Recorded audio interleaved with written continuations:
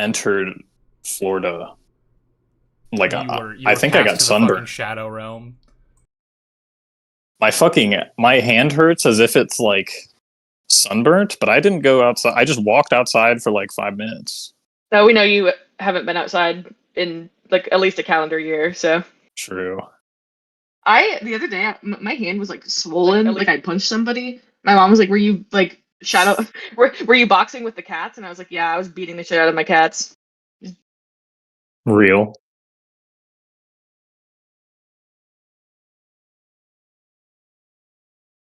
Nope, no one talk.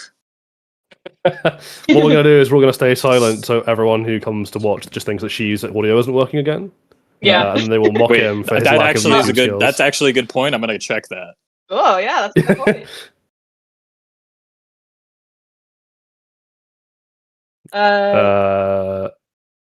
Hello, everyone who's in chat. That's all 51 people watching right now.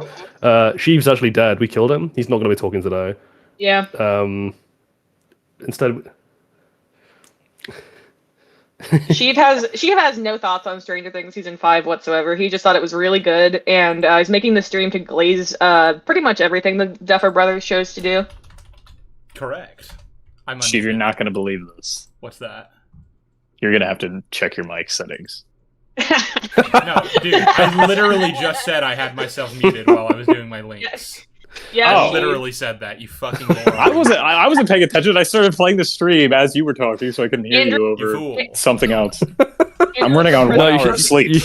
you should check your audio settings anyway, just for shits and giggles. I should. I have just, two- just to be safe.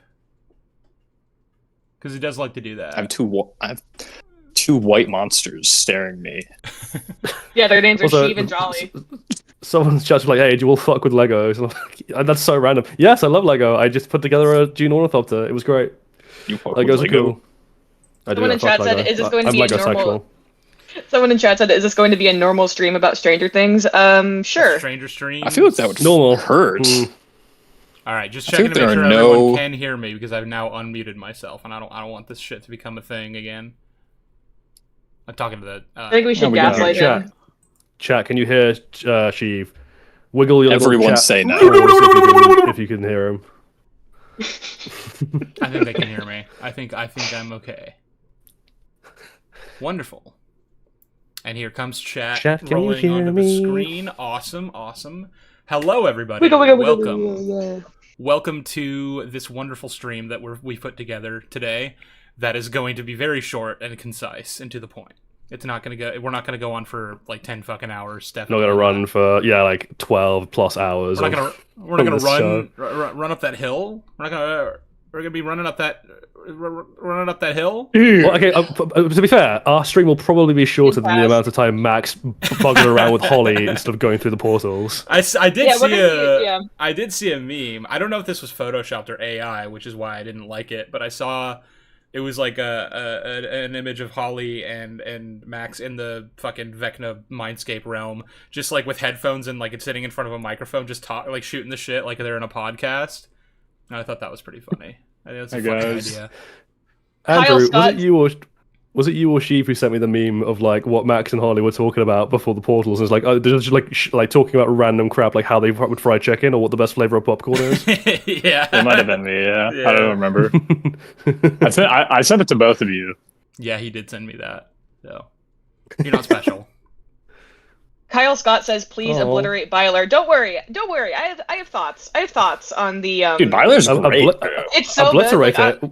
What's there to mechanic- obliterate? There's Yeah, nothing there. I think the It doesn't Duffer exist. Brothers took care of that just fine, actually. Yeah. Don't worry. I have some thoughts on Is the it- I'll generously call it like mild queer baiting, like, but like I don't Can we know. do a little It's- mild. I have some ideas. Bagel, is it a coincidence that it's the word Byler starts with bile? Do we think there's anything with to bile? that? Well, no, actually, I think it's more of a coincidence that it starts with bi, aka like that Mike should have been bisexual. No, but I think that well, we'll get to it actually. We'll get to it. That and so We'll much get to more everything. We'll get there on when we get today's there. program.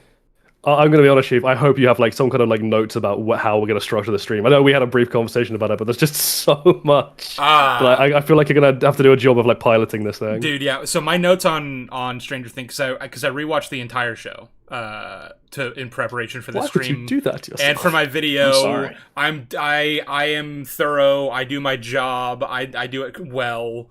I rewatched the entire show and I took notes on every season, and I have like 60 fucking pages of notes. And at this point, like I have my notes open, but at this point I'm like, this is too much. The thing I really enjoyed, I won't spoil it obviously because your video on it hasn't even begun to have been made yet, but for those interested, she was working on a long review of the entire of Stranger Things, and he sent me like a clip of the a fraction of the script, and it's just crashing the fuck out. For like 3 pages solid, and it's one of the funniest things I've ever read, so I can't wait to see it. Yes, indeed. I've got like 40-something pages of a script so far, which, if you guys don't know, roughly translates to like 80 minutes of video, and I haven't even fucking scratched the surface. There's so much more to say, so this is gonna be a long fucking video, and I wouldn't expect it until like maybe March, as that's like the earliest I can think. And that's assuming copyright doesn't fuck me, and I have to wait 30 days for it to all be dealt with. 30 years. But yeah, so I did rewatch the show, and I have taken my notes, and I think in terms of structuring this stream, the only way I can do this to like even try to make sense of it is we start out talking about. I guess we start out talking about like what we were expecting based on the first 4 seasons going into the show, and sort of the world building surrounding that, and like what we were learning about from behind the scenes stuff, and like, you know, the stills and shit like that, and trailers, and how that kind of then fed into where we are now, and where we are at the start of season 5, which is to say, I am a big fan of season 4. If you guys haven't seen the stream that Jolly, Bagel, and I did talking about season 4, where Bagel was being a mean old wench, and Jolly and I were white knighting for Stranger Things season 4. Imagine glazing a Netflix show. Could never be me. Anyway, watch The Haunting of Bly Manor and Hill House, and fucking even Midnight Mass. Honestly, I'll recommend. And Midnight Dark. Mass. And Dark. Don't watch Dark. Stop after season 1. And Family Guy. Yeah, watch season 1 of Dark. That's all you need. What's another Netflix original? Smiles. Sense8. I'm sure there are others I'm just not remembering that are good. It's just my brain is. Oh, Cyberpunk Edgerunners. There you go. Ooh, all right, yeah, That's true. That's a show. I haven't seen it, but I'm told it's really good. But yeah, so there's one that I violently hate, and I'm not gonna say. Say it, you coward. Is it I'm Pingu? just gonna say Arcane. Arcane. I forgot Arcane. Oh, Was yeah. a Netflix Arcane season show. 1. Arcane season 1. Yeah, Arcane season 1. To be clear, Daredevil was a Netflix show. That's It true. was. It happened on Netflix. And find it out Iron anymore, though. Fist. Oh my. Oh God.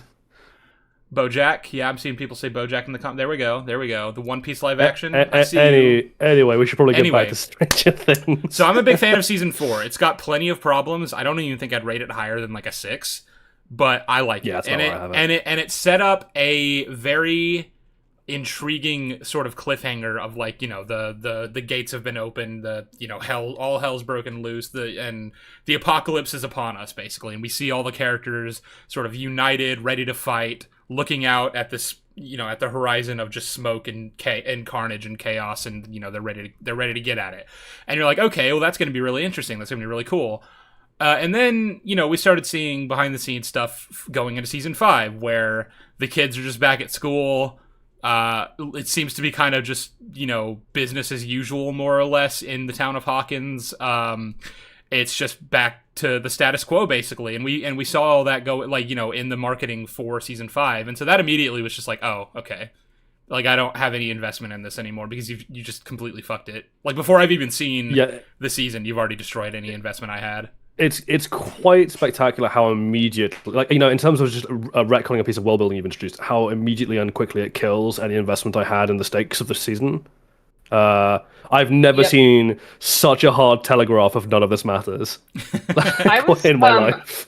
I was actually watching a video by a YouTuber who I think is quite good. Her name is Scully by the Sea, who made a lot of good points about it, and she was just saying, well, like, so much of she called the Duffer Brothers ret connoisseurs, and I was like, that is a very good description for them, because they love to set something up and then never follow through with it. And also, the thing is, okay, and all jokes aside about Stranger Things 4, I actually, unironically, have been looking more fondly at it since, like, season 5 came out. Like, I've been looking at it, I'm like, perhaps I was too harsh on you. Like, treated you too yeah. harshly. I mean, in fairness, I've been looking at my colonoscopies more fondly since seeing season 5, so that's not exactly a high bar. But, you know, I've been looking at Game of Thrones season 8 more fondly. No, I'm just kidding. I would never do that. But I genuinely think that, like, at least at the end of season 4, I was intrigued to see where they were going to take it. Like, the cliffhanger they left off on, how they were going to, you know, set up the season, like the final battle. I thought there would at least be some carry forward of the momentum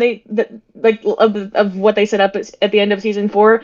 But then they're just like, no, it's been 18 months since the fucking world cracked open. They put and now we're metal over it, Bagel. Don't worry about it. I mean, I can't really stress this enough, right? Like, we opened up a town-sized portal to actual hell, and then we, like, you know, the sky is burning. It looks like Mordor, and then, like, you know, cuts credits, and then it's like 18 months later, we're all back at school. It's fine. The military put some metal sheeting over the gates to hell. I feel so like it's all fine now. I feel like we're gonna get accusations of, you know, losing chess to a dog here, because, you know, this is Stranger Things, which has been notoriously just low stakes and shit for a while now. Season 1 was good, okay? Fuck you guys. Season 1 was good. It had real stakes. It had real drama and tension and emotional weight. A steak! It was good, okay? And I'm not gonna let you guys fucking take that shit away from me. So I would never take that shit away from you. I'm talking to chat. I'm sure there's someone in there being like, I can't believe they were expecting, like, real lasting consequences. No, to be fair, I don't think anyone's done that so far. Yeah, it's Magic. No, I'll defend that as well. Season 1 is, you know, again, there is better television out there. I'm not going to sit here and be like, it's the top 10 of all time or anything like that. It's really good, but there are better things. But something it does really cleverly is, like, it weaves together 80s nostalgia with, like, 3 different kinds of 80s storytelling, and they all converge well without, like, breaking each other, and it culminates in something really good. And it does have stakes all the way through, and it has real drama to it. Season 2, it slightly starts to go off the rails, but it's still mostly okay. And then season 3 happened, and we all just lost the will to live. Season 4 pulled back on it a little bit, but by then, even the stakes that we had fallen into, like, a pattern, right? Of like, oh, they've introduced this character for this season whose job it will be to die. Mm-hmm. Yeah, like, which, lo and behold, is what happened. I defend a lot of stuff they do with, like, Eddie. And I think he's a really well written character, and again we got into a big heated argument with Bagel about that last year.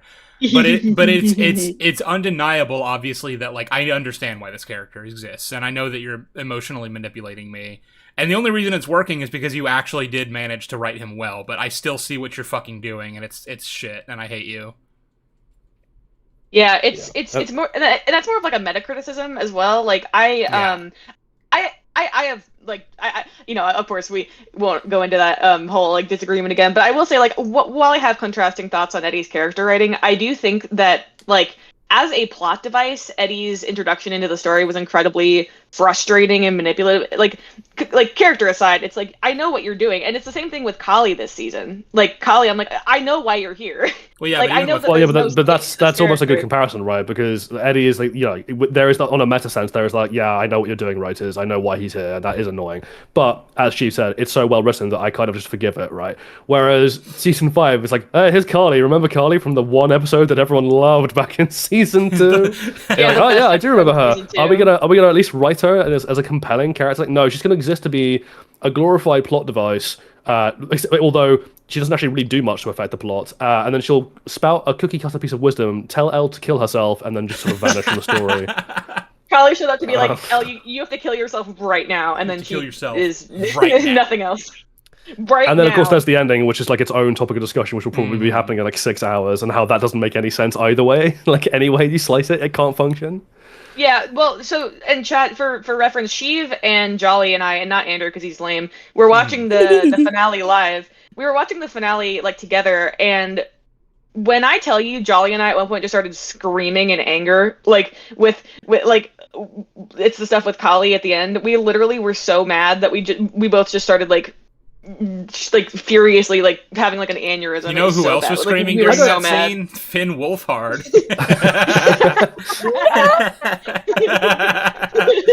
Dude, my face during that entire thing is just my PSP.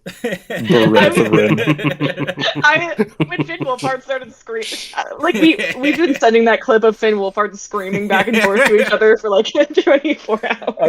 I'm gonna be I was saying this to Jolly and Bagel while we were watching. I'm gonna be getting so much mileage out of the clip of him going, "No, please don't do this, no."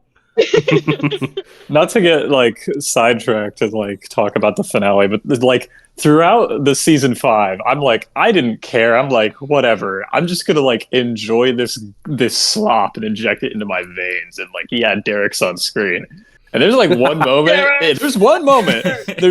There's one moment in the finale where I was like, wait, this is like lame as shit. It just dawned on you all of a sudden. You were granted a fourth It was like dimensional even my consciousness. fake facade of like being like, haha, this is like goated television, like slipped. And I was Like, what are we doing? Was it when they turned it into a fucking Helldivers boss for the final battle? Yeah, that was it. I like how Will's coming out scene takes longer than it takes them to kill in the mind flare. Oh, I have so No, much to say genuinely- about Will's coming out scene. I cannot wait to get there. I am so excited to talk about that scene because I mean, fucking Lucas is just like mean mugging the camera the entire time, and then everybody else is like trying their best to pretend like they care, but like I'm just like you can tell that all of them are like, please, I'm just here for that check. Id gaff. And we'll get to all of that, but to kind of rein it back to what we were saying about just the stakes and the world building being shit. The only character that Jolly and I were predicting from the get-go were going to die was Steve. And by the end of the season, they literally did a really cheap, like, fake out death. Oh my god, the tensions are high with Steve dying. And, like, at that point, we were of the conclusion that, like, if anyone was going to live definitively in the main cast, it was Steve. So, like, that was the worst possible timing to do that extremely manipulative tactic. Mm-hmm. We only thought Steve was going to die because we were like, okay, surely if it's the final season, the Duffer Brothers might actually grow a pair and kill off their darlings, right? But they couldn't even fucking slime Ted Wheeler, so at this point, I don't care anymore. Nah, he's the goat. He simply walked that shit off. Couldn't even kill Ted Wheeler! He literally with Steve, was fine. Don't worry about it. With Steve, like, the whole thing of, like, why everyone was like, oh, he's gonna die is because he had that talk with Nancy where he's like, I want 50 million chudlings or whatever he says. And it's like, oh, okay, so you're the guy that's not allowed to have a happy ending. And I'd say he's got like Peter Parker syndrome, but we can talk about that later. But the thing about Steve and whether or not he'll live or die is that, like, we were still going into it, like, we were still looking at it cynically. We weren't saying, you know, Steve is going to die because that'll be, like, really emotional or impactful. We were like, no, that's, like, that's the easiest way to manipulate the audience into caring and to, you know, pretend that stakes are real and they matter. Because, like, everyone likes Steve. They were telegraphing his death in season 4. You know, like, kill him off, like, early on in, like, episode 1 or 2. And it's gonna really feel like this is the stakes are real now. This is the final season. Oh my god, it's, you know, everyone's on the shopping block, and then, you know, they probably wouldn't kill anyone else for the rest of the season except, like, maybe Murray, if that. Which they couldn't even Murray. I wish. Murray. Why can't please? That would be a mercy. I'm begging but, like, for his death. By like episode, like, you know, obviously episode 1 and 2 passed, and Steve was still fine and dandy. And like it got to like episode 3, and Sheev and I can't speak for Andrew and Bagel, but Sheev and I were like, oh, so they're not killing anyone off then. Like by that point, even the illusion that, like, oh, you know, even the thought that they might do it cynically just like went out, it was gone. We're like, no, they're not doing it. And then like, so when the fake out death actually happened, we never bought it. There was just another, like, oh, there was another step in that progression too, where they had the quote unquote payoff of his conflict with Dustin, where, you know, Dustin's sort of isolated himself, and, you know, because of Eddie, and then they have the big blowout where Steve completely assassinates himself. So I guess they didn't even need to bother killing him off, and we'll get to that. But then that resolves with Dustin basically being like, you know, don't throw yourself on the pyre. Like, I still need you, and I can't lose someone else like the way I lost Eddie. Like, please don't let it happen again. And it was at that point where I was like, oh, so not only is Steve fine, he is the only character that cannot possibly die now. Great, awesome. Mm-hmm. Yeah, and it's also like, for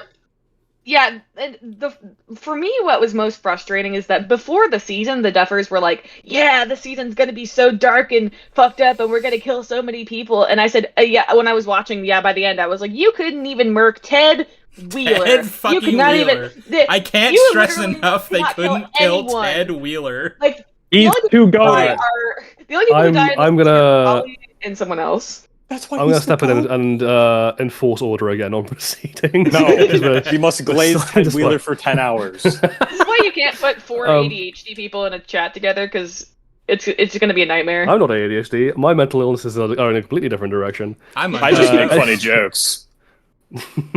Right, so yeah, in terms of the world building, I think it's important to like just talk about exactly what State of the World Episode 1 sets up, because there's like levels to this, right? And I think the best place to start is just with the whole military occupation in general, because like that's kind of the umbrella of everything. So for those who don't recall, season 4, the involvement the military had was that like a faction of them who were being led by a guy called Sullivan, who were like completely opposed to like Brenner's experiments and Brenner's fucking around with the Upside Down, and were basically like, no, this was all a mistake. L is dangerous. All the psychic children are dangerous. The Upside Down was a stupid thing to fuck around with. We're gonna kill L. We're gonna shut everything down and destroy everything that was linked to Brenner's experiments. Like that's basically what they're doing. To the extent that, like, you know, they storm Owen and Brenner's secret base, they capture / maybe kill Owen. We never get like any information on that. never. He just gets captured and vanishes from the story.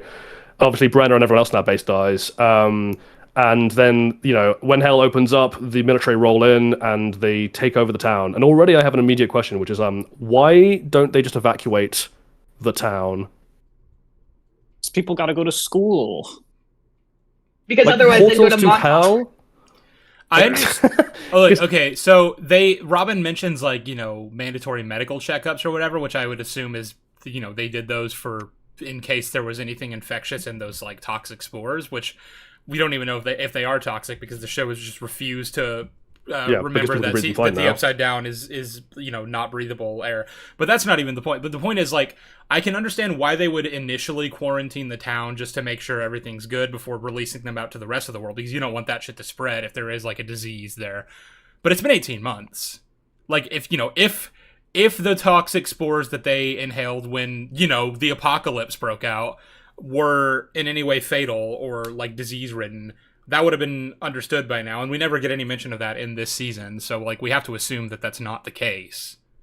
Well, it's also, even if you want to make the argument that they're keeping the population under wraps to monitor them for illnesses, like, this is not the way to do that. Like, you know, this is this is a rural town in Indiana. It's spread out. Like, I know there's like a central core where all the like main buildings are, but like, you know, there are farmsteads everywhere. You know, people are living on opposite side of the woods from each other.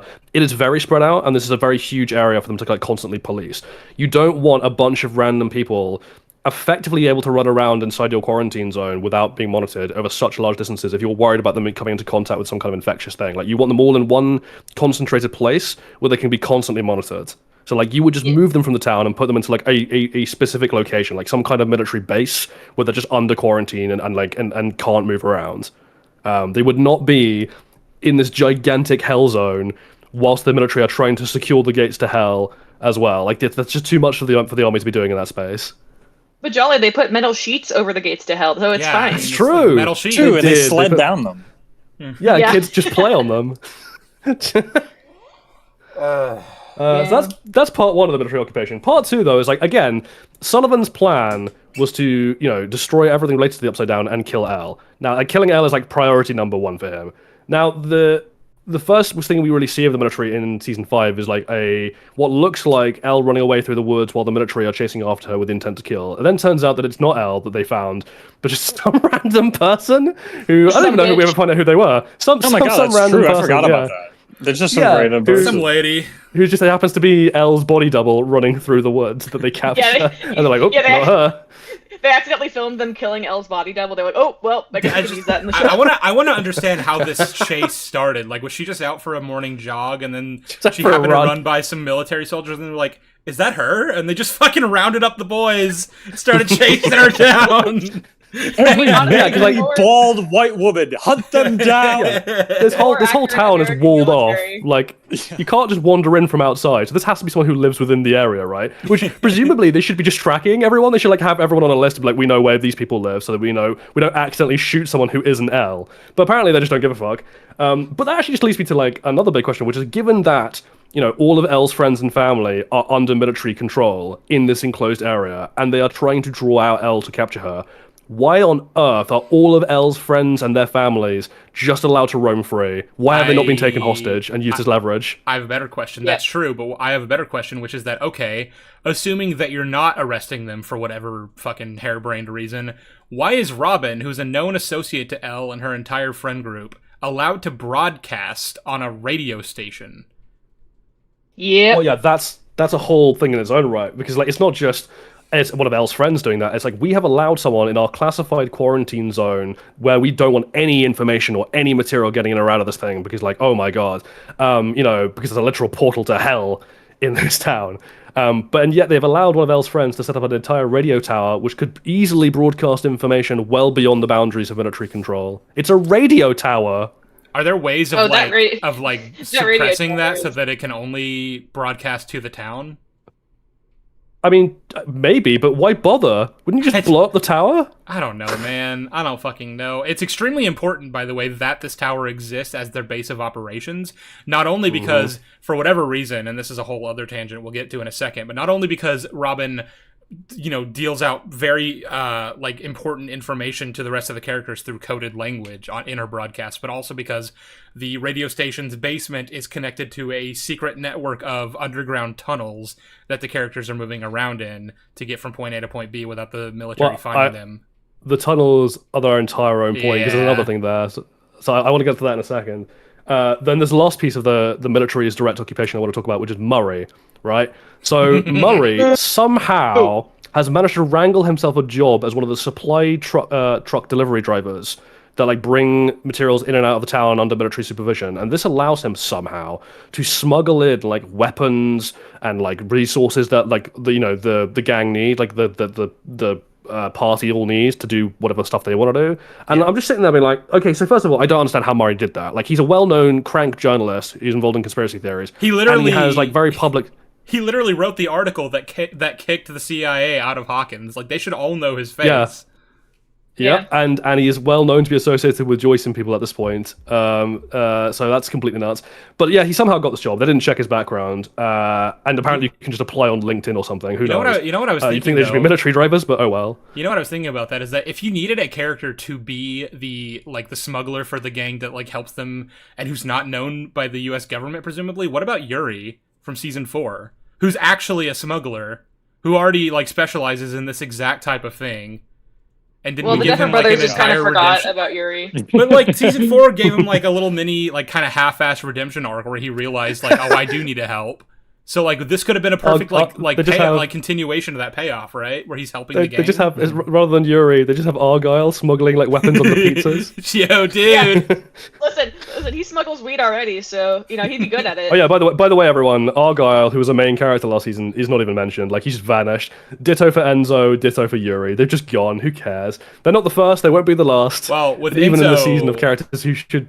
With Enzo specifically, my defense there would, I guess, be, well, yeah, but he has to go back for his son, who presumably is going to be taken and arrested by the fucking KGB for his betrayal. Nah. So I can imagine he didn't decide, yeah, I'm going to go with you guys back to the Americas where I have no connection. I probably want to save my son's life.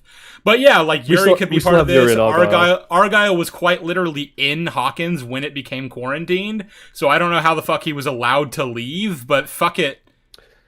I guess this is worth just doing because it's a very quick point as well. There are other characters who absolutely should be in the show and or at least mentioned, and they're just not. Max's mum has vanished into the ether. Dustin's mum has vanished into the ether until the last scene of the show. Lucas's parents. Yeah. I have a lot to say about the state. Yeah. I guess the legal state of Lucas and Erica, later on in the show. But they should be extremely concerned Or for their Nancy. children.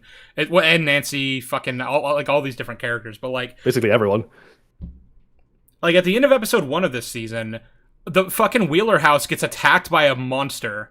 The parents get fucked up, not killed because stakes don't exist. The fucking Holly gets kidnapped, and Lucas lives across the street from them. So I'm sure the Sinclairs would have seen that happened, and they know that the Wheeler house is typically the designated hangout spot for all the kids and teenagers. So that you'd think they'd be like, hey, was our son there? Can we check? I want to make sure he's, alive. They'd be trying to get a hold of him. It'd just be a whole thing. But no, they don't fucking care, I guess. Uh-oh. Uh-oh. Gee, you're roboting quite hard for me, just so you know. Uh-oh. Weird. Yeah, it's a little choppy. Also, shout out to the person in chat who said the two worms stopped the gates to hell. Yeah, it's true. The two worms were on that. The two worms are there. Also, Susie's vanished as well from the proceedings. Like, who cares about her? I guess she's just not a factor. Look, I'm telling you, she died of a fentanyl overdose in June of 1988. This is canon. She died in church. All right, then the last thing of like massive world building that we need to set up, because like, again, like all of these things are going to be like crucial to what the plot wants to do, is the tunnels that Sheev mentioned. So as people who watched season 2 will remember, the Mind Flayer built a series of gigantic tunnels all under Hawkins, to pave the way for his invasion. Which I wonder if that'll be a consistent motivation he has. But yeah, those things were there, and if you remember, eventually the army / the CIA do become aware that these tunnels exist because like David Harbour, Hopper draws their attention to them. So like the end of the state of the play of the tunnels at season 2 is once the Mind Flayer is stopped, the tunnels still exist, I guess, but everyone knows they're there. The army know they're there. Owens and his crew know they're there. Hopper knows they're there. All that stuff, and then they kind of get forgotten about. Now, obviously, these tunnels being there provides theoretically an opportunity for our characters who are, for like Elle in particular, who is being hunted by the army, to move unseen under Hawkins and avoid detection, which would be great, except that the army, as I said before, should absolutely know that these tunnels are there and be policing them because they're in the quarantine zone of where hell opened up, and you're trying to track everything, and you're trying to catch Elle. But they've conveniently forgotten that they exist. Well, it's also convenient, by the way, that the opening of hell didn't disrupt any of the tunnels. Like, very specifically, one particular tunnel that will become a bit plot crucial later on. Yeah, that's what I was about to say. Is like, yeah, not only did the army forget about them, but like, yeah, hell fucking broke. Like, I think the show is trying to gaslight you into forgetting just how massive those rifts were at the end of season 4. It was a fucking apocalyptic. It was okay. There was like earthquake doesn't begin to describe it. The ground split in 4 across the entire town. It was fucking insane. Yeah, it'd be like if in Avengers Endgame it just cut to, or like after the blip that it was like, well, no, actually everybody's fine. It wasn't that big of a deal. It was whatever. It was okay. Yeah, it's just another Tuesday, really. Yeah. And then of course now that we have like the state of the world as is. Oh yeah, Max is still in hospital in a coma. She hasn't woken up. And important point, Elle can't find her through mental, through investigating her mind. Like whenever she tries to like go into her mind, it is just absent and gone. Yeah, remember that because that will be important later. And that was a thing that happened at the end of season 4. Surprise tool that will help us later. I guess we got the next thing to talk about is the crawls. Right, like the party's plan and what they've been doing over the last 18 months. Yes. So I wrote up an entire section on this in my script. But so basically, what the main characters have been doing is through Murray, because he's somehow landed his job as a supply runner for the military. He's able to get a hold of shipping manifests somehow that tell them when the military is going to send supply shipments into the Upside Down, where the military has established a base, which is its own separate point. I don't know why they have a base in the Upside Down. They don't actually explain that, but we'll get to that in a bit. And every time they send shipments to the Upside Down, the characters monopolize on that opportunity by sending Hopper, stowing aboard the supply vehicles into the Upside Down so that he can search certain zones in search for Vecna. At which point the plan, I guess, is to be like, there's Vecna, and then leave and report back so they can go back in and kill him properly. But, the fuck is Hopper supposed to do if he bumps into Vecna? I'm pretty sure he's just gonna fucking die. Well, it gets even funnier, right? Because the official plan is Hopper will find Vecna, go back and report, and then they'll bring in Elle, and Elle, who's been training her powers for 18 months, will kill him. That's the goal, right? But secretly, Hopper's actual plan is to keep Elle out of the equation entirely by just detonating a bomb to kill himself and Vecna. Which, I don't know, so he wanders into the Upside Down with one M16 machine gun, a torch, and theoretically a bunch of C4, and I'm like, that M16 is useless, as we have seen both in previous seasons and we will see later on in this season. You might as well just be carrying a stick at that point. It is worthless against the Demogorgons, the Demodogs, and certainly against Vecna. Also, Vecna is psychic, so I don't know what the hell Hopper's going to do to him. Yeah. Why is killing yourself such a prevalent theme in this season? We have to kill ourselves immediately. telling the Stranger Things fans what they must do. What you must do.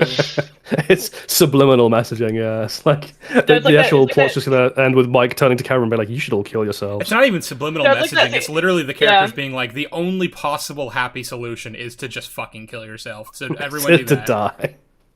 Well, no, and so, It's, like it's that true detective it's thing. I'm just like, if you funny. get the opportunity, you should probably just kill yourself. Time to kill yourself. No, it's like that scene in It's Always Sunny where Mac is like, well, like, the only way my dad will think that we're whatever is if he thinks we're dead. And Charlie's like, oh my god, I was hoping you'd say that. Let's kill ourselves. Let's kill ourselves. that's every character in this season. I've never known the context of that Always Sunny clip. I've only known that he says, "Oh, I'm so glad you said that. Let's kill ourselves," which is just so funny. You should watch that show because it is peak. Perhaps. Indeed. But anyway, Perhaps. so that's the plan generally and officially. Yeah, it's for like Hopper to do a little recon, find Vecna if he's there, and report back in, and they'll go in and they'll send Al to, I guess, blast his ass to Kingdom Come.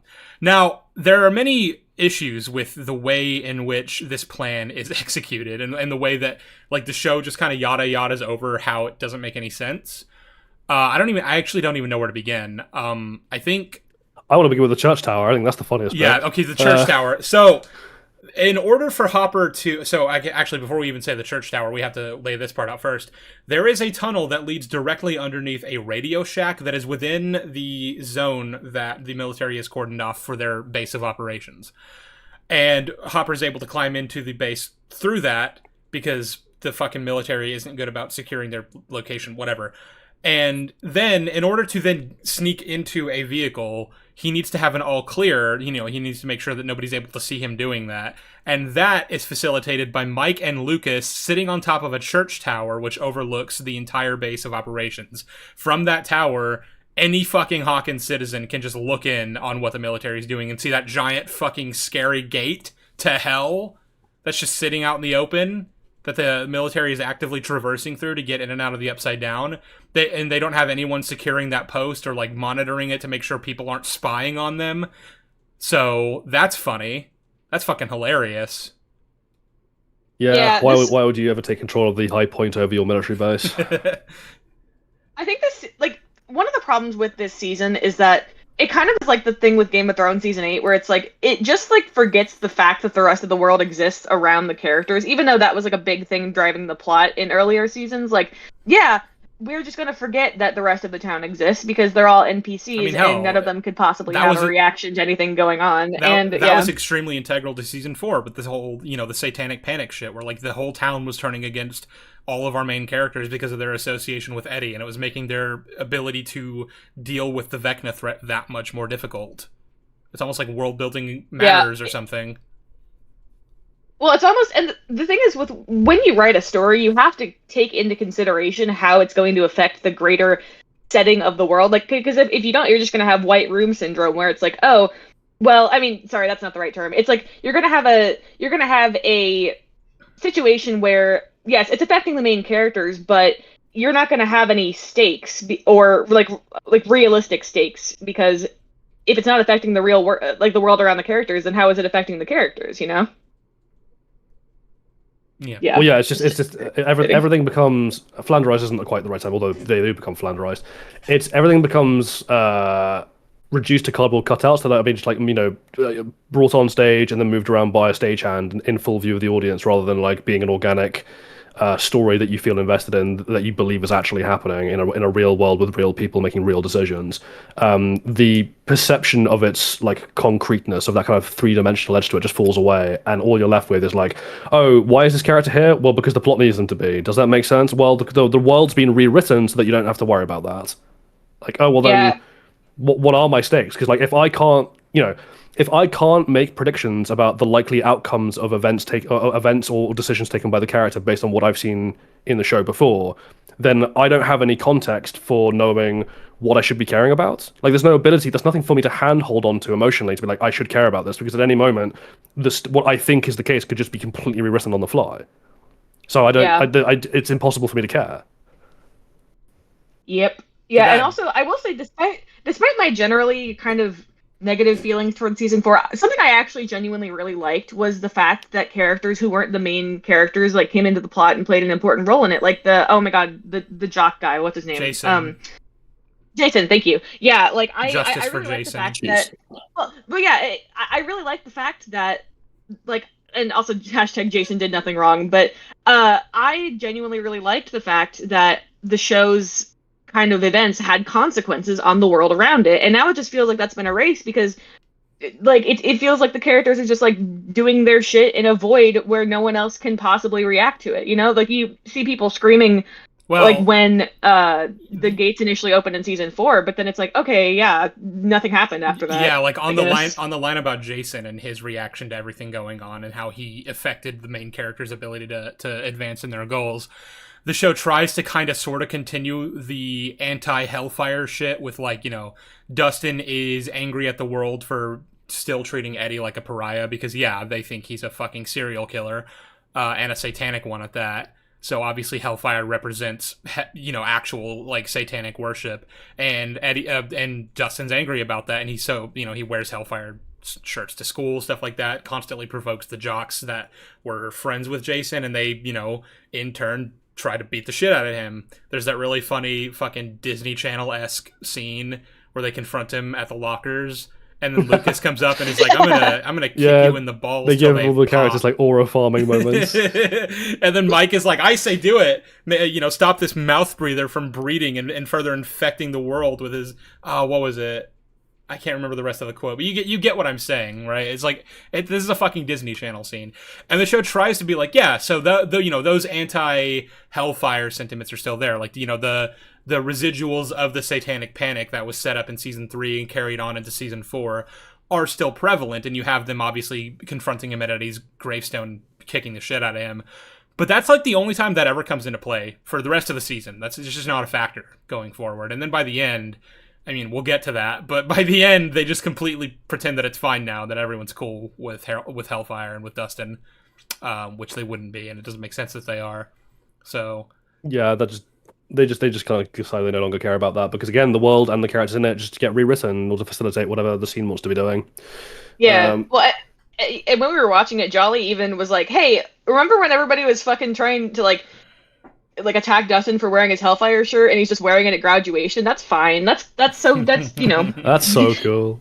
That's so cool. We love that."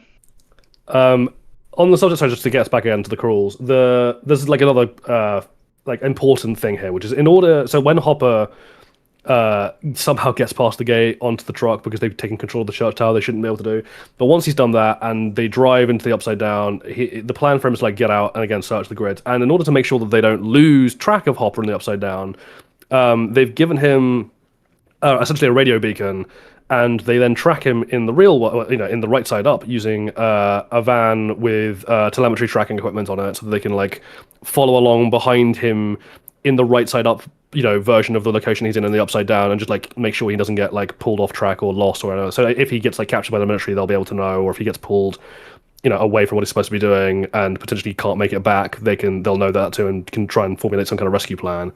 I guess the first point there is like, I'm not quite sure what the point of the telemetry tracking is, because like either he comes back on the truck like he's supposed to, or he doesn't. And if he doesn't, then you already know that like he's in trouble. And presumably, if he was taken, you know, by Vecna, well, first of all, if he encounters Vecna and he's just killed, then like his tracker will still be just like saying he is where he is. Like he'll just be dead on the floor, and you'll be wondering why he's not moving for 15 hours.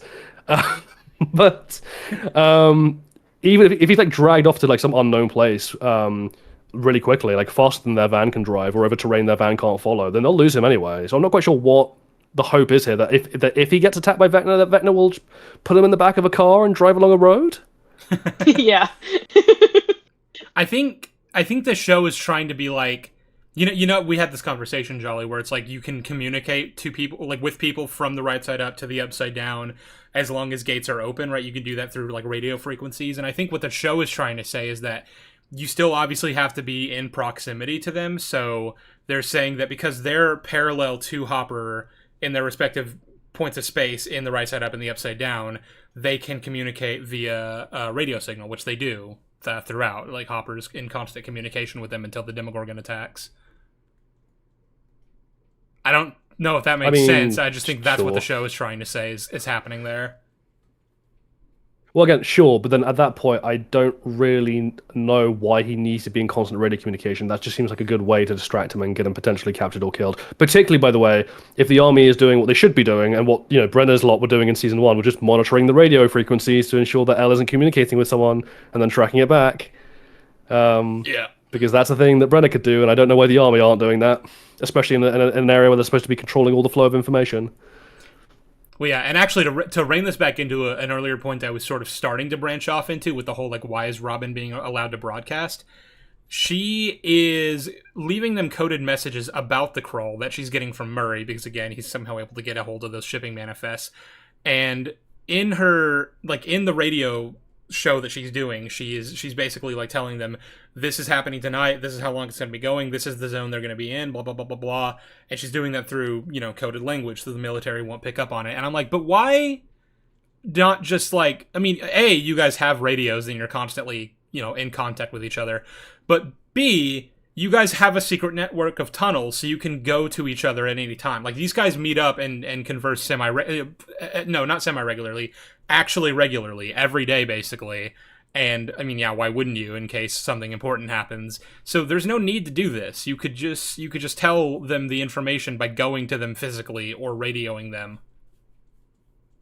Yeah, I mean, there's also the thing of, like, if the military were just doing their damn jobs, like, forget even just monitoring the radio waves, but if they're just doing their damn jobs and keeping, like, constant visual tabs on Elle's friends in case she tries to contact them, then they would know that her friends are meeting up regularly at this weird radio station, every 5 minutes, and they might think to check the radio station, and that means they would find the secret basement and all the information therein, and they'd probably find Elle, and the entire show would be over.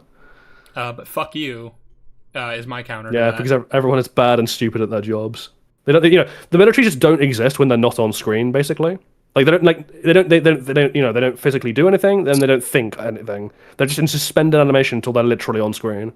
Because it's literally the point we were already making about how, like, if you don't immediately affect the plot, then you basically just don't exist. The characters are just in a void. And it's the Star Wars sequel effect, basically, where, like, there is no world building. We don't know what's going on around the galaxy or, like, what even a free world is. But The Rise of Skywalker insists that there's lots of them and that the First Order's targeting them. Shit like that. Mm-hmm. Like, you're not telling me anything. And this is... And this is more of kind of like an overall issue instead of specifically just like a world building issue. But the problem is that there are so many fucking planning scenes in this season where you're like, okay, you're not taking into account anything that is happening in the greater plot right now. You're just making new things up to like try to like manufacture stakes. And I'm like, okay, but can we deal with the problems that were already caused that apparently like no one else except for the people immediately on screen seem to be dealing with? Like, nothing has any effect on anything in this show anymore. Like, but yeah. Now, before Oh, sorry. Sorry. I was just gonna say, before we get into the subject of exactly how the Krull goes wrong and Dustin's part in that and why it matters and all that kind of shenanigans, I think we need to talk about Will, because there's world building around Will in the first episode of season 5. That is very funny. In fact, there's 2 different bits of world building that are very funny. And the first one is that season 5 technically opens with a flashback to the events of season 1. Now, dear listeners, you might remember that in season 1, Will was taken into the Upside Down, which at that point was unbreathable, so he was getting sicker and sicker, to the point where there's a point near the end of season 1 where Joyce and Elle managed to contact Will, who is like, curled up in Castle Byers, slowly dying because he can't breathe properly and he's getting sicker and sicker. And they tell him to stay in Castle Byers while they come to find him, only to hear the tail end of a Demogorgon attacking and presumably capturing Will. And obviously then when we then catch up with Will in season 1, he's plastered to a wall with a tentacle in his mouth. More thoughts on that later. But we get a flashback to exactly how that happened, and it's amazing because Will is no longer a child; he's a CGI abomination, which is always fun. But on top of that, and much more, importantly to the plot, we see the Demogorgon attack. It breaks through the wall. Will shoots it with a rifle that you might remember he took from his mum's shed back when he was first taken in season 1, and then I don't know, like, to say he gets a second wind is such an understatement. This He, sickly Victorian child that we saw a second ago springs up, Yeah. fucking books it, climbs a tree, and then when the Demogorgon starts climbing after him, jumps from that tree to another tree. Like, what the fuck? What is happening? falls like 20 feet, bashing off branches, and somehow is fine at the end of that. Like, doesn't break any limbs or anything. And there's no Cinema. point to this because, like, okay, in the original scene, it cuts away after the Demogorgon attacks Castle Byers, but it's like you get the idea. It captured Will because obviously, and this scene accomplished the same thing, but with extra steps. It's like, oh, he runs away and does all this crazy wacky shit with parkour, and then the Demogorgon captures Will, and I'm like, you haven't done anything. You haven't accomplished anything new. Yeah. You just extended it and made it worse for no reason. Unnecessary. And then we get the tack-on scene of like what happened when the Demogorgon brought him to the school in the Upside Down, and it's Vecna turns up, ties him to a wall, puts the tentacle down his throat, and what is a very strangely framed scene, and I think I'll leave it there. Yep. And strokes Will's head and says like, "Oh, we're gonna do such great things, Will. You're gonna be my boy, my spy, and all that stuff. My boy. Gonna do great things." My boy, my son, my chudling. 6 little nuggets. Now, the reason we bring this up is like twofold. One is that this is going to factor into Vecna's plan / lack of plan when we talk about Vecna in terms of what the hell he was actually doing in season 1 and what the hell he's doing in season 5. But the other thing is like Will, obviously as a result of all that, got a connection to the Mind Flare, which was played an integral part of the plot of season 2, which culminated with them exorcising him of these Mind Flare particles and disconnecting him from the hive mind, which, as you will recall, was a necessary thing to do because had he been connected to the hive mind when they closed the gate in season 2, he would have died like the Demodogs did. Yep. That was an explicit stake that was given to us. But like all juicy steaks, it has vanished because in season 5 it turns out that Will is still connected to the hive mind. Well, Somehow. we gotta rein it back because no, it's actually established in season 3 immediately after that he's still connected to the hive mind, which doesn't make any fucking sense. But they don't even do anything with that in season 3, and then in season 4, obviously he's all the way in fucking California, so he doesn't have any real connection to what's going on until he gets back to Hawkins. But then yeah, now they're doing a lot with that in season 5, and it doesn't make any fucking sense. Why is he connected to the hive mind? Why did it not kill him when the gate was closed? If the answer to that is that I guess the characters were just wrong about him dying as a result of the gate closing, then I guess that entire subplot in the finale of season 2 where they sweated it out of him was fucking pointless. Well, and Yeah, I also then if that's true, why did the Demodogs die? Yeah, and the thing is Well- that I feel like I know what they're trying to go with here. Or I feel, it's just my thoughts, but I think they're trying to go with the story of like this, abused child, like, overcoming his, connection to his abuser, but it doesn't work with the way the plot is set up, because if the plot was set up correctly and actually carried through with what they had set up, Will would have died when Vecna died. Like if he was still connected to the hive Yeah, mind. well, that's We'll Yeah. get we'll to get that. to that. We'll get to that when we You're get getting to that. ahead of Yeah. yourself, Bagel. I'm sorry. Ruining our wonderfully Please. well-ordered stream. Please forgive me. I've sinned. Yes. Yeah, but the thing about like why do the Demodogs die when Will I guess doesn't is I want to say the show is saying that the Demodogs and the Demogorgons and all of them only have life so long as the Mind Flayer particles are in them. But the problem with that is I don't think that's true. Like I think that's explicitly not true. I don't understand why that would be true. Yeah, But also that's just not a rule that the show itself sets up, so Yeah. I'm not accepting that. So like the through line there would be like, well, so the Demodogs and the Demogorgons can only live so long as the particles are active, but Will's not a Demodog or a Demogorgon. He had life before the Mind Flayer possessed him, but like, and I think that would work as an explanation. But again, I don't think that that's true. I don't think the show's established that ever. I think I'm just headcanon that to try to make sense of this. Yeah, I think that is the case. Anyway, the reason we need to bring this up obviously is that Will had a little start of a plot in this first episode, which is that he keeps on sensing, like as they're searching for Vecna, he keeps on sensing something weird going on. Specifically, he senses it like around the school that Mike's sister Holly is at, and like in areas where those kids have been, who are at that school. And this isn't going to go anywhere just yet in this episode, but like that is a little thing that's being set up, is that Will has like an insight into what Vecna's doing, and like the only comparison I can make, and I hate to make it because I hate this franchise, but like it's kind of like the connection Harry has to Voldemort in Harry Potter, where he just occasionally gets to like window in on Voldemort's thoughts for some reason. I think that was the direct inspiration for this, because like you asked the Duffer Brothers the inspiration of the Will Vecna dynamic, and I think they do say like explicitly that Harry and Voldemort is like a huge inspiration there. So of course they like J.K. Rowling. That explains so much. Yeah, they're taking inspiration from a truly incredibly written and not at all stupid and fucking annoying series. And definitely not a bigoted human being. Like, yeah. when we get into the queer baiting stuff, it's gonna be funny that that's what JK fans. Yeah. Yeah. Anyway, so yeah, a crawl is scheduled to happen because Murray brings them news that like the military are about to do another sweep or bring more supplies to their base rather.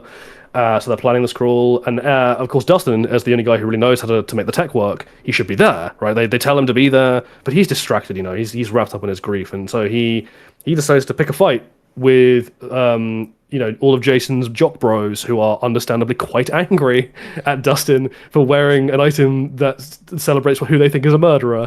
Mm-hmm. Dustin goes to Eddie's gravestone, where the jocks meet him, and the way this is framed is so strange. So later on, retrospectively, the show's like, oh, it was just a brutal fight, and they beat up Dustin, and then they let him go. But it's not played that way in the scene. In the scene, correct me if I'm wrong, they explicitly say to Dustin, like, we're going to kill you. Yeah. Like, we're going to actually kill you. He says, like, Hellfire dies with you, Henderson. It's really cheesy and Disney Channel-esque again, but, like, it's like, the implication of the scene, the way it's played out, definitely gives you the impression, yeah, they're going to kill him. Which is fucking weird. Like, I feel like that's a step too far in terms of, like, where I would expect these jocks to be in their progression of, like, in their anger, right? Well, I guess it makes enough sense if you consider the fact that, like, that's sort of where they were at the end of the last season anyway, and then since then, portals to hell opened up all over town to really reinforce that belief that something truly satanic is going on, which the rest of the town doesn't seem to remember. Well, I guess, that doesn't have any bearing on their mental states, but like these kids but like, even seem to believe that they are living in a kind of apocalypse. We have to remember that it's been a year and a half. If tensions were high, if anger was at its at its apex in terms of the dynamic between Dustin and these jocks, like, I feel like that would have happened by now, right? Like, I don't know why now suddenly they're like, all right, we're gonna kill this guy. Oh, I can tell you exactly why. It's because we needed it for the plot to happen. Well, to be fair, he did put a fucking corn snake in one of their lockers. Yeah, and then they killed the snake, and I'm like, that's the poor snake. It's not the snake's fault. I was really upset that snake died. Anyway. Yeah. So yeah, Dustin gets waylaid. He is not going to be at the crawl, and they have to set off without him. And wouldn't you know it, this is the night that everything starts going wrong. So I'm just gonna say this. All the characters have been talking about how Dustin is, like, not, bringing his A game because he's still upset about Eddie, and he's fighting a war on two fronts, is what they say. And they're constantly talking behind his back about how he's not reliable anymore. He can't be trusted, at least insofar as, like, he's clearly spiraling, and he needs to be, like, pulled back from the edge. So why, oh why, are they so cool with him being the only person who knows how to properly work the telemetry tracking device? Why have they not sat him down and been like, teach someone else how to work this properly? Good question. Good question. For another writer. Who knows is the answer to that. It would make sense, but of course that's probably enough reason for it to not happen in this season, given how the season was written. Now, the crawl goes wrong because a Demogorgon attacks after 18 months of silence with no Demogorgons in sight, no sign of Vecna or any of his minions. The Demogorgon strikes and it attacks the military convoy, which is already odd because the convoy is not this Demogorgon's mission. Yeah. Right. This Demogorgon is being sent to go and grab Holly Wheeler from the Wheeler house because Vecna, it turns out, has been secretly communicating as like an imaginary best friend to the kids in Holly's school, 12 of them to be precise, as a character called Mr. Whatsit, with the intention of convincing them that he's a... with the intention of convincing them that he's a good guy who's going to like take them to a special safe place where they can help save the world, basically. Mm-hmm. Now, it's already kind of weird that like 12 kids were hallucinating, and talking to thin air in the same school, and no one noticed except for it's very once specifically with Holly.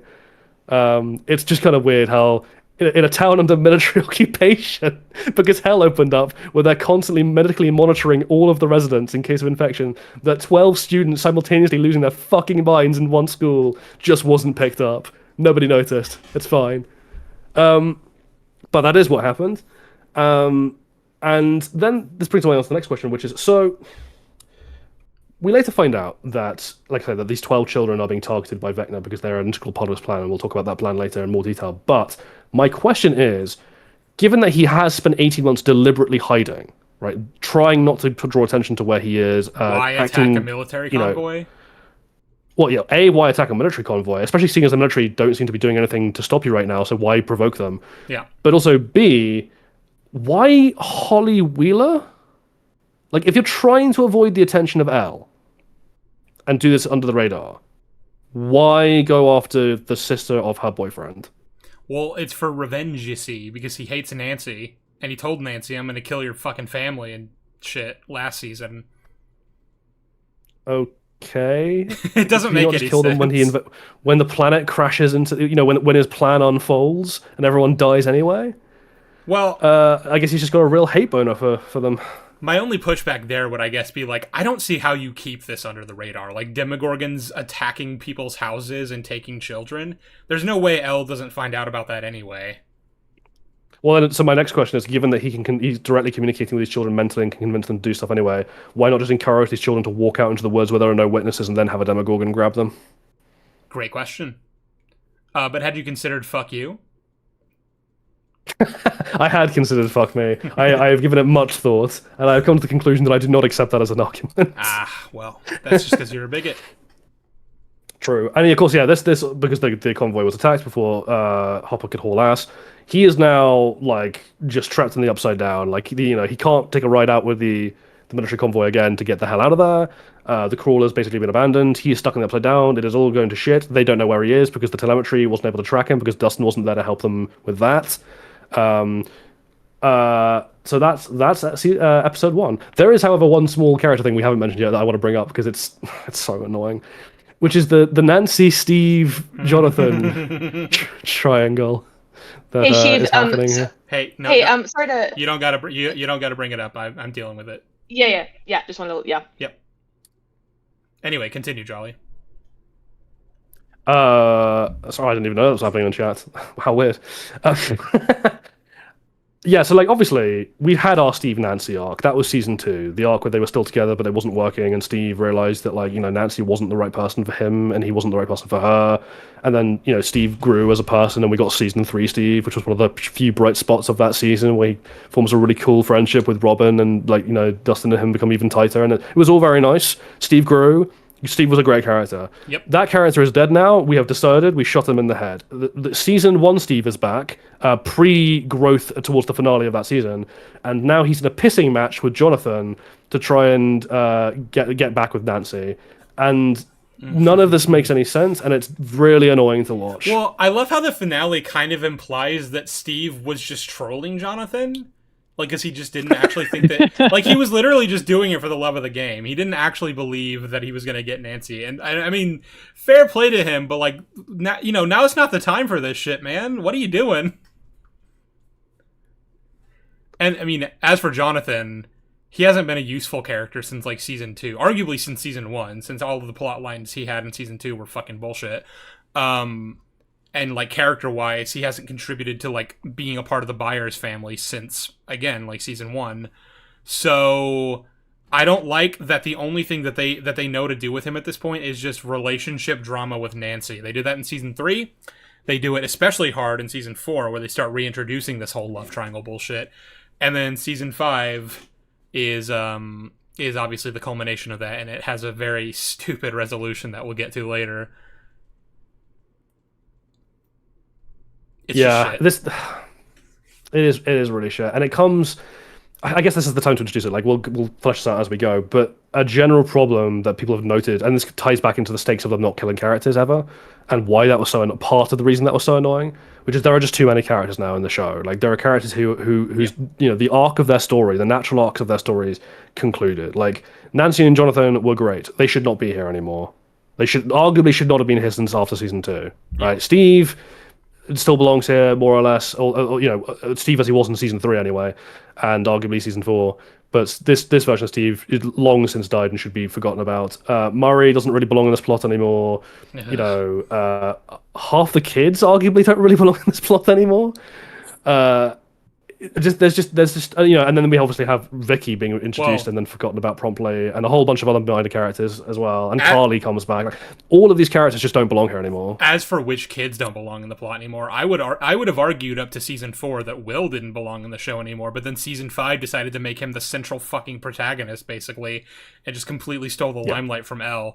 But like, obviously that's shit. So again, I'd say he doesn't belong in the show anymore. Like, I don't know, he should have been severed from the hive mind after season 2 anyway. So just do that. Have the Byers family leave town, whatever. And then, don't worry about it. But they didn't do that. So, yeah. Yeah, even when we sent them to California, they came back because you can't get rid of them, apparently. They're like fucking bed bugs. They just won't go away. And I do want to clarify what we mean by don't belong in the show, right? It's not just like we personally are tired of seeing them, although we are. It's that they aren't thematically contributing anything to the story going forward, right? Like the artistic merit of having them exist as characters in this world has already played out with Will, definitely, and certainly with many other characters as well.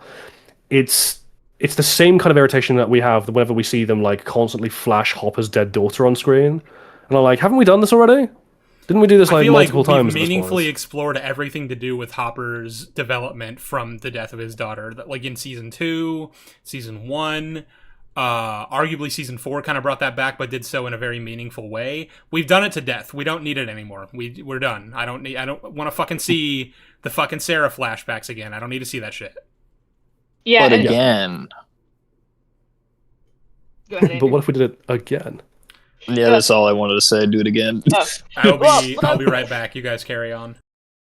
Well, what I was gonna say is that the Sarah flashbacks also are kind of like a testament to the fact that the Duffers don't trust their audience to remember like that Hopper like the development that Hopper has had so far, and that's really just a symptom of the problems of this show, but not nearly like the full scale of the problems with the show. It's like a baby show now. It's like Cocomelon. It's like you have to constantly show things just to remind your baby brained audience that. Well, Hopper's kind of like a fascinating example of this, right? Because like he oscillates between being a good and a bad character depending on his proximity to Elle. Because in season 1 he is a great character. And then season 2, he's arguably like a slightly like intelligence impacted, but otherwise still well-rested character. And they play out his mostly all the things that with Elle that they should have played out with them. Season 3 then has him behave like a complete moron because they literally just couldn't think of anything else to do with him other than to make him one, which is really irritating. But then season 4 happens, and obviously he's separated from Elle, and they actually have to like talk about Hopper as a person, right? Not just as a device for pressuring Elle. And he's a character again because that is directly tied to him and him alone and is about him. Then season 5 is just he's just there to be annoying, suffocating person for Elle. Like his agency as an individual is completely gone again. Yeah. And these are all. I mean, the daughter flashbacks, the proliferation of characters who shouldn't be there anymore. Like all of these things just are subcategories of the overall point we're making, which is like the Duffers don't seem to understand how to make meaningful content. They don't understand how to make scenes that have emotional weight reliably. They think that just having people that you've grown a previous attachment to on screen is enough. Yeah, I'd go even further than that. I don't think that they know how human beings interact with each other. Like, I don't think they know how to write like human character interactions in a way that will have meaningful stakes for the story anymore. And it's a shame because there were some incredible scenes in season 1 where the characters just talk and they had these really like deep, like impactful conversations, like the scene with Joyce and her ex-husband in season 1. That's one of my favorite scenes in the show because it establishes so many things about Joyce as a character. Like, she's a protective mother, she cares deeply about Will as, you know, as a person, and Jonathan. Like, she values their wants and their needs. And now it's like every scene or like every line of dialogue in the show is like, oh, like we have to it's either like Chat GPT like sounding character interaction or just moving the plot forward, and there's no time for meaningful, significant character work or building the relationships between those characters. Well, that's too much work, you see, and we just want to have, like, you know, big things on screen and, like, you know, special effects galore and you know, have big set pieces and well, you know, we don't want to do all the work of building up to the emotional moments. We just skip straight to them instead and then draw them out for 10 minutes, because that's how you do emotion, right? Is that you just make it really long. And overwrought and overly flowery and poetic. That's how you do emotion, right? That's what that is. Yeah, I'm very smart. It's honestly like it's kind of the same thing with like. And sorry to keep bringing it back to Game of Thrones season 8, but it was also kind of what they did with all like pretty much every character in that show, where it was like, okay, all of their lines of dialogue are either idiotic or meant to move the plot forward, and there is just simply no time for. There's no time for any of this. Well, there's no time for character building. There's no time for any kind of like Jamie and Brienne-esque, you know, dialogue that would like build their relationship they fucked. up. Yeah, I was gonna say, but what if they had sex? That's true. Yeah, but like, yeah, it's a deeply frustrating phenomenon when the writers suddenly decide that like, oh, these characters don't need to have genuine relationships with each other anymore. It's all just to move the plot forward. It's all plot-driven dialogue, and there's no we don't do character building anymore. We don't do that here. No, doesn't Bagel will exist. just never let me forget that Game of Thrones season 8 exists. She just won't. Yeah. I guess that's also my job as well. That's why I keep on saying that, you know, the whole innocent but otherwise line. Yeah, I was restraining myself from saying that because I thought Jolly might actually rage quit the stream if I made that joke. If you steal my lines. Yeah. You dare use my spells against me, Potter? No more Harry Potter. No, please, no more. I can't deal with it. But yeah, there's like also a big thing with kind of the Hopper stuff is, I mean, not only is he reduced to like a flanderized caricature of what he was in earlier seasons. I mean, he was done as early as season 3, but they can't decide what they want to do with Hopper, if they want to like make him this really smart guy or this suffocating like presence in Elle's life. And I'm like, okay, if you're gonna do these things, either go with one or the other. Like, you can't have the like, you can't simultaneously have the like the guy who's like super smart. Don't give him an arc where he overcomes those shortcomings and then immediately do it again but worse and assassinate his character, which season 3 did. And then season 5 is bringing that shit back for some reason, because I guess we just need him to learn that lesson again a third fucking time. Well, yeah, that's kind of what I mean about like these characters don't exist to meaningfully progress themes. They exist to repeat beats they think the audience liked. Yeah, it's all about hype moments and aura, and we can't have any kind of forward character development because the Duffers just simply think that's too hard. But because they just kind of forgot. In the finale, Elle calls him Dad. Yeah. So I cannot express to you how little I care. I actually like when we discuss the characters more later on, like specific character moments later on.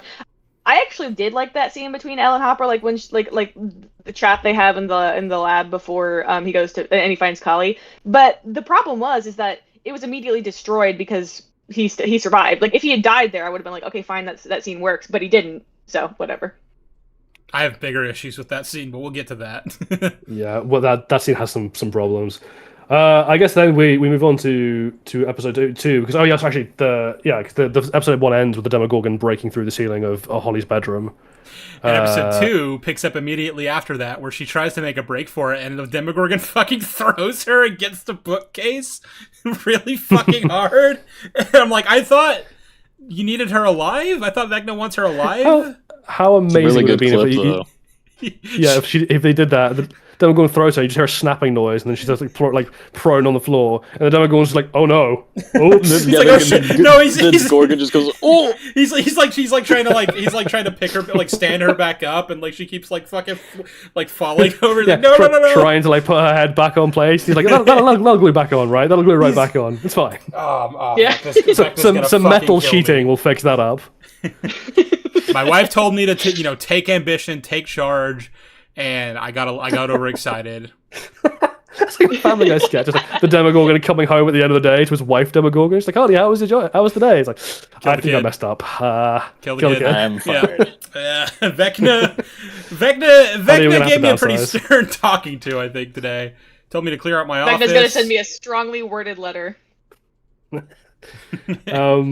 yeah, so the Demogorgon breaks through, and then Holly runs to her mum, and her mum and her hide in the bathtub, and Ted Wheeler runs into the Demogorgon. The goat! And you know what? I'm gonna. This is so funny. Ted Wheeler, who has been the unbothered king throughout all of these seasons of television, just not giving the slightest fuck. He sees the Demogorgon and credit where credit's due, he still doesn't give a fuck. Like, he has a golf club, and rather than be like, oh my god, an actual hell monster's in my house, he's like, time to start swinging, baby. And then he gets fucking thrown across the room and through a wall, and like he gets like slashed up in the stomach area real bad. He gets fucked, okay? And I watched that and I was like, oh damn, they're actually committing to, like, they just killed Ted Wheeler. I mean, of all the like provisional characters, in like the peripheral of the show that you could possibly kill off to generate manufactured stakes, like Ted and Karen Wheeler are like, they're whatever, but like they're the safe choice. And I was like, yeah, okay, I see why they did that. They killed off the Wheeler parents, fine. Yeah, because the Demogorgon also slashes the hell out of Karen Wheeler when she tries to defend her daughter with a broken wine bottle. After she gets a good fucking lick in with the wine bottle, yeah, she this is the raising of a point not to be addressed now, but to be brought up later, which is the yo-yoing durability of the creatures of the hive mind. Yep, is kind of funny. But this is the first instance. So this Demogorgon takes a beating from a broken wine bottle wielded by an alcoholic middle-aged housewife. Just want everyone to be aware that that's a thing that happened. Amen. Amen, brother. Holly gets dragged into the Upside Down, and Elle racing to save her doesn't get there. Like, Nancy and Elle racing to save her don't get there in time, but because they were driving a car on the surface to get there, the military are now aware that Elle is in play. They are. She's no longer able to hide properly. They are aware where she is vaguely. Yeah, I can't believe Elle is associated with the Wheeler family. I couldn't have guessed that. Yeah, who would have thought, right? Genius. There's a thing here I want to address in terms of, as we pointed out, Ted Wheeler does not die from this, neither does Karen Wheeler. I at least thought that this was going to be an opportunity for some characterization, because kind of running, like, it was started off as a gag, and then it became a bit more like something to maybe genuinely consider as a serious issue in the Wheeler family life, was that Ted and Karen did not seem to have like the best relationship. Like, he was a distant, father, like apathetic, and not a particularly good husband, in a sense of just being like generally useless and not doing anything. And he was obviously a lot older than Karen when they married. Karen clearly is having doubts about their marriage. Like, she flirts with the idea of having an affair with Billy in season 3. Before deciding not to. Like, there's clearly issues there. And even then, when they're talking about Holly in the run up to the scene, they're having an argument, because like Karen's very concerned that her daughter is talking to the wallpaper, whereas Ted Wheeler doesn't really seem to give a fuck, or at least doesn't take it terribly seriously. And I thought, I'm kind of on Ted's side there, where it's like, she's 9, she can have an imaginary friend. Yeah. I think that's okay. The show was trying to act like she was too old for that, and I'm like, I don't really think that's. No, yeah, I'm mostly on Ted Wheeler's side in these confrontations on screen, just because Ted Wheeler's perspective is like obviously with our perspective as the audience, like, yeah, he's clearly like useless, but from his perspective, it's just like some slightly odd shit has happened. Well, until the apocalypse broke out, then he doesn't have an excuse. But like, slightly odd shit was happening, but nothing particularly like alarming. It was just like slightly weird. And then, but anyway, I thought that Ted Wheeler attacking without thinking of his own life this giant hell monster with a golf club, the second he realizes that his house is under attack, might get some cool character dynamics in the hospital, maybe between Karen and Ted, right? That they'd have some kind of actual conversation about their marriage, where Karen realizes that Ted is like actually not that bad a guy, and he realizes he needs to be more present, something like that. And then you can parallel that against maybe like some of the other father-daughter relationships in the show, it's a parent relationships in the show, or couple relationships in the show. There's any number of relationships you could parallel that with, right? But no, we're allergic to characterization, so that doesn't happen. Ted Wheeler is just in hospital. He doesn't really get mentioned again until he turns back up again in the finale without any lines. Karen Wheeler comes back though. We'll talk about that. We'll talk about that. Yeah, Karen Wheeler is too busy doing her laundry to pay attention to her husband. And then Holly is now being kidnapped by Henry and taken into his mind palace, which is like a recreation of his 1950s home. No, do not refer to it as the mind palace. You're gonna get trauma.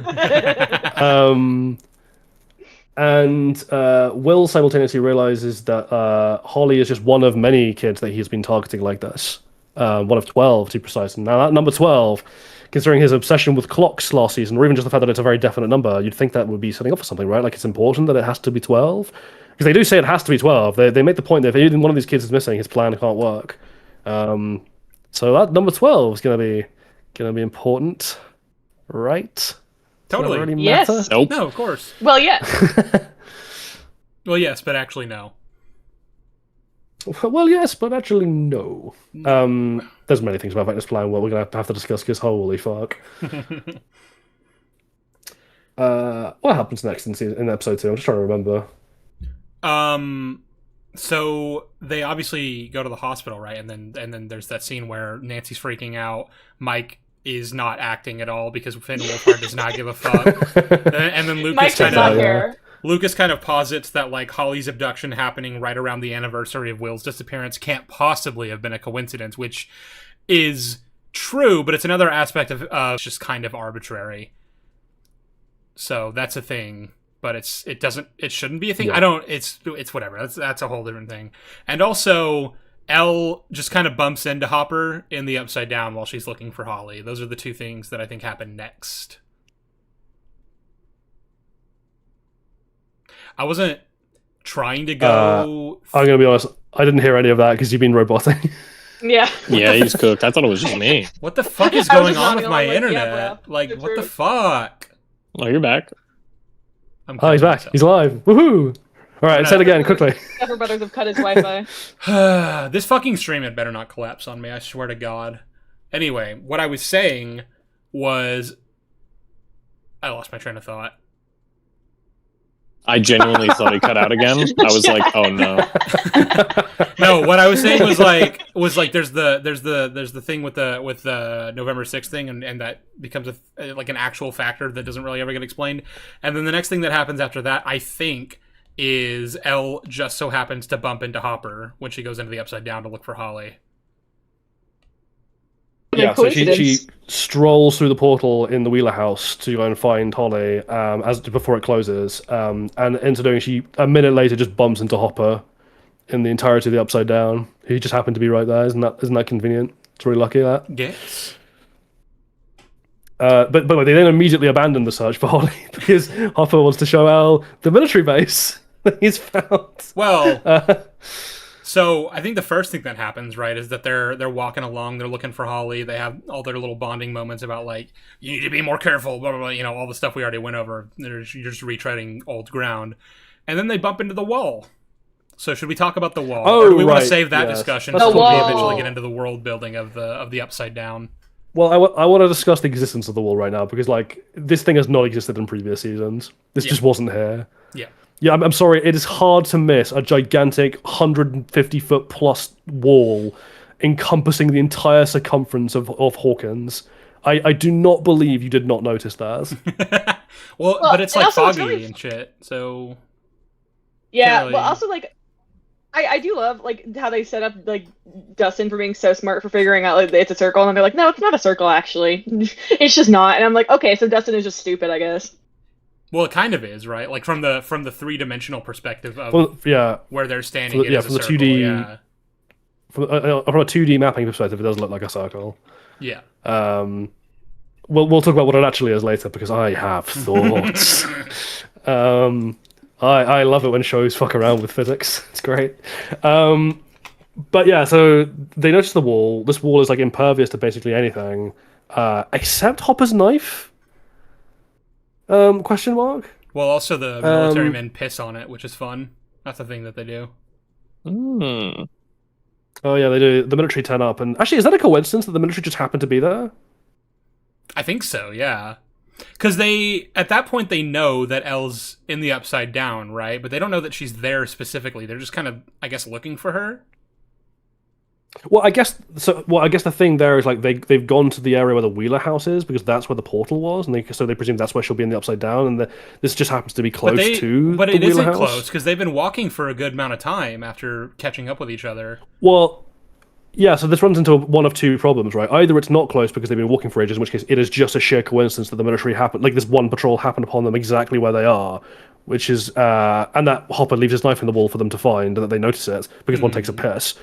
All of these things are super contrived. Or this is still close to the Wheeler house, in which case the idea that, again, the main characters never noticed this wall here before, if it is that close to the Wheeler house in the Upside Down. Dude, they went to the Wheeler kind house of insane? in season 4 in the Upside Down. Yeah, exactly. So, no, one of these two things, like, you know, either this just can't function on a kind of mechanical level of, like, their eyesight would have to have, like, failed them in season 4 to a spectacular degree, or this is so contrived as to be, like, near lottery number levels of winning. But don't forget, Jolly, way, the Duffers problem. say that they've planned this whole thing out from the beginning. Don't forget that they. Oh yeah, that's a good point. they thought about this so hard. Yeah, there were no deleted scenes. They all had it all planned out. It was great.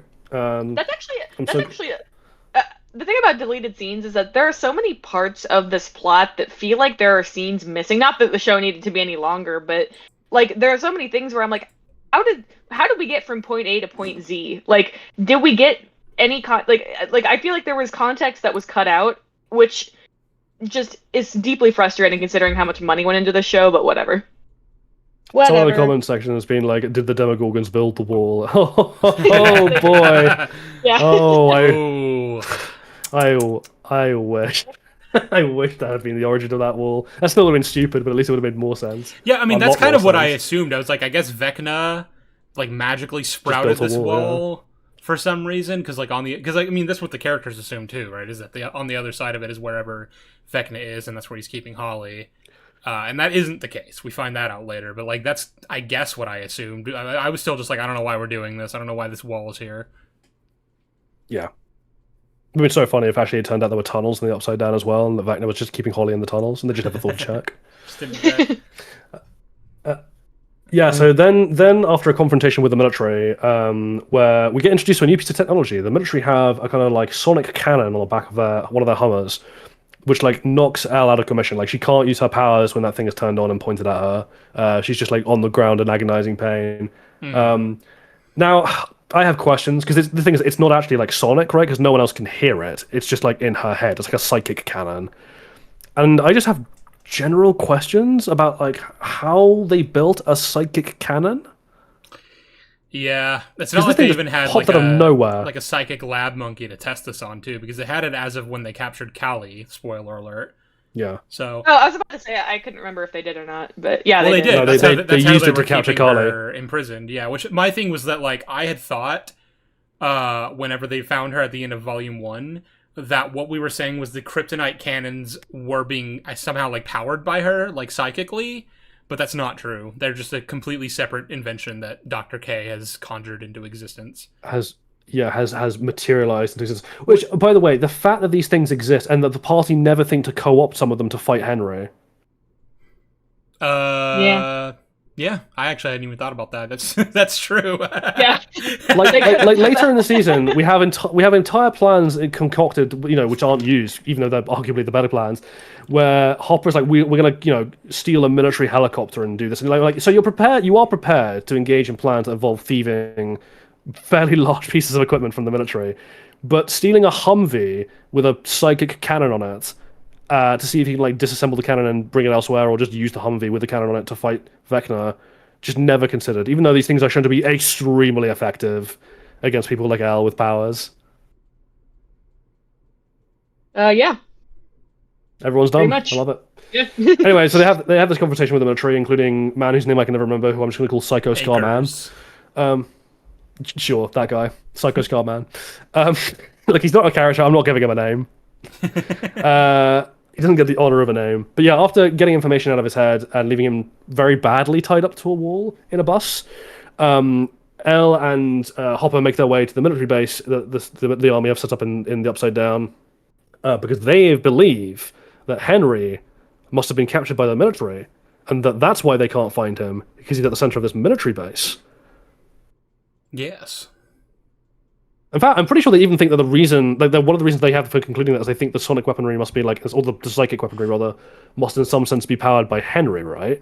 That is what they believe, yeah. Which I guess is part of why I thought that was what they were saying about Callie. Yeah, is because they were literally that was their assumption, but no, it's not powered by any psychic characters. It is just its own independent thing.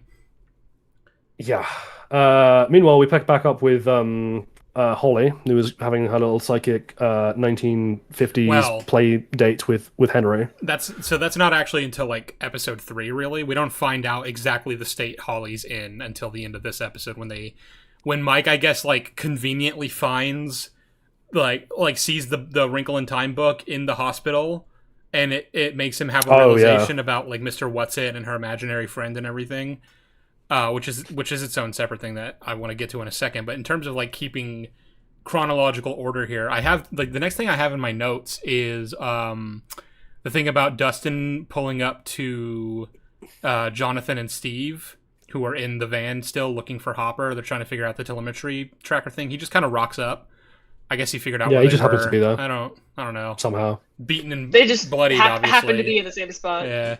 You'll notice, listeners, that we're having to say the word "I guess" a lot, because what tends to happen is contrivance after contrivance after contrivance after contrivance after contrivance after contrivance after contrivance, and we're just sitting here like throwing our hands up and like, "I guess that just happened then." All right, he's like, it's happening so fast that we don't have time to be like, "Well, that was really silly and contrived," because oh no, the next one's here now. Oh no, there's another one now. Hey, don't worry these about aren't it. minor contrivances. It's like It's character spawns into existence where we need them. Yeah, it's like character spawns into existence where we need them. Yeah, it's like and then. It's not like because of it's and then this happened and then this happened. It's just random bullshit, just like over and over and over again. And then Will happened to see the right book, and then the army happened to find Elle, and then they didn't, the wall turned up and it was convenient never noticed before, and then the army base is here, and then the army did it's really irritating. But like beyond our expression of frustration, the point you should take away on an objective level is like the one you always take away from contrivances, particularly when they're this far-reaching, which is like stakes are being destroyed. Like it goes back to that point we were saying earlier. Like there is just no ability for an audience to like have actual immersion in the story and therefore investment in the stakes, because there are no stakes, because the writers could just drop in something at random at any point, and they have been doing so repeatedly throughout all of these episodes. Nothing matters. It's this whole story is just paper thin now. Yeah, and it's also just strung together with like chewing gum and like it's with chewing gum and like hair from like the bottom of a bedside. Like it's so frustrating to see this show that was once so like it was the definition in season 1 at least of like this thing happens and it affects the next thing, and then it affects all these characters, and now it's just like, okay, random things are just thrown in just to get to this endpoint, this overarching idea that the Duffers had for the season, and it's like, okay, but it's not earned, we don't feel anything when it happens because it's just new things are being thrown in left, like here and there, and just incredibly frustrating storytelling mechanics.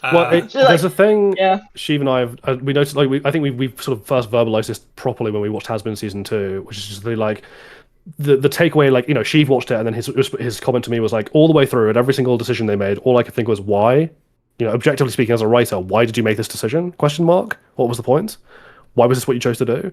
And it just links into this kind of like Marvelification of like major mainstream media franchises, where we have reached points now in the narrative where like things are happening not because they're what the characters would do, not because the world has naturally led to that point. It's just like we had like a blackboard or a whiteboard, I guess, if you don't live in the 1930s like I do, apparently.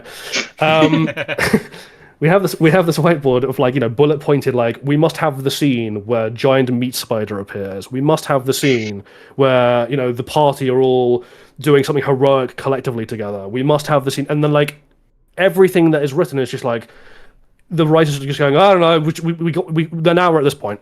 Yeah, like we need these things to happen to get to the scene that we think will play well in terms of like how many people are clicking on the show. we'll do that now. Like we'll just throw in whatever needs to be. We'll connect whatever connective tissue we need that can technically lead from A to B. Doesn't make sense.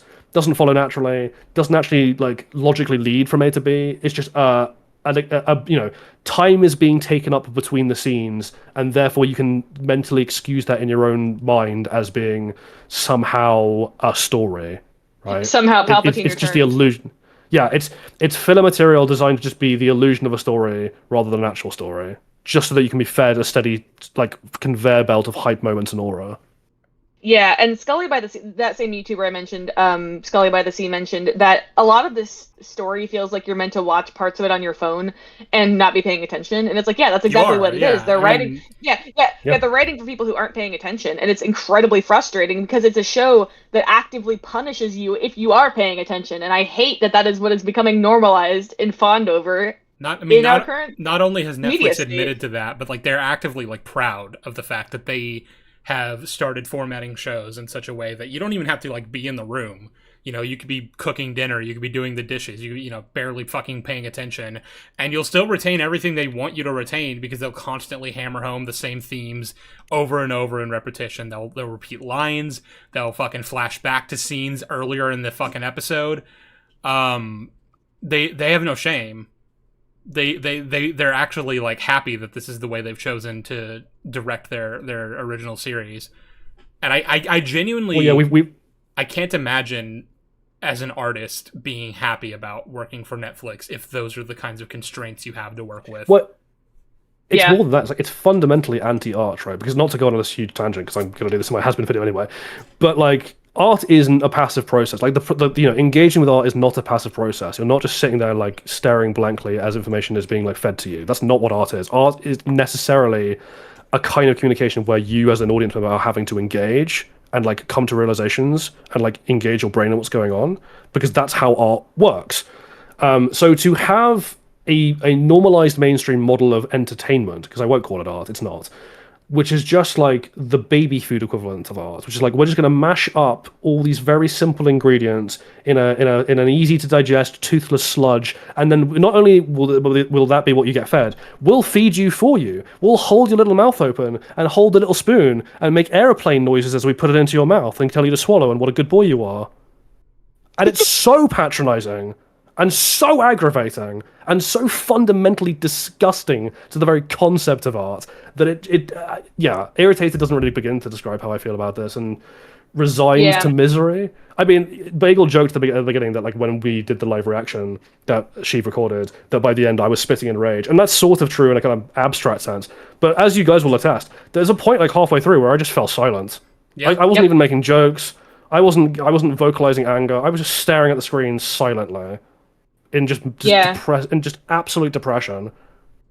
Yeah, I will say that like kind of like in my opinion the anti Stranger Things is the works of David Lynch, and like Twin Peaks especially, where Twin Peaks actively encourages you to like make as many it leaves it up to your interpretation, but it makes you like actively think about what's going on and what kind of like weird eldritch horror shit's going on, but like it doesn't explain anything in the plot. But I encourage anyone who wants a good version of Stranger Things to go watch Twin Peaks, because Twin Peaks is so weird and like intellectual and makes you think about shit that that's kind of like what Stranger Things fans thought Stranger Things was. Like even in season 5, you had all these like cope theories about how, you know, Mike is possessed by Vecna and that's why he's acting out of character. It's not just that Finn Wolfhard doesn't give a fuck anymore.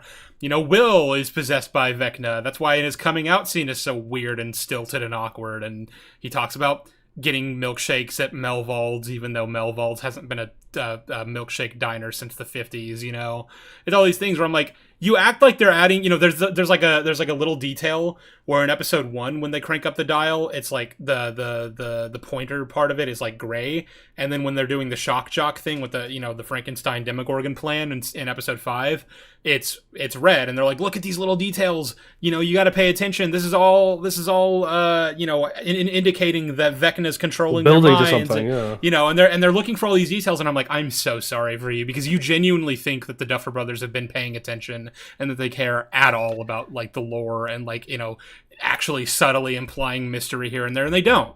They fucking don't. All of that amounted to nothing, which I knew it was. Well, I also want to I also just want to say, just to follow up on that, because like obviously, whenever these people come out of the woodwork on Twitter to be like, "Oh, this is all building something," like you don't understand. It's all this clever pattern. It's really easy, and don't get me wrong, I fall into this as well. It's really easy just to mock them as being like, "You sweet summer children, you fools. What are you thinking?"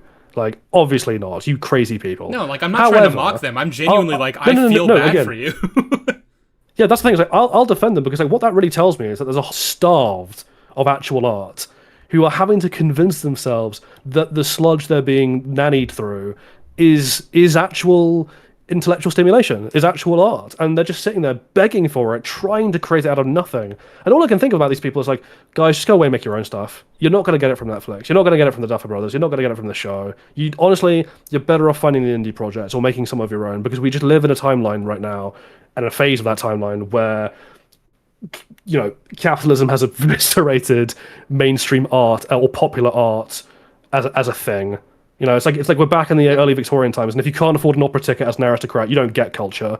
No, none for you peasants. So anyway, watch The Devil's Hour. Watch The Devil's Hour. It's good. The thing is with like she mentioned earlier the whole thing with like the clock and like 12, and I was like, oh, this is good. They're gonna build up to some kind of connection with the clock, and they're gonna do something. And then they never did, and I was like, okay, so what I'm gathering from this is that I am thinking more deeply about this show than the Duffer Brothers did, and that is a problem. It is a problem. The clock thing especially is frustrating, and like the supposed significance of the number 12, because like Vecna's view of the grandfather clock was emblematic of his view of humanity, which was that it was constraining and unnatural, and there was an order to things that was arbitrary and imprisoning to him, and he didn't like that. He viewed clocks as a example of the uniformity that humanity tries to have, and it doesn't make any sense to him. So, like, when he taunts people in his visions in season 4 with the grandfather clock, that's basically telling him that, like, everything that you tell yourself about who you are and what you value is a lie, and I'm going to show you that, and you're going to die. And, like, he hates... Yeah. So, like, to then be like, oh, he needs 12 children, and that's the same number as, the numbers on a clock, and then do nothing with that, is, again, it's one of those things where, like, they clearly are not paying attention to what they're writing. You are starved for real art. Please watch The Devil's Hour. Or go make your own art. Go apply these themes to your own works of art. Like, my God. The other thing is like the D&D connection, because like back in season 1 it was done well, and like Shiva and I have had conversations about how it could have been carried forward well, which didn't happen.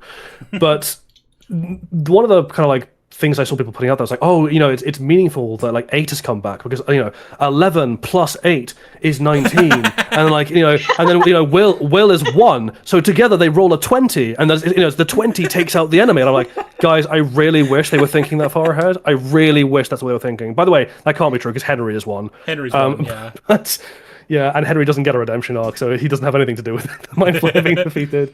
Although, arguably, that would have made more sense, right, if you were trying to set that up as like a D20 thing. But yeah, the D&D thing just got forgotten about. It's just there as a gimmick now, and to have a really unearned ending scene that they think is emotional. Speaking of the D&D thing, I was listening to a thing that it was someone who plays D&D, and they were talking about how in season 5, I'm not a D&D player, so I can't attest to this, but they were saying that like they get the whole thing with like Will being a sorcerer wrong, and they were like, no, yeah, his powers aren't innate. That's the whole problem. Well, hang on. So it's on two fronts, right? And this is another like this ties both into both of our points of like the people thinking there was a ground plan, and also the fact that the D&D thing just got kind of like forgotten about, and actually the fact that the Duffers are just kind of hacks. So Andrew, I think you're the one who drew my attention to this. Someone pointed out that like the entire plot of season 5 is just a rip-off of somebody else's already existing D&D campaign. Like, yeah, that's just a thing the Duffers did. They picked up one of the first like D&D campaign books for, it might be 40, I can't remember, and just basically repeated that. And obviously that book came out considerably after the 80s, and so classes and things that it uses just weren't a thing in the 80s. And so yeah, the way they are talking about Will's powers in the show, where they keep on being like, oh, he's like a sorcerer, is an idea of the sorcerer class that didn't exist in the 80s. That wasn't a thing. Didn't really start until like 2012. And then on top of that, he doesn't even actually fit that class. Oops, sorry. So I've gotten a few people in the chat saying they can't hear, which I went ahead and just checked the stream, and it's working like on my phone, and I heard it perfectly fine. So I'm not really sure if everyone's having this problem, but it's not an issue for me. I don't know. I think those Someone people said need to they just refresh. No, I can hear it when I put my stream on YouTube. Yeah. Someone said, I mean, yeah. It looks like some people can hear it. Yeah, skill Yeah, issue. people are saying I can hear. Skill issue, effort ratio, plus kill yourself. Just to check, did everyone hear me when I was talking about how the show has misused the sorcerer class, and how it seems to be Yeah. the Duffer Brothers That was just taking everything from. that was the part I was listening to on the phone. Like your audio came through perfectly fine. So Okay, Yeah, cool. they said. They're saying. I also asked Andrew a question, but he he. appears to have died. That's fine. Andrew, dude, Andrew's The Duffers operating on like look into 8 his house white and snap his monsters neck. in 1 hour Yeah. of sleep, and he drove for like He's probably 20 fallen hours asleep yesterday. at his monitor. Yeah. Yeah. That's Yeah. the thing that probably has happened. Anyway, so yeah, Andrew was the one who drew my attention to this, but like, yeah, they have ripped off a D&D campaign. But yeah, also then the sorcerer class that they are trying to say that Will is didn't exist at the time, and then on top of that, he doesn't actually fulfill the boundaries of that class. He's actually more akin to a warlock, and Yeah. and then cue the crowd coming out on Twitter to be like, oh, that's actually meaningful because that confusion, like they're getting confused, but like it is actually more like a warlock. He has a kind of like a demonic patron, which is Vecna, which is proof he's being controlled still. Ugh. And you're just sitting there being like, I wish you guys were writing the show and not these people. What's funny about It's the just cope at inaccuracy this with the point. sorcerer class too is like, isn't it kind of a huge thing that Will in his D&D campaigns is a warlock? That's like what he actually is. Yes. Yeah. He is, yeah. So why would they not Yeah. just go with that? I don't Oh, no, he's understand. No, he's a wizard, isn't he? He's Will the No, Wise. I'm pretty sure they call him a warlock. I might be misremembering. Will the Wise Shoot. is a warlock. You seem to be under the impression that the Duffers have rewatched their own show recently. Oh yeah, they haven't seen Stranger Things like ever. Yeah. Yeah, they don't know what happened. I don't understand. What It's do like you mean? they're I lucky don't that the show understand. originally came out before ChatGPT was a thing, because otherwise I'd be like, this is just ChatGPT, isn't it, guys? Yeah, and the problem is that like the misunderstanding of a D&D aside, I just think it's like this entire show is just symptomatic of the fact that they like I always imagine like writing a story is like you have like thread like points that you have at the beginning of the story and then you like draw lines to them at the end. It's how I've seen like people plot out stories. I just think that they lost their notes at some point and just haven't gone back to like see what's happening in any storyline in the show prior to season 5. They're just writing it from like as if season 5 was the starting point of all these stories, and that is incredibly frustrating to see from people who are being given $480 million to write a show. Like, my God, $180 million, $130 million more than Andor season 2. I'm just like, please rewatch your show. Please read your old script notes. Please do something. Well, the Duffers like to pretend, obviously, that like they had everything planned out from, if not the beginning, then at least like as they were working on season 2, or like putting the final touches on season 1. And I'm like, that's not true. But then they did. Sorry. Then they did an interview to bear the arse of their ignorance, right? Where they're like, we were like, they printed it the whole way, like, oh, there were no deleted scenes, we never really thought anything, we had everything planned out. And then they gave an interview the second the show ended, where an interviewer asked them a bunch of follow-up questions about the things that didn't make sense, and basically their answer to everything was like, well, we didn't think about that, we didn't really care about that, we didn't think anyone else cared about that, so we didn't do it. Yeah. Danny just kind of forgot about the Iron Fleet. Well, anyway, I'm gonna be really hammering that home in my video script, where it's like, I'm going to constantly be like, oh, so you planned this out, did you? And then it's just going to be me like highlighting all the ways in which this was clearly not planned out. And I think by the end of that section, I'm going to be like, so anyway, do we still want to make that claim? Do we still want to die on that hill? Yeah. Do we still want to run up that hill? Oh, yeah. Jolly, your references are fucking top notch. Everyone knows it. No, I think you'll find that was your reference. I'm just parroting you, so your mockery is turned back on you, motherfucker. Also, someone in chat said Will is gay. He can't be a wizard, which that is true. That is how that That's works. very funny. That's very No. The rule is you can be gay in a wizard, but only if J.K. Rowling said that you were gay after the fact. You can't be gay in the story. Yeah, God forbid you're portrayed as actually like having meaningful connections to the people around you because of your sexuality. We don't do that here. Connections? What the hell? Do you think Dumbledore had a Tammy? Ew. I mean, I think Grindelwald was technically his Tammy, right? Steve, you're in free speech jail for 5 minutes. Get out. No, What you don't know, Sheev, is that Tammy also was a wizard supremacist who killed Muggles. That's true. Yeah. Yeah. No. Yeah. I just think that. Well, I mean, just to get back to the world building thing, I just think that the issue with the world building, like I said, it's being stuck together with nothing at all, and it's all just because it's being made up as it goes along. There is absolutely no way that they can write a world that makes cohesive sense with everything that, like, all the information we know. And so, but they're also relying on that because they're like, well, the audience will just accept whatever happens, and I'm like, no, we won't. We will not accept whatever happens, just whatever happens, because I want a story that makes goddamn sense, and I want a world that makes goddamn sense. I mean, I accept it in the same way that, like, I accept my fate when I'm being dragged out to the execution squad. You know, like, I accept that this is the thing you've chosen to do, but I do not like it, and I do not think you are correct. I'm gonna write the Duffer Brothers a strongly worded letter. I'm gonna. By that, I mean, That's actually going to be the title of Sheev's videos. The Duffer Brothers, a strongly worded letter. Themselves. To the Duffer by a strongly Brothers, worded letter, cease I mean and a bomb. desist.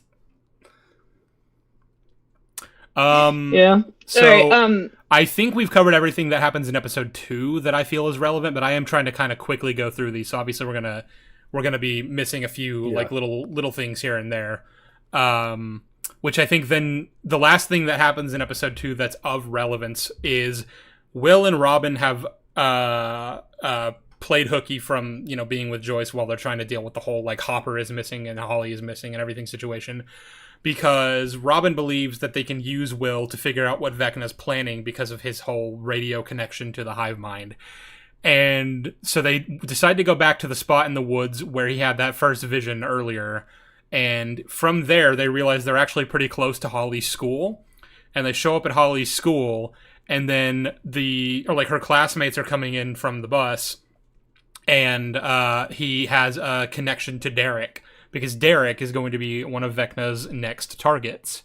And so that hang on. sets They the don't know who stage. Derek is yet. We need to explain Derek. Well, I mean, first of all, everyone knows who Derek is. Derek is love. Derek is life. But even putting that aside, like, I just want to say that sets the stage for what the plot of episode 3 is going to be in terms of that. Derek, he's my favorite Derekter. He is He is the best boy. So yeah, Derek is I guess the kindest way to put him is like he is an overweight kid at Holly School who is generally considered to be like an arsehole and a douchebag.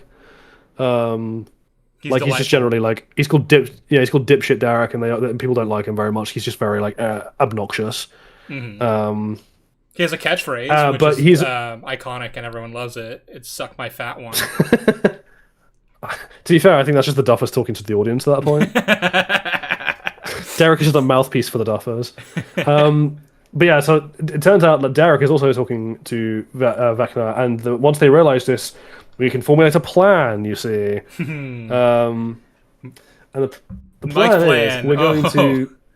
I want to lay this out. Do you want to take this one? I want to lay this out. So, Mike's plan, in order to prevent Derek from being kidnapped and simultaneously figure out where Vecna is holding Holly, is they're going to use Derek as bait, essentially. They're going to kidnap him and his family and tie them up in a fucking barn so that they can then set a trap in his house so that when the Demogorgon comes to get him, they kick the shit out of the Demogorgon, send it running, launch a telemetry tracking signal onto it so they can follow it to wherever Holly is being held. That's the plan. This is, of course, contingent on them having a way into Derek's family's house, and it just so happens that they have one. Conveniently, they do, yeah. Yeah, very conveniently, because Derek's older sister, Tina, just happens to be best friends with Lucas's little sister, Erica. Or at least they were best friends until last week, because some fucking boy drama with some kid named, what was it, Josh? Some shit? I have no idea, man. Fucking no. So it's not relevant. Sorry, that part, that's obviously the linchpin of this entire plan, is knowing the name of the boy that they're both crushing on. But anyway, their plan is to send Erica into the Turnbow house. His last name is Turnbow, by the way. This episode's called The Turnbow Trap. Is to send Erica into the Turnbow house with a pie that she has baked and put tranquilizer, that's the word, into the pie, so they'll all be knocked out, at which point they will then come and collect the family and, as I said, tie them up in a barn. That's the plan. That is a real. Did they ever get freed from the building? We'll get to that. Well, we'll get so to that. We'll get to that. Yeah. Now, obviously, this doesn't go according to plan because nothing ever does, and they play this for last, right? Like most of the family just pass out, except for like Derek, who doesn't because he's a fat Well, fuck he for some does reason. pass out, but it takes him longer to do so. And when he watches his Yeah. dad fall over from being drugged, he fucking laughs. He just giggles, yeah. But Best character. the one character who didn't eat the pie is Tina. So Erica like pulls out a fucking hypodermic syringe and is like threatens her like a Says, serial I killer. said, and then eat your plunges damn it- pie, and she fucking pulls a plunges it. Dexter and plunges it into her neck. And I'm like, okay. Yeah. So as soon as these people are allowed to go free, because obviously we're not just going to hold them prisoner forever, right? Erica's fucked because Tina witnessed her do all that. She knows now that they were Yeah. drugged by her intentionally, and then kidnapped by Erica. So Erica's I don't want to. yeah. I don't want to skate over this as well, which is like I know this is just a thing that for television generally skates over, but unless you have medical training, you cannot just stick long syringes into people's necks and that be okay. Like Yeah. Erica is like how old is she? Like 12? Like Yeah. she's not that old, and But like she's a I know precocious she's played by little a kid. 19-year-old, but she's theoretically 12. I do love that shot of her sitting in Mr. Clark's class because Erica's actress is 19 now. All these other kids, quote unquote kids that are supposed to be in the 6th grade, they need to not look so much younger than her. So they have a bunch of like 19, 20-year-olds just sitting in this class of what's supposed to be 6th graders. Yeah. But yeah, sixth grade Erica plunged a hypodermic syringe into another girl's neck under situations where that girl was not restrained and was panicking and didn't kill her. So that's lucky.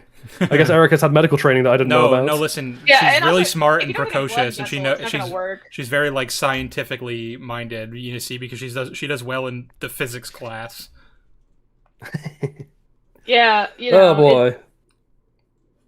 So that's. I mean, That happens, and they set the trap in the Turnbow house so that the Demogorgon will come to take Derek. Which, by the way, they're kind of just assuming that, obviously Vecna looks in. He's able to like tap into the children that he's about to. That's a weird way of phrasing that. He's able to look into their minds and like through the eyes of the children he wants to kidnap. So the idea is, if we drug Derek, when Vecna looks in on him, he'll just assume he's asleep, and then he'll send the Demogorgon to come get him in bed. So they set a bunch of fucking Scooby-Doo style booby traps all throughout the Turnbow house, and then it's Lucas's job, once the Demogorgon comes into Derek's room, to get his attention by throwing a water balloon at him, jump over a tripwire, which when the tripwire comes down, it hits the Demogorgon in the chest with like a spike thing. Then it chases Lucas down to the living room, where they've laid out a carpet over top just a hole that they put in the middle of the Turnbow's like dining room. Yeah. Yeah, a bear pit, which underneath has a bunch of barbed wire that Murray was able to secure for them because, again, he's their supply guy for stupid reasons. All this basically just to get him into the basement, the wine cellar, so that Jonathan and Nancy can shoot it with the tracker, and then it fucking runs back to the Upside Down, and then Steve and Dustin are waiting in the car to track it, the way they were tracking Hopper. That's the plan. That's what happens. yeah. Thoughts? I have a. Oh, sorry, Bagel.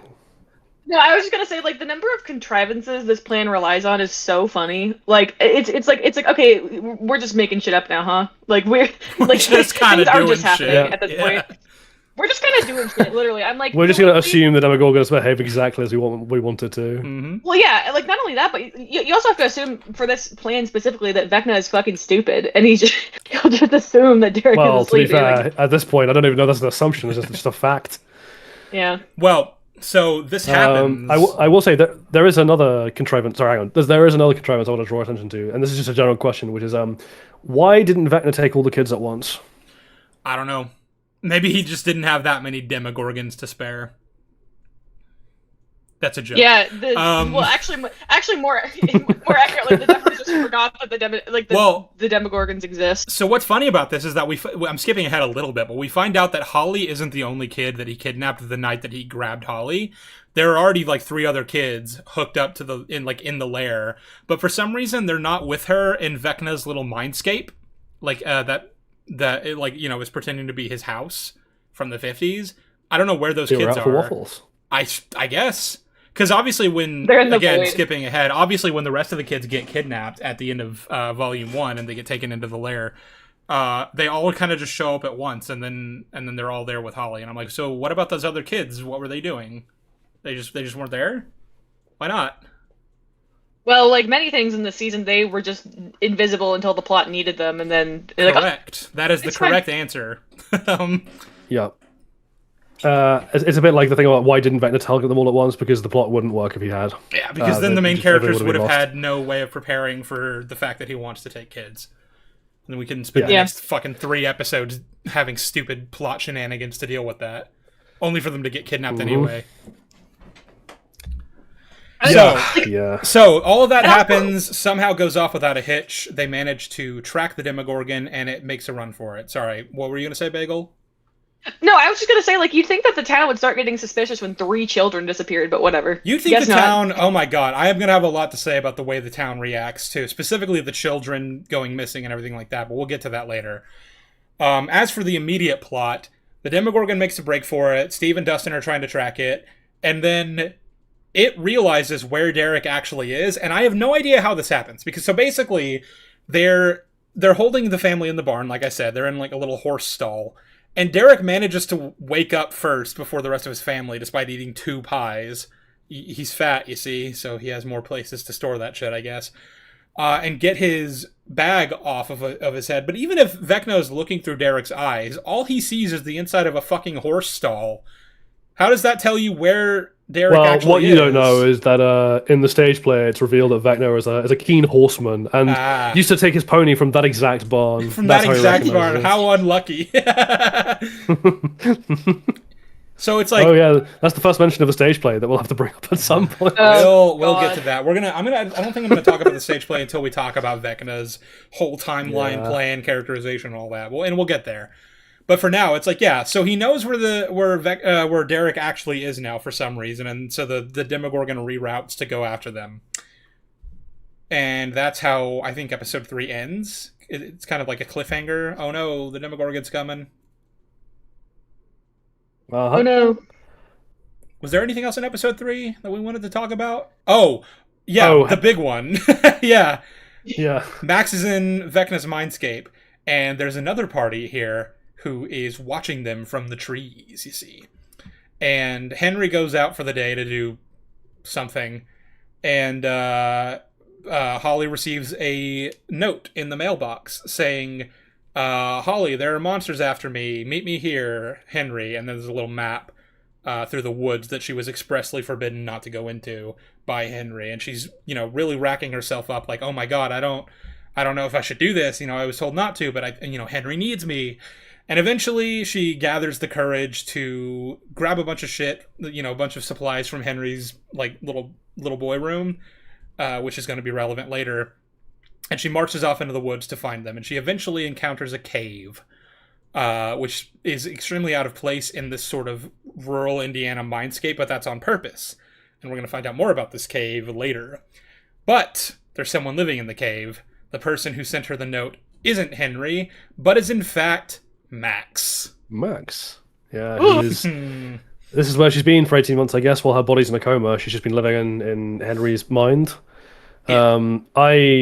I have many questions about... Because the thing is, like, if she had just been living in the cave, which I guess she could have done without food because it's in the mind, so she doesn't need to eat, technically. Yeah, I guess the only sustenance she actually needs is whatever they're providing her while she's out there in the real world. In the hospital, coma. yeah.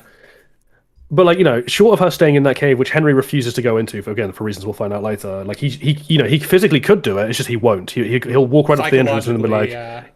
Yeah, he looks scared of the cave, is how Max puts it, which is like, yeah, he does not want to set foot in there. And we're like, ooh, that's interesting. But short of her, therefore, only being in the cave for 18 months, shouldn't he be able to hunt her all the way around? Because, like, we later find out that she's been using these 18 months to, like, explore Henry's mind and, like, his memories and try and find ways out and stuff like that. And I'm just there being like, how does Henry not know that she's doing that? How does he not immediately find her? And it's not like he's had anything to do for these last, this year and a half while he waited to enact his plan to kidnap the kids.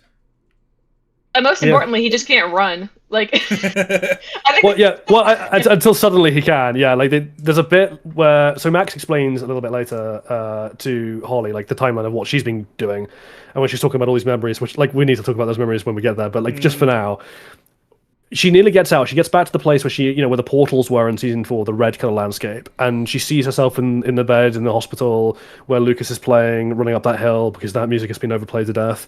And rather than immediately running for it like a crazy person, which you would think is what she would do, she stands there gulping at it like a moron for ages, and then it closes and she can't get back. And then Henry finds her and chases her all the way back to the cave. But when I say chases, I mean like walks very slowly after her, like he's Michael Myers with a limp.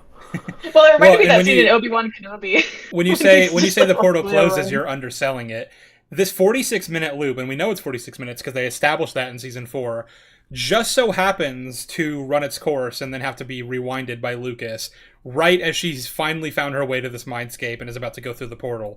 And because the song stops, the portal closes. And I have thoughts about what that means for like her characterization, as well as the like logistics and the mechanics of the music and the mindscape thing that they introduced in season 4. But that's what happened, and that's why she's not able to make it through, because she fucking. There are two things, to discuss about this other than her idiocy of just standing there, which I hope is not a thing she'll do again. Show, but there's 2 points here. One. Season 4 pretty clearly set up that it was the music bringing people back, and that's why the portal closes when the song ends, because she doesn't have the anchor to lead her way back. But then the end of the season decides that's not true, so I don't know why that portal closed. Oh well. We'll get there when we get there. So okay. But also, go for it. The second part is that like this is another instance of like plot not meaning anything, because the song ends like what is quote unquote too early on the cassette tape. Like the cassette runs out. And before it should, in the real world, like by which I mean our real world, and so people on Twitter again were like, "Oh, something must have happened. Like someone must have deliberately shut that off." Nope. You're like, there's something going on there. Nope, it's just the Duffers are idiots. Sorry. Which I mean, you'd think Lucas would be like weirded out that the song just stopped abruptly when it wasn't supposed to yet, but whatever. You'd think he'd notice his girlfriend's heart rate increasing on the monitor as well, but oh well. He's not the brightest star in the galaxy, that Lucas. Yeah. If only heart monitors made a perceptible noise that you could hear to detect whether things were speeding up or slowing down, but oh well. I mean, as for the mechanics of like how music works, correct me if I'm wrong, but the way I had interpreted that in season 4 was that it isn't necessarily the music itself that draws you away from Vecna's influence.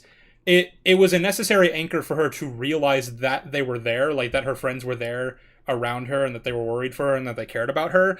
But like, I felt like that was supposed to have been the moment where she realized the actual thing that anchors you to reality, which is the people that care about you and that, that you have something to live for.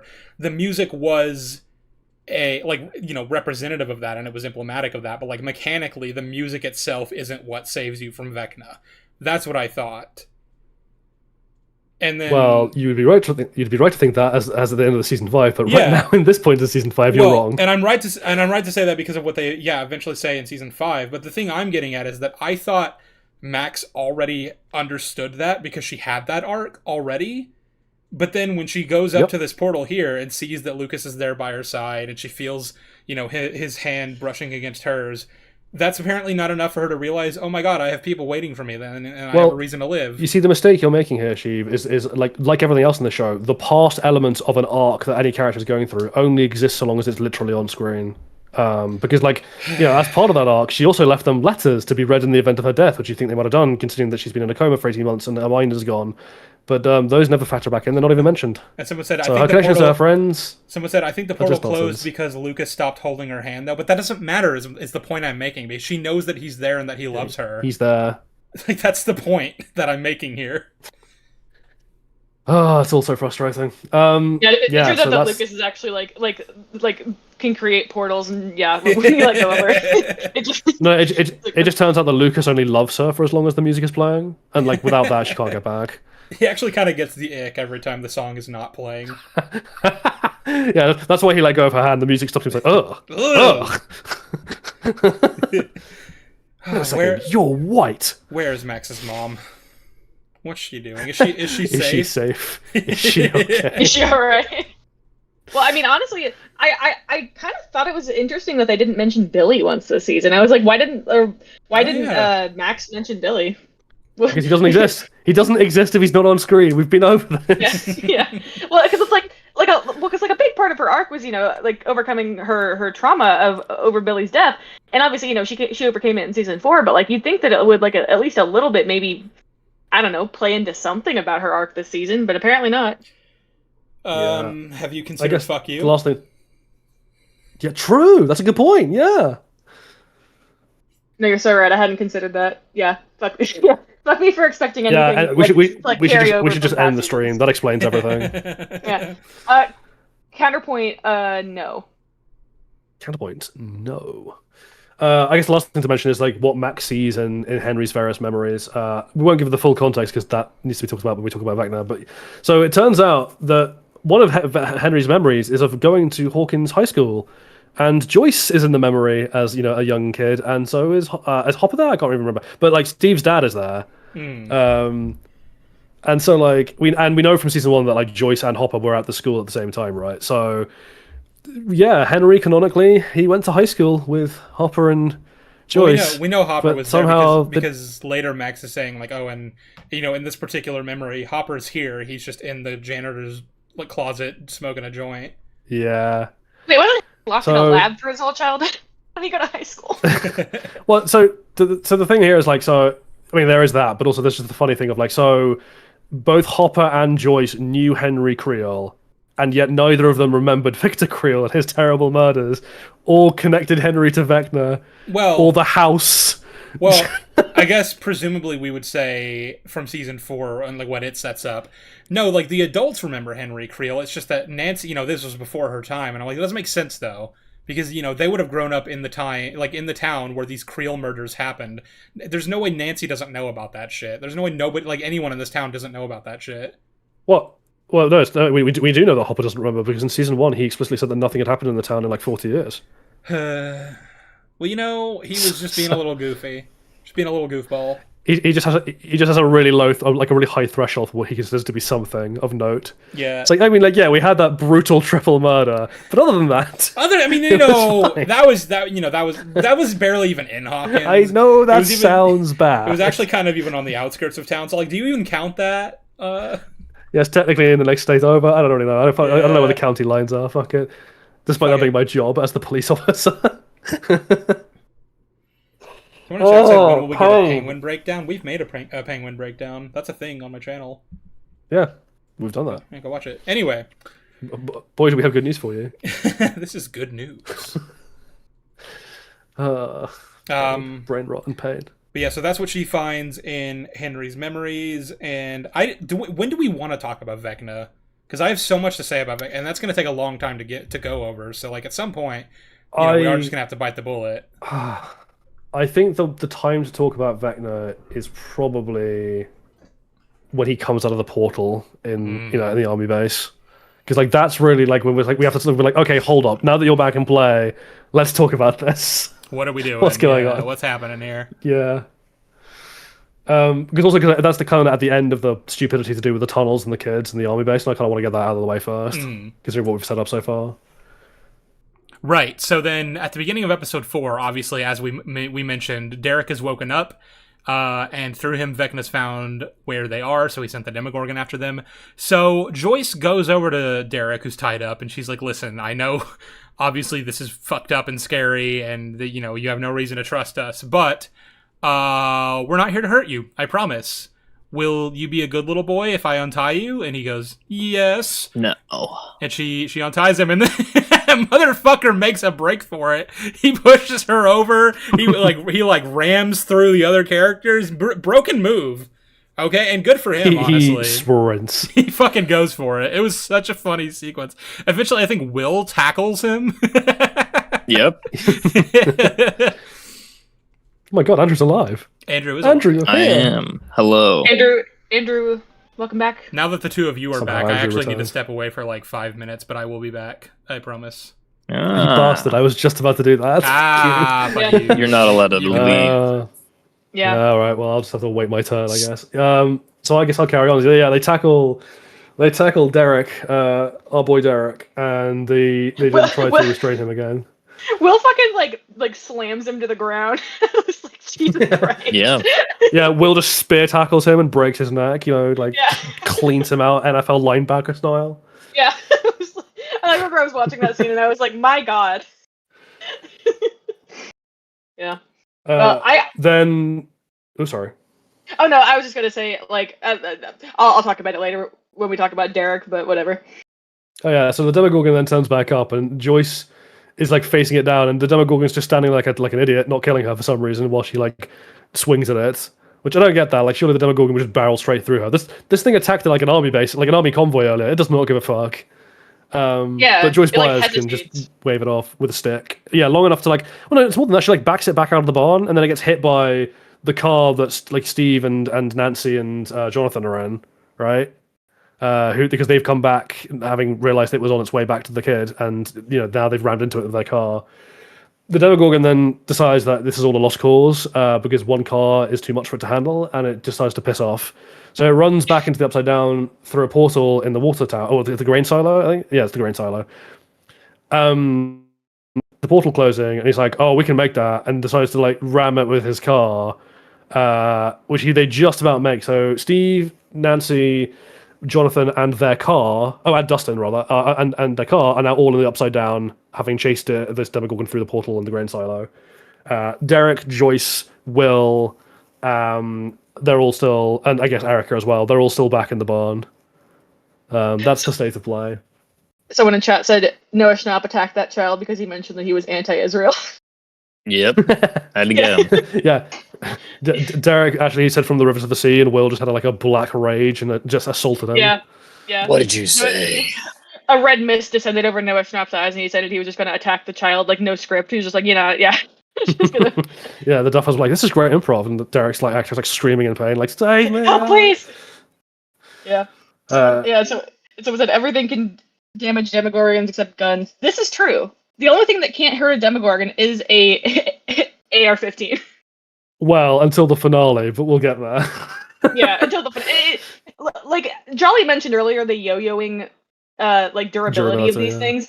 It genuinely was making me laugh at some points. How just comically, like what's the opposite of impervious? I guess.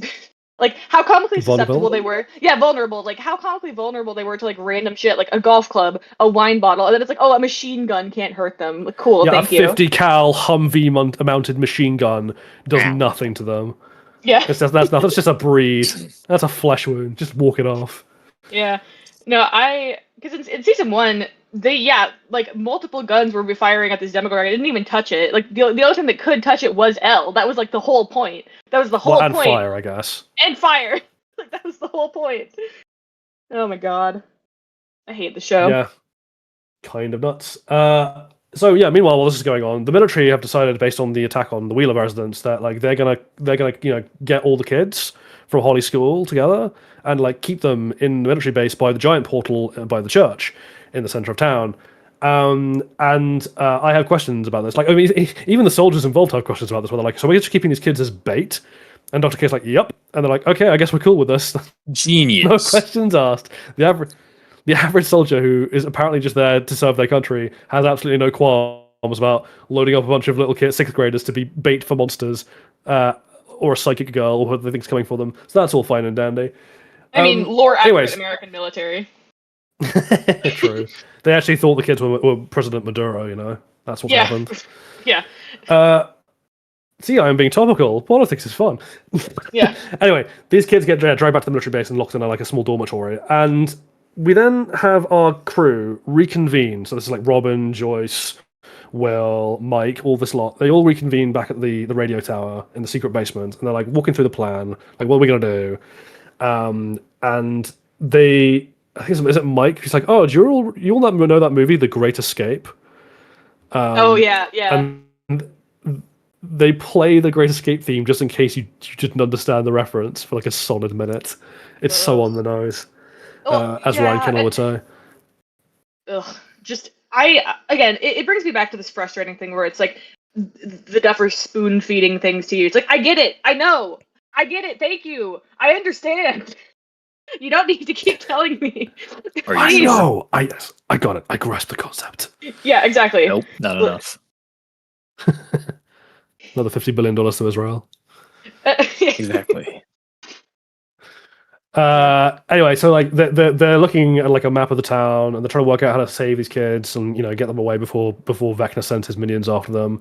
And they're like, oh, dormitory that the army have put them in, it just so happens to run right over one of our tunnels. So we can use the tunnel, like in The Great Escape, to like get the kids. And they're like, holy coincidences, Batman. That's a mighty fine contrivance you got there. That's a glorious stroke of fate right there.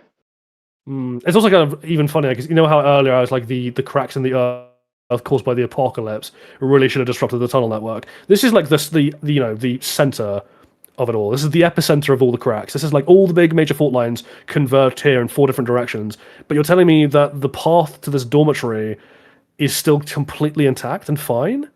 Well, and also, okay, my problem with the tunnels, right, is that it's established that once in season 2, once the Mind Flayer was cut off, like the tunnels were just tunnels, right? It's been like 3 years. These tunnels would have collapsed by now. Oh yeah, absolutely. They're not held up by anything. And they built a fucking military base on top of the tunnels, and they didn't collapse. Like, are you kidding me? Are you like? I know the Duffers don't understand physics, but like, you'd think they would at least understand that dirt cannot withstand like a giant fortified military base being built right on top of it. Well, it's that thing I said earlier. Like, even if you want to argue that, like, they're going to bend realities and have the tunnel still be there, the idea that the army don't know about them is just legitimately insane. And then the idea that they weren't then collapsed by the opening of the epicenter of the upside down apocalypse is also insane. Yeah. And all of these things have to be true for them to stand any chance of getting these kids out. Like, and then on top of that, it just so happens that of all the places they could have put the kids, it's on top of the tunnel. Yeah. Yeah, and it's also, again, with the coincidences, yeah. Also, the ability of them to dig up from a tunnel into what is presumably an incredibly, steel fortified military base. I was like, okay. Yeah. I guess they have like that fucking drill from the Incredibles movie. Just The up into that kind of Underminer. military base. I guess they have the Underminer's drill and they're just drilling upwards. I was like, okay, cool, cool. He is Fine. always beneath you, but nothing is beneath him. Nothing is beneath me. I hereby declare war on peace and happiness. That's the Duffers to my brain. Literally. So I was listening into what you guys were talking about. All great stuff. So just to carry that forward, so they have the Great Escape plan that they want to do, and Mike has the very brilliant idea of, well, we already have the perfect person that we can like send right into the base, and he can be our correspondent with the other kids who've seen Mr. What's-It. We could just send Derek in. And I'm like, well, so Derek, was in, the person who lived in the house that was just torn up by a fucking Demogorgon, right? And when the military was rounding up all the kids to take to the base, that assumes that they also went to the Turnbow house, right? So they would have seen that it was torn to shit. You're right. Yeah, so they would have seen that it was torn to shit. They would have seen that the entire fucking family's missing. So Derek is a very massive person of interest here. I also don't know if the Turnbow family is free yet from the barn or if they're still being held there. But if they are, then that, they're obviously going to be taken in for questioning, and they're going to, there's going to be a lot to say. And then obviously Erica's fucked because she kidnapped them, and there is a witness to that in Tina. So all that in mind, He just killed Tina. He killed Tina off screen, actually. if Derek just walks up to the base and it says, hey, my entire class got rounded up and I'm here to, I'm here reporting for duty, they're not just going to take him into the barracks with the rest of the kids, right? They're going to take him to a special location and they're going to be like, what the fuck happened, right? You'd assume? You'd think. Well, if you assume that, then you're stupid and you deserve to be shot in the face because you're wrong! That doesn't happen. And he's even able to bring a walkie-talkie in through his lunchbox that they didn't bother to fucking check so he can communicate with the characters from the inside. Because fuck you! Which is really funny considering, again, this is, I mean, I guess the military is consistently stupid, but like, you'd think that they would at least check to make sure that the kids, like, the kids didn't have anything on them, but fuck me, I guess. Yeah. Fuck me for paying attention. I mean, even if Derek wasn't a person of interest, they should still have checked his lunchbox, because obviously a kid who, A, wasn't at his house the morning you went to pick him up for some reason, just showing up to be like, hey, come imprison me, that's, like, suspicious, right? You're not just going to let a person be in your military base without having made sure that there's nothing dangerous on their person. I don't care if he's a fucking 10-year-old. I don't care. He could have a bomb No, strapped to his CBC. chest. They underestimated him because he's fat. Like True. that's Mhm. you just seem to be forgetting that. He is in You know, I fact think- delightful Derek now, and I think that radiates. So I think that the soldiers were like, "Oh, he's fine. Yeah, It's okay." he had like he Look at this chub. Let him in. he upped his charisma stat, and they were My like, "Oh son. yes." Someone in chat said, "Dipshit Derek is now Master Infiltrator Derek." I mean, you know, but like I said, best character in the show. So anyway, Derek's in the base now, and because he's in the barracks, he's able to basically round up all the kids that they know that like Vecna's going to target, because they would have obviously encountered Mr. Whatsit. He just has to be like, "Hey, who here knows Mr. Whatsit?" And then he can, you know, process of elimination until he has all the kids, right? And at which point the characters can get to the point underneath the base, or underneath the barracks bathroom in the tunnel, and start just jamming a fucking shovel up against the floorboard so they can get into the stall. At which point Derek will, like one at a time, send one of the kids into the bathroom. They'll go into the hole, and they'll just be ferried to safety. And the idea is to get them all to Murray's truck, who will then ferry them out of town.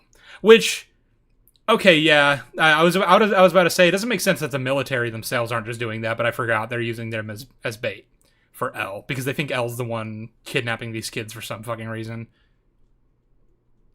I don't know why they think Yeah, that. I mean, it's also convenient they're not going to try check Murray's truck on the way out, as you think they would, but oh well. Actually, I'm thinking also, why do they think L is the one kidnapping these children? Because they know her movements when Holly was taken. They know that she showed up to the house after she was already gone, right? Mm-hmm. Yeah, they do. Okay. I mean, have we even discussed that the actual like motivation of Dr. K isn't even to have L killed, which means Sullivan's entire motivation in season 4 to kill her. I Huh? was going to talk about that when we talk about the rest of this episode in terms of the Hopper L stuff, because we haven't covered that at all. Okay. Oh God. I see. Yeah, we haven't talked about that yet. But yeah, so that's the plan for my main characters. They're going to ferry them out one at a time. And this almost goes off without a hitch, except that fucking, I think Mike's dumbass accidentally hits like a water pipe, which causes the bathroom sink to start spurting out everywhere, and they have to go deal with that. And because of that, the floor gets slippery, and then one of the kids who's not part of the Mr. Whatsit gang notices this, goes to investigate it in the bathroom, sees what's going on, and then gets the military guy that's supposed to be monitoring them into it. So then they have to all make a fucking break for it. And Derek, the MVP of the show, is able to hold back the door against a fucking grown-ass, highly trained soldier on top of a wet floor that should be slippery. So like he has everything stacked against him, but our boy came through like he always does because he's Derek. Well, you see, he's Goated with the fat, sauce. so he has infinite weight and can't be moved. Yeah. Mm. And then, Unstoppable force versus a movable object. like, 2 other soldiers join in on trying to push through, but at that point, Will and Mike have come to reinforce Derek, our Lord and Savior. But that's not enough. And of course, our two 17-year-old nerds and a fat kid in the 6th grade can hold back 3 physically fit men in their prime from battering down the store while standing on a wet floor. Like I said, I know that we've established that the show does not understand physics, but it's like you'd think that you'd at least be able to comprehend the idea of like human fitness and the ability to like how humans age and their strength develops. But again, no, apparently not. Apparently that's too much to ask of these writers. Bagel, how many times do I have to say "fuck you" before you get the impression? Yeah, that, fuck like, me. You're not supposed to know. Fuck You're not me. supposed to care about Fuck these me. things. Again, punishes you for paying attention because you're like, okay, well, not even paying attention, just having like a general understanding of how human bodies work. I'm like, okay. Again, sure. It's like the epitome of that, like, sure, I guess meme. What the hell, sure. Yeah. Someone said, how Little old is- girls can survive being thrown by supernatural forces into bookshelves. It's fine. Someone said, how old is Holly supposed to be? Like, Holly and her classmates? That is such a good question. No, they're supposed to be I 9 could not and- tell you. They're supposed to be between 9 or 10. That's what Dr. K says explicitly. Mm. Yeah, which is funny considering she was like 3 in season 1. But Well, it's- whatever. how old was she? Because like I know that she was like a toddler. if it's been 4 years since season 1, which we know it has, then like she had to have been 5 in season 1. That But she's doesn't like track. she's like I guess. She was 5 and in a baby booster being fed. I don't Yeah. believe you. Yeah, no. Yeah, that doesn't I mean, really maybe make any Karen sense. Wheeler's just a really bad mom. I don't know. Yeah. Maybe. I mean, we already know that to be true. So. Yeah. But she listens to ABBA. Now, Yeah, this is true. obviously, what happens is the soldiers do eventually break through the door, and they grab Will and Mike and Joyce and people, everyone who was in the hiding just below the floorboards in the tunnel, basically. So the only people who haven't been caught at this point are Lucas, who's in the tunnel with a bunch of the kids, but in a different part of the tunnel, and Murray and Nancy and Robin, who are all with the truck, right? No, Nancy's not with the truck. Actually, what is? Oh, sorry, doing? Nancy's in the upside down. Sorry. Right. Yeah. Nancy and Jonathan are trapped in the cum dungeon. Come How could you forget? We'll get to that, I'm sure. Yeah. So that's the state of play.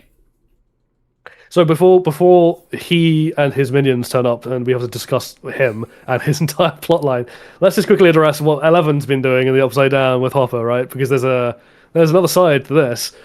So they're standing on a hill overlooking the base, right? And Elle's like, I can use my powers to jump the fence. And Hopper's like, that's really stupid. You will get seen in court immediately. Like, don't do that. That's obviously dumb. They'll hear you doing that. Mm-hmm. And I was like, well, fortunately, you see, it turns out that the lightning in the Upside Down is happening at the exact interval of every 8 seconds, which we've somehow never noticed before. And which now is that's, also just not consistently upheld in any part of the show. Well, goodbye, Andrew. All right. He said he's charging his He'll phone. He'll be back soon. Yeah. Yeah. So Elle points it out, and she times the jump and gets it, and she kills a soldier, right? She kills that soldier in the tower. Yeah. Yeah. And then she has then broken into the base, and the goal, at least as far as she thinks, is that she's going to infiltrate the base, find where the military are, quote unquote, keeping Vecna, and then kill him. Robbie, how does Hopper get in? I can't even remember how Hopper gets in. She lets him in, like just through the main Yeah, gate. yeah, I She just guess. opened. Yeah. Yeah, Just she opens kills the door. that guy. She kills murders that guy. She murders the guy in the way. To be fair, she's always been like willing to kill Murderous. like murders. Yeah. Yeah. Like she even in season 1, remember when like Brenner and his men were about to kill Mike and Lucas and Dustin and everything, and then she just fucking murked them. She just murders him. Yeah. Yeah. I mean, the bigger question I have is the army only have that one guy on the gate in the Upside Down. In the Upside Down, they know that there are monsters that roam. That one of them attacked a supply convoy. Actually, We never really cared about those soldiers, innocent or otherwise. the monsters don't exist in the Upside Down until they need it for the Until plot. they're on screen, yeah. Until they're on screen. So actually what the soldiers are on the lookout for is the camera crew. If they see the camera crew lurking around, they're like, oh fuck, we could be attacked at any moment. If they see the Duffer Brothers, they shoot on sight. Yeah. Which, that's an understandable and proportionate reaction. Yeah. So I'm in favour of that. Yeah. Couldn't Are agree. they Anyway, so yeah, Elle and Hopper break into the lab, and they defeat a bunch of soldiers and Dr. K, who is there. Dr. K briefly uses a psychic weapon to incapacitate Elle, and then monologues at her about nothing in particular. And then doesn't bother then she- incapacitating her at all, knocking her out with a tranquilizer or anything. Or tying her up, or Tie her kind of thing. up. Actually, the entire reason for her presence here, the prize of what she wants to collect for her experiment, she just leaves on the floor so she can go gloat at Hopper, Yep. who is currently being held by a cut piece of the upside down vine that's in a case. And then through And that various never different bits shows of up. bullshit that, yeah, like I don't want to break down the entire sequence of events that happens in this action scene because it's all complete fucking nonsense and we'd be here forever. But through a series of absolutely mad, convoluted bullshit, Kay ends up like effectively unconscious, and all the soldiers are defeated, and Hopper and Elle are free again, and the machine is still incapacitating Elle. She's still having trouble like using her powers, and so Hopper's like, okay, I'm gonna go through the doorway to where they're keeping Vecna, and I'm gonna blow myself up and kill myself and kill Vecna and save you from having to fight him. And you've been such a good daughter, and like, oh, I love you so much, and go and have a good life. Quote unquote emotional scene happens. Yeah. I personally think that scene is bollocks. Do you have any thoughts on it? Well, it's one of those things again where it's like I feel like we're just retreading old ground, but at this point it doesn't make sense for Hopper's character to be at this point in his life, right? Where he's like, I'm going to be the martyr. I'm going to kill myself. Especially since the assumption is that Henry is incapacitated anyway, if he is in fact being held by the government, so you could just shoot him in like the head or something. You don't have to blow yourself up. But he's treating this like this is goodbye and I'm going to die. And he acts like it's like a fail-safe, but I'm like, I don't know. The show is definitely depicting it like he expects fully well that he's going to die. So yeah, and also I don't wanna, he's planning for it. Mm-hmm.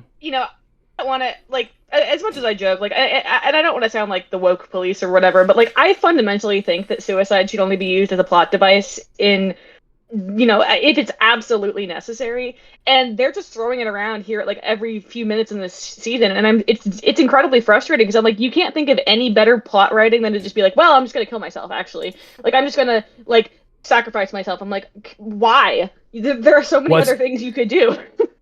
I sort of agree with you in a kind of slightly different way, but like I think with suicide, when it's portrayed on in media, the important thing to understand about it is like the death of a human being is always like very profound, and when that character is a character who has a connection, the nature of suicide is like you're not just destroying yourself, you're impacting everyone around you who you're connected to, and sometimes that can be quote unquote justified, and sometimes it can't be. Like I'm not going to get into the ethics of suicide, but if you're going to have it on screen, you need to understand that it's a very weighty thing, right? Like it needs to come with the full kind of recognition of that fact. You can't just throw it around like it's nothing.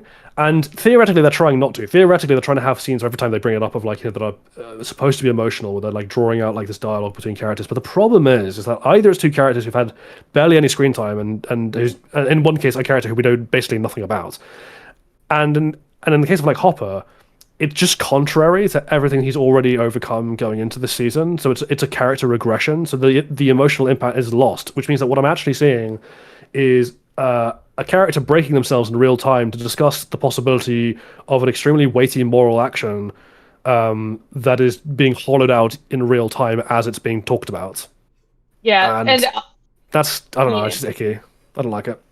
Yeah, for comparison, and Sheeb will know what I'm talking about. Well, actually, so in Supernatural, I won't spoil what happens, but there's a character who decides to essentially like sacrifice himself, and that single act carries the weight of an entire season. Like, yeah, it carries not only does it carry the emotional weight of like the characters, but it carries literally the plot. Like the act of sacrificing yourself is understood as something that will have extreme impact on the people around you. And in the show, it's just them making spur of the moment decision. It's like, okay, if you're going to portray like sacrificing yourself and suicide in this way, you need to understand what is going to happen to the characters around that person and why, and they fundamentally do not. Yeah. And like what effects it'll have on the plot, of course. Anyway, they break into the, Hopper then breaks into the room expecting Vecna to be there, and it's not Vecna there, so he comes back out to the corridor and grabs Elle and is like, you're going to want to see this. And they go back into the room, and it turns out that the person that the military has strapped to a machine and sedated and kept under wraps is Carly, otherwise known as 8, another one of the children from Brenda's experiments that 11 was part of, and the only one other than Elle who is still alive, who we briefly saw in one episode, a universally beloved episode. A very good episode. The best episode of the show, of course. I keep saying an episode this, so bad that the actual actors keep telling people to skip it. I keep saying this, but like I remember when like that was the worst of the show. What a good time! What a time to be alive. Yeah, and so for those of you who don't remember Carly, and how can I blame you? Carly's thing that she can do is like her powers is that she can conjure illusions. She can't do any of the other psychic stuff that Elle or Henry can do. She can just conjure illusions. Which season 4 makes that really questionable, considering every other psychic kid in the program apparently just has Elle's powers. Don't really know why Kali was ever the exception, but fine. It's whatever. She just has that power. Yeah, it's also funny how in season 4 they just go like, oh, 8 had left by then when they're discussing what happened in the lab. And I'm like, what do you mean? I mean, she's left by then. She's got out and walked out. Fuck it. Who cares? Yeah. So that's what's been going on in the Upside Down. Now back to the military base, where our favorite neighborhood CGI abomination is about to make an appearance. Before I even talk about the plot, I want to say before we even break down the scene itself, I just want to say like Vecna's design, I don't like it. Ugly. It's disgusting. Skinny Queen. It's Skinny genuinely Queen. it's genuinely so much better in season 4, and I have issues with the way it looks in season 4 because there are parts where he just does not look intimidating. So like if you want to update it, you can, and I think that's welcome. The way they chose to do it here is bad. Yeah, no, It also just feels fake, right? Because at least with season 1, most of it was prosthetics, so like it looks real. Even if it didn't always look great on screen. Season 2 is just CGI, so it looks really like and not well composited CGI either, like not well integrated into the scene. So it just looks like a PS2 cutscene. Yeah, I showed C that scene because I know how big into that he is, and like the comparisons that are inevitably going to be made between that and like Davy Jones, and he was just like losing his mind. Yeah, it's one of those things where it's like a surface level thing, but it just kind of goes to show like the lack of care in between season 4 and season 5, like in terms of like production. Well, it also goes to they were show using, like practical effects, it also goes to show the larger mindset of like why this show has gotten worse over time, which is that like it started off as a small scale, like the stakes are relatively like not too massive show, and now it's just Marvel. It's just a Marvel show. And season 4 had this problem in a lot of areas too. But like this whole sequence here is literally just that cranked up to 11, right? It's just that basically jerking itself off and being like, look how fucking cool this is. Look at all the action. The Demogorgons are fighting the military. Vecna's coming in, fucking throwing the guys around. He's tanking bullets. He's shooting his like fucking claws into a guy's face. Like, look at that. It's cool. And I'm like, this isn't what the show... Like, this isn't why the show was enticing when we started it. This isn't what we came here for. What is this? Yeah, and I must again recommend the works of David Lynch to people who want like good Stranger Things, like what the show is trying to do, because a lot of the kind of thing behind Twin Peaks is that you almost never get explanations for what's for what the creatures are, like what is going on.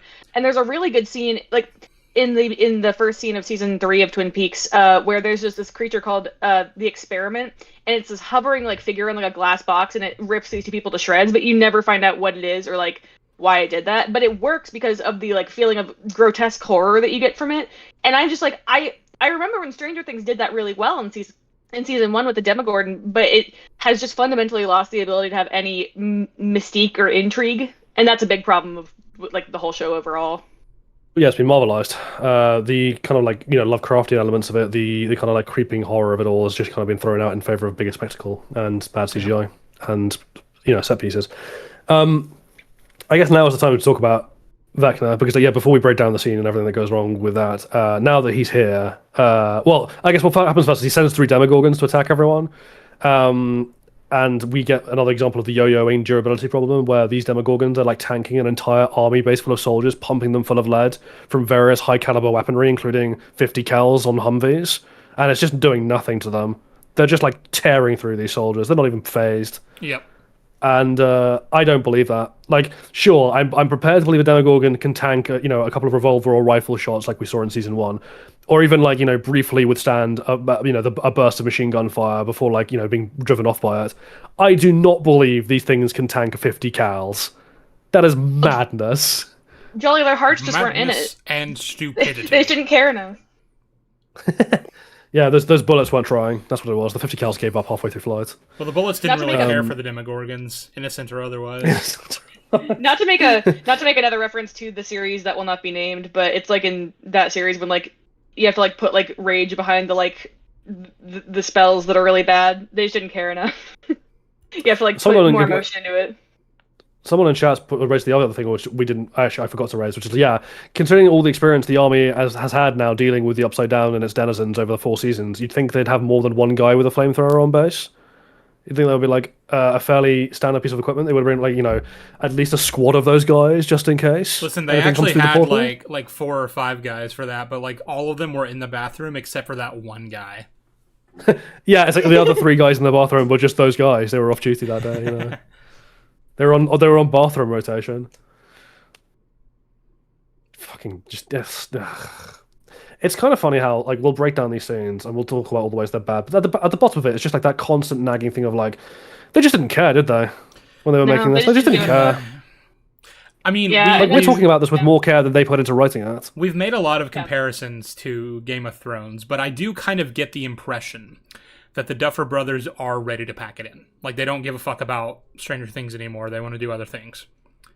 They're gonna go direct a Star Wars movie and then get fired from the Star Wars movie. but like, yeah, like the you know, D&D, fucking, not to be confused with the game that this show pretends it's even remotely close to in quality, but like the guys who made Game of Thrones D&D just kind of phoned it in for the last like 3 seasons because they wanted it to be over. They wanted to move on and do bigger and better things. And then they had a Star Wars project lined up that fell through, ironically, because nobody fucking liked the ending to Game of Thrones. Go figure, if you want to continue getting work in Hollywood, you have to like make things people enjoy. I don't know. Well, I say that, not anymore, but Yeah. you know what I'm saying. Yeah, that was Well, theoretically yeah. the standard. That used to be the case, yeah. Well, and you think of someone like Vince Gilligan who went into Breaking Bad with like no real plot for what it was going to be about, and Yeah. he again made shit people liked, and then he got hired for more TV shows after that. Even though he's just a fundamentally good writer, so he was able to like be like have these like ingenious ideas for the plot as he went along. It's like, yeah, I mean, these comparisons are being made all over Twitter, I'm seeing, but like, the Duffer Brothers will claim that the Stranger Things was planned out from the beginning, and then there's all these ways in which it just clearly does not feel planned out, because it's contradictory and retconny just all over the place. And then, yeah, Vince Gilligan will just be like, yeah, I didn't really plan out Breaking Bad. I had a lot of different ideas about what was going to happen. We fundamentally reworked it after the writer's strike. It was, we were kind of making that shit up as we go. And yet the show fully feels like it was planned out from the beginning, because it maintains cohesion and coherence and continuity and all those things. It flows naturally and organically, and you never have to stop to question, like, oh, like, why, that doesn't line up with this other thing that you established in fucking season 2. Like, you don't, there isn't any of that in Breaking Bad or Better Call Saul. And it's also something. So I can draw a comparison between.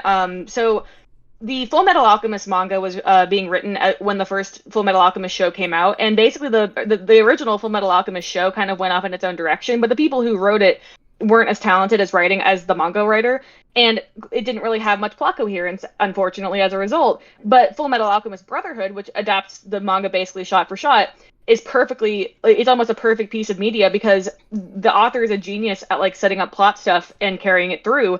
And there's like the notable difference in qualities because of the quality of the writers, like because the writers are able to follow through with ideas that they set up, or the writer is able to follow up with ideas that she set up, and it's kind of like, yeah, it's like comparing Vince Gilligan to the Duffer Brothers. It's like, yeah, one of them clearly knows how to plot out a story, and the other one just knows how to make shit up as they go along Hydrogen with no bomb like versus thoughts. Coughing Vecna. Yeah, coughing Vecna, yeah. But like, it's just, I don't know. I wish someone who was more talented than the Duffer Brothers came up with Stranger Things. I wish someone who understood like story writing was given. Well, I tried Bagel, but they wouldn't accept my script submissions, so Yeah. Yeah, we're too woke for that kind of bullshit. Yeah, they're like that floating imp in a bowler hat cannot be allowed to write our scripts. He is too small and weird. I guess now is the time to talk about Vecna, right? In the kind of like meta sense. I think that's the way to start this, right? Which is like, before we even get to like the discussion of him as a character in the show, we need to talk about the matter of why he exists in the show. Like, at all. Yeah, because again, we talk about how they act like the show is planned out from the beginning, but the very existence of Vecna screams that they didn't. And we went over this a little bit in the season 4 stream, but I guess it's worth repeating in case anyone here doesn't remember what we said or wasn't part of that discussion, whatever. Which is that, like, obviously season 2 introduced the Mind Flayer as sort of the overarching villain. He was this big, mysterious, unknowable, like Lovecraftian, incomprehensible creature that sort of invaded, or presumably invaded, what we know as the Upside Down, but what was originally like maybe an alternate version of the world that used to have people on it, just like our world, or whatever. We don't know, and that's what made him intriguing. And then season 3 came along and clearly wanted to follow up on that, because you can't just ignore that shit. But they didn't know what to do. And they fucking decided to go with making a giant meat monster out of human flesh. Yeah. And nobody fucking liked that, and they realized nobody fucking liked that. So then they were like, fuck it, no more Mind Flayer. Instead, we're going to introduce this fucking guy who's actually been around the whole time and has a personal history with Elle, but don't worry, she forgot about that because of like trauma. And he's actually been pulling the strings from the beginning. And for a lot of reasons that we highlighted when we talked about season 4, that doesn't make any fucking sense. There's a lot of things about Vecna's timeline that we learned from season 4 that, like, if that's the case, then where was he during seasons 1 and 2? Why was he not doing this? Why was he not doing that? What was the point of the meat monster? And that doesn't really make any sense. And Vecna, while an interesting character in his own right that I kind of enjoy as, like, a character, at least in season 4. Excuse me, I'm very burpy today. While all those are definitely the case, his existence in the meta and in the narrative overall not only doesn't make sense logistically, but also just thematically botches a lot of what the Mind Flayer represented about the cosmic horror of the show. Yeah. And honestly, like, the thing is with the Mind Flayer initially is, like, I really like it's a little... The CGI of season 2 is not aged the best, but it also... like the way they made it look, it's like it didn't need to be perfectly animated to like convey the like absolute horror you see of seeing this giant fucking shadow spider thing. You're like, oh my god, I don't, it's terrifying. It's so terrifying. Yeah, it's terrifying. And then in this show, it's again, it's the problem of the show wanting to over-explain everything. It's like, okay, the point of horror is that you don't know what's going on necessarily. Is that like you're horrified because it's this giant fucking shadow spider that is terrorizing the town, and then the show is like, well, we need to have explanations for everything. I'm like, no, you don't. You don't actually have to, because I think the audience, I would hope, is smart enough to understand that, like, well, for elements of a story to have stakes, you need to not always know what's going on. It's that is true. I think there's another element to it though. It's like it's not just that they have an over-explaining problem. It's that that itself is born of this weird belief, and it's something a lot of writers seem to have, of just believing that simple explanations won't fly for things. Yep. Even though those explanations are only there at that point, these aren't final explanations, these are just explanations for like setup. So in season 1, and the thing is that season 4 even kind of does this, right? Season 1, there was no implication that the Demogorgon was anything other than a wild animal, right? That like, as far as plot goes, what happened was Elle opened up a portal to the Upside Down. A Demogorgon was in the area on the other side of it and was like coming through as a predator from that world, eating kids, basically eating people as it found them. And that the ending of season 1 implied that, like, the events of season 1 had drawn the attention of the Mind Flayer, that it had not been aware of things going on, or had not been in the area to affect the things going on, but had been slowly making its way there over the course of the season, and then arrived by the end. Yeah. And like that's all the explanation we needed. When people were like, why was the Demogorgon there? It's like, because it's a monster that was in the area. Yeah. There doesn't need to be anything more sufficient than that. That was fine. But Joey, now they're like, no, it was there for a great conspiratorial reason. It's like, that doesn't make any sense though. Yeah, and Jolly, I know that you were joking in chat, like, well then why did it kill Barb? But it's like, yeah, it's a genuine question. If you're saying if this was planned out from the beginning, why did it take Barb, and why did it kill her? Like, well, why did it do any of that? I want to save that for the discussion about the spy thing. I'm the spy. But yeah, before we get there, I just want to lay this all out, right? Of like the meta, so that we can talk about then what the actual in-universe motivations of these characters are. Because yeah, the meta is they fucked up the Mind Flayer. People were unhappy with him. They did a course correction to say the Mind Flayer was never actually a real thing and it was actually Vecna all along. They tried to introduce another villain that was liked by the audience. And that sort of worked. The problem is that, as we pointed out, that doesn't make sense with what we're shown. So in season 5, well, actually in the stage play, but as far as we're concerned, in season 5, they try to retcon it again.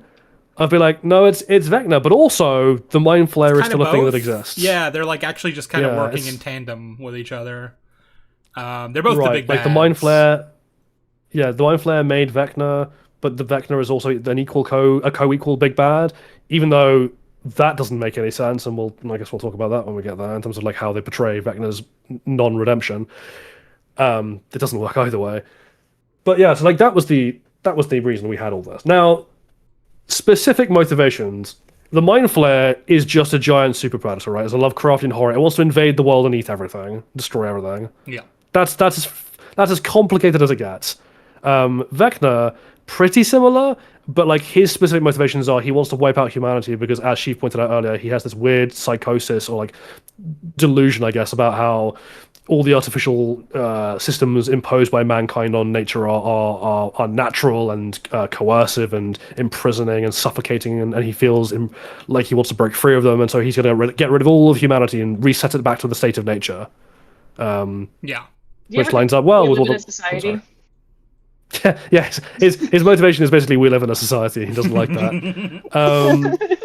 And that tallies up well with the Mind Flayer, because the Mind Flayer can be like, yeah, well, humanity will die when I kill everything, so we can. So we're partners, best of both worlds, literally. The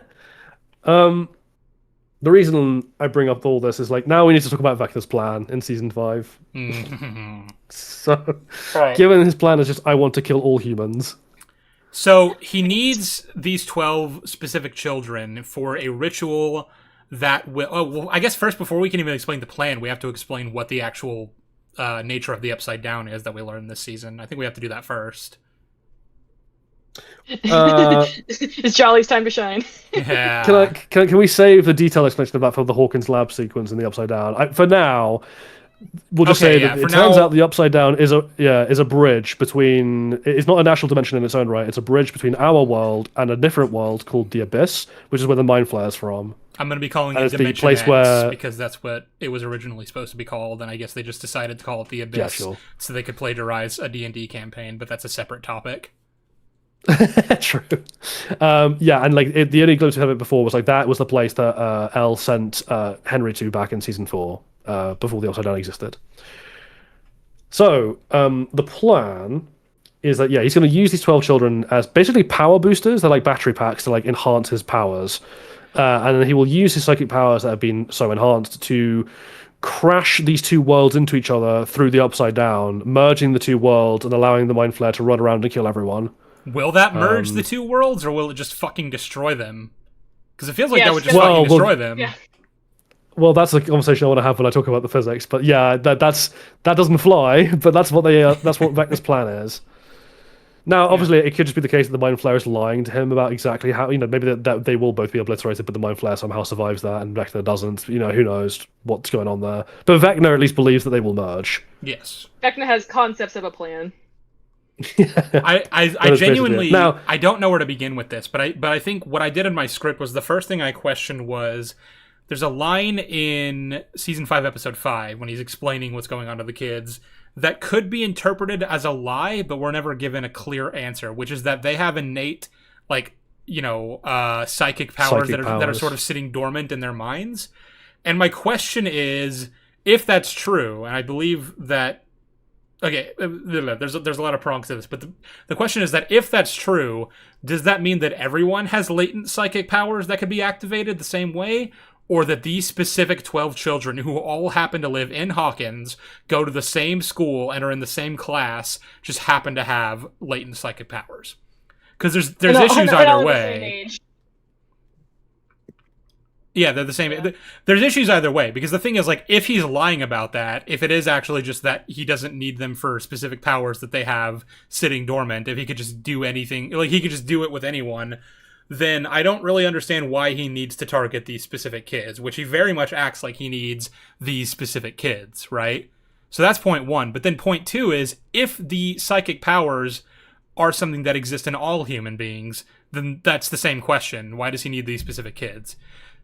So... Well, he basically said it was, like someone in chat mentioned, he said it's because they're weak, which... But that doesn't mean anything, because because what he tells Will is the reason I chose children to reshape the world is because they're weak and easily broken. And I'm like, okay, but you don't need these specific kids to do that with, right? There are plenty of other kids to pick from, surely.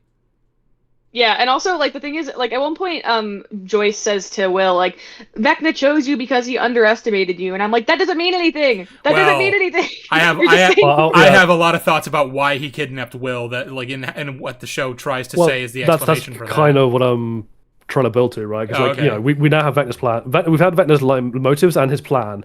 Now, unfortunately, these don't tally with the Mind Flayer's motives. Like, theoretically, yes, crushing the world achieves the Mind Flayer's goals, apparently, but, like... It's such an unnecessarily stupid and convoluted thing. So as we saw in the first 3 seasons, the Mind Flayer's actual goal is just to get to Earth. It doesn't really care how it does that. Just wants to invade. As long as it gets there. Yeah, now, the reason we had to shut the portal in Season 2 was that it was literally going to just force its way physically through that portal. It was just going to literally just walk through like anyone else has been doing all season. And that's why, any portal being open long-term was dangerous, because the Mind Flayer could just walk through and invade Earth. But the Mind Flayer appears to have just forgotten it can do that, because there's portals fucking everywhere this season, and it doesn't bother trying that. Yeah.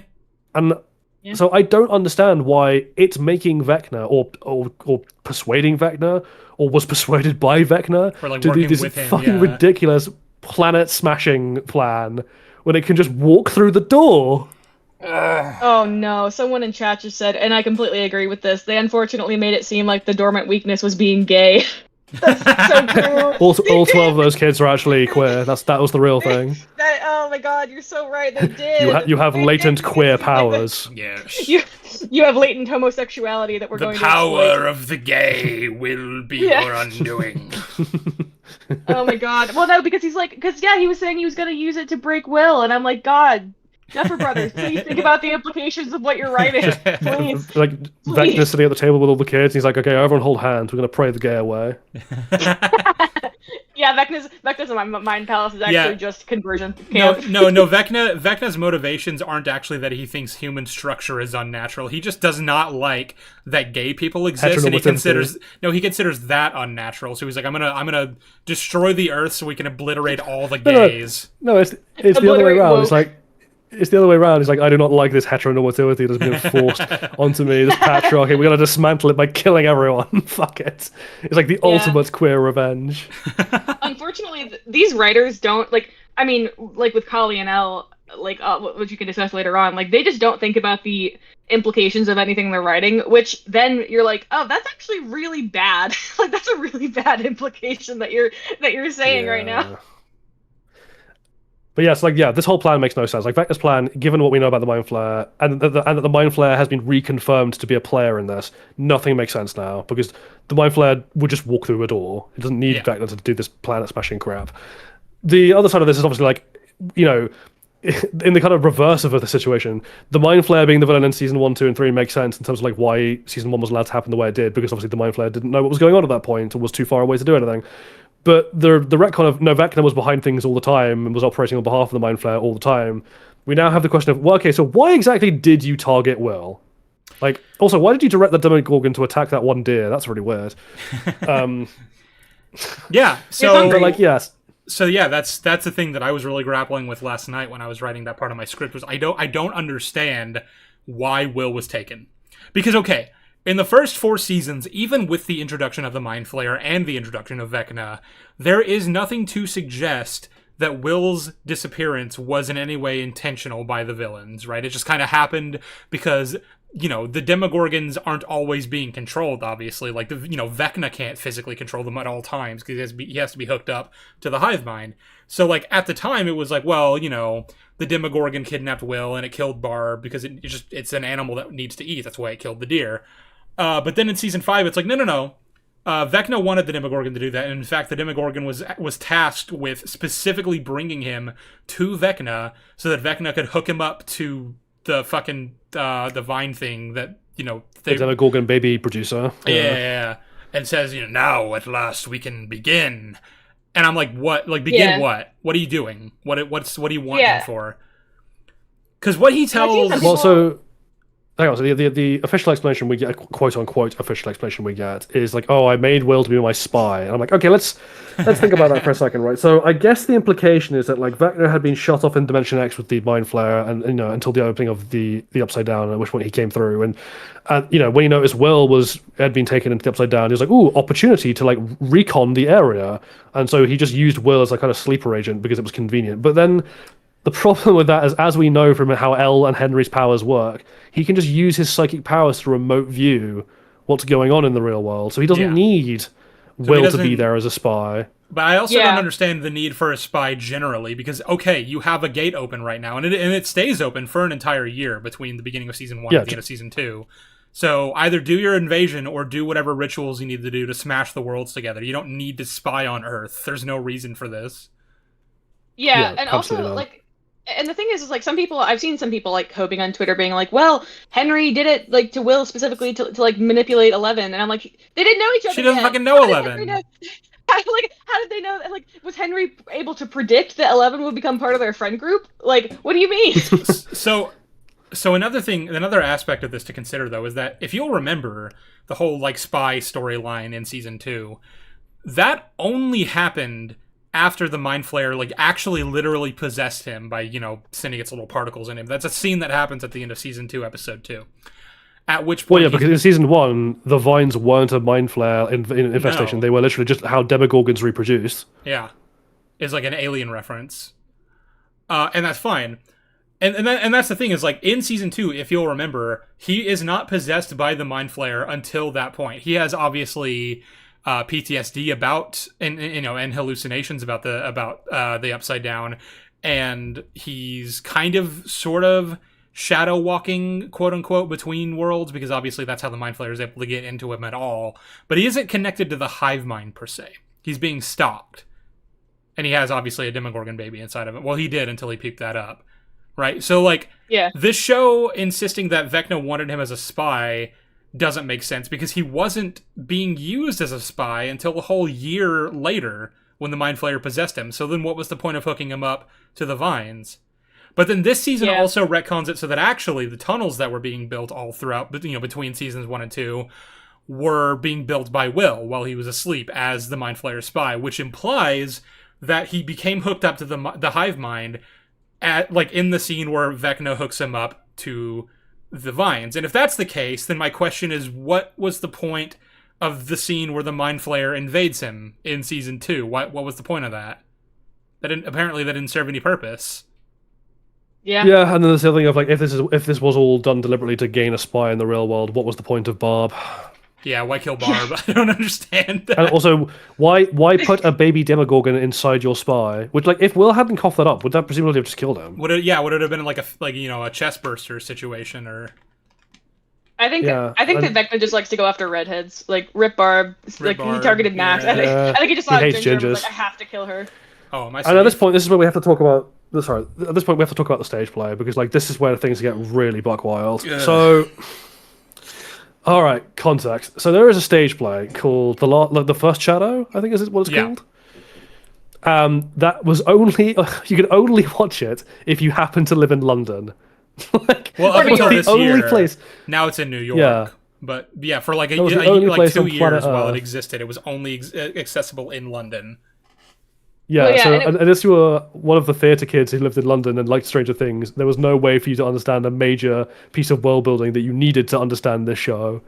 Well, I thought it was funny because I was actually in New York recently, and I like, you know, we were on Broadway, and I looked up and I was like, there's a Stranger Things play? Like, is it like an adaptation? And my sister was like, no, it's like part of the story. And I was like, why the It fuck is an would they do actual that? canonical Why would they- prequel about Henry like, Creel's why? childhood and his time at high school in Hawkins. And I was like, why Yeah. would they gatekeep such a major part of the plot behind Broadway? Like price, like Well, tickets. my- Why? My presumption was going to be like, okay, so they had the stage play as like a little teaser, but like what we're going to actually get in season 5 is like a whole episode that is just like, you know, a TV adaptation of the play, basically, to like give everyone else that context. Because, okay, things that happen in the play is like, yeah, it's an exploration of Henry Creel's childhood, and we get a retcon of season 4, right? Which Many the retcons, season 4 just yes. implied that, yeah, that Henry was like a little psychopath, and then like he just happened to be born with psychic powers. But no, it turns out actually what happened was when he was living in Nevada, he went exploring a cave system, found a special magic rock from Dimension X that had been left there by a scientist from Brenner's lab, which at that point was in Nevada. Which Brenner only had because his father was on the was the captain of the USS Eldridge, an entire U.S. Army Navy battleship, teleported to Dimension X by the Mind Flayer in 1943 and back again. Fuck me. And There and then, back again. then Henry Hobbit's tale. was in the play anyway, was transported to Dimension X by this element where the Mind Flayer infected him with psychic powers and its own mind and sent him back. And then like he briefly dated Bob Newby's sister. Then he tried to kill her. Then he drove his dad mad and killed his family. And then Joyce and young Hopper had Victor arrested for murder while Brenner took Henry back to the lab. And this is all so massively buck wild. Well, but again, so you're getting the timeline of events wrong. I don't even know why the stage play chose to do this when it's completely incongruent with the canon of season 4.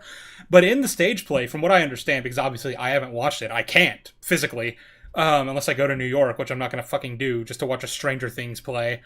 From what I understand from recaps that I've watched, is that him murdering his family, first of all, happens in a different way, depending on which sources you pull from. I don't know if that's the case.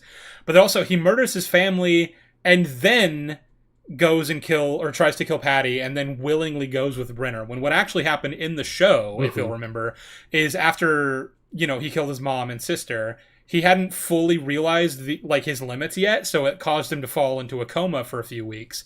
At which point Brenner took possession of him, faked his death, and then, effectively enslaved him to be like the first psychic kid. He did not go with Brenner willingly, nor did events take place after the murder of his family, in terms of like his freedom in Hawkins. That doesn't make sense. Yeah. We also get a very important extra retcon at the end of the stage play, which is so back in season 1. Obviously, the implication of Elle's psychic powers was that was a result of Brenner's experiments on the pregnant mothers, right? Of like MK Ultra, that kind of stuff. Like the CIA were dicking around with like expanding the human mind, and they accidentally created psychic kids that Brenner then used for his own ends. And the Upside Down was created by accident. He didn't even know it existed. Yeah. Season 4 then retconned that to... Season 4 then slightly retconned things to be like Henry was the first one, and that's what gave Brenner the idea to make more psychic kids. But again, no implication that Brenner knew about the Upside Down or anything to do with that. But the stage play is like, no, actually it's the other way around. Brenner knew about the Dimension X before he knew about Henry, and then he used Henry's blood to create the psychic kids by injecting that blood into pregnant ladies. And so they're all kind of like quote unquote Henry's offspring, sort of, at least like in a certain sense. And it's all really bizarre. So that's where Elle gets her powers from, is from Henry, who gets his from the Mind Flayer. Yep. Hey, I have some news for you guys. Do you guys want to know who wrote the stage play? I do know who. It was a writer on Stranger Things. No. I mean, do you want to know who the story is by? It is by the man who wrote Harry Potter and the Cursed Child. Oh, yeah. He's like the director. Yeah. I thought you were talking about the writer. No, he's the writer. It's the story is by him, and so now this makes so much more sense. I was that does make more sense. Because I was like, who wrote this? And I was like, yeah, I know about that because I can't watch the play. The best I could do was watch the behind the scenes documentary for the making of the play that they released on Netflix, but not the actual fucking play itself. God forbid anyone be able to watch that. Yeah, well, I wish Netflix had put a pro shot of the play on Netflix, because it would have been so much better for the context of the show. Too bad. And I mean, it doesn't matter because a lot of the things that happen in the play are retconned by season 5 anyway. Like Jolly, you mentioned that Henry found a magic rock in the cave system. That's not true. That's something the show tells us, because in the play he just found equipment that teleported him. So it's a different thing. Oh yeah, sorry. Whereas in season 5, he found an injured scientist who'd run away from Brenner with this experimental element from Dimension X in a briefcase. Yeah, somehow. I don't know how the fuck he found... I don't know why he was down in that secret tunnel. That doesn't make sense. Henry got... There we go. Somehow Henry got to the... I set off a tick and Jolly, and I sat and waited for him to do it. There's also the thing of the events that were shown in the show is little scout in his scout uniform. Henry stumbles upon, he hears shouting in the caves, stumbles upon this injured scientist with a briefcase who is wielding a gun, and it's like, oh, he sent you, and I'm like, look man, I know Brenner's an evil piece of shit, but I sincerely doubt this 9-year-old kid in a scout uniform is working for Brenner. But he's delirious, you see, because the Mind Flayer is fucking with him. Well, yeah, it's like the one ring. It's the one who carries it becomes corrupted by its power. This is of course important as a piece of world lore building, because this tells us the Mind Flayer has already been able to interact with Earth from Dimension X from well before. From Dimension X, yeah. He teleported an entire ship there. Whatever. And back. Which is considered. Yeah. Anyway, so this scientist, because he's going gaga, decides to wave a gun and threaten to shoot Henry, who picks up a rock in self-defense and bashes his face in. And like, you know, obviously very traumatic, because at this point it turns out Henry wasn't a psychopath. That's something the Mind Flayer did to him. Yeah. He was just But a then he kid. just decided to go along with it. Well, hang on. So this is the kind of part I'm getting to. So, like, yeah, the element turns into the black particles and it enters Henry through his hand, and they get linked, and like that's the birth of Henry, the psychopath with psychic powers. But the reason this is all an issue is, like, again, as we said earlier, in his mindscape, Henry is scared to go into this cave, the cave that is, that we are now seeing in this flashback and through the stage play, which is where he got his powers, where he killed this guy, where all this traumatic stuff happened, where it is revealed to us he was never a willing participant. He was being manipulated and controlled by the Mind Flayer. And so the implication is, like, the reason that memory traumatizes him is that on some level he knows that, like, he's afraid of the cave because of what the Mind Flayer did to him, and the kind of truth of it is being hidden from his own mind by the Mind Flayer to keep him as a useful accomplice. Yeah. Unfortunately, that is not where the show decides to go, where instead it decides that, like, actually, Henry knew about the Mind Flayer's manipulations and decided he was cool with it and was just a psychopath in his own right anyway, and their goals align, and he's going to stick with the Mind Flayer even when it's pointed out to him that he's being controlled. And that leads to an unfortunate problem of, like, either he is being controlled, in which case he is a victim, the show just kind of doesn't acknowledge and treats his death as like a triumphant moment, or he isn't a victim, in which case why is that cave traumatizing to him? If he views it as like the birth of his true self, that he and a cause he totally agrees with. Oh, because the Mind Flayer is scary? Well, guess who you're working for, buddy? I don't know why you're scared of this cave. My dude, look around at where you're living. Oh, well, maybe it's a traumatic memory for him because of the brutal murder that he committed. So he goes around committing even more brutal murders for the rest of his life. Yeah, he copes with it by killing countless people. Killing more people. In really horrific ways, too. Mm-hmm. It doesn't make sense. Yeah, nothing about Vector and the Mind Flayer makes sense. And, like, which means we can now skate back to the scene. Oh, sorry, come on. Well, I was even just going to say, like, they do all this to sort of tease, like, a Darth Vader-esque redemption arc in the finale, and then try to subvert that by being like, no, see, he actually is just evil, and he's super happy with, like, his partnership with the Mind Flayer and what their respective goals are. And I'm like, okay, but the problem, like, on the one hand, yeah, I'm glad you didn't decide to do a redemption arc, because the way that would have happened would have been really fucking shit, and we'll get to that when we get to that. But on the other hand, yeah, you've introduced all these problems, and you've made him way more self-aware than that makes sense for his character. Like, he can't possibly be this self-aware of, like, of his own desires and his own missteps and his shortcomings if he's also, like, just none of it's congruent. None of it makes any sense. Yeah, Ridley Kaiser. Someone in chat has been. Huh? Someone in chat has also said, I think it's Giraffe7604 says, the cave isn't traumatic, the Mind Flayer's the one blocking him from seeing it. It's like, well, hang on, he can clearly see it. He knows it's there. It's not like he's just confused about where Max has gone. He just doesn't want to go in there. But secondly, like, we're explicitly told, not confused. Yeah, he's clearly, like, frightened by the cave. That's how it's being portrayed by the show. Also, Max explicitly tells us, the audience, that she thinks it's because there's something in the cave that's traumatizing to him and he doesn't want to face it. But then the other problem is, like, if it is the case that the Mind Flayer is hiding it from Henry, then he's not in control. He's being controlled, which means he is a victim, which means that, like, the ending is kind of icky. Yeah. And we'll get to especially with the parallel that then set up between him and Will. Yeah, and it's one of those things where, like, again, the Duffers just don't really think about the implications of the story they're writing, because, I mean, again, they kind of explicitly frame Vecna as, like, not to mince words, like a child abuser, and I'm just like, okay, if you want to go about writing a redemption arc, or, like, framing him also as a victim, you have to be very delicate with that. Like, you have to know how to write that kind of arc if you're going to do that, and it wouldn't even be a redemption arc, it would just be, like, exploring it as a concept, and the Duffer Brothers are just fundamentally not talented enough to write that kind of story, like, with, like, all of the implications therein, so, yeah, it would not go well even if they tried, I feel. No, but the Mind Flayer is making him feel scared, so he won't go see the truth. Once he sees the truth, he decides he's too far gone, and he agrees with the Mind Flayer. The Mind Flayer is injecting artificial fear into him. That still means he's being controlled. Yeah, it's like someone said in the chat. It's like Schrodinger's Vecna. Like, they just can't decide whether or not they want him to be a victim or they want him to be the big scary villain, and it's because they are bad writers. Yes.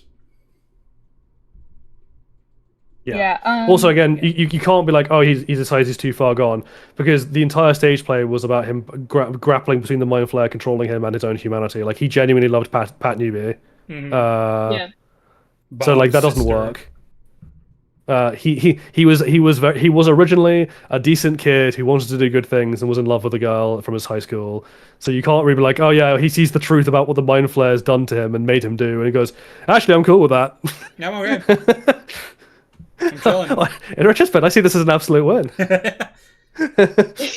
Yeah, and as someone, I don't know, to Drafter 528 in chat said, I thought it was weird when Joyce killed Vecna so violently when he just had a heart-to-heart with Will. I didn't think that was weird. I just think it was that, like, well, no, it's like when he chats with him. No, it's not so much that he had a heart-to-heart with him. It was just Will trying to, like, empathize with him, which is weird in and of itself. Like, that's really weird writing choice, Duffer Brothers, but whatever. But I don't think that was a, I think that scene is stupid overall, but Joyce killing Will, or Vecna specifically, is not like, it makes sense. In that context, it makes sense. Well, yeah. There are other things about it that I don't think make sense, but we'll get there when we get there. Anyway, back at the military base, Vecna's just walked through a portal. I don't know why he's here. He's just an aura farm, apparently. Yeah, he's just here to. Yeah, he's here to fucking style on them. Yeah, he turns up to be like, "Hi guys, it's me. Look at my new look. Don't I look great?"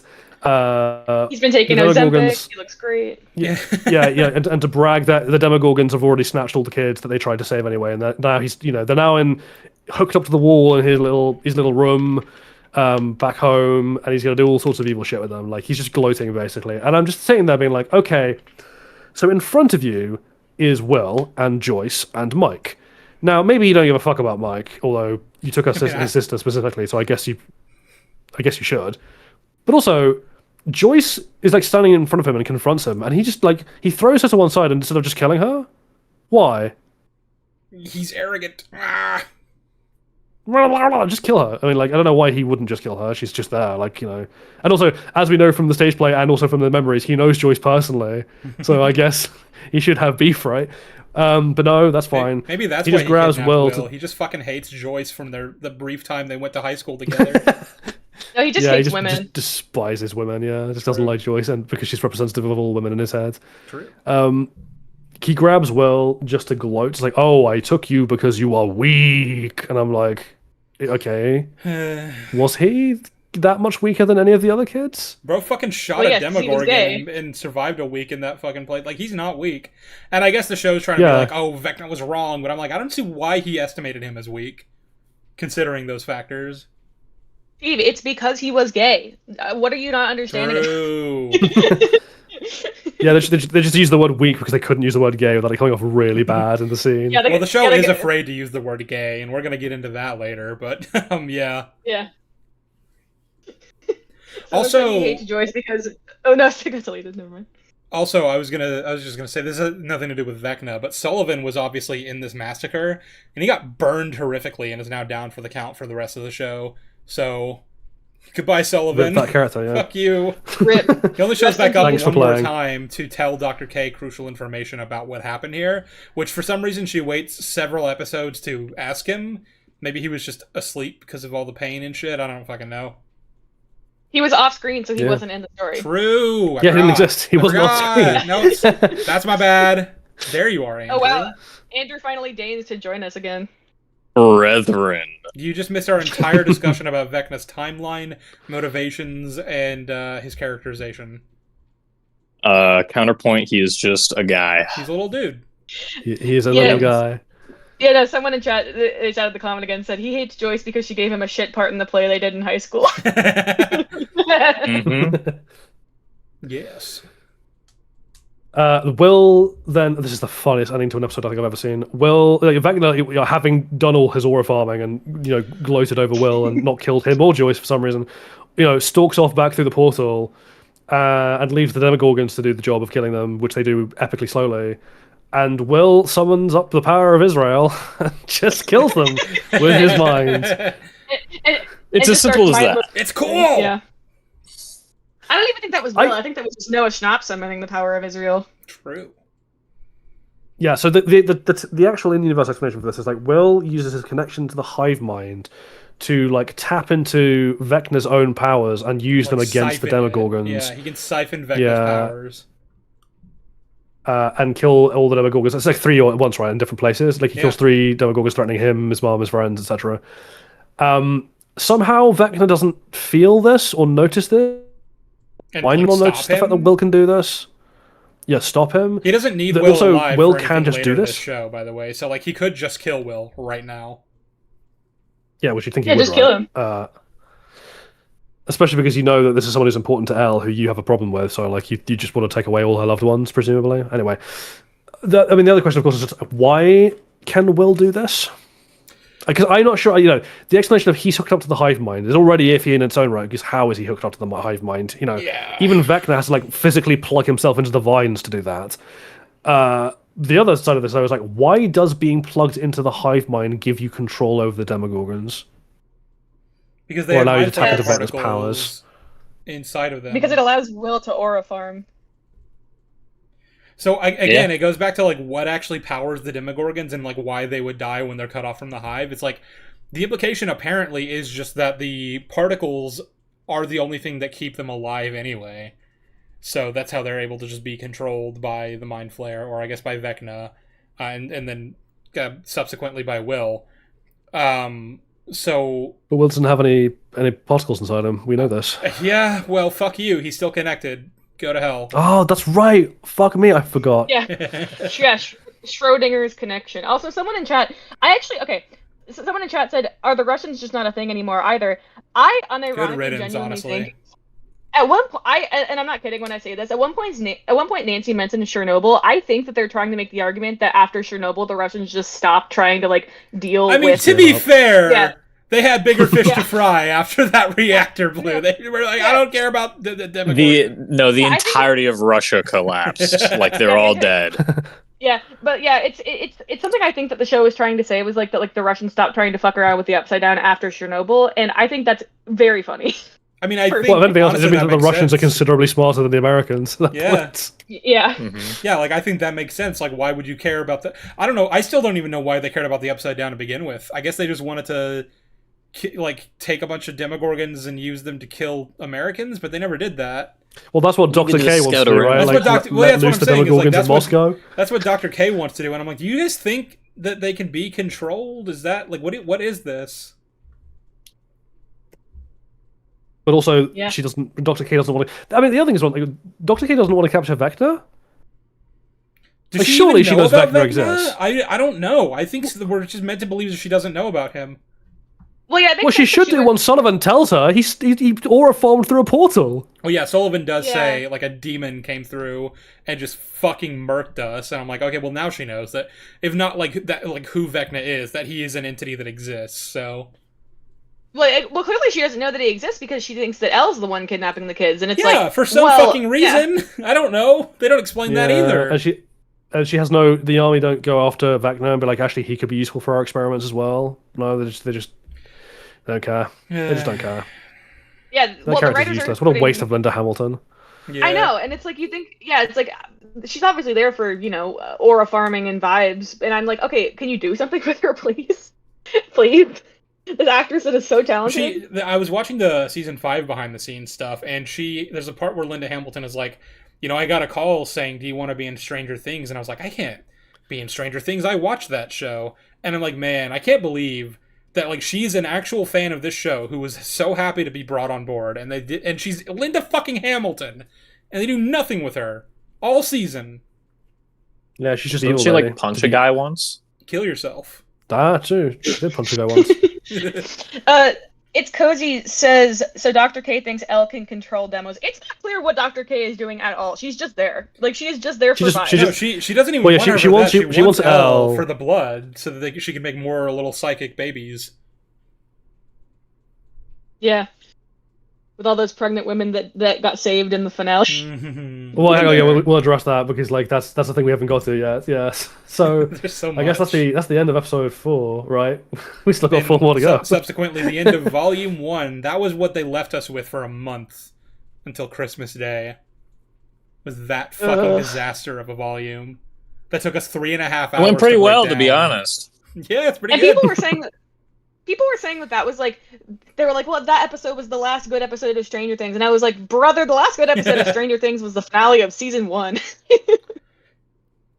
Yeah. I hate this timeline. Yeah. Life. Yeah, All right, volume right. 2. So, Hang on. Before you do that, I figured I would separate these by volume, but I did want to read out the super chats that I've gotten so far. yeah. I've only gotten 3. One was from Sam back when we were talking about how much time it's been since season 4, and he said, "But were they 18 agonizing months?" That's a Simpsons reference. Someone got their pregnant. They're pregnant. Someone got their wife pregnant twice in that time.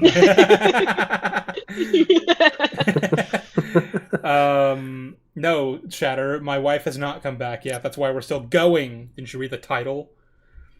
Yeah, we're gonna be here for a while. Sister Megsy for £5 says metal sheets being able to cover up the gates of hell is fine because back in 1977 there was a stormtrooper who hit his head on a door.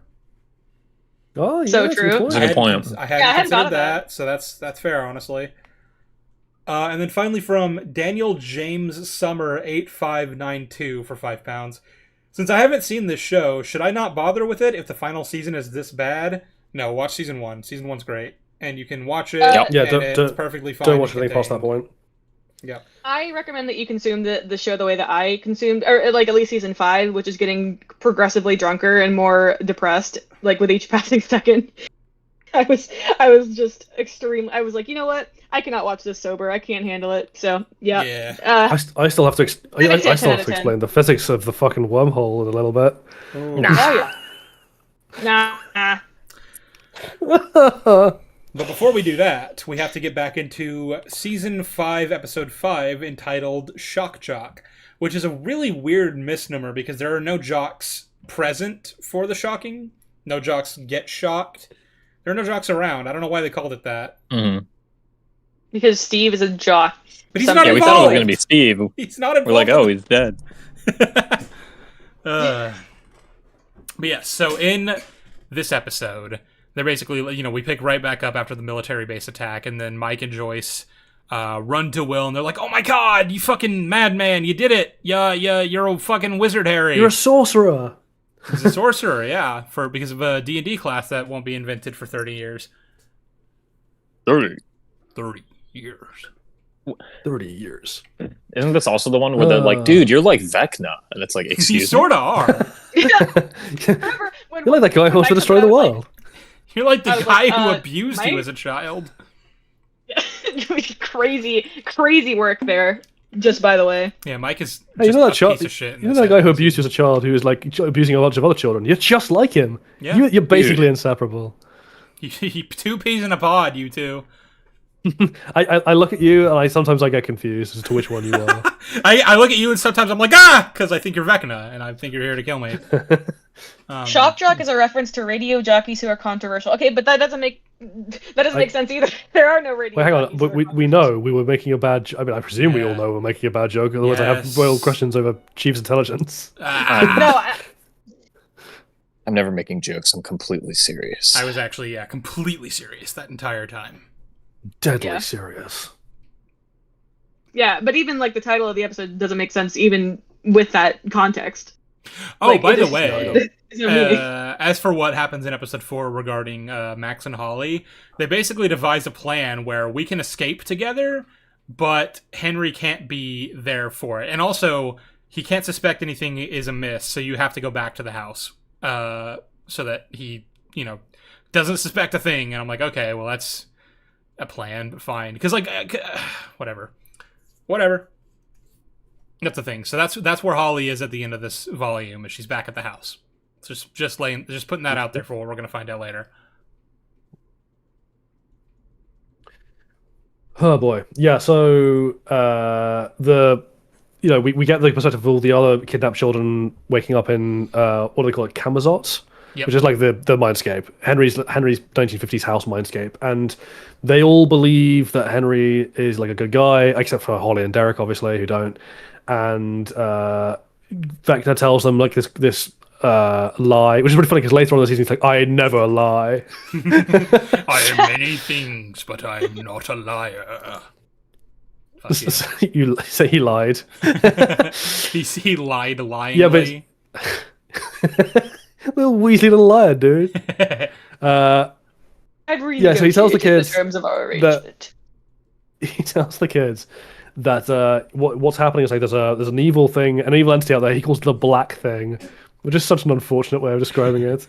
But these are all Wrinkle in Time references, so it's fine.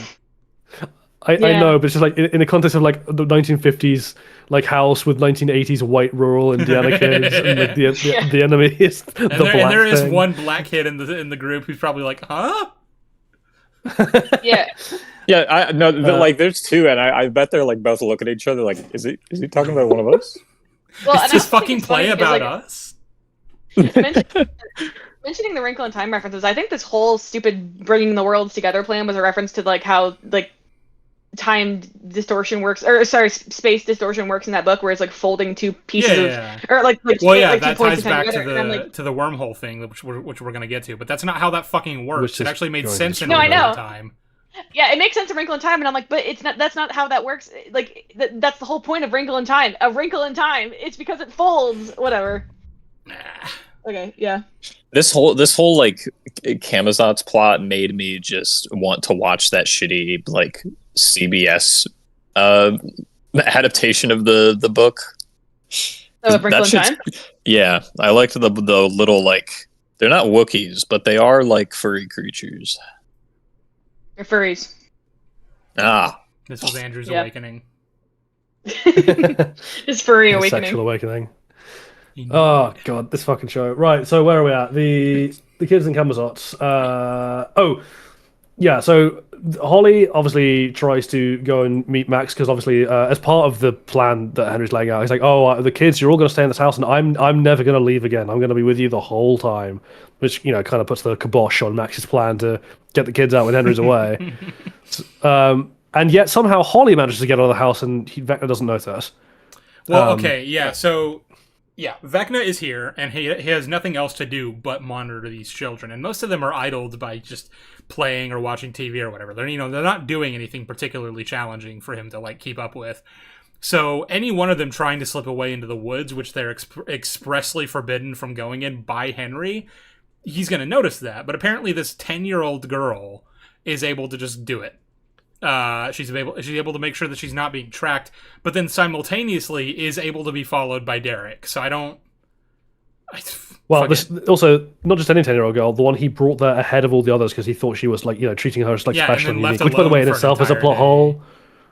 Yeah, which in itself was a plot hole because, as Chief pointed out earlier, when Holly was taken, 3 other kids were already hooked up. So her having the time and space to do things alone doesn't make any sense anyway. But you know, that aside.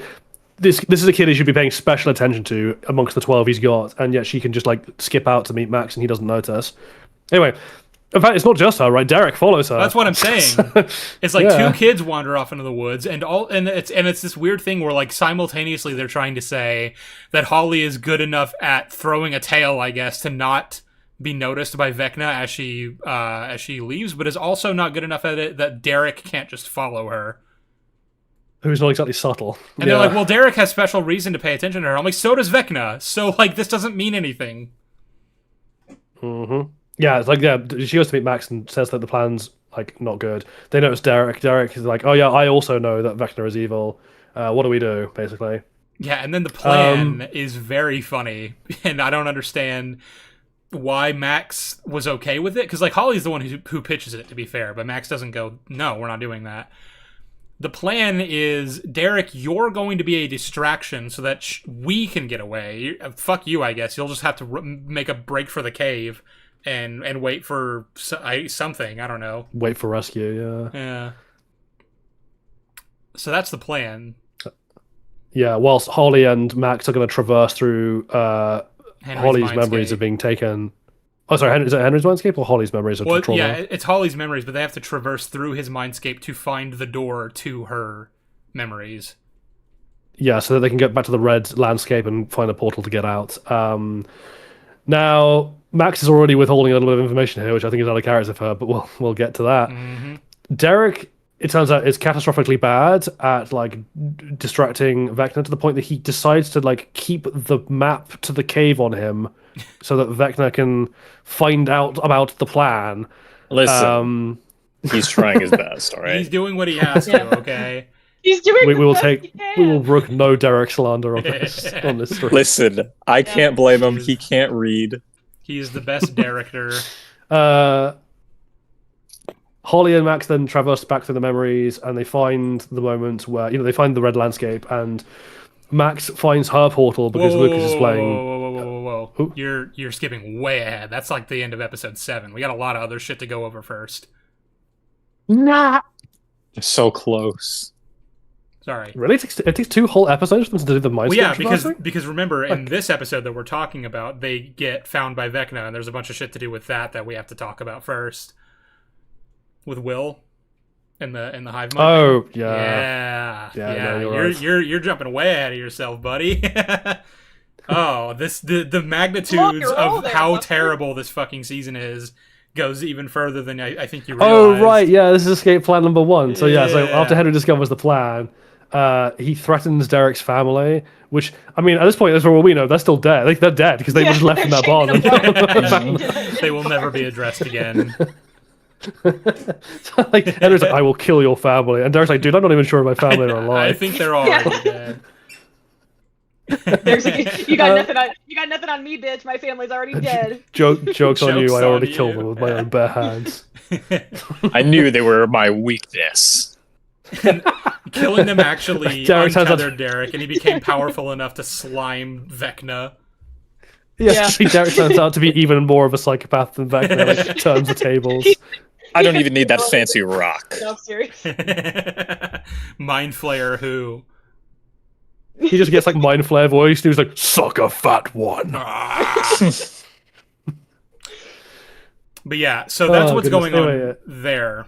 I think before we talk about like their confrontation with Vecna, we have to then bring it back a little bit to talk about what our main characters in Hawkins are doing to because this obviously connects directly to the confrontation with Vecna. Which is that basically they all reconvene at the radio tower and they discuss, Will's a sorcerer now. His powers are not innate or whatever, blah, blah, blah, blah, blah. And Joyce, in a completely out of character move, is like, we can use this.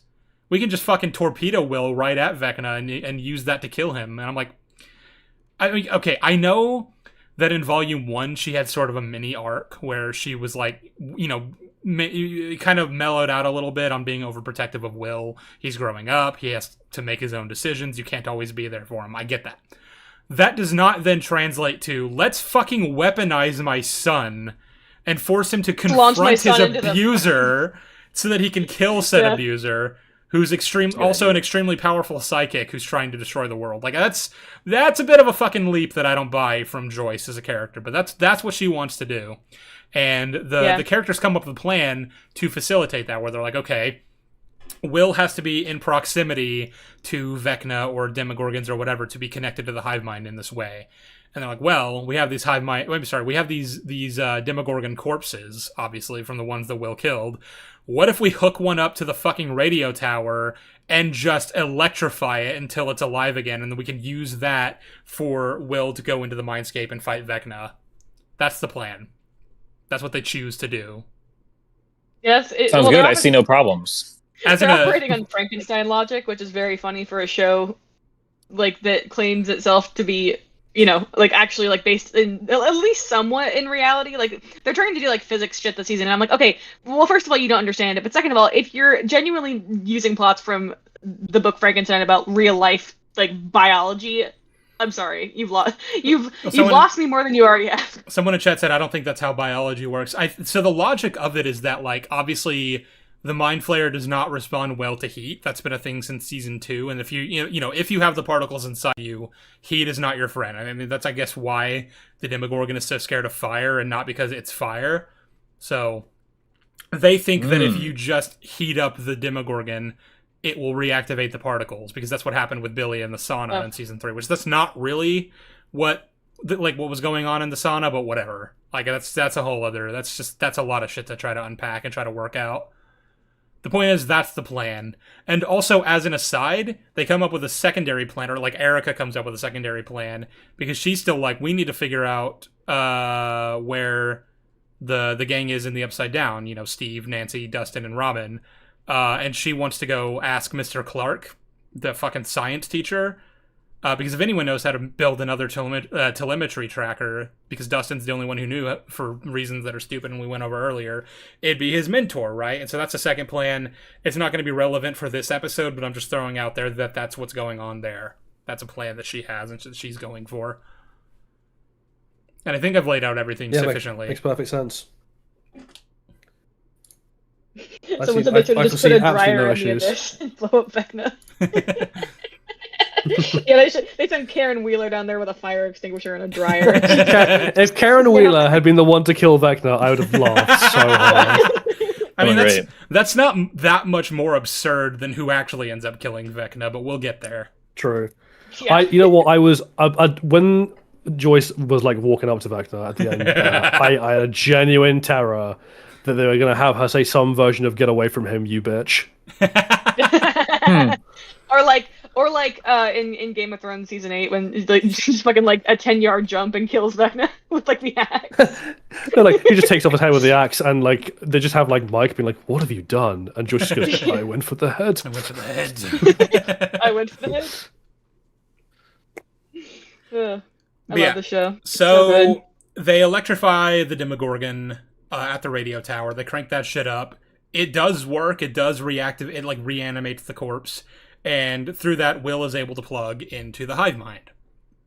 Now, he sees through Vecna that Vecna is obviously chasing after Max and Holly because he's just managed to stop them from getting to the red mindscape where they can escape and is about to kill them. But Will takes control of Vecna and breaks his leg and then tells Max, Max, if you can hear this, you need to run. Which, first of all, I'm just going to say this. If I'm Will and I need to get important information out to Max that like will actually be helpful and useful to her, it's probably going to be something a little less generic than you need to run, but whatever. Max! Yeah. Run! But also secondarily to that, why break his leg instead of just killing him outright while you have control? Snap his fucking neck. Kill Vecna. He made the right Thor here. mistake. Yeah, he literally did. He didn't go for the head. Which then allows, of course, Vecna to take control of the situation and, I guess, exercise Will from him. I don't know why he doesn't just kill Will, but fine. He does that, and Will kind of... Well, he wants to use Will as a spy again, remember?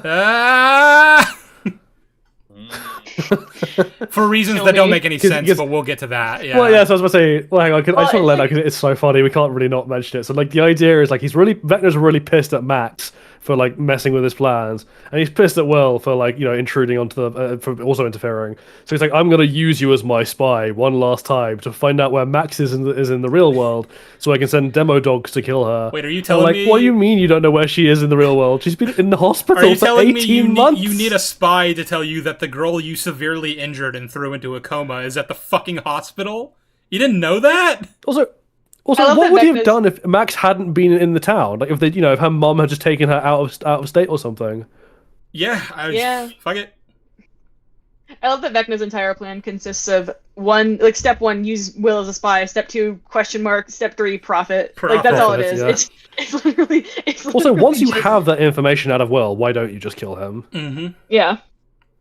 Also, and this is just a general thing with, like, every time they're in the mindscape being chased by Vecna, he just refuses to use his psychic powers and his telekinesis, so they're able to get away. Well, it's worse than that. He refuses to use his legs properly. He refuses to He won't even run. run. He refuses to run. Well, now his leg is broken, and so when he's chasing them back to the cave, he has a limp. Oh yeah, and that is a limp that I would do that if I was limping. Mm-hmm. Well, If my leg would hurt, I would look like that. His leg is broken in the same way that Max is blind, which is that... We'll get to that! I'm gonna fucking rant when we get to that, trust me. Yeah. Yeah, we got 2 rants coming. We got She's rant about that and mine about the physics of the wormhole. which we're about to get to because we're on episode 5, which I think is where we are on episode 5. episode 6 I think is where they actually like lay it out, but episode 5 is where Dustin first makes the discovery. Finds the journal. Yeah. Mhm. It's like, guys, I can read and comprehend We are this so fucking batshit, fucking crazy science. I can just understand this. I don't understand. What do you It's mean? just I don't common sense. understand. Okay, let's lay this out. So, back in the Upside Down, Hopper and Eleven have escaped the military base with Carly, a weird who scene. reveals. Sorry. Sorry, no. It's a weird scene the way this plays out, where like obviously Kali's whole plan, her whole power set is that she can make you see what she wants you to see, which also means she can effectively make herself and anyone else she wants invisible. That's a thing she does in season 2 to evade the cops when they storm her warehouse that she's staying in. And in this scene, the military soldiers burst into the room that she was being held in, and they see that she's there, but not Hopper and Elle. And there's, they're like, Sex said that nobody's left this room, so what gives? And I guess it's like she used her powers to fool the security cameras into thinking that she's still hooked up to the prison, and that I guess Hopper and Elle just left without her. And none of these soldiers except Dr. K thinks, oh wait, that's literally her fucking power set. Maybe she's deceiving us. And then also they're like well away from the base by the time she stops projecting the illusion. So I'm like, I don't know why you even really needed to do that. Yeah, that is a bit odd. Like, I mean, the argument, I guess, would be like, to make sure they don't know Carly's escaped, but like they're gonna be searching for Elle and Hopper anyway, and you're with them, so Yeah, I don't it's really know like what difference it makes if they know that you're also gone. it's like again, this girl's powers, and that like it doesn't make sense for Elle and Hopper to find Kali and then just leave her there, and just leave the base. So this is just not really. There's no point to this deception. Doesn't make sense. Yeah, no, 0. It doesn't even buy them time. It's really It doesn't. silly. It doesn't buy them time. Yeah. Giraffe, Then we get the. Oh, sorry, Giraffe7604 said no one in the military but Kay knew they had Kali. No, that's not true because they kidnapped her. Because they were the ones who kidnapped her. They literally are the ones who took her. Which I have questions about how that was feasible, but like, sure, okay. Yeah. I guess they had the psychic cannon ready to go, and they tracked her down and surrounded her base, and she didn't notice. Like, I don't know, it's all very weird. Sure, whatever. Now we get an explanation from Carly about what Dr. K's been up to, which is that there was a bit when Carly was taken prisoner where she managed to briefly break out and escape, and she ran through some rooms. Hang on, I'm gonna keep having to address what Giraffe is saying. We can't assume that's the same team. That doesn't matter. These are soldiers who are like part of their job is to guard this psychic girl who has superpowers from escaping. Right, like there's no way they haven't been briefed on what she can and can't do, provided she's not under like heavy drugging and like the kryptonite activating. There's no fucking way they don't know that. That's insane. That's a ridiculous. Well, especially because, as I just said, she's already had a breakout attempt where she killed 3 people. Mm-hmm. Yeah, exactly. So, although I have a question about that breakout attempt, which is why doesn't she use her powers during that breakout attempt? Well, Good I guess they're question. saying that Well, no, the it's 'cause they were kryptonite using is the like thingy. constantly active, so she doesn't have her powers. But she was okay. So Elle, when she gets psychically tanked, is like in physical agony and can barely walk. Whereas Carly, despite being hooked up to a like intravenous fluid machine and having her blood repeatedly taken, was able to tank the psychic cannon with enough strength to kill 3 people with a fucking scalpel, pick up a gun, and like battle her way past a whole bunch of soldiers before being overwhelmed. Yes. Yeah, and they said so. It's shown not everyone is briefed. Well, yeah, but like Well, you can assume that like more people than Kay would be briefed. he says the that- sergeant didn't know what was behind the door. That's not how I interpreted his interrogation scene. I thought that was literally just him resisting showing Elle what she wanted to find, and then it she couldn't go any further. But maybe he didn't know what was behind the door. Maybe I'm wrong. Well, and I would just say it would be incredibly like stupid of Kay not to inform the military that they had Kali, because like that's literally the whole plan is that they're trying to do these pregnant women. They're trying to infuse these pregnant women with her blood. So like, Well, I mean, to be fair, the the soldiers don't know. I mean, to be fair, the soldiers don't need to be told about what her plan is. Like, as far as I can tell, they're just guarding a bunch of pregnant women who are being experimented on. They don't need to know the ins and outs. The actual issue there is, like, Carly's powers means that, like, you do need to inform them about the nature of what she is in case she escapes. Well, also, did this escape attempt that she made earlier, like before season 5 began, presumably, happen like before Akers and those other soldiers were there, or because like they had to be the ones to recapture her, so they had to know that she was there in the prison, right? You think? Yeah. It's like, well, yeah, it's again the kind of thing of it's like I know the military is fucking stupid in the show, but it would be extremely fucking stupid of them not to tell them the powers of the person of, like that they're Well, guarding. Yeah. The best you can do is be like, oh, those were just different soldiers on the base, and then for some reason they didn't tell any other soldiers what they'd seen. Which I'm like, you don't know how soldiers work, my friend. Because like a bunch of soldiers on a classified base together, they do talk, they share meals, they gossip about the things they're guarding. That's all stuff that happens. In fact, we literally see instances of that happen in this season. So nonsense, absolute nonsense that I don't know that she's there. Madness and stupidity. Anyway, so where was I even? So they've broken out. They've gone to rendezvous with Nancy, Robin, Jonathan, and Steve at the church, which they established they wanted to do in episode 4. By the wall. But those characters have left the church to do their own side mission that we're going to talk about in a bit, so they're not there. Well, I guess this is the time to talk about it, right? Because this is where we catch up with what they're doing. I figured we would first just talk about like what L and K talk about and introduce all of that into the breakdown first. Oh, yeah, the pregnant ladies. So yeah. Sorry, I skipped over that. So yeah, Carly reveals that the reason Kay wants to grab Elle is because basically she reveals the backstory from the play about how Elle's powers originally come from Henry's blood. And how Kay has been using Carly's blood to try and recreate that experiment with new pregnant ladies who were kidnapped and are against to do this, and are therefore innocent people. Keep that in mind. Carly's blood that isn't working though; it's just making the women sicker and it's slowly killing them. Now, we don't know how and when, when exactly her breakout was, but it has to have been within the 2-year period, right? Yeah. Well, not even 2 years, within the 18-month period. Well, even like less time than that, because this facility obviously had to have been built after season 4. True. So, however long it took her to build that's the span of time we're working with in terms of when this flashback takes place. Yeah, and Carly was there for 2 days. Carly was at least there for a little while because we have a sped up montage of all the blood that got taken from her over time. Mm-hmm. The point being is, like, as far as we know, those pregnant ladies are still there. Or alternatively, given what Kay is like, even if those pregnant ladies are dead, presumably new pregnant ladies have been brought in to await Elle's blood when Elle is captured, or to carry on trying with Carly's blood in case it works one time. So, in other words, there should be a whole bunch of pregnant ladies back at this military base. We'll just put that in our back pocket for now. Put a pin in that, yep.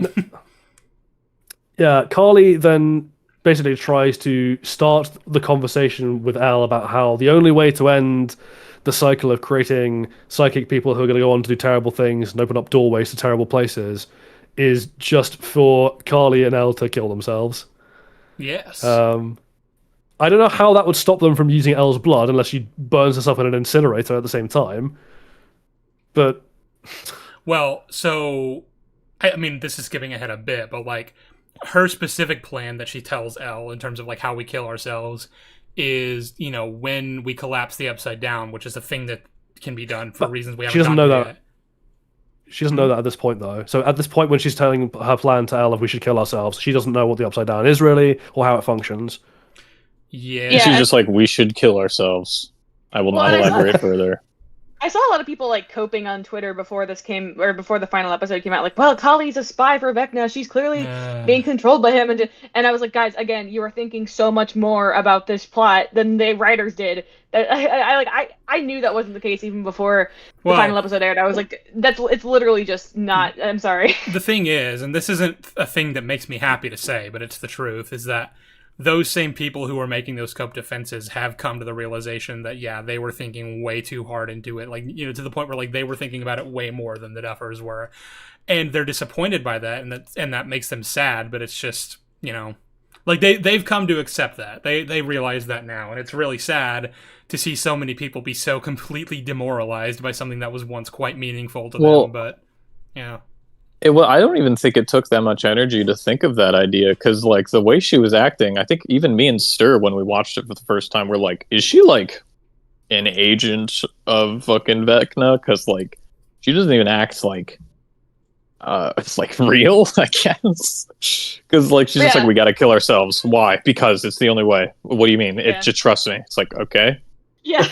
Just trust Sure. me, bro. Source trust me, Real. bro.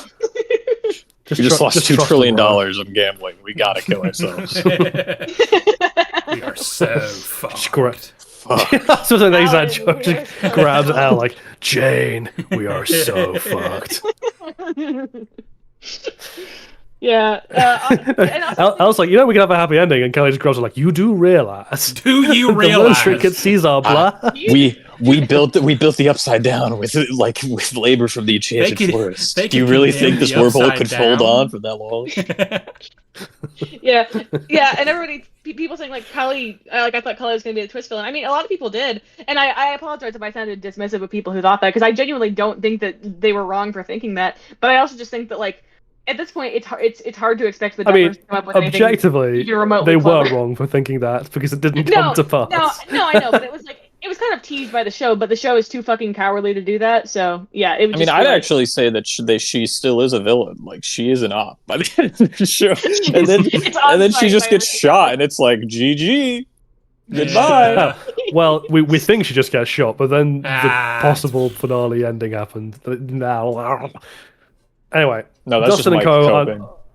yeah, it's just the thing is, either way, it's a problem. Anyway, Dustin has convinced Nancy and Steve and Jonathan to wander back to the upside down version of Hawkins' lab because he's worked out that the circumference of the wall is a circle at the Hawkins lab is at the center of, and so his thinking is like, Vecna has created like this shield, and like in Return of the Jedi, it must have a shield generator, which we can then destroy to reach Vecna. And I'm like, Dustin, there are so many assumptions in what the hell you just said.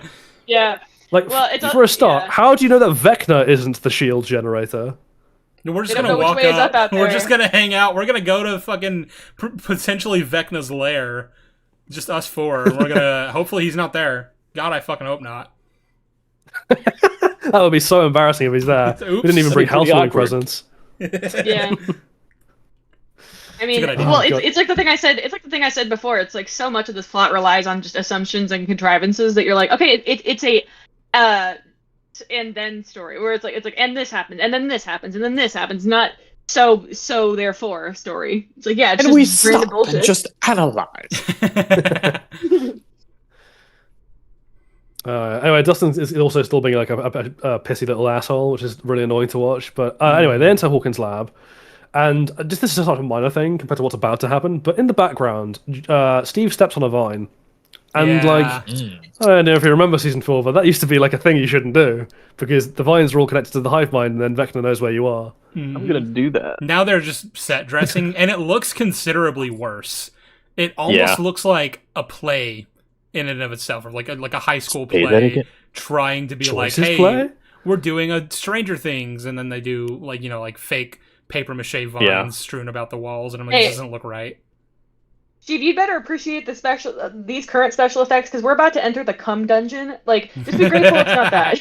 Who comes in? We are about to enter the cum dungeon. I hope you're all prepared. I hope you all have your fucking The party hats cumgeon, on. if you will. But yeah, so they split off into two I just teams. refer to it as the cum dump out loud, so I get weird looks in Cum public. The cum monster. But they I was watching that whole scene. they split So off into bad. two teams. Jonathan and Nancy together, and Steve and Dustin together, because those are the only fucking pairings we ever fucking do in the show. And we have character development to do with both sets of teams, so we need to have them together, and they're split up. That's a strong word. What do That's we? a very polite way of phrasing that. What do, yeah. what do we want to take first, Steve and Dustin, or non? Well, we Jonathan have to and take Nancy? Stephen. We have to take Jonathan and Nancy first because, unfortunately, the culmination of Steve and Dustin is the finding of a certain object. Hmm. So that's a whole other conversation. Oh. Well, basically, like in this episode anyway, the only thing they do with Jonathan and Nancy is that they continue the relationship drama. Where like this is the first time they're actually confronting each other head on about the ways in which they're being dishonest and elusive.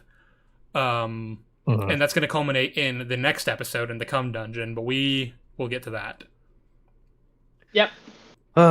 Before we enter into the cum dump, so Steve and Dustin are exploring the basement, which is where the you know, The the facility Rainbow that once Room. housed the kids, the Rainbow Room. Yeah, it all is.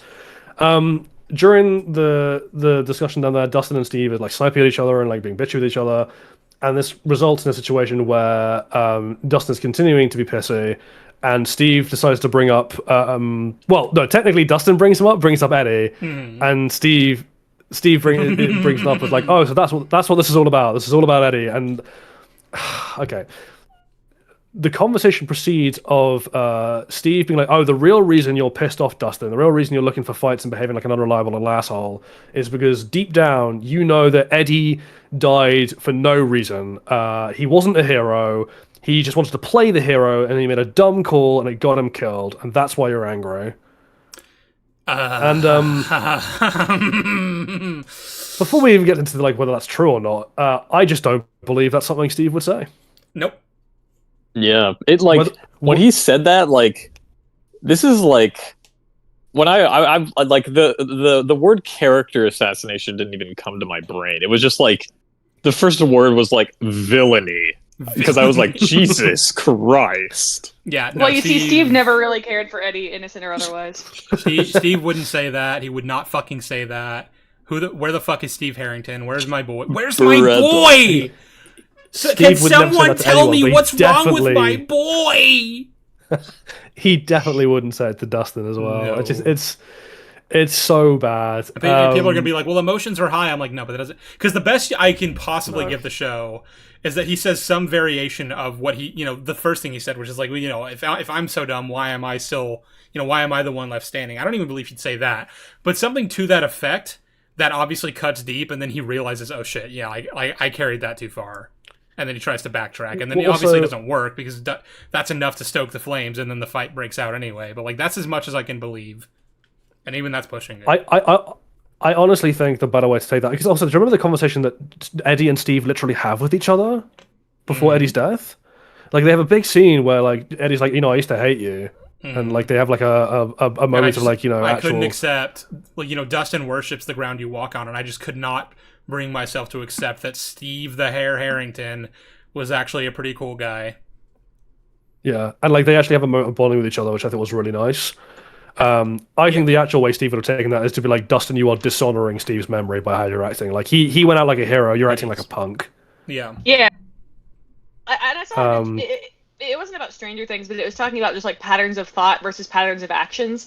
And the thing is with Steve Harrington and what we see is that he has, he has internal struggles and shit, but like nothing that has been shown in the show so far shows like hints in any way that he would ever say something like that to Dustin, because he loves and cherishes Justin like immensely, and obviously like emotions were running high and tensions and whatever, but Steve fundamentally as a character has never been shown to be just outwardly like cruel. In season one, but Well, I'll go further. No, I'll go further. Even in season one, he's not outwardly cruel. Like that's just a misreading of his character, like a very bad one.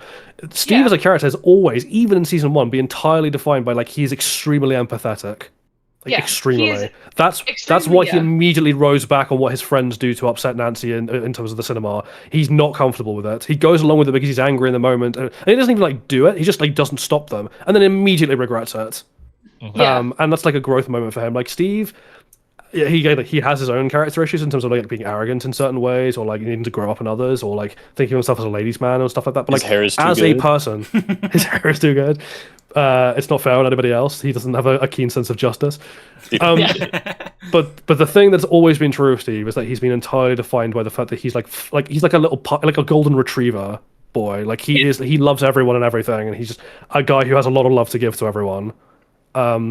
He's just like even when he was having issues with Nancy, that was like the crux of it. It was like basically he was a puppy that she kept on kicking because she hadn't grown up enough to realize how to break things off properly, and he didn't really get why that was happening to him, and it was really unfair.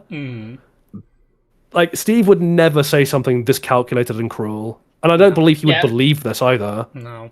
Given what he knew about Eddie. And that segues into the thing that I find particularly annoying. Because obviously, like, Steve's assassination is shit. He was one of my favorite characters. In fact, I think he was my favorite character going into this season because the previous one had been Hopper and they destroyed him in season 3. So obviously, I'm not happy about that particular thing. But like, also there's the meta discussion that needs to be had now, which is that online, when these episodes came out, I saw a lot of people being like, "Wow, You know, Steve told it how it is. He, like his read on Eddie is completely accurate. And first of all, not the show doesn't even like stoop as far as to try to pretend that's true. And we'll talk about the resolution of that later. But like, no, and I'm not accepting this. Fuck you. You don't get to say that about Eddie. You don't get to act like that's even remotely true. No. Okay. So I'll lay out the context for you guys in case you don't remember season 4 that well. The context of Eddie's death is this. Obviously, Steve, Nancy, and Robin have gone to Vecna's lair to kill him while, they're doing the whole baiting thing with Max and, in the Right Side Up. But in order to make it so that his army of bats doesn't just fucking swarm in and kill them, the one that only existed in season 4, Eddie and Dustin's job is to draw it away back to Eddie's trailer, but using the guitar. At which point, their job is to go back through the portal and just wait. That at that point, their job is done. Don't be heroes, that sort of thing. However, the problem with that is that when the bats actually swarm Eddie and Dustin, it gets into the trailer, and they try to escape back through the gate, and Dustin gets safely back through the portal. But the problem with that is that if Eddie had actually gone through with Dustin, the very best outcome that he could have hoped for is that he and Dustin get fucking eviscerated when the bats inevitably fly through the gate, because why wouldn't they? It's right there. And then suddenly the bats are free in Hawkins, and they could probably kill multiple other people. So there isn't even a situation where Eddie makes it out of this alive anyway, realistically. But he realized, I can, stop running away. This is the culmination of his arc of being someone who doesn't face his problems and doesn't face the things that are terrifying and that are keeping him down. Is he severs Dustin's way of getting back through the portal to hopefully dissuade him from trying. Obviously he doesn't, but he tries. And that's the best he can really do in that situation. He leads the bats away from Dustin and away from, Steve, Robin, and Nancy. And then he fights them off for as long as he possibly can until eventually it's too much and he dies. I'm sorry, any fucking moron out there trying to act like Steve had a point is stupid. And I have no problem saying that. That's a terrible, terrible reading of the show. I don't know how you come to that reading unless you haven't seen season 4 in 3 years and weren't paying particularly close attention to it to begin with. Eddie died a hero. Fucking respect that. Yeah, and that's the thing is that I don't even really like the character of Eddie, just for my own personal reasons. You're but wrong. I can fully agree that his sacrifice was, if not warranted, then at least made sense in context. It literally made sense that he would do that, because that's something that Eddie would do. He was incredibly he was incredibly kind and he cared about people. And the show is Steve is well, he's trying to be the hero, and I'm like, Steve, that's not you knew him. Why would you just assume that he was doing that? Yeah. Just a terrible, terrible read on the whole thing. This is a bad show. I'm fucking angry. I'm so deeply fucking angry. Someone in chat said this earlier, which I think is another point that needs to be raised, and to kind of talk about what Dustin's going through is that he didn't remember, this person was I don't remember season 4 that well, but I don't understand why Dustin is acting like Eddie is the only one who ever cared about him. And yeah, I understand obviously that he's going to be emotional about Eddie, especially because even a year and a half later, the town is still treating Eddie like he was a fucking satanic serial killer and he's a town pariah and he deserved what he got, whatever. That's gonna obviously emotionally fuck with him. But the way he acts Eddie is the only person in his life that gave a damn about him, and Steve never looked out for him that way. Apparently apparently Mike, Lucas, and Will can all go fuck them, and Max and Elle, they can all go fuck themselves. It was only Eddie. And yeah, I don't like that. I don't fuck with that as characterization for Dustin either. Yeah. I think it's just bad basically any way you want to slice this. Yeah. Nothing about this, the overarching point here is nothing about this conflict that's being generated between Dustin and Steve makes any fucking sense. Which is why later, when we get to the payoff of that, it doesn't feel earned, even if it is subjectively emotional for me because of the performances done and because I like them from previous seasons. Yeah, and Gaten Matarazzo he does a good job in those scenes, but it's so frustrating to watch that effort spent on a conflict that is completely manufactured just for this one scene. Yeah. And of course, there are plot contrivances to be drawn from this scene because, in order to facilitate a thing that happens at the end of this episode, they have to get into this fight that gets spurred on by what Steve said, which causes Dustin's walkie-talkie antenna to be broken off. And also, again, just the point about the vines being connected to the hive mind. There are several moments where they're getting slammed against walls and, touching vines very directly, and just nothing's happening because, again, they're just set dressing at this point. Yeah. Character things which we covered. The 2 important points here are, before I talk about what they find, is the double contrivance of this fight also just exists to break the antenna on the radio and to knock Dustin into the back wall of a. Also, I don't know why in Hawkins' lab, which was already a secret institution, there is a secret room in the Rainbow Room. Yeah. Wouldn't that shit just be in Brenner's office? His actual office? I guess they're saying this is Brenner's office? His office is through the back wall of a fake mirror in a room behind the Rainbow Room. I just don't fucking know, dude. Well, it's like That's tough. it's like that must have been such a bitch when his secretary had to bring him a coffee. What if she forgot where he was? Yep. Anyway, so yeah, Dustin gets thrown into the back wall, and the panel comes loose, and he's like, "Oh my god, there's a room through here. How convenient." He then walks into the office and he finds his whole room full of Brenner's notes about the Upside Down and what it is. Now, 2 things here. I'll deal with the lesser one first, just because it's funny. So people might recall from Brenner's attempt to draw a dog, I think it was, that Brenner cannot draw. Yeah, this was something that was made explicitly clear. He can't draw very well. Except apparently when he's doing complicated physics diagrams, in which case he's fucking Leonardo da Vinci in terms of his notebook keeping. He just decided to watch Arcane season 2, and he was like, "Hey, wait, that's it." Yeah, between the dog scene and the notebooks, he actually just took an art course. He went to the Florence School of Art. But anyway, these notebooks. So the idea that they exist at all doesn't make any sense. Is mental. Well, because these are absolutely notes. Mental. These are notes about what the Upside Down is as a phenomenon, which are apparently right on the money. But because of the way we understand the Upside Down's origins from season 4, and this is carried into season 5, is that it didn't exist as a copy of Hawkins, or at all, actually, until the gate was opened by El at the beginning of season 1.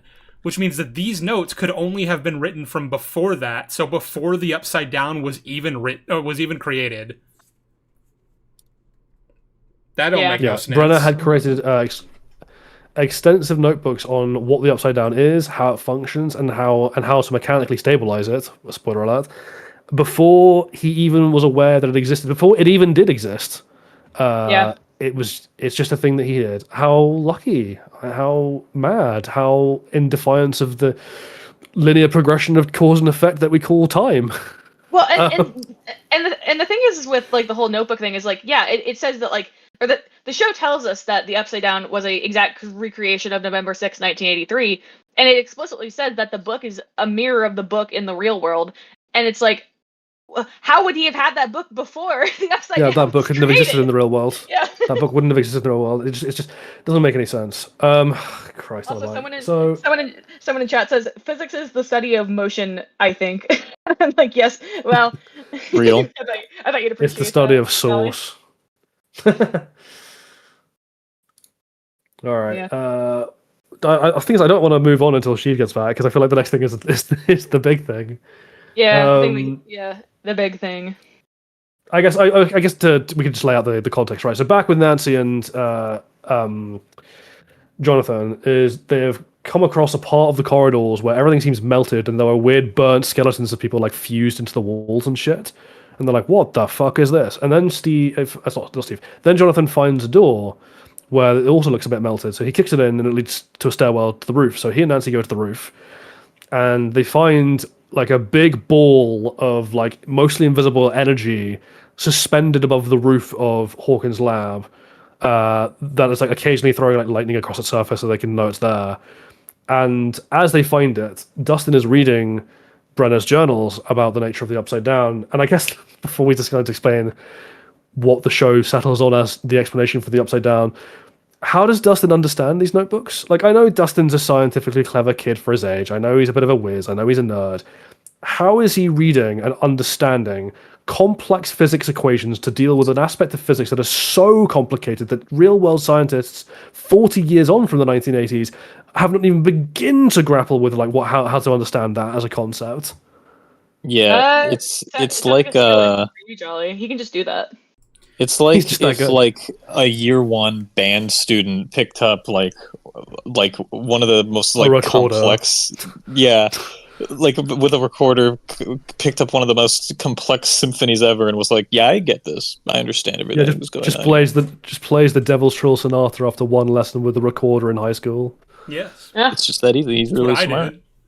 He's just that bright. Like, I don't even understand, like, even with the diagrams, maybe he would have gotten like the vague idea of what the upside down physically was, but in terms of the big shield generator and what's holding it open, I don't think he'd have the first fucking clue. Wait, that means that it would actually be better if, the little orb thing had a giant cartoon like circle with the cross in it and then like says like do not shoot. Yeah. Also, Jolly, I heard you from when I was stepped away for a second. You didn't have to wait to get into the big stuff. I left. I timed my leaving to do the thing I needed to do for this moment because I knew that you had a lot to say about this specific thing, and I was just going to let you rant. Oh, okay, fair. I didn't know if you wanted to add things to this. Okay, so oh my god, so before once Dustin realizes what this thing is, he's like, oh no, we can't shut it off. It'll be really bad if we shut it off. So he tries to radio up to Nancy and Jonathan not to fuck around with that. Unfortunately, the antenna is broken because of the fight with Steve. Which doesn't even How really matter inconvenient. because Jonathan isn't able to make out exactly what Dustin is saying, but you can clearly tell there's urgency in it. So maybe don't fucking do anything until you know what he's actually like, yelling about. Maybe go deal with even actually assume that he's probably in danger because of the urgency in his voice, and you go to see what's going on there. But they don't do that. No, they just go like, fuck this. And even though Jonathan's like, maybe we should hold off. And Nancy's like, nope. Because Nancy's an idiot. So Nancy picks up her shotgun and blasts the sphere. Now, that is the end of this episode. We pick straight back up in episode 6 with the sphere blowing up. And before we get into the like actual results, story-wise of that happening, let's go over what they said this thing was. And what they said the Upside Down was. So, the Upside Down is a wormhole. It isn't a real location in and of itself. It's a bridge between Earth's dimension and the Dimension X dimension, the Abyss. It is therefore taking the form physically of a kind of like a diagrammatic representation of an Einstein-Rosen bridge. So it's like an hourglass shape, where like the whole of each hole of the wormhole of each side of that tunnel is like the end of a trumpet pressed onto the surface of its own respective upside down, and then slowly getting narrower as it reaches the middle before widening out again towards the other end. That means that Dimension X has its own version of the upside down directly above the Earth upside down, and in the middle, gravity is trying to force shut this wormhole because that's what wormholes are. They're incredibly unstable bridges between space-time that has been folded back in on itself by extreme gravity, and so they are extremely gravitationally strong and like to collapse under their own gravity. So in order to hold them open, you need this theoretical substance which is called exotic matter, or at least one branch of it. So exotic matter in the real world is like a general label for a whole bunch of hypothetical substances, but the one that's relevant to wormholes is a version of mass that has like, or a version of some kind of particle that has negative mass, which is not something that we have ever encountered in the real world. Mass only seems to be positive. And the benefit of negative mass is that the gravitational force would be reversed. So rather than gravity pulling towards the object, it would be pushing away. And the idea is that if you have a big ball of exotic matter in the center of your tunnel of your wormhole, the outward pushing of its gravity will counterbalance the inward pulling of the wormhole's gravity and keep it open long enough for you to like walk through without just being crushed into spaghettified streams of energy like it's a black hole. Does that imply then that the exotic matter would have to be dead center in the wormhole and not just on one side of it? Well, again, there's the real world explanation, and there's what the show would imply, right? So the real world explanation is like the diagram of an Einstein-Rosen bridge is a diagram. It's designed to like help you understand it conceptually. Oh. Those things exist in many more dimensions than just three. They do not look like hourglasses. The center is therefore a relative concept. But generally speaking, yeah, you need to counterbalance the pull of gravity at all points where it's pulling. Otherwise, it won't be balanced, and the thing will just collapse in on itself and make a black hole and kill you. And just, crush you into beyond the comprehension of the human mind. Because this is depicted as a three-dimensional model of what a wormhole is. It should be in the center of the gravitational pull, which is the exact spot between the two worlds. So yeah, the neck, as it were, of the wormhole. Yeah. Which is not where it is. Nope. Is it's on the. I'm sorry. A question about the exotic matter. Is this the same thing in real life? Is this the same thing that people call like the God particle? Like didn't they used to call it that? Or is it a different the God particle is the God particle is the Higgs boson, which is the thing that gives particles mass. That's really oversimplified, but we don't have time for a physics lecture. It's not the same thing. Exotic matter is a hypothetical thing that like certain mathematical modelings of physics present as being theoretically possible, but the closest we've ever come to them is a kind of pseudo negative mass effect called the Casimir effect. Which someone in the comments just brought that up. Yeah. Oh, cool. Did I? Neat. Yeah. No, negative mass has not been observed in the Casimir effect. A pseudo something that superficially seems to resemble the effects of negative mass has been observed in the Casimir effect, but it's not scalable, and it's also not truly negative mass. That's never been observed. Anyway, the where it becomes relevant to the show is like the ball of exotic matter should be in the center of this thing and not just above Hawkins' lab on the Earth side of the Upside Down. But there's actually two other things here, which is like the Dimension X version of the Upside Down should have its own gravity pulling towards its surface in the way that Earth's one does, because these are two symmetrical opposite ends of a gravitational anomaly that must be gravitationally stable in all directions. So if it's that way on the Earth side, it has to be that way on the Dimension X side. Keep that under wraps. The other thing there is that like once this thing is disturbed in any way, because like I said, this is hugely unstable. You change the location of any of the exotic matter, the exotic mass inside that bubble, even slightly, to the point where the gravity is no longer equally distributed, pushing back, you're going to have a runaway collapsing effect and the entire thing goes into a black hole. Instead, we just get like a little taster because the show wants to have its cake and eat it and be like, this is the danger of the stakes, but also we don't want to collapse the universe and kill everyone. Or the pocket dimension and kill everyone. And Jolly, just for my own understanding, just because I'm trying to like liken it to something, would it would kind of be like shifting a single like atom on like a neutron star, like the amount of like rippling effects would like just completely like destabilize everything around it, right? Well, yeah, to put it even more simply, like imagine the Upside Down as like a giant Jenga tower of where the top half is really fat and the bottom half is really fat, and they're connected in the middle by like one precarious vertically balanced Jenga block. And what Nancy has just done is like whack it with a baseball bat, and somehow the whole thing isn't coming tumbling down. Now, that is cool, but that implies that I can hit that middle block really fast and it won't do anything. Dude, what if I threw Derek at it? Would that do anything? Yeah, that's a good idea. It just says that Derek is composed of exotic matter. he's like, I've been here since before time. Well, that explains why he's so overpowered. Yeah. He just is exotic He's actually matter. the mind flayer. Yeah.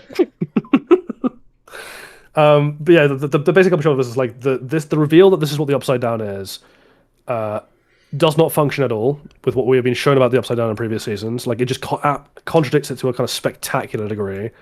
It also doesn't explain why either end of the Upside Down is a representation of the planet that it's bridging. Why is there like a mirror image of Hawkins' lab in one end of a wormhole?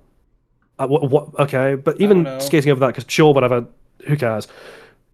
Even skating over that, yeah, like this ball of exotic matter should be in the middle. It should not have been accessible to Nancy, and Nancy disturbing it should have destroyed everything and killed everyone inside the Upside Down and collapsed the Upside Down.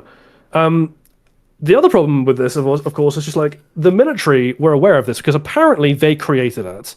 Now, there's There's two things here. One, that implies that Dr. Brenner and the CIA had the scientific capacity to create exotic matter, which, in terms of like technological achievement, is I mean, a bit like building an Apache, like a bit like a Neanderthal man building an Apache gunship. So the characters say that Brenner created it, but my interpretation would have just been that I guess it just came into existence alongside the Upside Down when L opened the first gate and created it. That's what I assume. But that's okay. But then we still have a problem of L is powerful enough that has psychic abilities, can create exotic matter and hold open wormholes. Yeah, well, And at that point, she's just a reality warping god.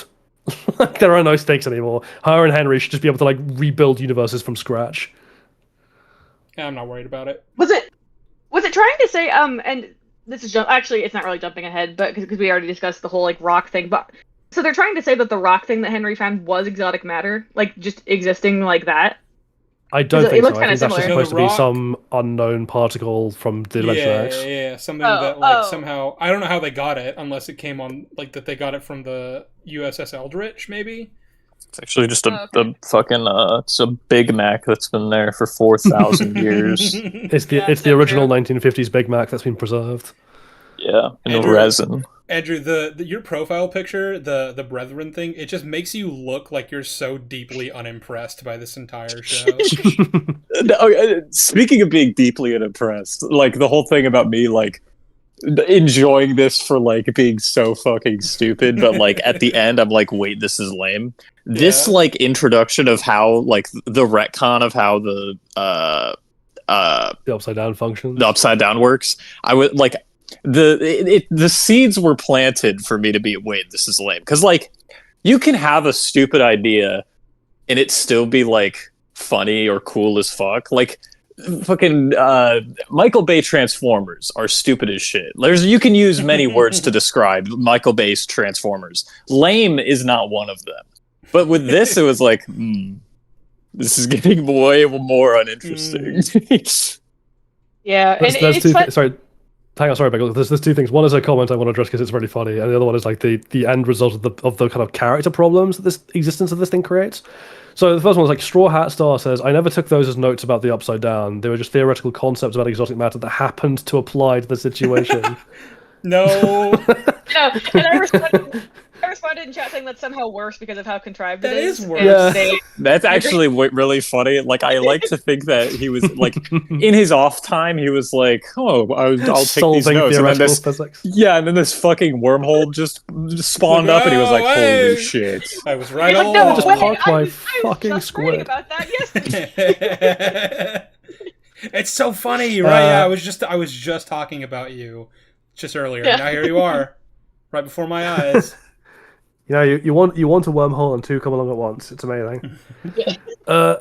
He just Yeah, made and then of course there's just like a general character and plot problem that's now built by this thing. It's like, so as the stakes now of this orb, as are established, is like this is essentially a kill switch for the Upside Down. If you hit it with a big enough explosion or a shot, when it should be anything, but apparently you need a certain kind of force. But if you hit it with enough force, it'll collapse and the entire dimension will collapse and the two universes will be separated from each other permanently, and Mind Flayer and Vecna will be stuck in Dimension X, and all problems will be over, and every threat from that world and from the Demogorgons and the Upside Down will just cease to be. It's a perfect solution. We just get to get rid of everything. Literal off switch.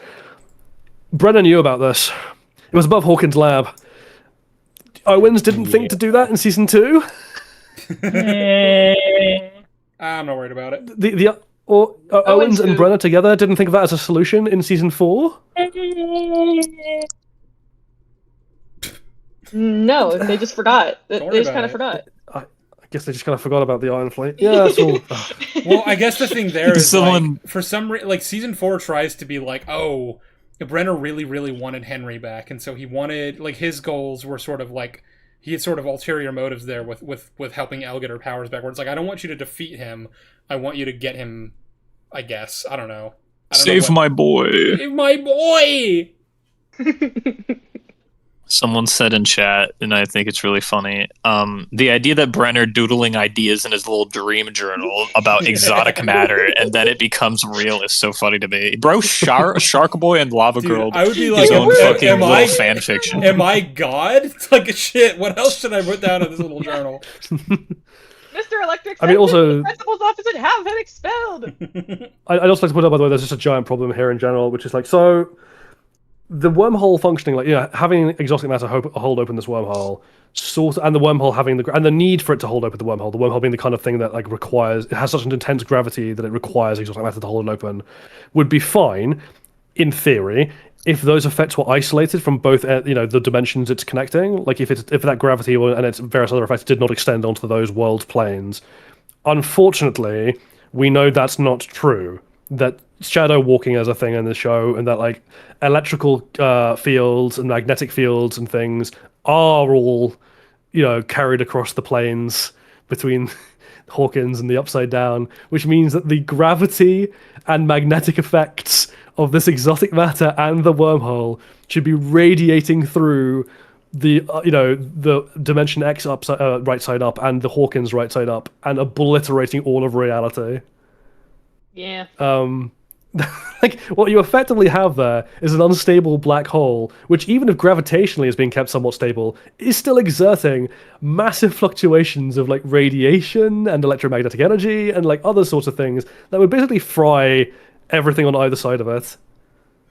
Yeah. There's also the meta aspect of this introduction of to the lore that needs to be considered as well, which is that like what you've effectively done here is you've taken the Upside Down, which we originally understood is either like a sort of different plane of reality that exists kind of just right next to the one that we inhabit, or it is itself a version of the world that was taken over by the Mind Flayer. It is just an alternate dimension that the Mind Flayer lives in and that it's invading from. And what you've done is you've turned it into a middleman for a different world that is effectively just that anyway.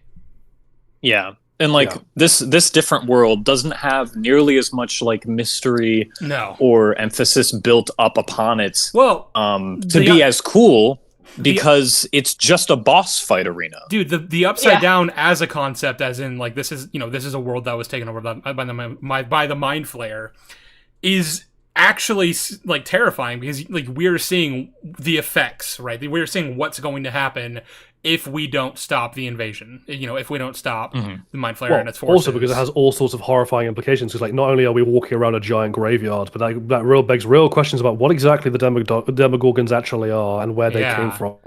Mm-hmm. Yeah. Yeah. And like, and you can do they look a lot like humanoids. Yep. Like and the whole thing of like the wall around Hawkins being just the walls of the wormhole. Like that's so fucking lame because like in like a part of the mystery or I guess like horror of the Upside Down from like season 1 and like some of it onward is like how far does this go? Like how far does this like this rot go? Like can I go to New York and find a portal and go to rotten New York? And I think that it's just lame. It's like there's a lot of bad ideas in the show that are semi interesting, like the whole retcon of Will making the tunnels when he was a kid. I'm like, this is a cool idea if it was implemented then. But this is just like, no. Like it's gross. It's just not anything. Yeah. This is a really minor point in the grand scheme of things, but the aesthetic of the wall doesn't make any sense. So, because this wall isn't, it looks like the Mind Flayer's vines, right? Like it looks like the Hive Mind vines that are just built up into a huge wall.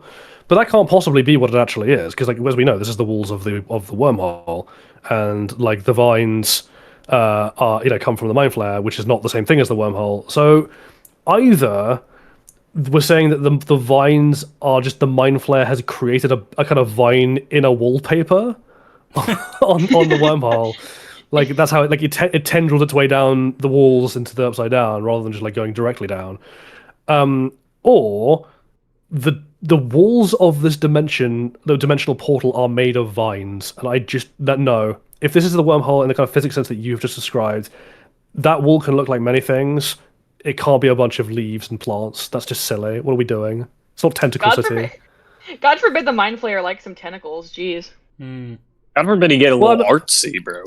Yeah. Well, my headcanon is now just like it is actually just like an inner wallpaper that the Mind Flayer has put up with vines. He's like, this would be. Yeah. He's like, I'm bored. He's like, I don't like that. Make it look better.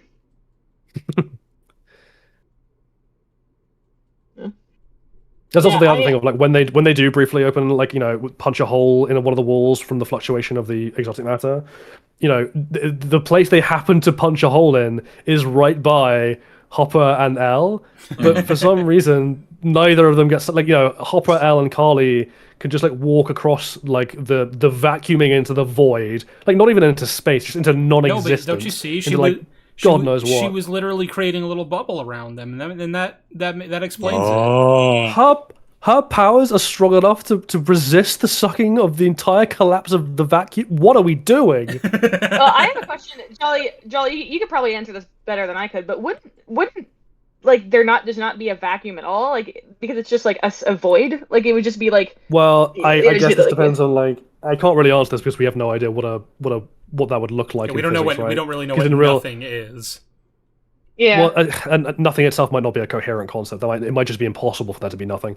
But it's more just like in real life, wormholes connect 2 points in physical space within our universe, right? You're just bending space back in on itself. So there isn't really an in between of a wormhole, like, you know, like between the sheets of paper, or whatever. Like that's just not really a thing because you're punching straight through. Or if it did, Yeah. if it was a thing, I have no idea what that would look like conceptually. I do know, however, that it wouldn't just be like a sucking vacuum like the void of space is, right? What you're more likely to have is what was like equivalent to, like, in physics called like a total vacuum collapse, where the entire like underlying structure of physical reality just breaks down at the speed of light and is essentially just disintegrated into a lower energy form, a lower density energy form. So rather than being sucked out into space, the puncturing of the wall should have radiated inwards, like into like this kind of like sweeping at light speed, dissolving of everything inside the upside down and the total collapse of the wormhole. Yeah. So you're telling me that instead of being sucked into the vacuum, the most accurate I can make this show to science is when that happens, I turn off my TV, act like the wormhole just never Obliterated. existed ever, Yeah. and I stop watching the show and free myself. Yes. Yeah. Yes. Unironically, that is probably physics speaking the most realistic outcome. There's actually a series that I like that kind of explores the concept of like what punching a hole in space would do. It's called Wheel of Time. It's a really good book series, but I thought in you were the- talking in about the the show series- for a second. Oh. no. There's a series where there's two different like kinds of power that men and women use, and they explain that like women's version of the power is like bending points in space, and then men's version of the power is like punching a hole through like space time. And it's like a really interesting kind of exploration of like how theoretical physics would work in like a world with magic. So yeah, it's a cool concept, but that's written by someone who actually like has like a general grasp of like how physics works. This is physics written by people who have genuinely not even the slightest inkling of how theoretical physics works. So yeah, just, you know, it's so good. I love this show. I you know, the physics of it all aside, which breaks my mind almost as badly, or even worse than the hyperspace jumping in Ahsoka. Why? This is the question again. Like, why is this the creative decision? Because as you pointed out, this is really just replacing the Stranger Things with another version of, a version of the Upside Down with another version of the Upside Down that has less narrative impact and just functions as a boss arena. I don't know why that's the decision we've made. Is it literally just so that we could have the scene with the radio tower? Is that it? Yes. Yes. Oh, the glorious scene with the radio tower that makes so much sense. Like, I just don't So good. really get the point of making this the explanation. Yeah, well, I mean, it gives us another dimension to have a boss fight in. Yeah. Yeah, Jolly, it's for hype moments and Hooray. aura. I'm so It's- happy about this. Which, the more I look at the Dimension the Mexico X, dimension. Mexico dimension / it's just one of the planets in Helldivers that you fight bugs. Like, that's what it is. I'm going to Yeah. call it the Mexico dimension because it has that yellow tint, you know, that it's always What? in The Mexico. piss. The piss dimension. Yes. Yes. Yeah, the cum dimension and the piss dimension. We're doing really well. Yeah. All right, we need to get back onto the cum dimension. I've talked for too long. Sheev, Andrew, someone, please take away the cum dimension explanation from me. Well, yeah, basically, so this has happened, and Hopper, Elle, and Kali are avoiding getting sucked out of the void because of Elle's fucking magic powers being just extremely OP. And also, just coincidentally, there just happens to be a rift that gets opened that they can just go back into the real world through. Fuck it, I don't care anymore. Yeah, they got away. They're back in the right side up now. Meanwhile, back with the other characters in the Upside Down, you have Dustin and Steve trying to get up to Jonathan and Nancy because they're like, fuck, that Nancy just shot the exotic matter. And that eventually culminates in, like, they're trying to get up the stairwell, but, like, because of the exotic matter being disrupted, there's, like, melting cum shit all over. It knocks Jonathan and Nancy out, and they wake up in a floor below the roof where they were standing. I guess they fell. They say they fell in. Oh my god, you didn't fall on the table. You didn't, like, hit your heads. You're okay, fine. They fell into this room, in the cum room, and there's a really funny shot where Jonathan is waking up and, like, the melting shit is just, like, falling on his face, and because it looks like cum, you can imagine the visual there. The joke there is that there's a reason why they chose Jonathan for this shot and not Nancy. Yeah, but also the funny thing is that I assume all of this was done with, like, practical effects, and I'm like, why is this what you use? Why is this where you save the practical effects budget? Yeah. And the other. Yeah, sorry, go ahead. Oh no, I was just gonna say, like, the issue with this whole, like the concept of, like, the exotic matter being disturbed, melting the room around them. Yeah, it's like Jolly said, it wouldn't be like everything's melting. It's like, no, it would just immediately snap everything out of existence. Like, you would just, like, everything would just collapse in on itself. It's not like this, like, slow, like, oh, but obviously, the room is melting. But obviously we need a show to continue happening, so they're just pretending like it only mildly affected it, really. It's actually not even that big a deal. Fine. It's cool. It's fine. We're just chilling. Barely an inconvenience. Yeah. But yeah, and they're, like, trapped in this, like, melting room trying to get out, and, you know, it's kind of, I was watching it and I was like, this whole thing is kind of silly, but the thing that pissed me off, and we'll get into it more as we talk about, like, what actually happens in this scene, but I genuinely thought this is when Steve and Nancy were gonna die, and I was like, I mean, not Steve, Jonathan and Nancy were gonna die. I was like, oh my god, finally, something's gonna happen. Like, someone's gonna die. Please, someone die. I just want someone to die. I'll take Ted Wheeler at this point. Just someone, please. Kill Ted Wheeler! Put Ted Wheeler in the No, he's too goated. He is too goated. Put Ted Wheeler in the cum dungeon.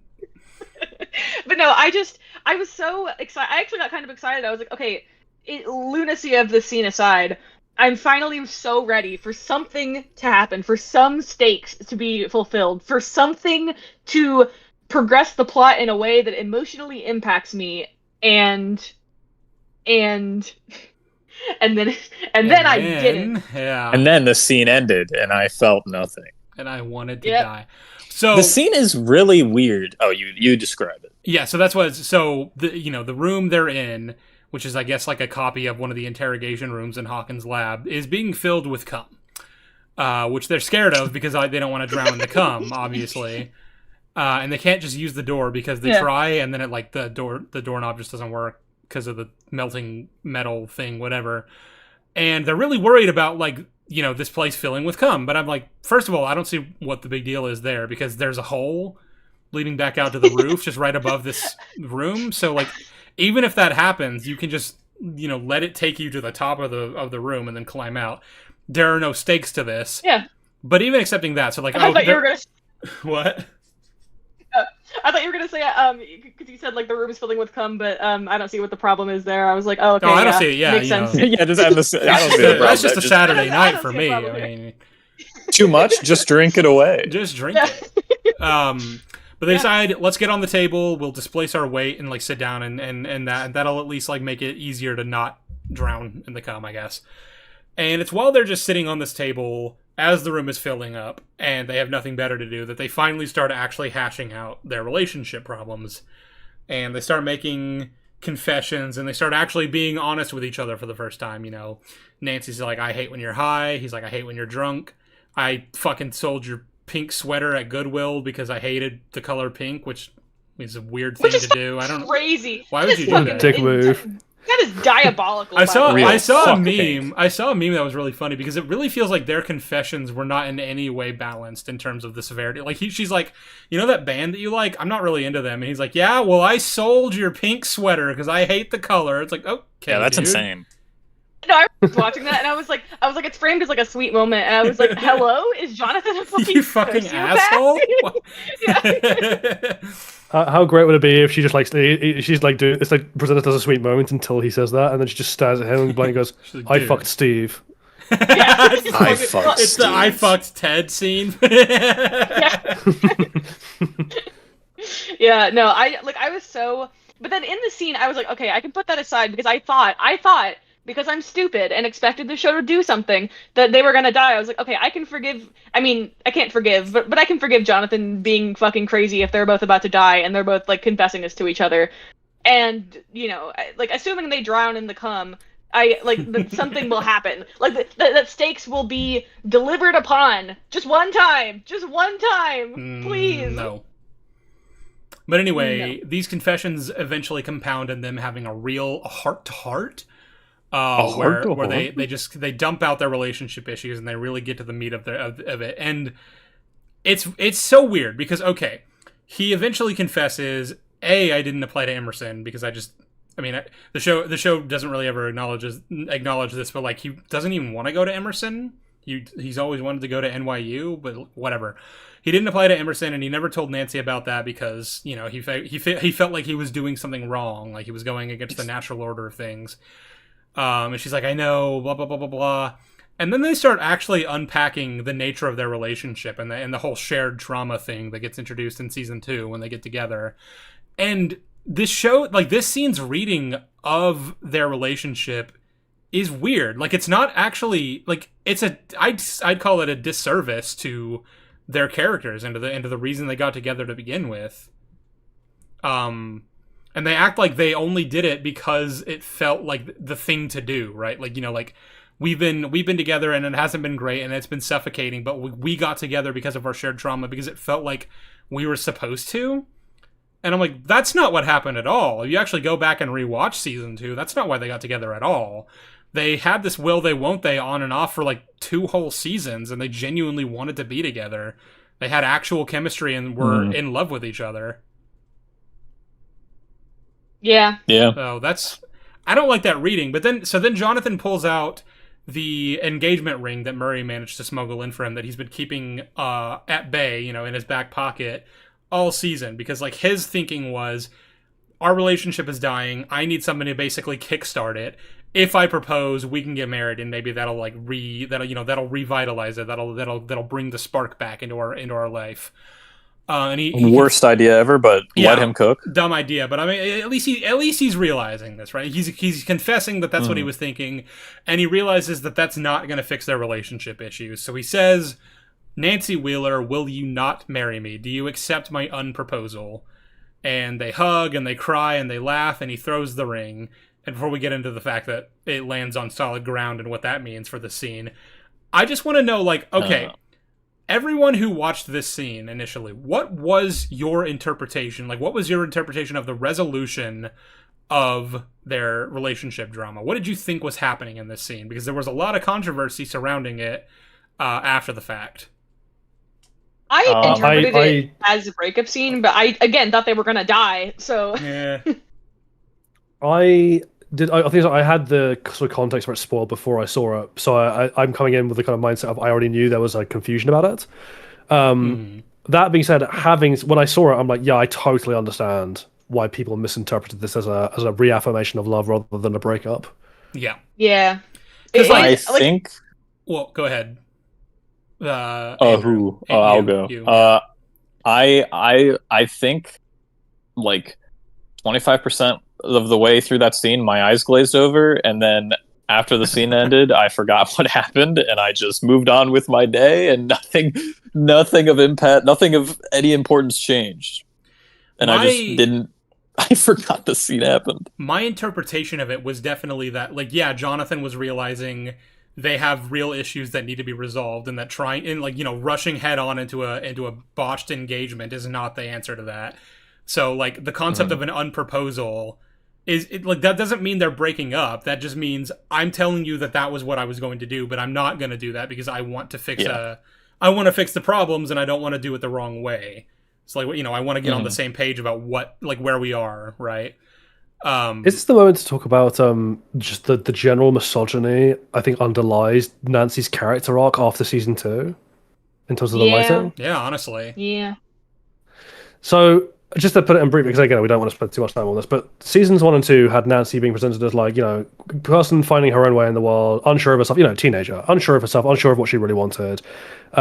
She finds, you know, self-confidence in the way they confront the Demogorgon in season 1, and then her actions with season, you know, confronted the guilt over Barb with Jonathan in season 2, and like gets a better understanding of herself and like grows as a person and like, you know, finds herself basically. That was her arc.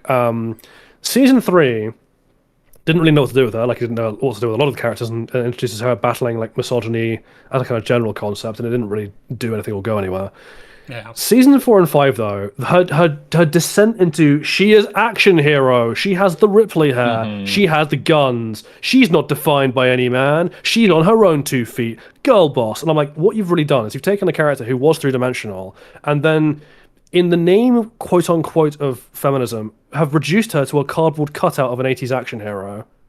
That is really misogynistic. Yeah. You can't use her to be like, oh, isn't she a great female character? Isn't she so empowered? When all you've really done is strip her to be a worthless cardboard cutout who only exists really to facilitate the character arcs of 2 men that she's being battered between, and the ultimate resolution of her character is just like, isn't she a badass? And that's all there is to her. Yeah, and that's kind of I was actually having this conversation with my friend yesterday where we were talking about why people, you know, typically prefer to see like gay relationships versus like lesbian relationships on TV, and it was like, well, because women are never allowed to have any kind of inner sense of self in shows. Like they're never allowed to like feel like complex characters. They have to be either, you know, reduced to the plot for like sexist, like dumb woman reasons, or just reduced for the plot for like, oh, this woman is such a badass, #girl power. And it's a deeply frustrating phenomenon where it's like, yeah, you see women portrayed in this reductive way because men have no idea how to make women seem like people. Because again, it just comes back to the fact that a lot of men just can't comprehend that women have their own internal they don't internal fundamentally struggles view and shit. women as people. Yep. Well, so And, there's a quote I really liked. It's not my quote. I don't know where it comes from. I just saw it being passed around on Twitter and I really liked it. I'll adjust the context a little bit because it's actually referring to like conservative women. But the thing it said was like, there's a whole class of women, but I'll change this. There's a whole class of people, especially men, especially people who want to think of themselves as being progressive men, Hollywood writers, I'm looking at you, who do not understand that the pedestal is just as dehumanizing as the collar. And like a massive frustration that, I mean, like Chief and Andrew, and you'll know this as well, like a huge frustration we have with our community in terms of like what we're trying to do and how it's often misinterpreted. Every time we see like a grifter come out against wokeness and like points of progressive ideas and topics, it pisses us off, not just because they're bigots, obviously, but it pisses us off because like Hollywood has a really, and you know, mainstream media in general has a really bad habit of like taking the surface level elements of progressive ideas and using it as like just an aesthetic to sell a product. They have no deeper understanding of it. They don't give a fuck about it. Yeah, and also like, you know, as a woman allegedly, I will just say that I like, you know, I've experienced a lot of people like, you know, saying like, oh, like women, you know, like obviously like wokeness has gone too far and like now women are all portrayed as heroes, and I'm like, well, no, that's fundamentally not true, because like the thing is that they're still portraying women badly. Like they're still portraying women in a poor way, even if it's like a social justice warrior quote unquote kind of thing. It's like, yeah, that's still bad. Like it's still bad to portray women as like these like ethereal, like flawless beings, because that gets into like, that starts getting into like turf rhetoric or like transphobia shit, and I'm like, yeah, Madonna whore complex territory. Yeah, exactly. It's a big turf arguing point where it's like women are these beautiful, flawless creatures, and men are the evil, like demon villains who are the ones who get all the like complex characterization. And I'm like, can we just all be normal about gender, please? And the thing is, like, there's this like inferred inherent misogyny in defining a woman's arc, but like based on whatever guy she's in a relationship with. That's like a perception that people have, and that's why they try to avoid that, and that's why they end up having so many like single women characters, right? And that's why they do that. But doing it this way doesn't actually change the fact that Nancy's arc is defined by her relationship to her male counterparts. Because what you're doing is like the culmination, the resolution to that arc is her breaking up with a man. That's still like being defined by her relationship or a lack of a relationship with a man. You're still doing it. You haven't actually broken. Yeah, because there's nothing actually. You know, like, the idea of like, oh, she needs to break up with these guys to like really concentrate on herself. That's the start of an plot arc, not the end of one. Right? Yeah. If you're just presenting it as the end of an arc, then all that is just a placeholder for a vacuum. There's nothing there. There's no depth to that character at all. It's just women conceptually should find themselves separate to men, I guess. And here is a character designated female to stand in for that abstract concept, and that's all she is, a stand-in for that abstract concept. She's not a character in her own right. Yeah, and that's actually one big thing is that that people like talk about with Legally Blonde. I don't know if you guys have seen that movie, but it's a movie where Donald it starts Trump off. Has. But Legally Blonde starts off with the character, getting dumped by her boyfriend, and then having this journey of self-actualization and like learning who she is. And it's not the greatest movie in the world, but it's fundamentally a story that like understands how to write a fleshed out female character, because it shows that she's smart independently of this man, and that she can exist and have her own internal conflicts and struggles and everything just like a man would. Yeah. I hope that made sense. But counterpoint, you're a woman, so you shouldn't be allowed to talk. Yeah, I should just shut the fuck up. So real. That's real news. We do a little misogyny. That's fine. I'm non-binary, so I can be misogynistic and misandrous. That's fine. You are a fucking enigma. Yeah, I can just hate everyone. Well, no, Jolly. As the Turks would have you believe, non-binary people don't exist, so you're clearly not real. And neither do You're just like a figment of my like, imagination. I'm just that white cat meme, just like screaming and fading into the void when Tuff's like, there's no such thing as a non-binary person. It's like, nah.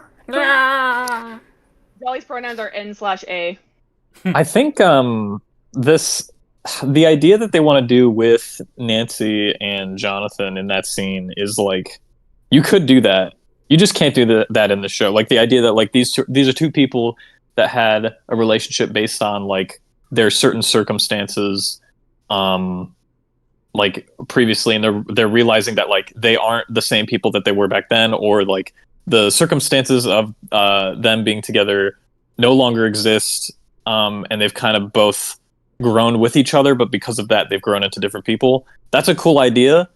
That's just not how the show depicts them. So it's like if the show wanted to be, you could try to be like. You go. I was just gonna say, like if the show wants to be like we were together when that was necessary for us, but at this point we're just not compatible and we are only hurting each other.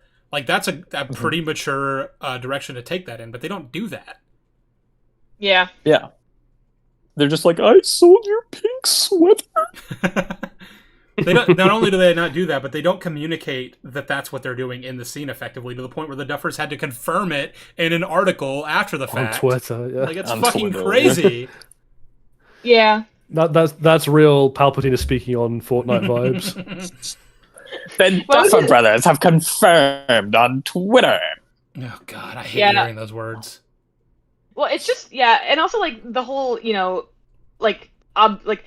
confusion around the scene is just like another symptom of the fact that the Duffers spoon feed the stuff that's obvious and don't explain the stuff that needs to be explained. Like, which is what people have been saying. It's like, they don't understand the things that need to be explained enough to write like actual they feel the need to over explain Will's coming out thing, which is why it's so long. But also they don't explain stuff that actually needs to be relevant to the plot, basically. Mm. Yeah, I mean, we'll talk about this more when we get onto the coming out scene and the treatment of the various queer characters and stuff in this show. But like a general running through line is, when I rage at faux progressive pseudo left wing writers, the Duffer Brothers are like the fucking example I'm going to use. Mm-hmm. Yeah. I've never seen a show so committed to the appearance of being left wing whilst actually being some of the most downright insulting shit I've ever seen. Well, they're just a couple of white boys, bro. The culmination of a lot of female characters' arcs in this show is just misogyny. Like, we'll get to that when we talk Yeah. about Elle and Kali and like the pregnant. Well, yeah, woman and, all and the queer that. characters don't even exist. Also, have you seen the Queer behind the scenes thing about like this is the only time I'm going to defend Noah Schnapp or anything, but the behind the scenes treatment of him as a gay man in terms of how they wanted him to Yeah, act, and that even the was final scene that he's crazy. in is disgusting. Yeah. Yep. Mm. Well, and also kind of like the I don't know, liberal parentheses derogatory treatment of some of these issues where it's like, yeah, we're gonna like make the appearance of, tackling these issues while doing it in the most disrespectful way possible. It kind of comes back to my problem with the way they portrayed Will, being abused by Vecna. It's like, okay, you don't understand the implications of what you're writing because you simply have not taken the time to learn about these issues. Like, you've not taken the time to learn about sexuality. You've not taken the time to learn about how women are written differently than men on both ends of the spectrum. Yeah, like the hero and the like evil villain, and you don't understand any kind of progressive talking points. You just want brownie points for having it in the show, and it's so frustrating. It is so annoying. It's entirely tokenistic. There's just nothing concrete or worthwhile about it at all. Yep. Yeah, so that was the designated boy. Jolly and Sheev rant wokely for 10 minutes. That, all the right we wouldn't have to, though. Yeah. We wouldn't have to if shows didn't keep doing this. And if anything, like, we're actually making an argument that right-wingers should sort of be on board with, right? Of like, I am sick of seeing really badly written left-wing ideals on my screen. Either write them properly or don't bother. Yeah. Yeah. Well, this is what right-wingers think that leftists, want. Like, they're like, yeah, we want these, shitty representation things. It's like, no, we don't. We want good representation. We want good... The problem we is... want good queer representation and good female character writing. The problem is there are a lot of left-wing fans who will just accept it as is because, A, they've attached themselves to this art and they refuse to, think about it critically enough. And, if you criticize it, then that's an attack on their person, and that's how they... that's how they interpret that. So there's that going for it. And then B, they're just taking any representation at all and just being like, hey, it happened. And I'm like, yeah, but it could have also been, good. That could have been the thing. Well, the thing is, I'll slightly defend those fans. Again, the same way that I'll defend the fans who were engaged in the coping earlier. I don't agree with the behavior. I don't think it's helpful. I think it's actively harmful. But I sort of get it, right? And my real blame there lies with because these are people who, by the nature of being an underrepresented community that's often and quite violently oppressed in many places, they are starved of any affirmation that they are normal and worthwhile and good and should be seen on screen as that, right? So any hint, even if it's the ghost of a breadcrumb, sarcastically presented almost, they'll latch onto because they're just so starved for that. And so what I actually level the blame at is companies and producers and quote unquote artists who put out that kind of faux progressivism, knowing that they're essentially akin to drug dealers feeding someone's addiction. Yeah. Yep. Yeah, and so someone on the chat just said it's almost like they're trying to still slightly appeal to those right wingers in the sense that they don't want to fully commit. That's exactly it. They're doing the fucking thing where they're like, okay, neoliberal cowardice. Literally neoliberal behavior where they're like, well, we can all work together, right? And I'm like, no, these people want me dead. These people don't want me to have control over my body. These people, stupid contingent of people who hate me and everything I stand for. And it's like, okay, well, then I'm just gonna write shows that don't do that. Holds can we my do that? sign and points. Compromise? Yeah. Yes, I think of one side, I want to kill everyone and enslave people. Us, we strongly don't want you to do that. People Free why muffin. can't you just compromise? What? Yeah. You see how both sides are being unreasonable. Yeah. This is a complete tangent, but just on this vague subject, I had a friend who they were coerced into watching Wicked 2 with a bunch of their friends, and this girl, she's the sweetest, kindest, most milquetoast person. She would never confront anyone about anything. And I just woke up to a 4 a.m. 5-page angry rant from her about the neoliberal cowardice of the ending of Wicked 2. Yeah. No, I went to see that movie with my girlfriend, and one of the things she took away from it was the way in which it treats body shapes and things of that nature, like beauty standards. Oh yeah, I have a lot of thoughts on that. Yeah. Counterpoint: if you're suffering from things, the only way to end the cycle is to kill yourself. Good point. True. The Duffer Brothers make that point quite a lot in this season. Gay, but not gay. That's an excellent point. Quite insistently and repeatedly. It's almost like they're trying to say something. Because there's a scene. I think Will grew up. There's a scene where Galinda's collarbones, because of how thin she is, are basically being used as a necklace, essentially. to dress her like fashionably in the film. They're like using the fact that she has such protruding collarbones as like part of her design in a way that's really disgusting. Yep. Well, yeah, and the thing is with Wicked Part 2 is that, I mean, like, all of those actors were in, like, I think competitive eating disorders, and also there was a fuck ton of Ozempic and cocaine on set. But the thing is that, like, there's this discourse going on right now of, like, whether or not it was glorifying it, and I'm like, I don't think it's I mean, but it's like, I don't even know if it's glorifying it. I just don't think that they understand how harmful it is for, like, anyone to see them like putting jewels on the like hollows of her collarbones. Like, I just think that they're stupid and that they don't understand how that will come across to young girls watching that scene or young anyone. Well, it's kind of like, Mm-hmm. and again, this kind of reinforces like the kind of blindly ignorant, blasé cowardice of neoliberals, right? The right wingers have been making that joke about, oh, all the body positivity people have disappeared from Hollywood now that Ozempic's a thing, and I'm like, yeah, they're kind of right, but that doesn't tell us what they think it does, right? That these people were lying. It tells us that neoliberals are cowards who don't actually believe the progressive standards they parrot to seem appealing to progressive-minded audiences. Right? That's what it really tells us. Not that body positivity is a bad thing. It just tells us that the fucking Hollywood celebrities who were telling us that they believed in that were just lying to score brownie points. Yeah, and that's the problem, is that at the end of the day, so much of Hollywood and so much of like mainstream Hollywood is defined by cowardice, and that's the biggest thing that we see with stuff like this, like Wicked, like everything. But anyway, yeah, it's just so frustrating. Like, it's so frustrating with that, like this terrible representation. I'm so tired of it. It just culminates in the cum dump, and that was its logical endpoint. Yes, exactly. Now again, yeah, obligatory woke rant from Jolly and Sheev and Bagel and Andrew that happens in every stream. Aside, getting that out of the way, and getting back to the scene. Another thing about like Jonathan and Nancy's relationship, like breakup being confusing, is that like after the scene, they just continue to interact the same way they have for the last like 3 seasons because they just don't have any chemistry. Yeah. Which is really funny considering the actors are together in real life. And I think Jolly, you were making that joke about how if I was like Charlie or Natalia and I was watching this show and I saw how little chemistry I had with my significant other when we're supposed to be together in the show, I would be rethinking a lot of things. Yeah, I think if I saw I had that little chemistry with my partner, I would start rethinking our relationship quite radically. I think the reason, I think the reason I didn't go back and watch this just scene over again is because after that scene, nothing really changes that much in their relationship, other than like by the end where they're like, "Oh, I went to New York" or something. I forgot what they talked about on that rooftop. They did something. Jonathan. Yeah, she drops out of college to become a journalist and he went to New York, and Steve found his little nugget, and Robin just was there, I guess. And Jonathan and Steve move in together because they're lovers now, apparently. I love that for them. Good for them, yeah. That's the real gay ship that's succeeded. Yeah, yeah, they're the only ones who won. But as Byler down. But as I was saying in the scene recap, so Jonathan throws the ring and it lands on solid ground because the cum just stopped. It dried crusted. up. It just crusted cum. We have a crusty sock room now. That's lucky. Well, yeah, it is very strange. Was there any explanation for why that happened, or were they just like, nah? Just stopped. I have another question, which is, why does the room melt at all?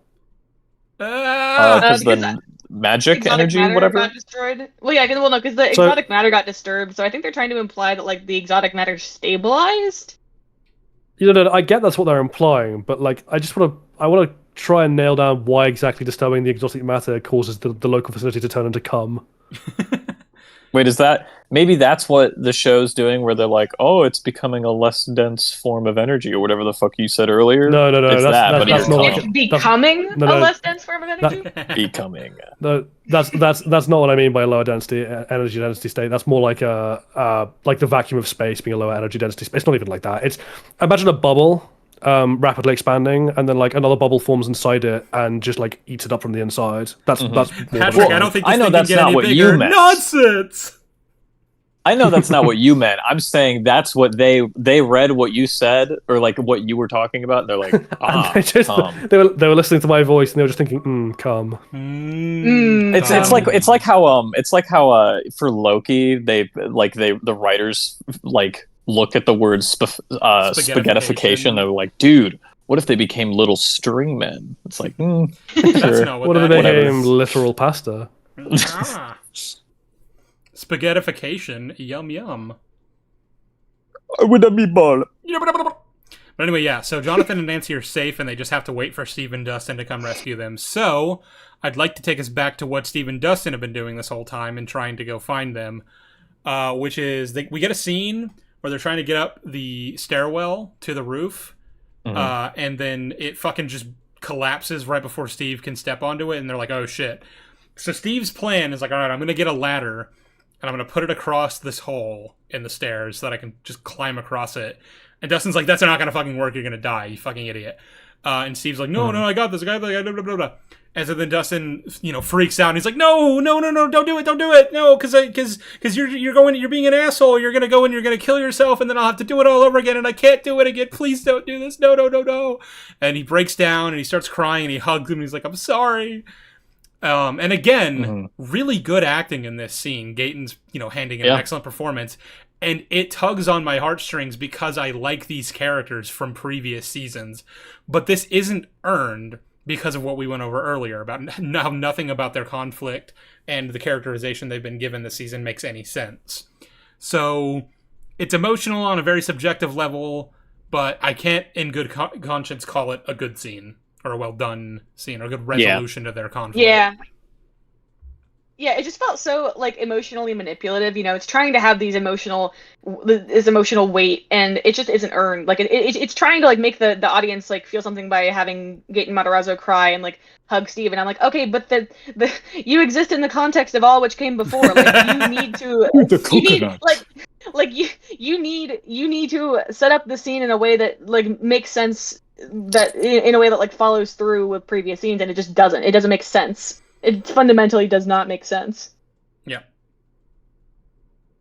And also someone in chat mentioned Steve mentioning that Eddie didn't have to kill himself is so true. We already went over that in detail. It was not a good scene. I ranted about it. But what was it, an hour ago or so at this point? Yeah. Speaking of which, how long do we think we're gonna keep going? Because I might stop to go eat real quick. I'm gonna be going until we're done, as long as it takes. Yeah, because I feel like even after we're done, going through plot and character and shit, I feel like we're still gonna have so much to talk about. I just ordered myself some food because I know I feel like we're gonna be going. Yeah, that's why I've been ducking it in and out. I was putting some food in the oven. Yeah. That's why I keep muting myself, because I've been eating. That's fine. So, yeah. Do whatever you guys have to do to maintain yourselves. Use the bathroom, get drinks, get snacks, get food, whatever. Because we still have a lot to talk about. All right, I will cannibalize my neighbors. I am gonna go eat with C somewhere. I don't know. Oh, okay, cool. Yeah, you're meeting up with them. Yeah. Neat. I'm gonna eat my cats. They're in the room with me, and they're easy food, so I'll eat them. If I'm not back, I'm sure you'll be back. Then that's it, I guess. If he's not back, Andrew's Andrew's channel can be found in the links below. So I have everyone's socials down there. So I want everyone in this chat to change your PFPs to brethren. Brethren. For no reason. All right, goodbye. Goodbye. Bye. I suppose we have to respect that since it was his dying wish, but I really don't want to change my profile picture to that. Yeah, I don't give a fuck. I mean, do we have to respect the man's dying wish? We don't have to. That's fine. Yeah. He killed himself, as the Beppers would have him do. So it's on him. True. Yeah, that was the real message. Yeah. So anyway, after the big quote unquote resolution between Dustin and Steve, they just get up to where Jonathan and Nancy are. We don't really see that, and they punch a hole through the wall and they reunite. There is a cute little moment that I like where Dustin hugs Nancy, because they kind of do have a little bit of a relationship that I like, that I find endearing. Honestly, the show doesn't play on it enough, and I like when they do. Yeah, I did like him being like, "Is that okay? Is that fine?" Yeah, was that too much? Was that weird? No, I like that. Well, that was a cute little moment. Yeah, it reminded me of the scene at the end of season 2 when they danced together. And I was like, that's fine. I enjoyed that. Yeah. Yeah. It's actually gonna end up that in the future they get married, just despite Jonathan and Steve. That would be so fucking weird. Nancy, you have known this boy since he was like 5. I mean, fair, but she's only like 3 or 4 years older. To be fair, it's not a huge age gap. True. Keeping in the trend of making people in the show groomers. I guess Nancy is a groomer now. I don't know. Everyone's a groomer. Yeah. Ted Wheeler is the only one who isn't because he's a child. Because he's a fucking G. Because he's immortal. Because he's fucking immortal. I saw someone in chat earlier say something like put Ted Wheeler in the Upside Down because apparently he can't fucking die. Ted Wheeler versus the Mind Flayer, like it's just 1-on-1. He would have rescued Holly in 10 minutes flat. Ted Wheeler could solo the Mind Flayer easy. Yeah. Anyway, so that's everything that I think happens in the Upside Down plot lines in episode 6. So we can now talk about the rest of this episode, which is great and flawless. Mm-hmm. So good. Let's see, where do we start off with? I guess there's Max and Holly. Or do we want to do Hopper and Eleven? Let's do Max and Holly first, just because we've already kind of gone over like what Vecna's planning to do. He's taken Will into his little mindscape to be like, "You're going to spy for me," and then he figures out that the girl he hospitalized is in the hospital. It's in the hospital. Whoa! And that's the only use that he has for Will. So I don't know why Will's alive at this point. I don't even know why he needed Will for that. It's just dumb. It's just fucking stupid. So yeah, he's chasing Max and Holly through the mindscape. And he's limping because, remember, he got his leg broken, sort of, kind of. And they make it back to the cave. And he says, well, I don't need to go in there to kill Max. I have other ways, blah, blah, blah, blah, blah, blah. And so that's what he's going to do. He's going to send some Demodogs to go kill Max in the hospital. Not Demogorgons, because that would be harder to kill. We can't have that. We can't have the heroes being overrun by his forces. Vecna wouldn't want that, obviously. He knows the finale to still get to. Oh, the bats don't exist because they're not on screen. Yeah, We've been over that. Fuck them bats. and neither do the Demogorgons. So yeah, actually, that's the point. Do we actually ever see any Demogorgons again? After they take Holly and after the military base attack. No, I don't know that we do actually. No, I don't think so. They have. They're no longer on screen. Franken demo was the last one, and they were done. There's no more demos in Stranger Things. Well, they all just decided they're like, oh, I got my paycheck. I'm done. I'm done for the day. I don't care. I'm clocking out. It's 5 p.m. So Max and Holly are safe in the cave for the time being, but Holly's worried because he's like, I believe Vecna when he says that he has other ways of getting to you. So we need to find a way out of here. And obviously you've been in this mindscape for like a year and a half, but obviously you haven't searched that entire just like sea of desert out beyond this cave. There's got to be something there. This is a traumatic memory for Henry, and based on the memories that we know lead back to the real world, being the most traumatic that we have, logic dictates that this would be the key to getting back to the real world through Henry's memories. That's Holly's big plan. And so she goes out to the desert and Max follows her. Her reasoning is that, like, yeah, obviously, Max, you've been exploring this, but, my uncle is a guy who he's a metal detectorist, and he goes around on this beach, and he looks for treasure all the time, and he's never found anything in all of his years of searching. But one day, some random tourist found a whole can full of shit that's worth, like, millions of dollars. So, fresh pair of eyes might do some good, is her basic line of thinking. Now, before she set out to the cave originally, back in like episode 3, she took a bunch of equipment from Henry's childhood room, like I mentioned earlier, one of which was a spyglass that he had from, I guess, his days of being a little Boy Scout. Cub Scout, whatever it was. And it's been a recurring thing throughout this season that every time she goes to look in the spyglass, she's forgotten that she has the cap on, and she's like, oh, stupid. And there's a little crack in the spyglass, which, by the way, or in the lens cap, which forms a particular shape. And what's funny about that is if you actually watch back and you look at other times that she's looked through the spyglass through the cap, the shape is different than what it ends up being for the sake of this scene functioning the way it needs to. Yeah, it's like it's like taller. That's so funny. I don't know. That's like such basic continuity to keep straight, but they can't even do that.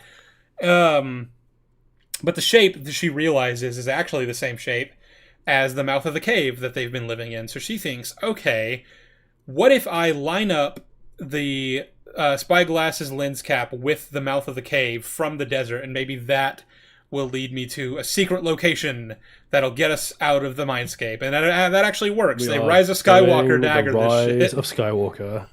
No, Jolly, it's a reference to the Goonies. You don't understand. It's totally not the Rise of Skywalker. Well, it's not like the Goonies because the Goonies was good. There's so much wrong with the other thing I this. heard, like, yeah, like, so why does this thing exist? Like, so Vecna climbed out of the cave, traumatized, and then decided, I will cut a shape in this telescope cap that I will somehow know how to line up again. Exactly. Yeah, with this cave, just in case I ever want to come back to this place that I never want to come back to Which ever doesn't again. even make and that the sense. mind flare might even be actively blocking me from seeing. Which doesn't even make sense, because even if we accepted that, you don't need this thing to like tell you like as like a mile marker for where, because it's like 20 feet away from the cave mouth. You could find it again very easily if you wanted to, if you know what you're looking for. It probably wasn't fucking stupid. She wouldn't have put the lens cap on, and she never would have found it. Yeah, so that's contrived. Really? In this show, a contrivance? No. All of these many things that don't make any sense need to happen for Holly to have this realization and find the spot that they need to get out of the mindscape, which they do. They find the secret tunnel, and they go in. Secret tunnel! There we go. Someone had to do it. Yeah. Someone had to do it. I was biting my tongue. Well, because you already did it, Jolly. Anyway, so they find the tunnel. They find Henry's memory of him confronting the rogue scientist who'd gone mad and getting shot in the hand and then bashing the motherfucker's brains in with a rock. And they round the corner. They find a pile of rocks that lead out to the red, scary mindscape, which will give them portals back to the real world. And they get there, and they find... do I want to talk... Well, we already talked about the like Henry's origin, so we don't really need... Something that's funny about this scene, though, is that like right after killing this man with a rock, Henry's first thought is, let me open the fucking I will open the briefcase that he has, that he's holding on. Well, I wonder what's in here.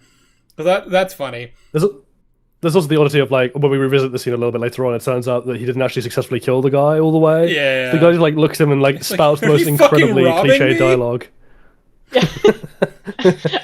It's like, do not open it, it will consume you. Well, and we were joking on when we were watching it the other day that he just beat this guy with a rock because he really wanted to see He really wanted that case, yeah.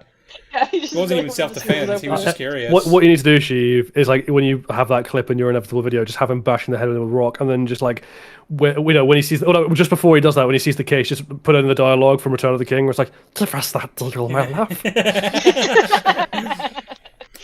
The scene also has it has Holly acknowledge what happened in the memory, and she's like, "Is this what made Henry bad?" Because again, we're setting up that faux redemption arc. We're like, well, maybe Henry is just a scared kid, just like Will. He's being controlled. And graceful expository dialogue, such good explaining what's going on. So they climb back through into the red mindscape, and they find Max's portal. And this is when she decides to drop the revelation: Holly, you can't come with me through this portal. You need to find your own way. Dick move not to tell her about this beforehand. I don't know why she chose to wait. Max just used her to find her fucking mic. Yeah. So Holly's like, where do we go? And Max just goes, we. There is no. There is no we. There is no our portal. There is only my all of it. So I remember when I was watching that too. I was like, okay, but yeah, like Holly could just go with her, and then she's like, no, this is my portal. I'm like, why? How do you know that? How could you possibly? So what happens if Holly does go through that portal? Does she just end up in Max's body? Are they just like two people inside one body now? Yeah, it'd be like that thing in Black Mirror, where they have like the two people inhabiting the body, and one's just like watching. I still think that a much better resolution to Max's arc would have been like if her body had just like was just she couldn't go back. Like that she chooses to sacrifice herself to get Holly out. Yeah, that would have been. But that Max is effectively dead, because so that, she's only existing in Vecna's mind. There would have been actual lasting consequences to her getting Vecna'd. Mm-hmm. Yeah, there would have been actual like follow through with the stakes set up with the show, but we don't do that here. But yeah, so she tells Holly, you can't go through, you need to find your own way. And this is when she, I guess, has had the realization that it was never the music that was drawing, that was keeping the portal open. It was the fact that she had someone that or something that connected her to reality that gave her hope and inspiration and courage and all those things. And, Holly has that in her little necklace because it's a toy that Mike gave her that represents her own deep-seated heroism and courage and all that, Holly the heroic.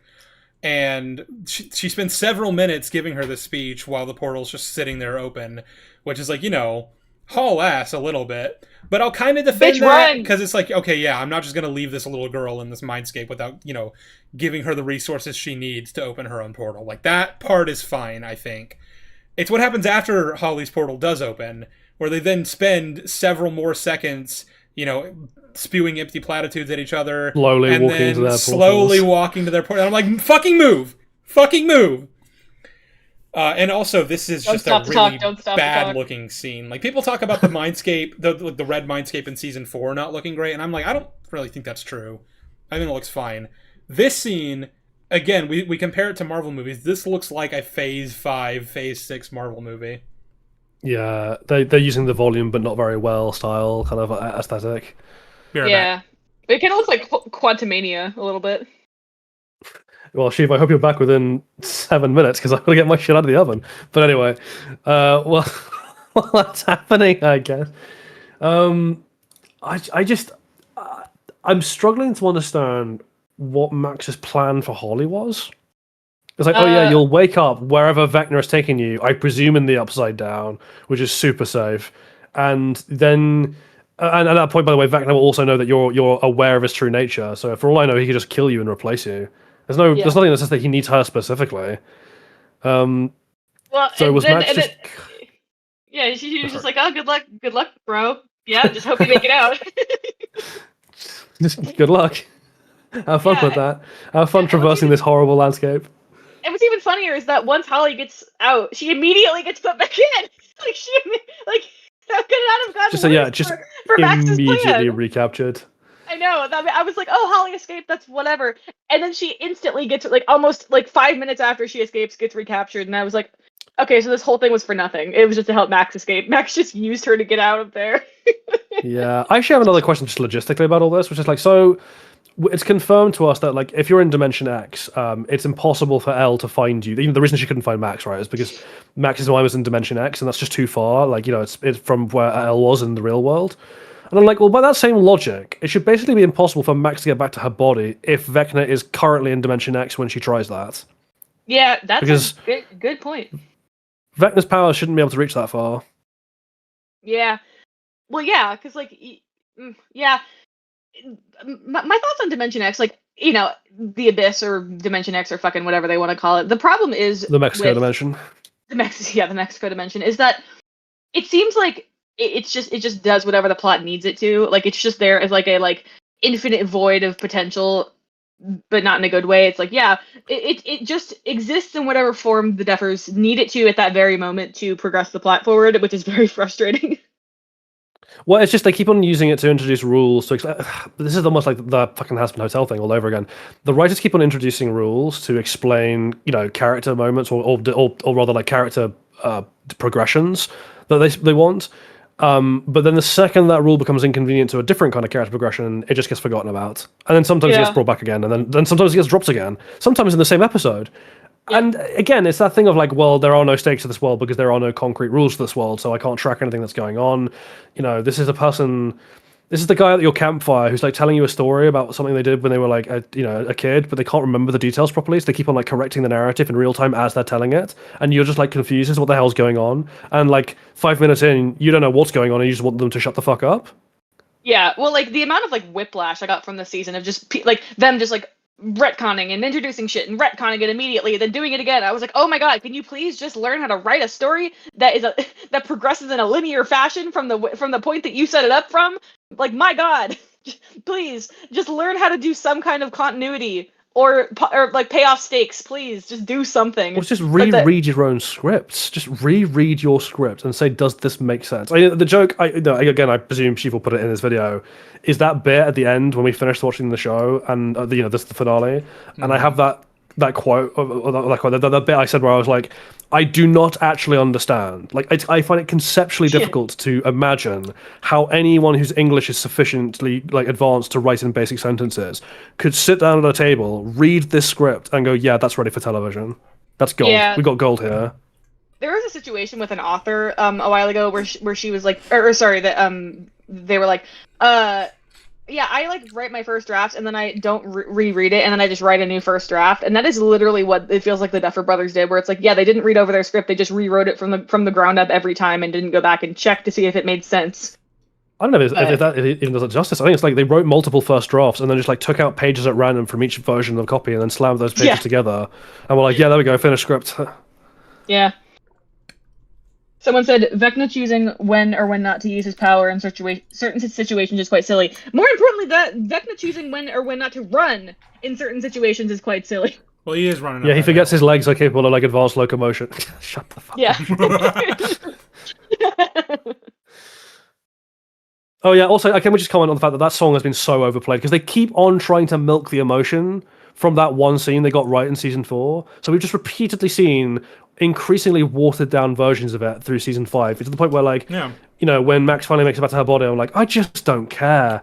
You've drawn this out far too much. Yeah, the running up that hill scene in season 4 is really, really well done. It really gets me emotional because Max's arc is really emotional. It's really well done. It's really well told. You can't just redo that 5 or 6 different times and expect that to elicit the same response. Because at that point, it's just overdone. I don't care anymore. Counterpoint, yes, you can, Sheev. Okay. Counterpoint, fuck you. Yeah, I'm just sorry. I was just looking because I was curious what Wikipedia's like synopsis of these episodes were, and like the one for episode 7 just has a line because they're like one paragraph to explain the entire plot of an episode, so they have to really condense. This line just took me completely off guard. It's so funny. Will comes out as gay, so Henry cannot use that against him. Well, I mean, technically that is true. He's out of line. Anyway, we're not there yet. We're still in episode 6. Right, yeah. So like while that's all happening, Erica and Murray were collaborating to recruit Mr. Clark to build a new telemetry device to locate Dustin in the Upside Down. Although they haven't told Mr. Clark that's what they're doing. Well, so I don't know. They just told him he's in danger, right? They need to build say he's in life-threatening danger, but he doesn't ask any follow-up questions. He doesn't try to get, the police involved or the military that are currently occupying the town. He just goes along with it. Yeah, he leaves his umpteenth babe that he has in his bed because he's a player, and just goes out like a chair to help them. Mr. Clark is like the MVP of the show. Like him and Derek. Yeah. Him and Derek and Ted Wheeler. Yeah. the true heroes of this show. Yeah. Best characters.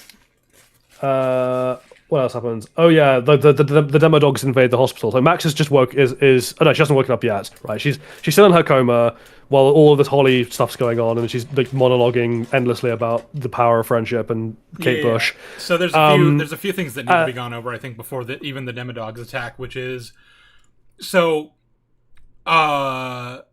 Max and what's her name? Robin. Forgot Robin's name.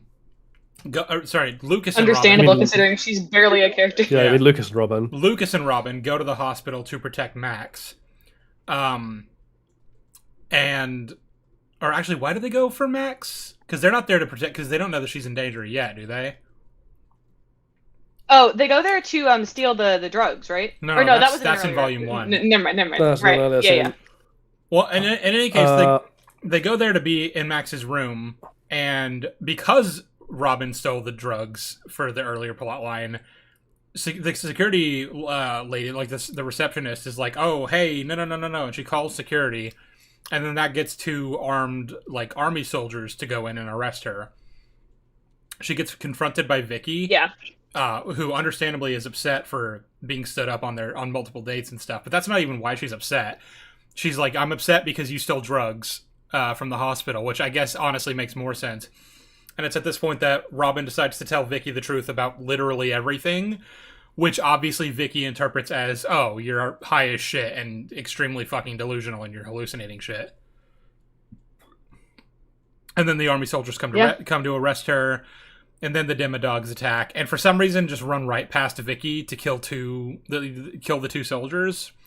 Yeah, that made me laugh so hard. I was like, they're not even trying to pretend like these characters aren't just like immortal. Like they're not even trying to pretend. It would make sense that they didn't kill Vicky or Robin because they're only there to kill Max, and they do intentionally avoid them at a later point. If it wasn't for the fact that they randomly decided to attack and kill the soldiers, who, yeah, they started shooting at the dogs, but only because the dogs were just running at them at full speed with the intent to kill. So this is again a situation where like Vecna's just attacking the military. I'm not really sure why he's doing that. For vibes. Well, so he sent Demodogs. He said fuck the military. He's sent Demodogs to kill Max, but I would assume from that he's actively controlling the Demodogs, right? Because he wants them to do their job. But Vicky's like, hey, do these things speak English? And Robin's like, no. And because they don't speak English, because they don't understand English, they're able to communicate what's going on to Lucas through the hospital's loudspeaker. And I guess Vecna's not controlling them, because if he was, he would have heard that, and because he is a person who understands English, would have realized what just happened. But I guess not. And it's important that it happens this way, because Karen Wheeler is, again, also in the hospital and hears this. And she doesn't even know what a Demogorgon is, or like she doesn't know that it's called that. She's obviously encountered one. But I guess she just surmises that must be what's going on, because she decides to get up and do something about it. And we'll see what that amounts to in just a moment. Yeah. But before we get there, so Lucas is like, shit. And he picks up Max to get her to safety, carries her all the way to the elevator. As the elevator doors are, about to be closed or whatever, and like the dogs are running toward him to kill Max, he fucking kicks one and sends it flying back. At that point, I lost my shit. That is so fucking funny. Yeah, that's what I mean when I say that, like, Lucas is, like, the secret, like, powered person in this show, because he can just fucking kick Demodogs, like, halfway down a hallway. I'm like, okay, so you just have super strength. That's cool. That's fine. Fine. No, his leg is fucking eviscerated, and he and Max are dead. They're dead. Yeah. Plot armor doesn't even begin to cover it.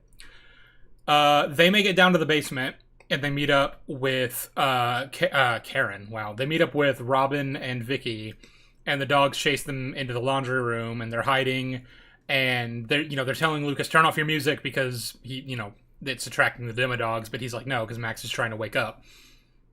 And then the dogs are about to kill them. They're about to descend upon them, when suddenly they get distracted by a noise off to their right, and they go to investigate it. And it's Karen Wheeler has somehow gotten down to the basement with a tank of oxygen, placed one inside of a dryer, and set it off, which distracts the Demodogs, and then they just kind of watch it swirling around in there, and then it explodes and kills all three of them. Yep. Big it's badass action sequence there from Karen. Aren't we glad that happened? Well, and also the thing is that, like, yeah, whatever, the Demodogs got attracted, but the Demodogs were moving like so slowly to the point of like comedy where I was like, oh my god, like they were barely moving, and I was like, yeah, clearly something's gonna distract them, but like the lead up to that scene is just so ludicrous that I was like, oh my god, anything could happen at this point, and then it does, because Karen Wheeler blows them up with a fucking tank of oxygen. Because why not at this point? Yeah, literally at that point, that was the point in the show where I was just like, oh, what the hell, sure. Like, I was like so done. I was already done with it, but I was like, I feel like I'm being like held hostage in like a basement right now, and someone's just beating me with like a baseball bat, and I'm like, fine, just do it. At this point, I accept please. My fate. Yeah, I don't even know. At this point, just kill me, please. Like, yeah, someone in chat said like, yeah, it's like a cheap badass moment from Karen. It's like, yeah, Again, it's the whole thing of like, again, I'm not going to go off into the rant about... nothing is earned. Everything is like superficial and overly presented. it's not just that, but I'm not going to go off on another rant about like the portrayal of female characters, but it's like, yeah, they had to have like a badass Karen Wheeler moment, and I'm like, did we need this? Did we need this? No. Like, We've already had one. We had the waffle. Yeah, she already had defended one. her daughter and got slimed for it. Like, that's enough, I think. Yeah. It's like, you'd think that would be enough, but apparently not. Oh well. Oh well. Sorry, I'm eating my fries. I got really hungry. Your fries. I'm also eating some fries. I'm gonna have to rely on you guys for that, for the plot summary, because I do not have comprehensive plot notes, but I I do have thoughts and vibes, and little quips here and there. Well, so that was the end of episode 6, but episode 7 picks up immediately after that, and that's the first thing I want to talk about, because I have a lot to say about Max waking up, and she's not blind. Somehow. She was blind when she got Vecna at the end of last season, but then she fell into a coma for 2 years, and now suddenly she's just fine, and she can see. So her arms and legs were obviously broken in half, but like they got healed up fine. She's wheelchair bound for this and most of the next episodes, because she's spent a year and a half in a coma, so obviously she needs to like regain the musculature and all of that to be able to walk again properly. But like effectively speaking, there are just no lasting consequences to her getting Vecna'd. Not only did she not die, but she didn't even get blinded, and her limbs will end up being completely fine by the end of the series. So, Yep. Fuck me, I guess. Yeah, and someone also, I saw someone say that, like, this person wasn't blind, but they were saying, like, well, the whole point of, like, characters, getting disabilities, like, getting hurt in car accidents, like, getting limbs chopped off, is to, like, explore, the like how their life is affected moving forward. And someone was like, yeah, it's just really cheap to see them just refuse to explore the potential, like that concept, because they want it to be safe. They don't want to do anything interesting with the storytelling, because the idea of like Max being blind would not, it's too complicated. It's too risky. So it's just a frustrating I'm not in inability of them favor to do of anything interesting. I'm not in favor of Max being alive at all, or at least certainly not outside of the mindscape. But if you're going to do that, if you're going to have her being brought back, I think her understanding that if she comes back, it's going to be to a body that is like physically broken, and having to make the choice about whether she wants to live that way and what that's going to mean for her sense of self, and still choosing to do so because it means being back with the people she loves and that's what she really cares about, could have been impactful. Particularly because they made a lot of her being like a tomboy who does skateboarding, and like that's really important to her sense of self, right? Is the she's a free spirit in the kind of sense of like she has trauma about being held down. She doesn't like to feel controlled or owned or anything like that, and part of that's the physical freedom to move without help, right? Is a pretty integral part of that. Having it be the case where she's having to choose to come back to Lucas knowing that she will be in some sense dependent on her friends much more so than she ever was before, could have been interesting. Yeah, and sorry to bring it back to Full Metal Alchemist again, but towards the end of that story, there is actually a moment okay, so you're lining up the shot. It's relevant, I promise. There's a moment where a character becomes blind, and it's extremely impactful to the plot and to the character, because it's symbolic of like his vision of the future getting taken away, and like literally his vision getting taken away. And the author does really interesting stuff with him being blind. And I wish that they had done something like that with Max, where it's like, the like hopeful vision of her life that she had after coming to terms with Billy's death being taken away from her, like literally, and her outlook on life literally being stripped away from her would have been such an interesting perspective to take her story. And I wish they had, but they refused to do anything interesting. Yep. So yeah. Fuck you for wanting something interesting. Yeah. So yeah, fuck me, I guess. Anyway, it's at this point that Elle, Hopper, Mike, and Joyce and Will, not Joyce and Will, Elle, Hopper, and Mike, and I think Kali, for some reason, all go to the hospital, because obviously in the last episode they found out through Will that she's going to be targeted by Vecna. They were going there to rescue her, but they didn't get there in time because Karen Wheeler saved the day. And, they catch up, they talk a little bit, And then obviously the obvious question is raised of where's Holly, so she catches them up on that. Now Holly, as you'll remember, had to escape back into her own body, which is in Dimension X, being held in Vecna's lair. So, I mean, she got out of the mindscape, sure, but then she is trapped in Vecna's lair, so she has to get out of that, makes her way to the nearest gate, which happens to not be very far from the lair, and she goes through it into the Upside Down, but she's on the other side of the Upside Down, the Dimension X side, which for some reason does not have the same gravitational constraints as the Hawkins side does, so she just falls. Yeah. She just falls. Excuse me, I'm eating. She falls until Vecna catches her with his powers and pulls her back up. But as that happens, obviously, the characters who are still in Hawkins' lab in the Upside Down hear Holly screaming, run up to the roof and find her there, and they watch her get sucked back up, and they're like, oh my god. Ah! Actually, I have a question about the geography. Loud, I was laughing when she got sucked back in. I was like, my god. I have a question about the geography of all this as well. So Holly falls through a portal pretty much outside of Vecna's like fortress, right? Yeah. But maybe 100, 200 meters outside of it, but like not too far away. Yeah. This is close enough that she then falls directly vertically, near enough to Hawkins' lab that they can hear her screaming from Hawkins' lab. Well, so evidently... Which implies that she's falling... She must be screaming loud as shit. Like, my god. Loud as She must fuck. be like...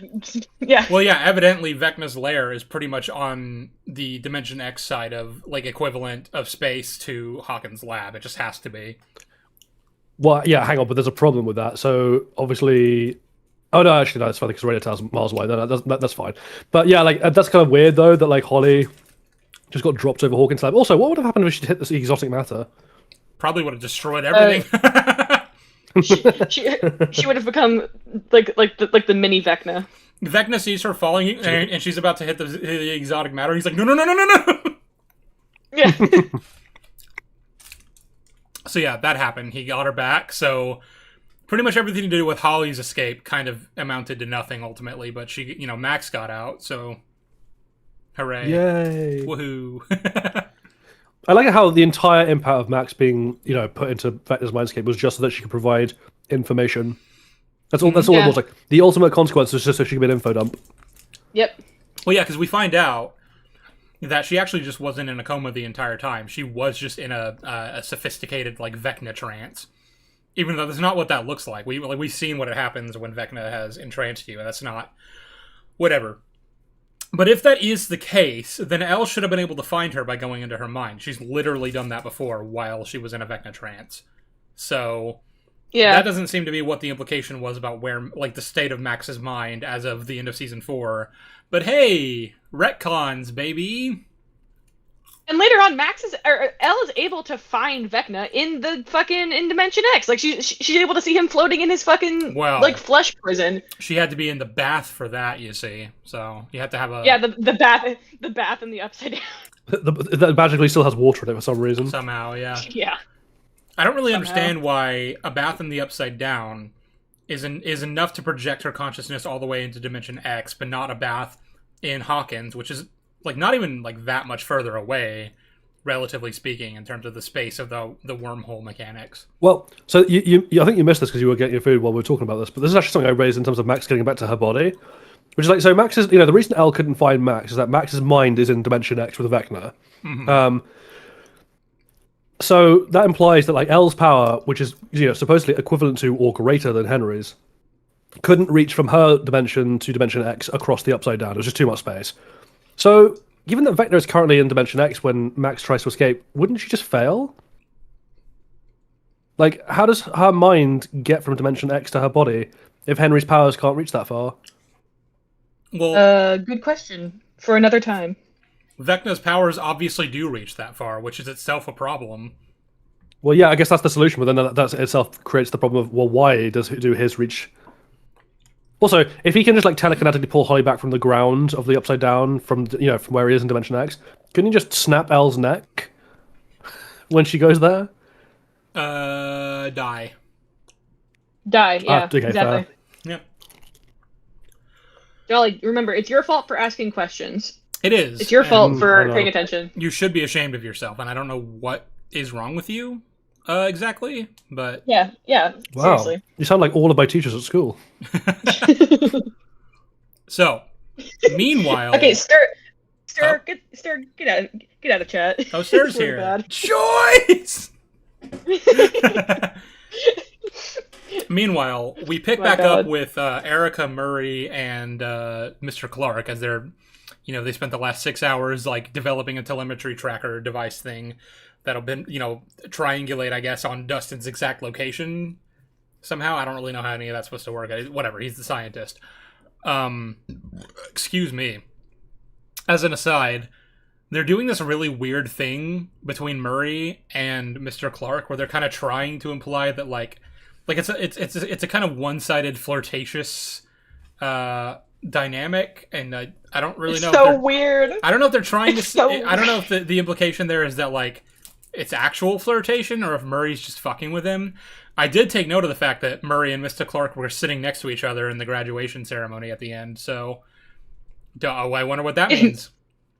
If Murray is one of only 3 like queer characters in the Queer show, representation. I'm going to kill myself. Why would Mr. Clark settle for Murray when he can get so much Yeah. pussy? He has so much pussy Yeah. available to him. Yeah, it's Murray. That man is drowning in pussy. Like, why would he go to Murray? That man is the Giga Chad of the area. He doesn't need to be playing around with scum Yeah. like Murray. He's rolling in bitches. Like, why would you why would you I would have Murray- paid so much money Your heart. for Mr. Clark as a character to say the sentence, "I'm rolling in bitches."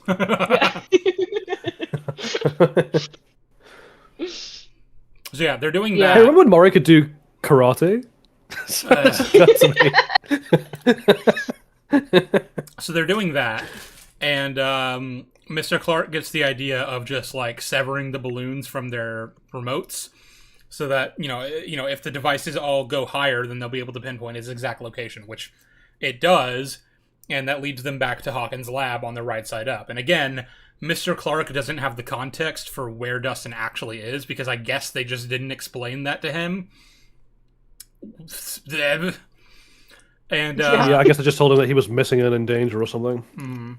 So he has all the other characters like meet up at Hawkins' lab on that, and they're basically like, yeah, he's not here, he's like beneath us, and Mr. Clark's like, huh? what do you mean? And then he finds out about the Upside Down because they go to one of the gates, like covered up by sheet metal near Hawkins' lab. They take out all the cameras monitoring said sheet metal gates, and then Elle uses her powers to lift it open. They go into the Upside Down, and they all reconvene with Dustin and gang. There's a line that really pisses me off where Vicky is there, because everyone's just fucking here now. And Vicky's there and is like, is this shit safe to breathe? And Robin's like, unclear. Which, Yeah, that's fuck you. lampshading is lampshading is just being used as an excuse to like not have to explain things now. It's really annoying. Yeah. So they've all reunited. Dustin and gang recap to them what happened with Holly getting pulled back up to Vecna. And they all come back to the right side up to go back to the radio station, reconvene, and figure out next moves, that sort of thing. By the way, Hopper, Elle, and Kali did, all reconvene earlier after getting out of the Upside Down. I forgot to mention that. I also forgot to mention that Elle and Max have a relationship that is just not leveraged at all because, like, when they finally reunite, they don't really give a fuck. They kind of don't.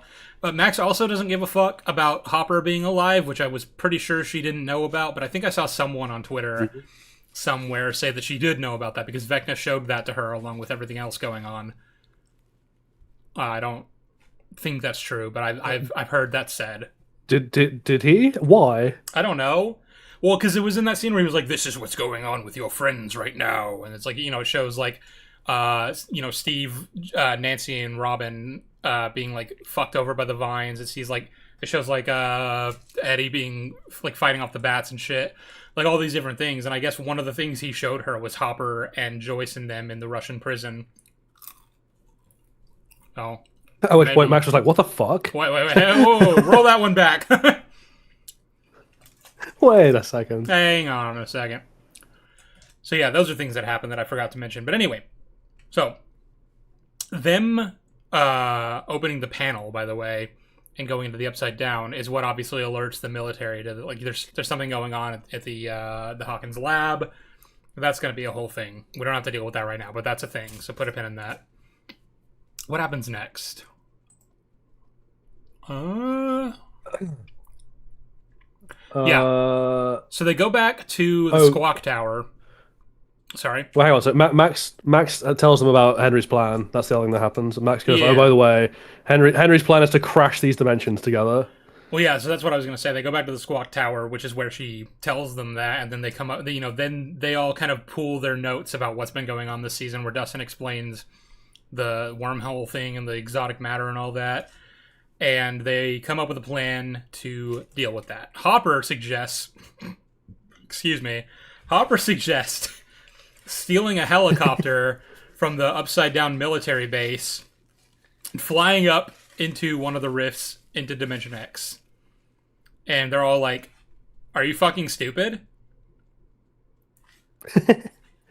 And It's like, how would we fly? It's like we take another pilot hostage. You just kidnap him. Fuck it. Yeah, I think Robin even goes, "Great, another kidnapping plot." This isn't the It would have been great plan. if they had done that, and there was just a random pilot in the background of the last battle being like, "Why am I here?" Like Milton. Oh, Milton. So that isn't the plan they end up going with, because obviously that's really stupid. But they end up coming up with a real plan that's definitely not just as, if not more, stupid. Yeah. Like, what if we let Vecna crash the worlds together just enough that the radio tower in the Upside Down goes through the ceiling into Dimension X, and then we can climb up that into Dimension X. Now we're going to overlook some fairly massive assumptions about this plan, like that the tower will be under a rift and not just smash against the surface. Yeah. That the collapse will happen slowly enough that it's not just almost instantaneous, and we actually have time to do all this. That we can somehow stop the convergence once it's in motion. Any and all of these seem like big problems. Mm-hmm.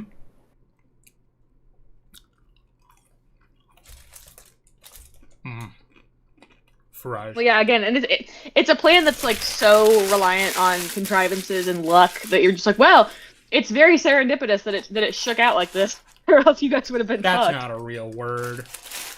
Shut up, Sheev. Hey! Go eat your fries. Go eat your fries. I finished No, my fries. I was. Yeah, but like it relies on all of the all the characters being stupid once again, which is just very frustrating. Oh my god! Someone in the comments has just put up a better thing they could have done that even we didn't think of. Which is, why doesn't L just levitate them? That's what I'm thinking too. Well, I literally had that same thought. Yeah, I was thinking, okay, you steal the helicopter, right? You fly up, and then L just levitates you the rest of the way. That's like a thing you could just do. That's what I thought they were going to come up with, but then they didn't, and I was like, oh. Yeah, I was like, oh. Okay. Yeah, 'cause I can make that jump. Oh. No, yeah, that's amazing. I love that. But yeah, so that's the plan. That's what we're going to do in the big finale. But before we can do that, Will has a confession to make. It's going to take him 6 minutes and 54 seconds of Yes. on-screen Longer than time. the entire final battle.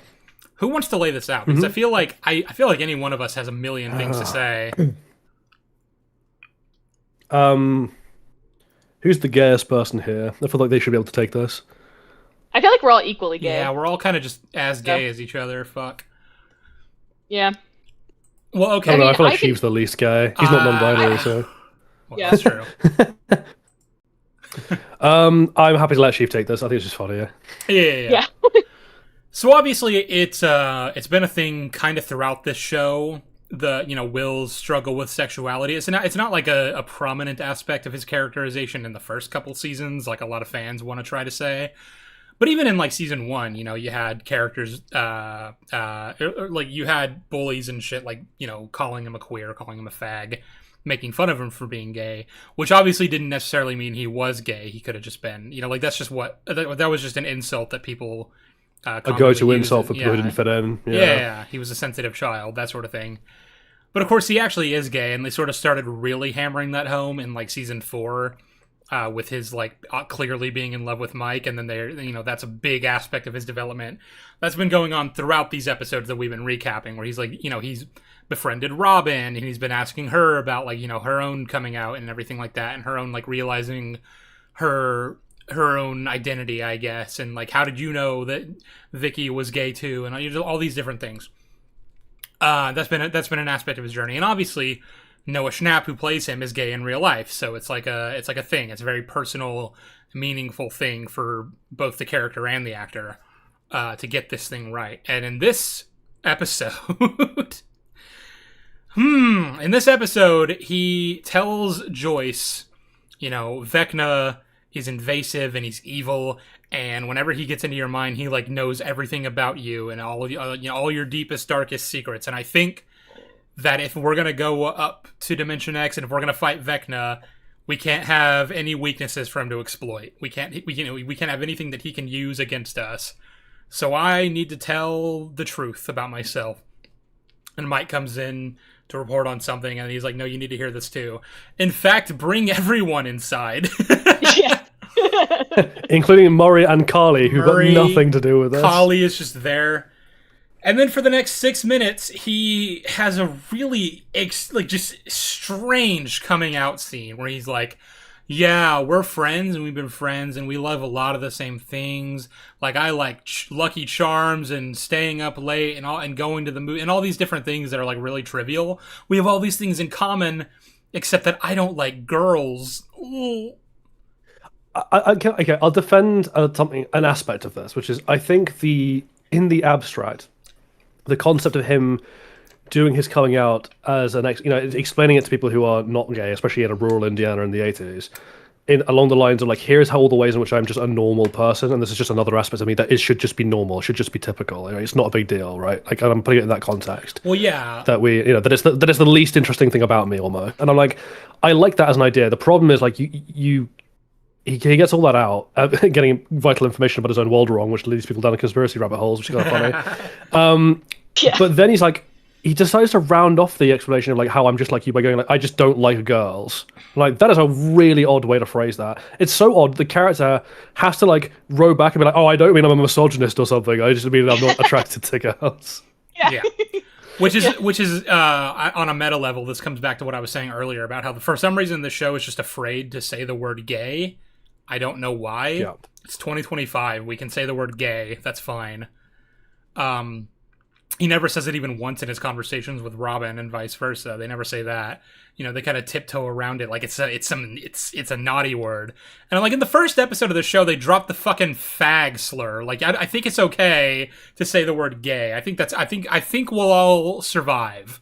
I think we'll be okay. Yeah, and also the thing is with specifically like them skirting around that word, it feels like someone in the chat brought it up earlier. It's like a very cowardly way of doing it because like, they want those conservative people to keep watching, but they're like, okay, well, we'll let it slide as long as you don't say the word and promote that woke agenda. And I'm like, don't say the word. And it's so frustrating. It's just cowardly, There's also just, and I want to talk about that, as someone who was a former actor themselves, the meta aspect, and I kind of mentioned this earlier when I'm like, I'm not someone who's going to defend Noah Schnapp. He's got reprehensible political ideas. But as a gay, as a queer person myself, and him being a gay man in real life, his personal experience of his own gayness is like he had real trouble coming out for obvious reasons in terms of his perception in the public eye and who he was in society and just the general hard difficulty of doing that anyway in certain contexts. He also in real life had a very strong unreciprocated love for someone who wasn't themselves gay, and so he knows exactly how painful that is, to the point where like it was very personal for him, and he didn't really want us to do the scene, at least not the way they made him do it, which I think should be respected. Like, if anyone's going to have an insight onto how a closeted gay character might come out, it's probably the guy who themselves used to be a closeted gay, right? Like, yeah, they'd probably have the best insight. Instead, not only did they make him basically repeat his own life story beat for beat in a barely fictionalized context, essentially reforcing him to live through that trauma, they filmed the scene apparently for like 12 hours. Yeah. I'm very unhappy with this. It's like the same thing of like, Sadie Sink being like really scared about her first kiss being on camera, and so the Duffers deliberately wrote it to have her first kiss on camera. Yeah, and also And also, we'll get to this later, but that scene, I saw someone on Twitter say that scene with him and Will, like Noah Schnapp had to beg for that to be put in like later because they were like, he was like, please, we need to have some kind of resolution to this fucking shit. Yeah, you with can't them. just have this like happen and then not resolve it in any way. And the resolution we did get wasn't good, but at least he like advocated for one. Well, also, and even then, they still stripped it down because originally he's in that scene. If you see the behind the scenes, he's wearing an earring and his hair looks different because he's like more comfortable with himself and like expressing, queer culture. They removed that. They removed it in the edit.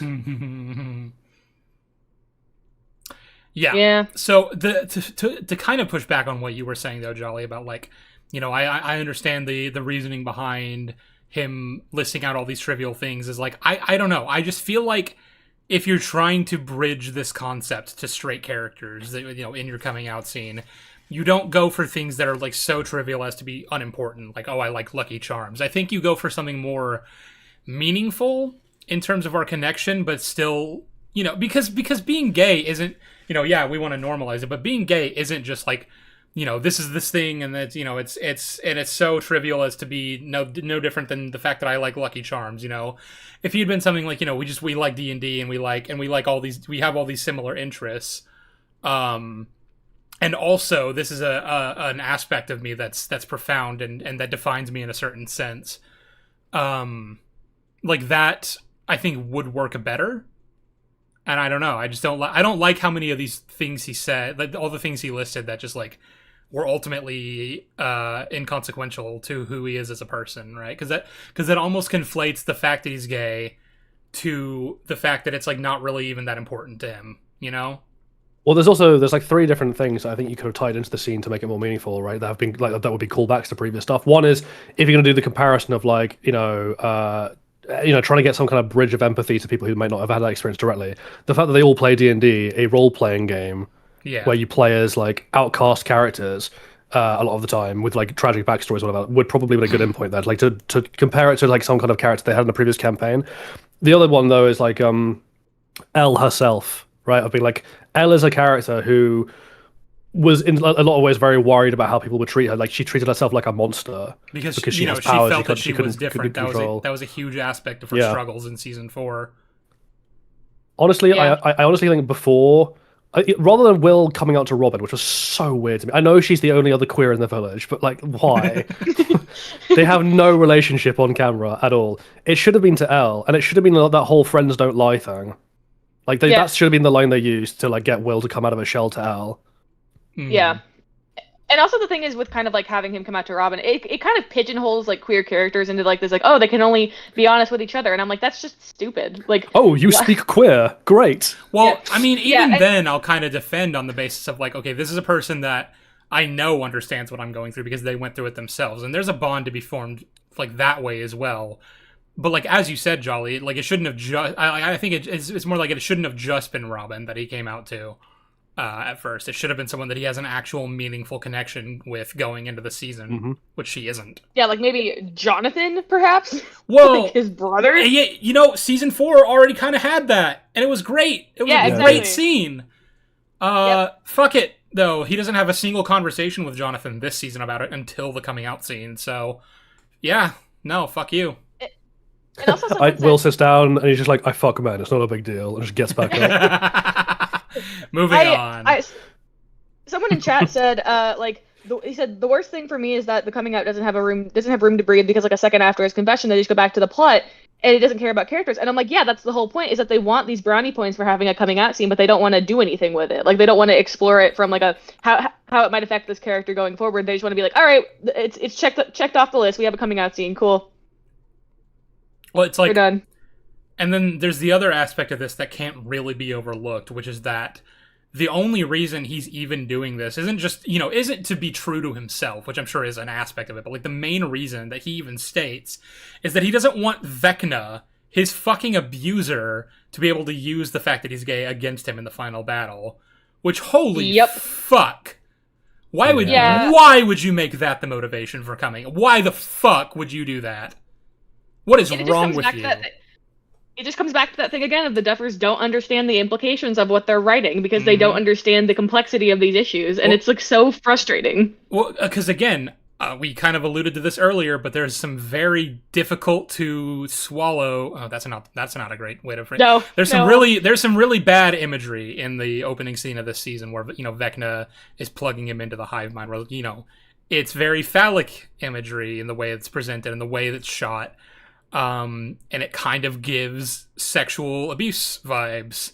So I don't really like that the person we're kind of likening to Will's sexual abuser is, he's the reason why Will has to now basically throw himself naked body and soul in front of all the town, basically, and reveal one of the most deep and personal secrets in order to avoid the potential humiliation ritual that'll come. This itself is a humiliation ritual. It's all around terrible, and I fucking hate it.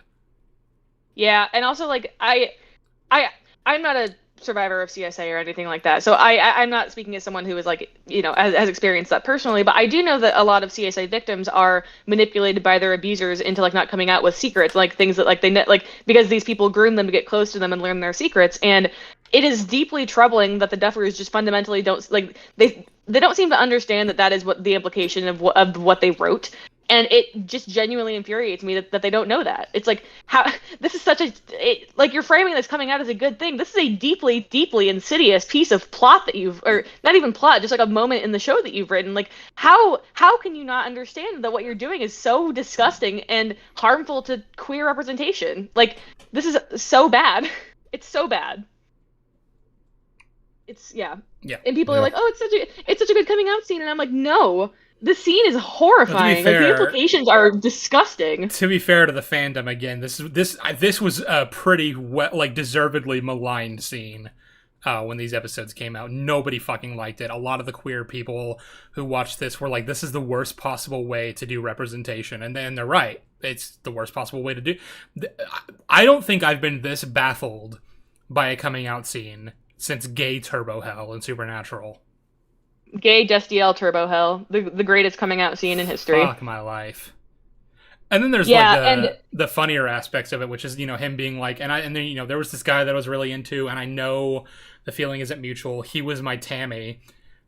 Nobody fucking knows who Tammy is except for Robin and Steve, and the only way they could I guess Jonathan and Nancy probably do, which means that they're probably going to cotton on to even if they know of a fellow classmate named Tammy Thompson, I don't think they'd be connecting that necessarily. But the point I'm making is in order for anyone to even understand the context of who Tammy is, you effectively just have to out Robin when this isn't her time to come out. She isn't doing that right now. She doesn't want to do that right now. And that's not your fucking place to do that for her. So that's just that was my point, right? Line. Because Jonathan and Nancy might know the context of who Tammy is, and the only person they know who's in relation to that is Steve, and therefore Robin. They might have put two and two together in that scene, and that would have been really awkward for Robin, because as far as I know, they don't know that Robin's gay. Yeah. Well, nobody knows Robin is gay except for Will and Steve, and obviously Vicky. I hope Vicky knows Robin's gay. I hope Vicky knows. He's wait, that kissing they're kissing, and Robin's it's so nice to find another lesbian. She's like, you're a lesbian? Oh, and throws her against the wall. Get away from me. She's like, no, we've been wearing socks the whole time. Yeah, no, it's like that. It's like that meme. A gay man was making out with a butch lesbian who thought that I was another butch lesbian. It's that scene in Doctor Who where Rory's like, I'm not gay. Yes, you are. Yes, you are. No. Well, and kind of segueing into that point, we also need to talk about the queer baiting, which just to lay the scene for everyone, and just so we all are on the same page on what queer baiting is. Queer baiting is a deliberate tactic by a studio to draw in viewers for a show. It is something that is not seen very frequently, and a lot of people get that the definition wrong. They're like, oh, these characters standing in the same room together is queer baiting. These two characters having a romantic arc is queer baiting, and then one of them dies. No, queer baiting is a specific, deliberate tactic to draw in viewership. And the problem is with Byler specifically, is that a lot of people didn't see it as queer baiting because they were like, Mike was always seemed to be straight, and I was like, no, that is not the problem. The problem is that there are scenes in the show specifically designed to keep people watching just in case something happens with them. That is what queer baiting is, and that is fundamentally what the show was doing in season 4 and in season 5. Yeah. like that is Well, also yeah. on that topic, like one of the things I again that makes me feel a little bit sorry for Noah Schnapp is during the interview circuit, because they did the marketing press circuit after the shows, during the release of the show to get it out there. He looks really uncomfortable in a lot of the interviews he's in, and it's very clear that they've sort of they've partnered him up with specific other characters in those interviews in order to attract questions about Byler. Yep. And it's really uncomfortable to watch. So I kind of see queer baiting along a spectrum. I call it, I call it the Sherlock Teen Wolf supernatural spectrum, where it falls along different Needs a shorter name. Yeah, I'm working on it. But no, I specifically, I believe that that Stranger Things falls into the kind of problem that both Sherlock and Teen Wolf had, which is that Sherlock was very heavily baiting fans in the show to keep watching with the potential of them getting together, but actively kind of being malicious about it. And they were also doing it in the marketing, which is what Teen Wolf was doing. Teen Wolf wasn't really queer baiting in the show; it was more so in the marketing. But it was it was a prevalent problem in both shows to the point that it inspired whole conspiracies. And a lot of the times when people say something is queer baiting, I'm like, you're just queer baiting yourself. That's you were just hallucinating things that are not there. But this specifically, Can I ask a question? Because I'll be interested to get your guys' perspective on this. Before season 4, do you think Will was intended to have always been a gay character? I think yes. I think yes. Okay, I think I might disagree with that, because the thing that I was kind of getting at I don't agree. Is it seemed like there were maybe hints that you could take it in that direction, but that season 4 was what really started that as okay, we're definitively doing this as his arc in the show. Yeah, that's the way it always appeared to me watching it was what we had in season 1 was because in season 1 they're mostly too young, and Will in particular is too kind of withdrawn to have definitive nailed on sexualities really. Yeah. Especially given the context we see them in season 1. Will is more his sexuality is completely not addressed. The fact that he's called a fag is more just because he is a pale, weak outsider. He is effeminate and empathetic as compared to the standards of masculinity in the 80s, especially in rural Indiana. He does not fit in. He gets called queer. He only hangs out with his little group of other nerds. Yeah. Him being called a fag is pretty right par for the course. I in no way took that as therefore he is gay, or we're setting up this character to actually be gay. Not least of which is because while Will gets the worst of it, other characters get that joke made about them as well by the bullies. They're just better than Will at taking it, as a bit fuck off about it, not taking it so hard. It wasn't really until what actually happened was that happened in season 1. Season 2 didn't really do anything other than Will felt left out by the fact that his friend group seemed to be aging up faster than he did, right? He wanted to carry on playing D&D and refinding that kinship that he was afraid of losing otherwise, and being left behind basically. But somewhere along that pathway, the fandom, or at least an element of the fandom, took the fag lines and really ran with it. And we're and again, I think this is just the queer community being starved representation, seeing an obviously outcast character who's been called a fag and being oh, that's the reason for his outcast, is that he is deep down, he is actually gay. That's the whole thing. And then it just became an internet meme. It became an internet meme, and then a marketing gimmick based on that internet meme, and then written into the show. Yeah, I don't think this is a quote-unquote naturalistically gay character, since I do not think this was a character ever intended to be gay before they realised that was the way the audience were interpreting them. Yeah, I can kind of see that point. I will say, I don't know. I mean, the show was never. I don't care what the Duffers say. The show was never supposed to go beyond one season, the way they were writing it. But I do think that I think that they might have considered that while writing the show. I don't know. I'm of mixed feelings. I think they intended it to be canon the whole time, but I don't want to speak on that definitively. We think the Duffers, the masters of continuity and planning ahead, knew that Will was going to be a gay character the whole time. I don't know if I believe that. Fair. Yeah, but also the thing is, specifically, someone in chat brought this up as well, and it was a good point. But they were saying that, season 3 put Elle's breakup with Mike in the framing next to Mike's fight with Will, while one is played for laughs, the other is overly dramatic. Yeah, that's what I mean, is what I'm saying, is the scenes with the guaranteed relationships are not, they're kind of an afterthought, but then the scenes with the queer characters are very drawn out and dramatic because they want you to keep watching for that reason. That is what queer baiting is, and it's so frustrating when shows do that. And I don't it's know not. if that was queer baiting. I think what's actually happened there is just like never ascribe to malice what can be ascribed to idiocy. I think what This is happened there true, is the yeah. Duffers just viewed like the breakups as like haha funny silly romance drama, like because there's never really drama. There's not really any question that Elle and Max have genuinely broken up with their boyfriends long term. It's more just like, oh, the girls are doing this to teach them a lesson. These guys have some growing up to do, isn't it? All hijinks and fun. Whereas the Will and Mike stuff is much more just like, oh, this is an actual friendship that is actually disintegrating. It's more, I think, just to focus on a genuine friendship versus something frivolous. But again, unfortunately, by that point, the shipping train had kind of left the station, and that just fed it. Yeah. And then you roll around to season 4, and they're like, "Oh, okay, we're just leaning into that now. We're just doing that." And then they actively started queer baiting on the back of that.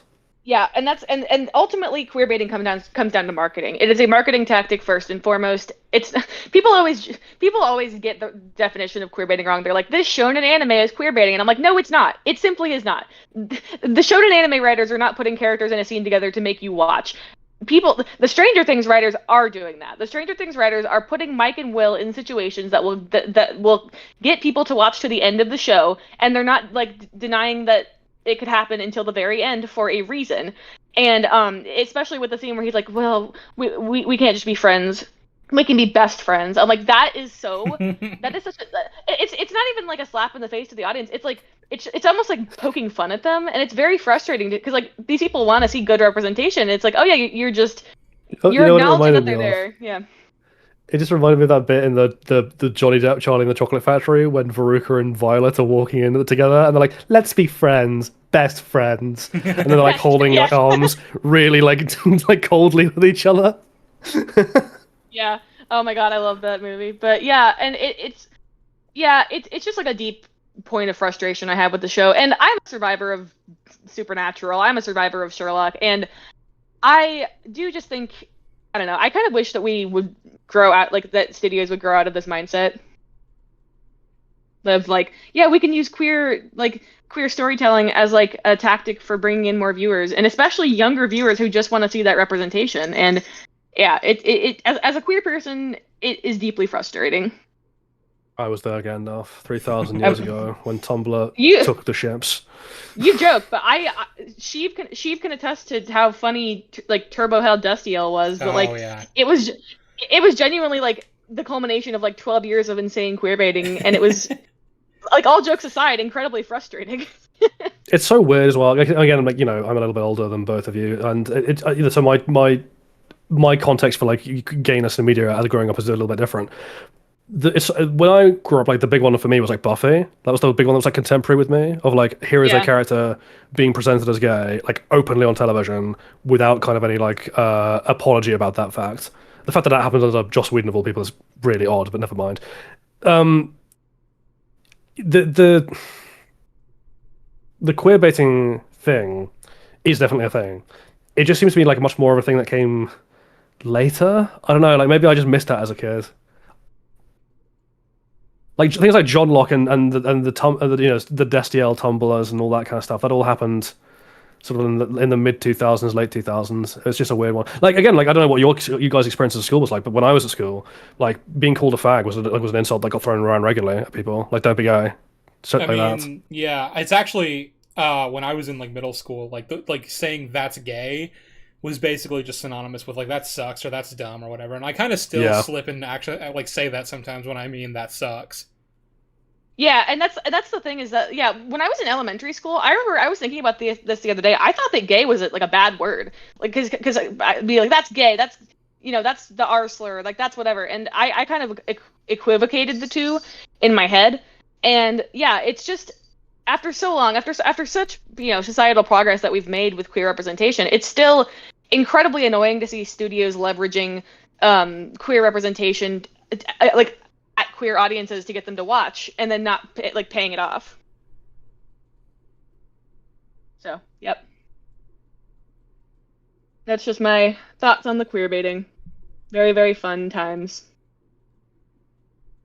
Yep. Counterpoint, misogyny. Yeah. So the scene ends with basically all the characters being like, "Yo, you'll never lose me, Will." Or me. You have my sword bow. and my axe. And it's super just like not at all heartfelt or emotional at all. In any way. And again, I was saying this to my brother when I watched this episode with him. I was like, I would literally forgive the Duffer Brothers for everything right now if they just had Kali join the group hug. Well, have you seen the edit where they cut in Steve's line from earlier in the conversation before the planning? Before what the hell is wrong with you? I don't like girls, and it's like, what the hell is wrong with you? I mean, I'd say Steve would never say that, but season 5 Steve, I don't know, anything's on the table. Season 5 Steve, actually, that's a point in and of itself. It's like, like, this show has had a coming out scene that was actually really good, that Steve was involved in. Yeah, it was a terrible season, horrible season, but that scene was great, and it was a really good culmination of Steve's arc in the season and Robin's arc, and their dynamic with each other, and the strengthening of their relationship. It was a really good scene. I don't know why they couldn't just do that with Will. I don't know why. Well, because they had to make it like a big meme moment, like an Avengers Assemble moment. It's like that bit where all the women superheroes like come together in the final battle against Thanos. Where it's just so unearned and on the nose compared to like the much more toned down and personal scene between Steve and Robin, which matters because it's personal and because it's toned down. Yeah, I mean, it probably should have been a scene between just like him and Joyce and maybe like Mike and I think I could accept Dustin and Lucas being there. But I don't really even know that they're needed for it. Well, there's also just a general issue here of like why it should have just been Mike, in the sense that the show has presented a kind of weirdly sanitized version of the 80s the whole way through, where like black people just don't face any discrimination in rural Indiana. That's just not a thing. Except for Lucas Billy. Is never except for Billy, yeah. Yeah, he's just Billy's a fucking the weird hater. anomaly. He's the only racist in the world. But like otherwise, like it's just not an issue. And like, various other forms of discrimination just don't really exist. It's really just occasionally anti-gay stuff aimed at Will. There's not much else, and like Robin, I guess, as well. But like other than that, weirdly sanitized. And so, given how progressive certainly his friend group are, I just struggle to believe that he, in the context of the Stranger Things version of the 80s, that he would be that afraid of like telling Dustin that he's gay, for example. The thing I think, and the reason therefore you just keep it as a personal scene, is like the one fear you might have is like that telling Mike, who is also his best friend or one of his best friends, that he has those feelings for him might break the friendship. Not that Mike will necessarily be like, I hate you because you're gay, but just like, the inevitable like, oh, I'm going to view our friendship very differently now, and that might just break us. I still think that's a really funny thing for like Vecna to apparently be able to use against him. Like I'm imagining this final battle is happening, and then Vecna looks directly at Mike and he's like, "Did you know that Will is gay for you?" And Mike's like, "Okay." He just points his finger out like straight at Will and just goes, "Fag." Well, like even if Will's worst fears come to pass when that happens, like, does he think Mike is just going to be like, "Ew," and like stop the battle right there to be like, I don't want any part of this?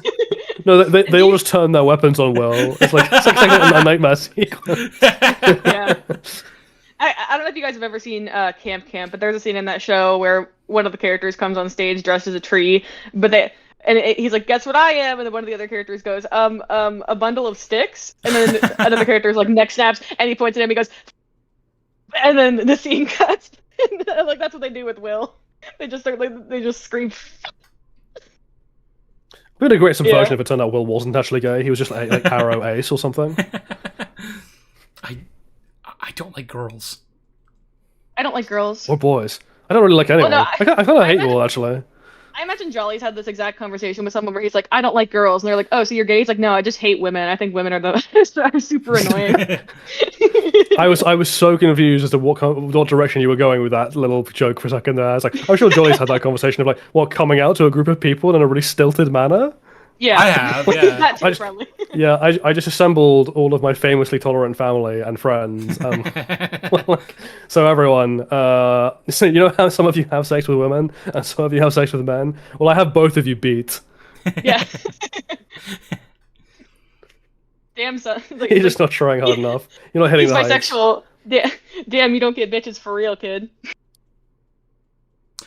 But yeah, the problem is also that, like, I mean, the thing of him coming out to like a crowd of 25 people in rural Indiana in the 80s, this is also in like the midst of the AIDS epidemic. So like, like you'd think that it would have like a little bit more like tension. I don't know.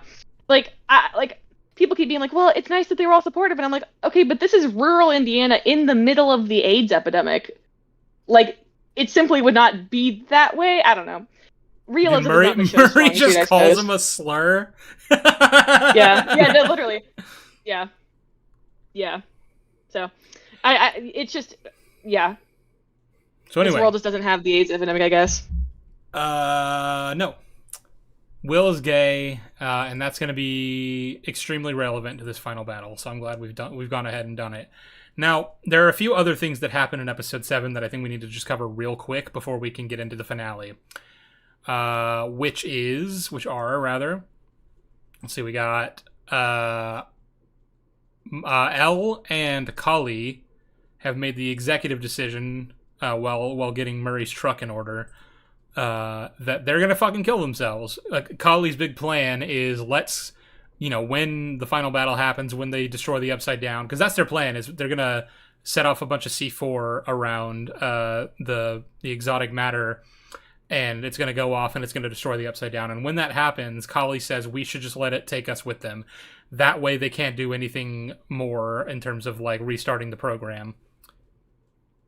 And that's what they kind of seem to agree upon, or at the very least, like, Elle's conflicted. So that's happening. Which two big problems with that is, like, one, Carly, you're just wrong, because as we all know from the stage play, that's not going to end the cycle. The Mind Flayer can just teleport another fucking ship to him if he wants to, apparently. Mm-hmm. But the other thing there is, like, I guess we're just not going to consider the pregnant women in the military camp. We're At all. not even going to try and evacuate them, think about them at all, Yeah, mention like, them ever again. In this episode, Elle tells Mike they're trying to restart Brenner's program in this lab in the Upside Down, and they have a whole conversation about what that means for their potential happy ending that they've been talking about all season. But I'm just like, you didn't tell them about the pregnant women though that are being held in there. Well, what's that about? They just kind of forgot, is the answer. Or just kind of forgot about the Iron Fleet. Yeah, they just kind of forgot about the pregnant women in the basement of the lab. I wouldn't worry about it. They're probably fine. Yeah, don't worry about it. It's I mean, fine. they're already dead. We know that definitively, as everyone on Twitter keeps telling me. Yeah. And I know that because I went and killed them. Yeah, I went there with my knife and I personally executed them so it wouldn't factor into the final confrontation. Yeah, they sent Ted Wheeler in to fucking eliminate all the pregnant women. Just with his golf club, just like going from bed to bed. Yeah.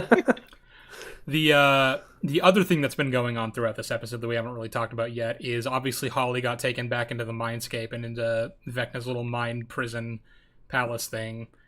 And he's told all the kids about Max as like this monster that's corrupted her mind and that they need to be tolerant and understanding and try to like help her back to the light. Which obviously Derek is the only one here who knows that's bullshit, but because his family has been threatened, God, I hope they're okay. Are they still in that barn? His family's been threatened. Yeah. So he's... Where is Derek's family? Are they safe? Are they all right? His family's been threatened, so now he's like not willing to get on Henry's bad side. So when she's like, when she's like, Derek, please tell them, he's like, man, maybe Henry's right. Maybe Max actually did lie to us. And I think so. This is a meta thing in and of itself, but I'm pretty sure that the Duffer Brothers referred to the final episodes of the show as like there's going to be a big betrayal, which didn't happen. Is this what they were referring to? I think this is what they're referring to. Yeah. Yeah. No. That's not a big betrayal. Please. But anyway, so Holly kind of fake outs on them. She was like, I mean, I can't believe I was so stupid that I let Max get into my head like that. And then she turns around, she grabs a fucking radio and just bashes one of her friends' heads in and makes a break for it. And I'm like, what are you doing? Why did she do that? What's the plan? So obviously the kids are like, fuck that, and they start chasing her down. And they like push her down the stairs. And by the end of the episode, they're all just sitting around the dinner table about to enact a ritual because it's November 6th, and for some reason that's the day this needs to happen on. And the episode ends with them like snapping their necks back. Not snapping. They don't die here. but like, you know, jolting their heads back and the ritual's beginning. Wah. Meanwhile, There's a version of that where he snaps them back too far and just kills all of them. He's like, oh, he's like, no. Fuck. Or but Derek just overpowers him mentally. Well, of course he would. Yeah, naturally, if he was really trying. But he had a lot of Oreos that day. Meanwhile, the last thing that needs to be discussed about what happens in episode 7 is like, all right, we're enacting the plan, and they break into the fucking military base. So, Jolly, you want to take this one? I don't know where to begin with this. So they rig up a device to open the gate. I like to cause a malfunction to open up the gate. God knows how that's feasible, but sure, they do that. They then drive a truck through the main gate with everyone in the back, and you know, Hopper and Nancy are both armed, and then they gun their way past the entire army base. Nancy personally kills 3 U.S. soldiers with an M16. Wheeler, look at her go. Yeah, which, by the way, Dr. K sees her do that. They then drive through the gate, and Dr. K runs up, you know, behind where they're driving, so they all can see out the back of the truck that Dr. K has seen them. They could have shot her right then. For some reason, 11 could have, yeah, 11 or Callie for that matter doesn't decide to just like do something to kill her. Yeah, no, they all just don't care. That's you know, she's just there. I'm sure nothing bad will happen. I'll be waiting for them on the way out now, or following them in. Dr. K just gives up. That's famously something that she does. Anyway, so yeah, they drive into the Upside Down. Dr. K, unsurprisingly, doesn't give up and summons a bunch of soldiers to follow them in. Oh God, I don't even remember what happens next. Is there anything in between that and Hawkins Lab, or is it just they end up at Hawkins Lab immediately? That's the end of episode 7 in terms of everything that needs to be gone over. So now we can get into the finale.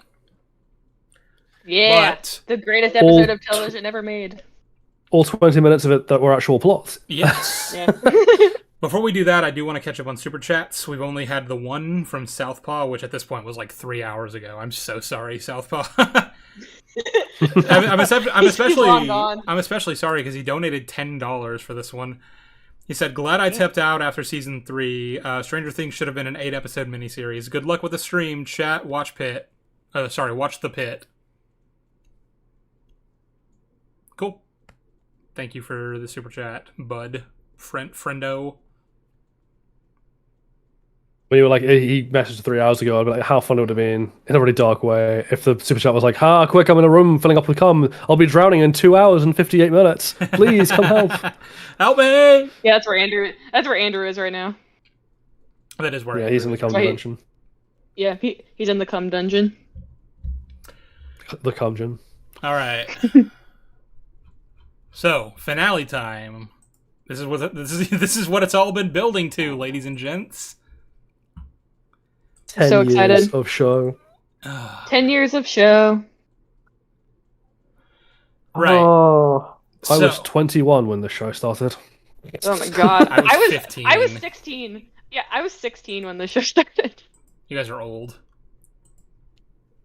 I'm 1 year older than you, bitch. Old. Fuck you! Jolly is like 1 foot in the grave at this point, though. So yeah. Well, I look younger than you, so fuck you, dude. Jolly actually birthed the Mind Flayer. This is the thing that happened. Yeah, I actually am the Mind Flayer. Yeah. So in terms of breaking down the finale, I haven't actually taken any notes for the finale because I've been so busy actually writing the script. And my brain's kind of fried because we've been going for like 7 hours, so I'm gonna kind of try to wing this a little bit. Let me see if I can get the ball rolling on this then. So, the plan obviously is to go into Hawkins Lab's basement where they think the water tank, you know, an upside down version of L's water tank is going to be, which like every other water source in the upside down is empty. Like there's no water in the upside down, but for some reason, this tank is going to have its water, and it's going to have been there for like 5 years, but it'll be fine. Don't worry about it. It's not contaminated or anything. Don't worry about any of that. It's fine. Yeah. Just as salty as the day it was created. I feel like they could have easily just like had the characters bring water and salt to put in the tank if they really need to use the one upside down. I thought that'd be if they're just like they have to wait. Well, when everyone's like preparing for the final battle, you just see like in the background Hopper with a garden hose, like filling up endless barrels. Being like, oh my god! Yeah, that would have been funny. Honestly, I would have loved That that. would have been hilarious. Yeah. So Hopper, Carly, and Elle are going into the water tank so that they can locate. Also, Elle can locate Vecna and free the kids if she can. Help all that happen.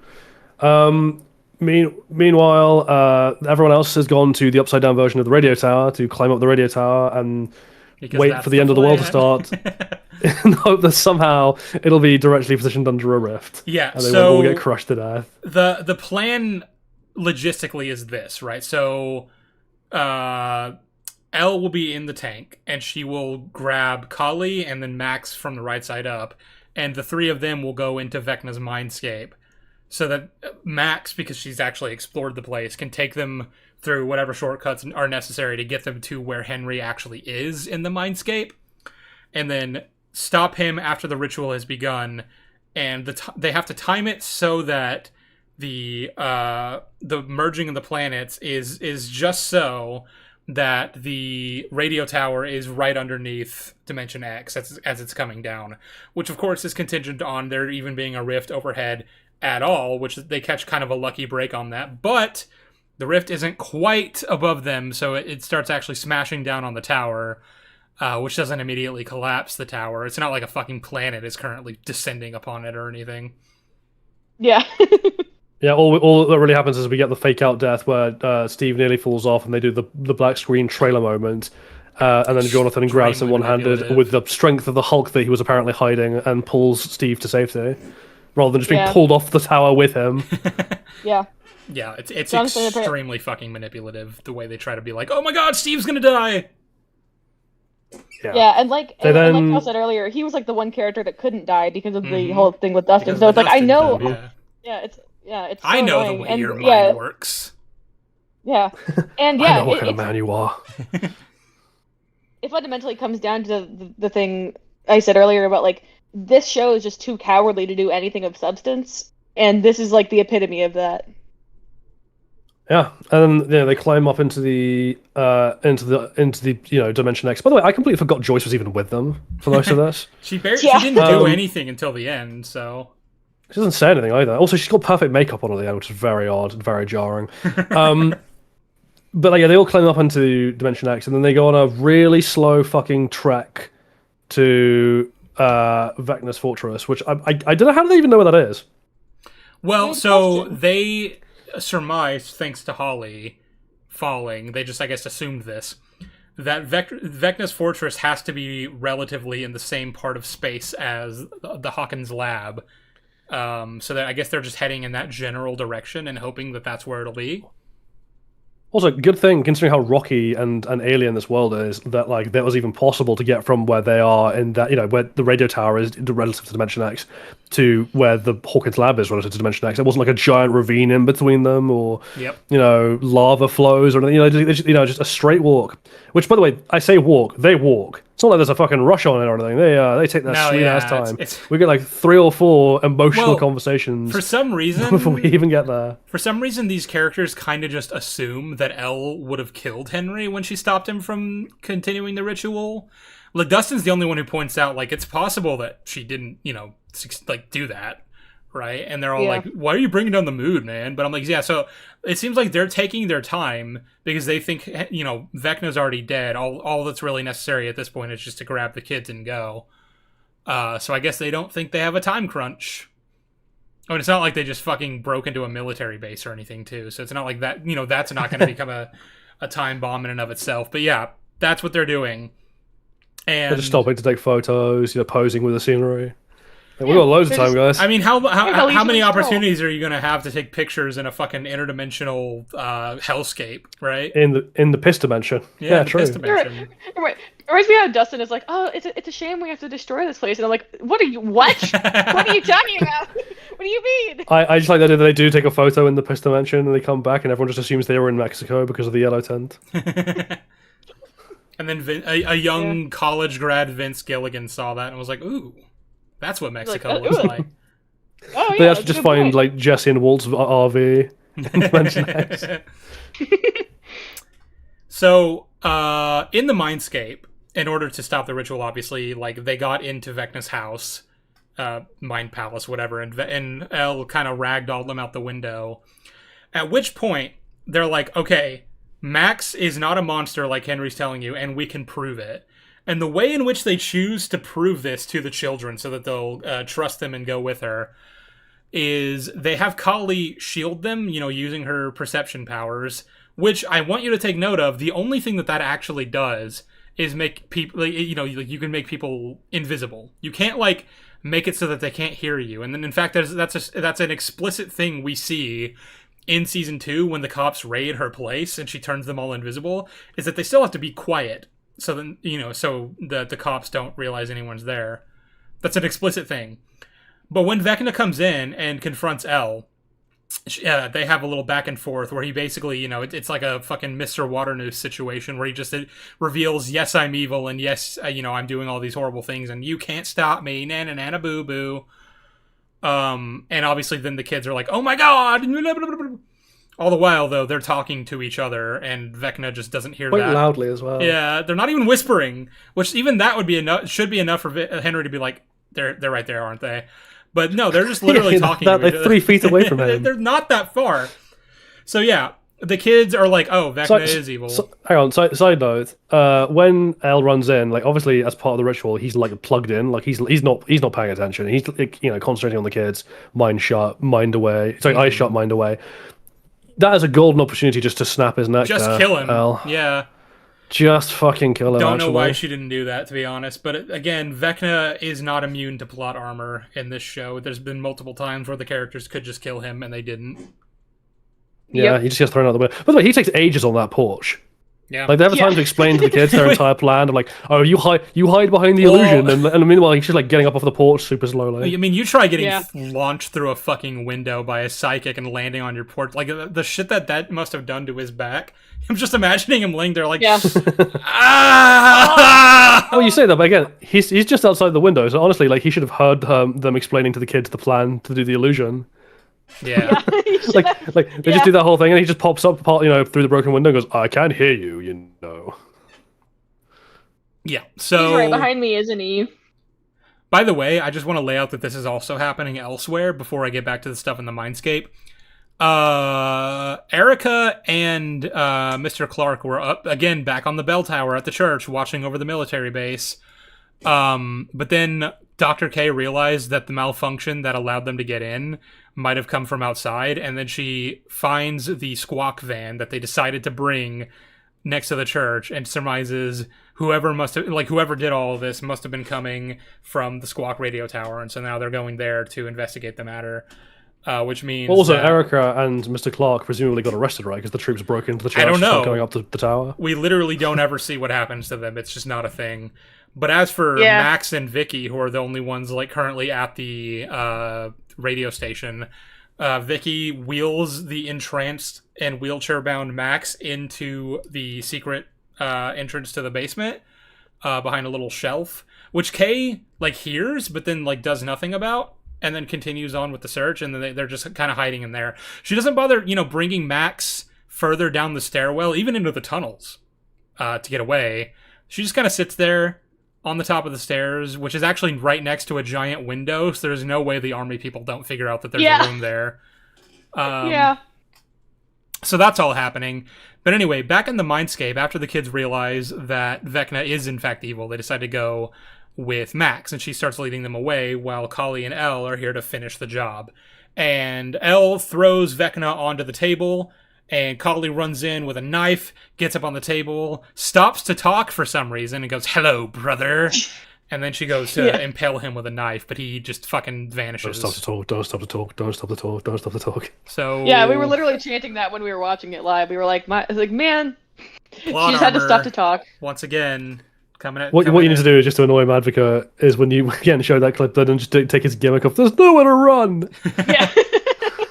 I'm gonna intercut it with just we had to get real creative. Yeah, you had to get real creative. So yeah, Vecna has plot armor once again, and he escapes. then what he decides to do about it is go into Hopper's mind and fuck with him, figure out what the whole plan is. Well, actually, no, he figured out what the plan was while holding L at bay. Which, by the way, good shot, L, for like allowing him to do that, just so you could prove to the kids that that you're trustworthy. But fine. He knows what the plan is. He goes down. He like enters into Hopper's mind and causes him to hallucinate like the Agent Orange stuff and like all that. You failed your daughter. She died. This is gonna happen again. And he shows Hopper the conversation that Kali and Elle had about killing themselves. And then he pretends to appear right in front of Hopper, standing in front of the tank that Elle is in, which causes Hopper to go, "No!" and shoot at him, even though he's a presumably smart person who should understand that this is all in his mind and that shooting Vecna isn't going to do anything. But he doesn't do that, and then he shoots the tank that Elle is in, and he sees that she's bleeding out in the tank, and he's like, "Oh my god!" And he starts pounding on it, and he breaks her out of it, which severs her connection to Henry's mind and kicks her, Kali, and Max out of the mindscape, leaving the kids to fend for themselves and have to make a break for the cave. And then I guess Hopper snaps out of his hallucination and realizes that she's not bleeding out, but I'm confused. I don't understand why shooting the tank wasn't real, I guess, but then pounding on it to break her out of it was. And I also don't understand why Vecna wouldn't manipulate Hopper into shooting Elle. Like, why he wouldn't have let that be real. You know what I'm saying? The second that Hopper pulls out his gun, willing to shoot the tank, Vecna, who's standing in front of the tank, why not just have him actually do that? Why make him hallucinate that he's pulled out his gun rather than just have him let him pull out his real gun and shoot Elle dead? Yeah, and also, how did he make Hopper hallucinate that he pulled out his gun? Like, is that something he can do? Well, like, you can do things, like, when you're entranced by Vecna, you obviously are moving around as though you would physically be. So, like, the assumption there, I guess, would be that in his hallucination self, like, he's standing there in a trance, right? But in his hallucination, he's firing at the tank. But also, the trance started when he was up above the tank. So wouldn't physical real Hopper in the trance be above the tank still and not down in front of it? Yeah, because that's how that works. Well, you see, it was a half hallucination that allowed Vecna to selectively pick what actions Hopper was engaging in. But even if we accepted that, why does he not just have him shoot Elle? I don't understand that. That doesn't make sense. Excellent question. Yeah, the show ends there. And also, honestly, it could have done something really good for the stakes, and it would have made Elle's death make sense. But it would have made it make sense. Yeah. But yeah, so that causes... There's another shooting scene later that also makes no sense. Well, I guess we'll get there. Yeah. But that causes obviously Elle's connection to Henry to be severed, and she can't get it back because they broke the bath. So they have to come up with another way to get up there and everything to do with that. And that's when Hopper confronts Elle with what Henry showed him about the conversation to kill herself. And, they have the whole confrontation about, like, are you actually going to... Because I'm not going to destroy the Upside Down. I'm not going to detonate the bomb unless I know that you're safe back on Earth. At which point, Kali just conjures a gun out of thin air and points it at Hopper. And I don't... Okay, so he starts giving a speech to Elle about, you've been abused your entire life, and you've had so much taken away from you, and it's so unfair, and life has been so cruel to you, and you deserve better, and I want you to survive so that you can build a life for yourself, because we can figure that out, but only if you just hold on a little longer. And I guess the implication is supposed to be that this is, like, resonating with Kali as well, and that's why she's deciding not to just shoot Hopper right here and now.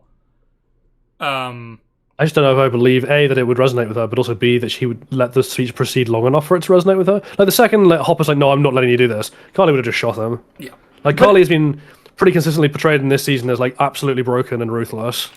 And we also see later that she's perfectly content with dying in the Upside Down, and this was where I was always meant to end, sister. So, like, I don't even know that I believe this was resonating with her, and, like, not really. Well, she commits to her same plan anyway, so I don't know what this really informs her. It's just an avenue for him to give a speech that, again, elicits some emotion in me because again, I like these characters and the acting's pretty good. But it's like this doesn't make like this isn't earned, and you're just retreading a lot of the same ground about like his own arc, right? And trying to, in his own protectiveness of her, just all things that we've already covered better in previous seasons. Yeah, and Hopper's already been through this arc like 3 times, and it's like I'm getting fucking tired of it, honestly. Yeah, well, I'm tired of it, and also, like you said, like it elicited emotion, but like it's emotionally manipulative. And it's like, yeah, I was like, I know you're manipulating me, Duffer Brothers. Stop it! Like you're not actually like delivering on like earned emotional moments. You're just writing emotional moments that have no thought before or after. Like this scene doesn't even pay off in a way that impacts Elle's arc. She still goes through with Kali's plan. Like it's so stupid. What happens next? Just to remind myself here. No, it's just the kids, right? The kids get to the cave, and Henry follows them to the cave, but then he's stuck. He's psychologically unable to enter the cave because he's so scared, and he has to really psych himself up to get into it. But he does. After a fashion, and he chases them through the cave, out to the desert, and another tunnel that they're escaping through, where he then is forced to confront the traumatic memory that he's been avoiding of his childhood self. And we see when childhood Henry gets shot in the hand, it affects Henry, and then in turn it affects Will, because Will is tapping into that connection now that they're closer to the lair. Keep that in mind, by the way. Yeah, keep that in mind. And then we get the kind of scene where like we really see the overall like the scene of Henry's origins and what's actually going on, and like where he got his powers from and when his relationship started with the Mind Flayer. And we have Will being like, "Oh my god, I get it now. You were just a kid like me, you were a victim." And he's like, "I understand you. You can help me. You can help us against the Mind Flayer, please, Henry." And I'm like, this is gross. I don't like this. Yeah. It's again, we went over this earlier, but it's one of those things where I'm like, I'm glad they didn't give Henry the unearned redemption arc that I really thought they were setting up with this scene. But at the same time, it speaks to a level of self-awareness that I don't believe Vecna would have, and I really do not like the framing of the scene where Will is trying to appeal to Henry. I just don't think it makes sense for him to say or want, really. Yeah. Well, and discussing the cycle of abuse is like something that is, it's a noble pursuit in shows, but you have to do it right. You have to know how to be able to explore that thing if you want to, especially with the context of the show that we're talking about. Talk about sexual abuse trauma and like just trauma in general. You have to be very delicate with it. And the Duffer Brothers are the opposite of delicate with it. They are smashing it with a hammer. They had to get real creative. But like, yeah, you have to be very like. You need a lot of dexterity with your writing craft to be able to tackle the subject of the cycle of abuse in like a way that makes sense and is good. And these guys just don't have the talent for it. Yeah, that's the thing. Is like I don't object to the concept of a redemption arc being potentially set up for someone like Vecna, even if someone as insidious as Vecna. I do object to it being crammed into a 10-minute piece of the finale because they wanted to ultimately subvert it, but also couldn't be bothered to present what they had, present the setup for that subversion with the kind of needed nuance to earn that payoff. So instead, they just have Will seeing himself in not just seeing himself, but expressing that he sees himself in his own abuser in a way that makes it sound like he's seeing his own queerness in his abuser. Yeah, it's like you're like me, Vecna. You're just like me. Like And then Vecna calls him a slur and it's like, fuck off. Yeah. Whoa, bro! I'm not a queer. Like I'm not. Yeah. Whoa! I may be a literal fucking child murderer, but hey.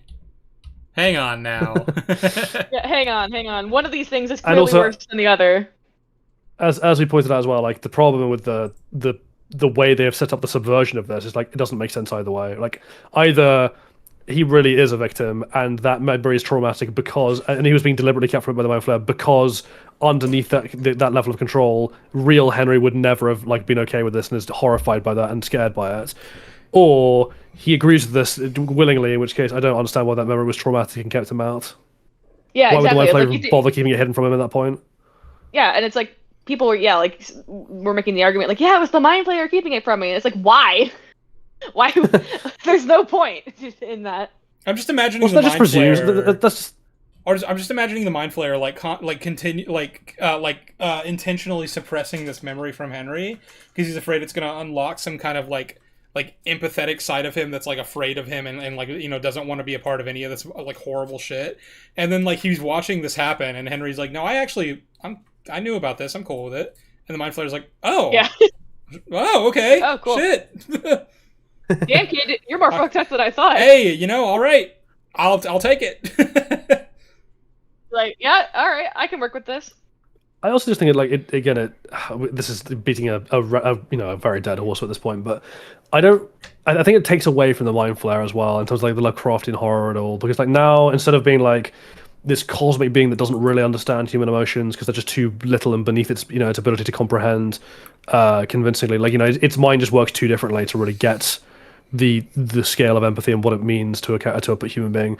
It's actually now like an accredited therapist who knows exactly what specific memories it has to keep like isolated to prevent Henry from waking up to from its programming. Yes. It's very weird. Like I'd like to know what university it went to. Is all I'm saying. It actually got its PhD from Emerson. Yeah, my guess is Oklahoma, but I don't know. Ah, I see what you did there.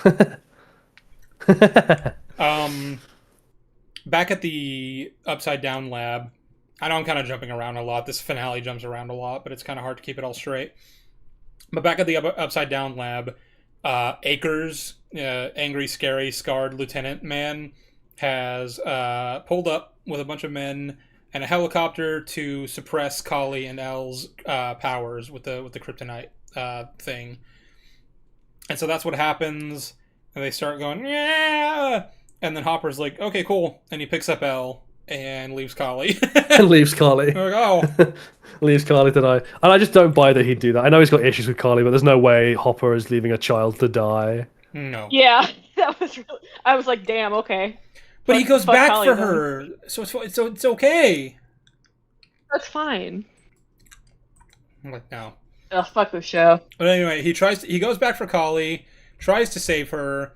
Akers knocks him out by hitting him with the butt of his gun, and takes him and Kali into a room where he goes, "Where's the girl? If you don't tell me where she is, I'm gonna kill her."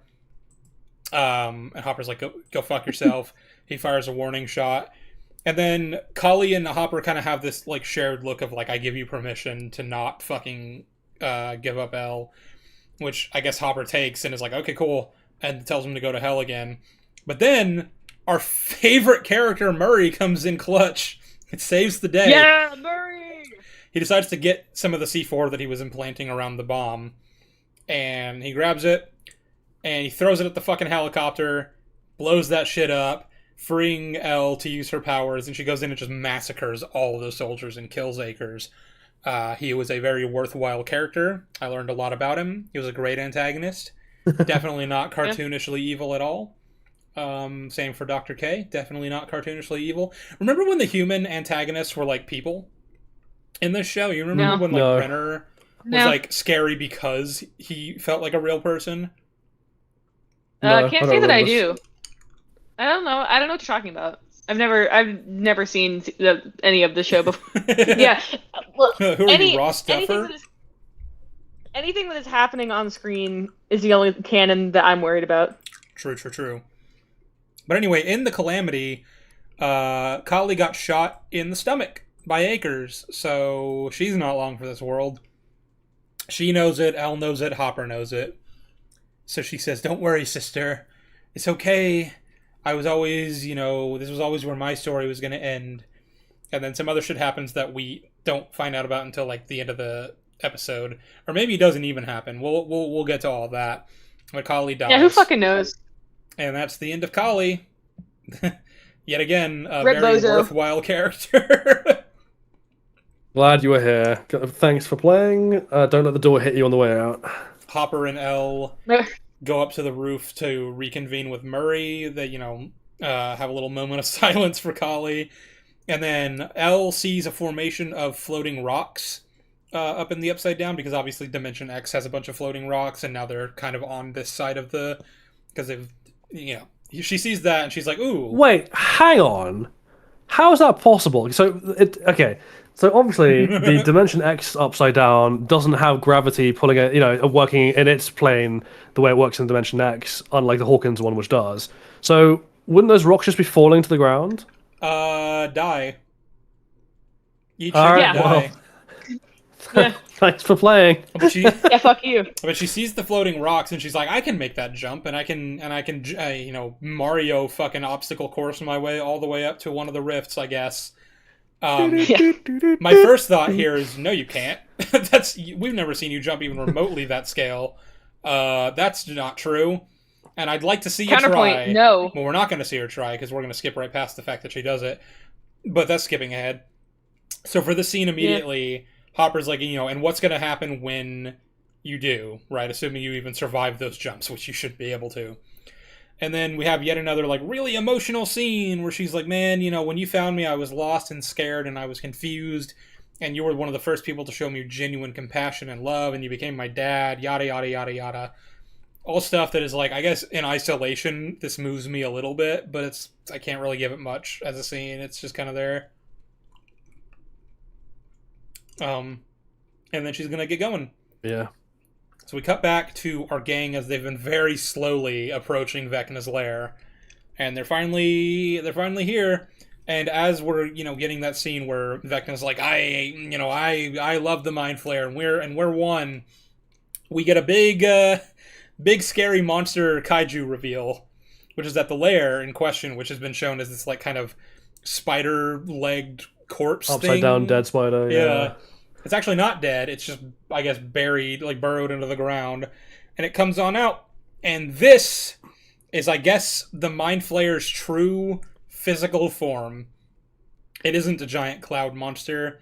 It is just a meat monster, like Season 3. Positive. Meat spider! Yay! Meat spider! Woo, meat spider! I saw the meat spider and I clapped.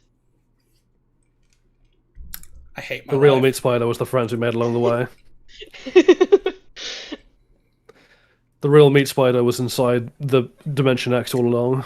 Yeah. I think this was about the point, and this happened for me when I watched it by myself, but also watching it with Jolly and Bagel, who hadn't seen it yet.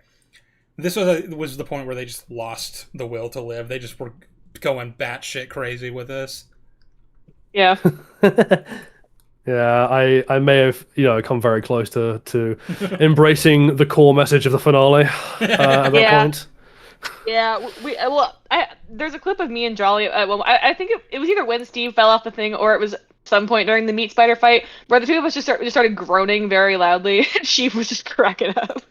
I just became cinematic venom. My mother died and I felt nothing. I looked at the meat spider and I felt nothing. Yeah. I looked to my wife of 20 years. She too is a meat spider. She too is the Mind Flayer. Oh well. Oh, pain. Ugh. So yeah, the finale. You know what? It's conceptually. I'm trying to imagine. I'm trying to remember the vibe of season 1, how I felt watching it, and comparing that to season 5, and I'm like, how is this the same show? Yeah.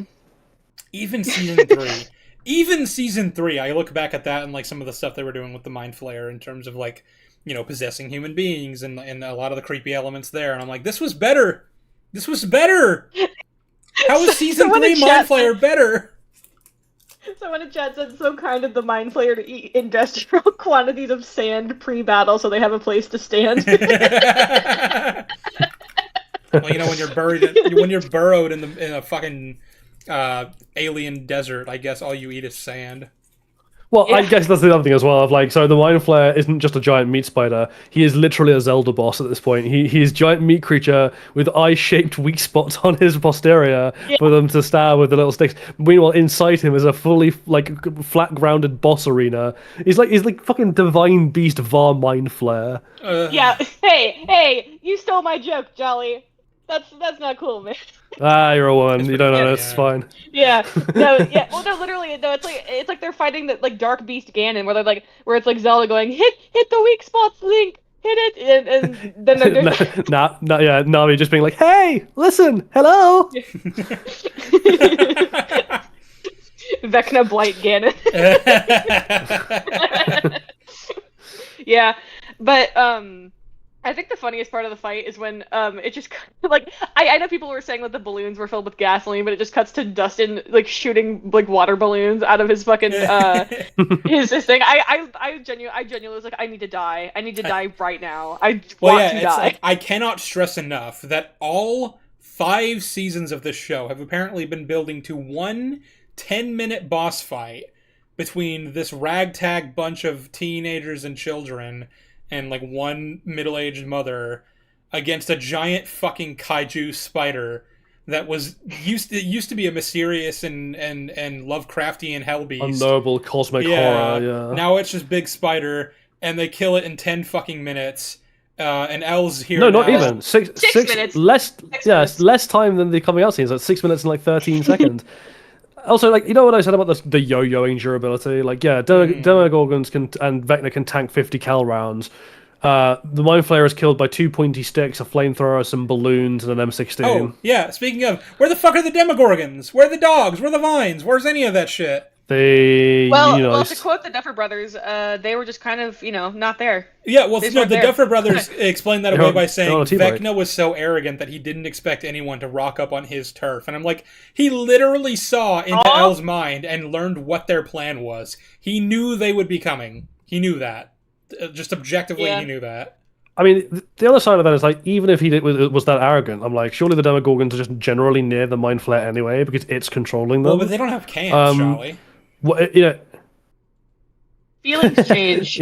Feelings change. well, it's just a thing of like, it's like, oh well, we didn't, he was arrogant, so he sent them away? Question mark? Because otherwise, wouldn't they just What be is he, milling Emperor around? Palpatine? Luring the rebels to the Death Star and then like telling his Star Destroyers not to fire on the fleet because he has a special surprise you joke, plan. but we even referenced Return of the Jedi earlier in the season, so it actually would have made a little bit more sense if they'd done that, right? Of like, Vecna allows them and then they get there and they're like, wow, this is too easy, and then like, Vecna's like, a legion of my best troops awaits them. Yes. But then, of course, Oh, they I'm wouldn't have afraid been your able to, friends will be... they wouldn't have survived that if an army of fucking Demogorgons swarmed on them. But I say that, but if they the also villains shouldn't used have their natural survived. resources. I say that, but they also shouldn't have been able to survive a giant fucking kaiju spider, and yet they did. So who cares anymore? Yeah, Dustin and Steve killed the Mind Flayer with some pointy sticks and a video game boss weak spot. Mm-hmm. Yeah. And they killed it in 6 minutes. Well, you know, Yeah. L showed up. They were- 'cause I guess they were she made speed those running jumps that. off screen. Yeah, So. Elle just ripped it to shreds, and I was like, okay, so this thing is just fully, like, it's made of, like, paper mache. Well, not even. She doesn't even rip a shred. She just rips a hole in it to jump in to get land in the boss arena, which she knows exactly where geographically inside the meat spider the boss arena is. I guess she didn't just rip her way into its stomach or something. And then she has I don't even want to call it a fight with Vecna because it's not really. It's poorly choreographed ballet that Vecna loses because he suddenly drops 100 IQ points. Well, he Yeah. loses because he's about to kill L, but then guess who saves the day by catching his hand? Will joins That's right, the battle. Benjamin Yeah. Netanyahu. Oh, Will, yeah, sorry, Will. So they basically double team him, and through their combined efforts, L is able to push Vecna into one of the Mind Flayer's teeth, and it bursts through his chest, and he's defeated. Which And the Mind Flayer Don't- just collapses and dies. don't know why that didn't hurt Will, like getting stabbed through. Well, so this is the chest thing, like right? that. Of like when the Mind Flayer dies, surely everything connected to the Mind Flayer dies too. Wasn't that the whole thing with the hive mind? Yep. So Will should be dead then, and so should Vecna for that matter. But Vecna holds on just a little longer so that Joyce Byers can come in. So that choice, who did nothing in that final fight. She's just there so they can insert her. She doesn't say anything, do anything. She just stands around mogging so that they can bring her in at the end with a fucking woodcutter's axe and perfect makeup to chop off the head of like fucking Vecna in like 17 strikes, And again, each one as interspersed she's- with endless flashbacks. Just in case you forgot all the things that like traumatized each specific character. All right, we gotta bring that back in just so that we see why they're so invested in Vecna dying, and it's super emotional, isn't it? Fuck you. But And also, then- Someone asked, is like, is that really the mind flayer, or was it just the big spider that died? I'm like, well, if it wasn't the mind, like, or if it wasn't the mind flayer, or if the mind flayer did survive, why didn't it just immediately send the hordes of Demogorgons to that area? Yeah. yeah, And that's the thing is, I do like, love how- the best I can say is that it's ambiguous whether or not they actually killed the Mind Flayer here. Because, like, after the giant spider dies, the particles that are inside all the children still go bursting out of them when they get released from their vines. So, the particles are still active. Does that mean the Mind Flayer is still out there? Okay, who knows? I don't think the Defers actually thought about that, so And then, neither no, should they we. definitely didn't. I also, again, want to stress that Vecna is getting his neck hacked at, like, meticulously by Joyce, and is taking several strikes, and none of that is affecting Will at all. Yep. It's a wonderful, wonderful finale. Beautiful show. I hate this So show wholesome. so fucking much. And also, I do love how like Robin and Steve are like don't have any traumatic flashbacks with Vecna. Someone said like the worst thing Vecna ever did to them was make them work customer service. Yes. It'd be so funny if Steve's just having flashbacks to the Russians while she's doing that. I mean, in a roundabout way, I guess the like Mind Flayer / Vecna is responsible for the Russians torturing him, right? Because they're, you know, that's the only reason that they were even in Hawkins trying to open a portal. Yeah. Does that mean Enzo has more reason to hate the Mind Flayer than Steve? Yeah. Yes. Yeah. Oh, sorry. That speaking of, you just reminded me. Someone earlier in chat a while ago, back when we were talking about who Will should have come out to, someone said he should have come out to that weird weed guy. He should I was come thinking out. of, He should have I come was out to thinking of Reefer characters from season Rick. 4.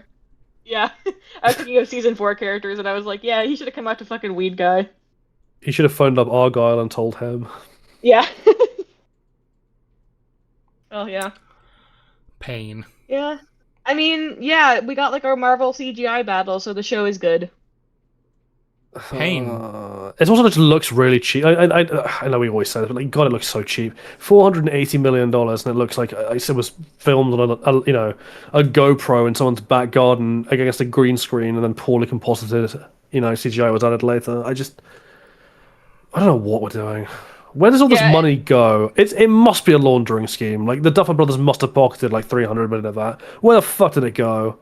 Well, Jolly, I was telling Sheev earlier. I said that I think it's really funny that the only practical effects they probably did all season was the cum dungeon. Like, CGI. Yeah, they lovingly recreated that cum. They really wanted to get the details on it right. Yeah. Oh, we skipped over this, but I love that wake up shot with Jonathan in the cum room, where like we all know why that wasn't Nazi. I know. I did talk yeah, about she that. mentioned I mentioned that. Okay, fair. Yeah, you're stealing my material. I was out of the room getting food. Hey! There are more important Jolly- things in my life than you. Jolly is such Like a Lego. plagiarist. Someone call H-Bobber guy and to stick him on this plagiarist. Yep. I think you're all copying me, and you're just gaslighting me. 4-hour video deconstructing Jolly's entire internet persona. Yeah. But at the very least, Jolly wrote that joke, right? Right? No!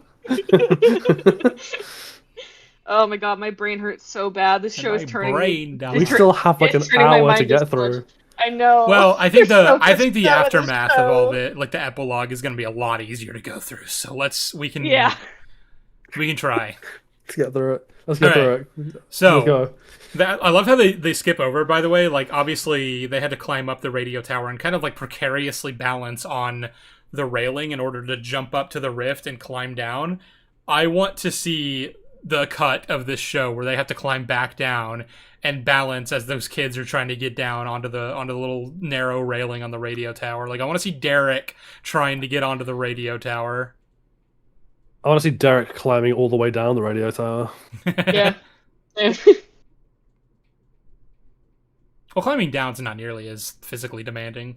So Well, what would they have done if one of those kids is just deathly afraid of heights? I guess Elle would have levitated them down safely. Oh, she can do that, can she? Oh, maybe that would have come in handy when they were fucking on the radio tower. Hey, too bad. Too bad. Fuck me for, everything. For Derek thinking. could have just jumped down and survived. That's true. I forgot about that. True.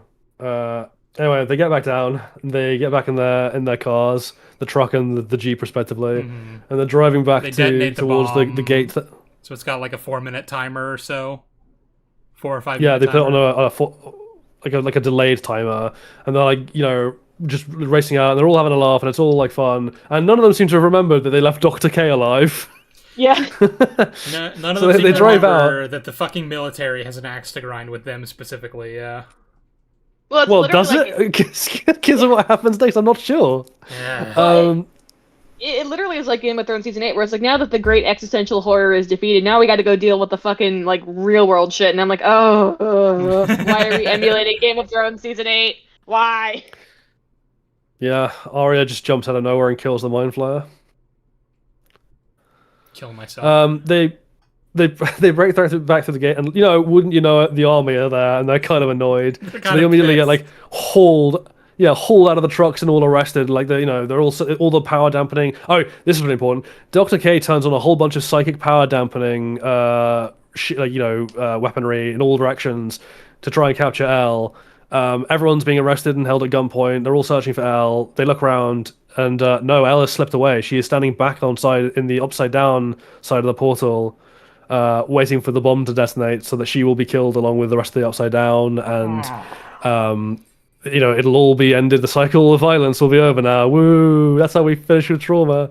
It's such a heartwarming conclusion to the story of a girl who's been abused her entire life, to be like, well, my only option is to kill myself. Such a good message. I do love that as a theme. I'm so glad we've decided to make that the conclusion. Yeah, Yeah. and that's what happens. The bomb goes off. She's swept away. Fan Mike Wolfhard delivers attempts the to best act. performance I think I've ever seen in my life. Yeah, someone reminded him that his coffee had gone cold while he wasn't looking. He emotes exactly that degree of emotional measure that would be required for that. And then we fade to black, and we cut back, and it's 18 months later. The army just let them go. Dr. K didn't have them arrested. Nancy killed 3 men. Hopper killed quite a few more over the so season. many fucking soldiers. Yeah. Yeah, tried to kill Dr. K, held her at gunpoint.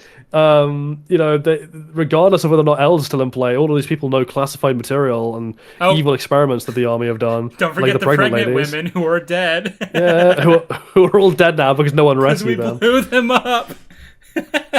Maybe that's what happened. Maybe Dr. K was like, I can't let you live knowing about experiments on pregnant ladies. And they're like, well, we can't let you live knowing that we left them all to die. And they gave each other a look, and they were like, how about we just agree to call it quits and not reveal the other secrets? Mutually assured destruction. Yeah. No, obviously what would have happened is all of them are dead. The military is going to kill them because it's the cleanest way to keep all of this quiet. Nancy and Hopper have to face consequences for fucking killing U.S. soldiers. So obviously they're not going free. Yeah, they're all dead. These characters they're all dead. Max is probably never leaving prison. Neither is Mr. Clark or I guess Erica might potentially just. They probably would just kill her as well. It's just easier to kill everyone, frankly. And Vicky is, I guess, just non-existent Let's anymore. not forget that Erica kidnapped a family. That's true.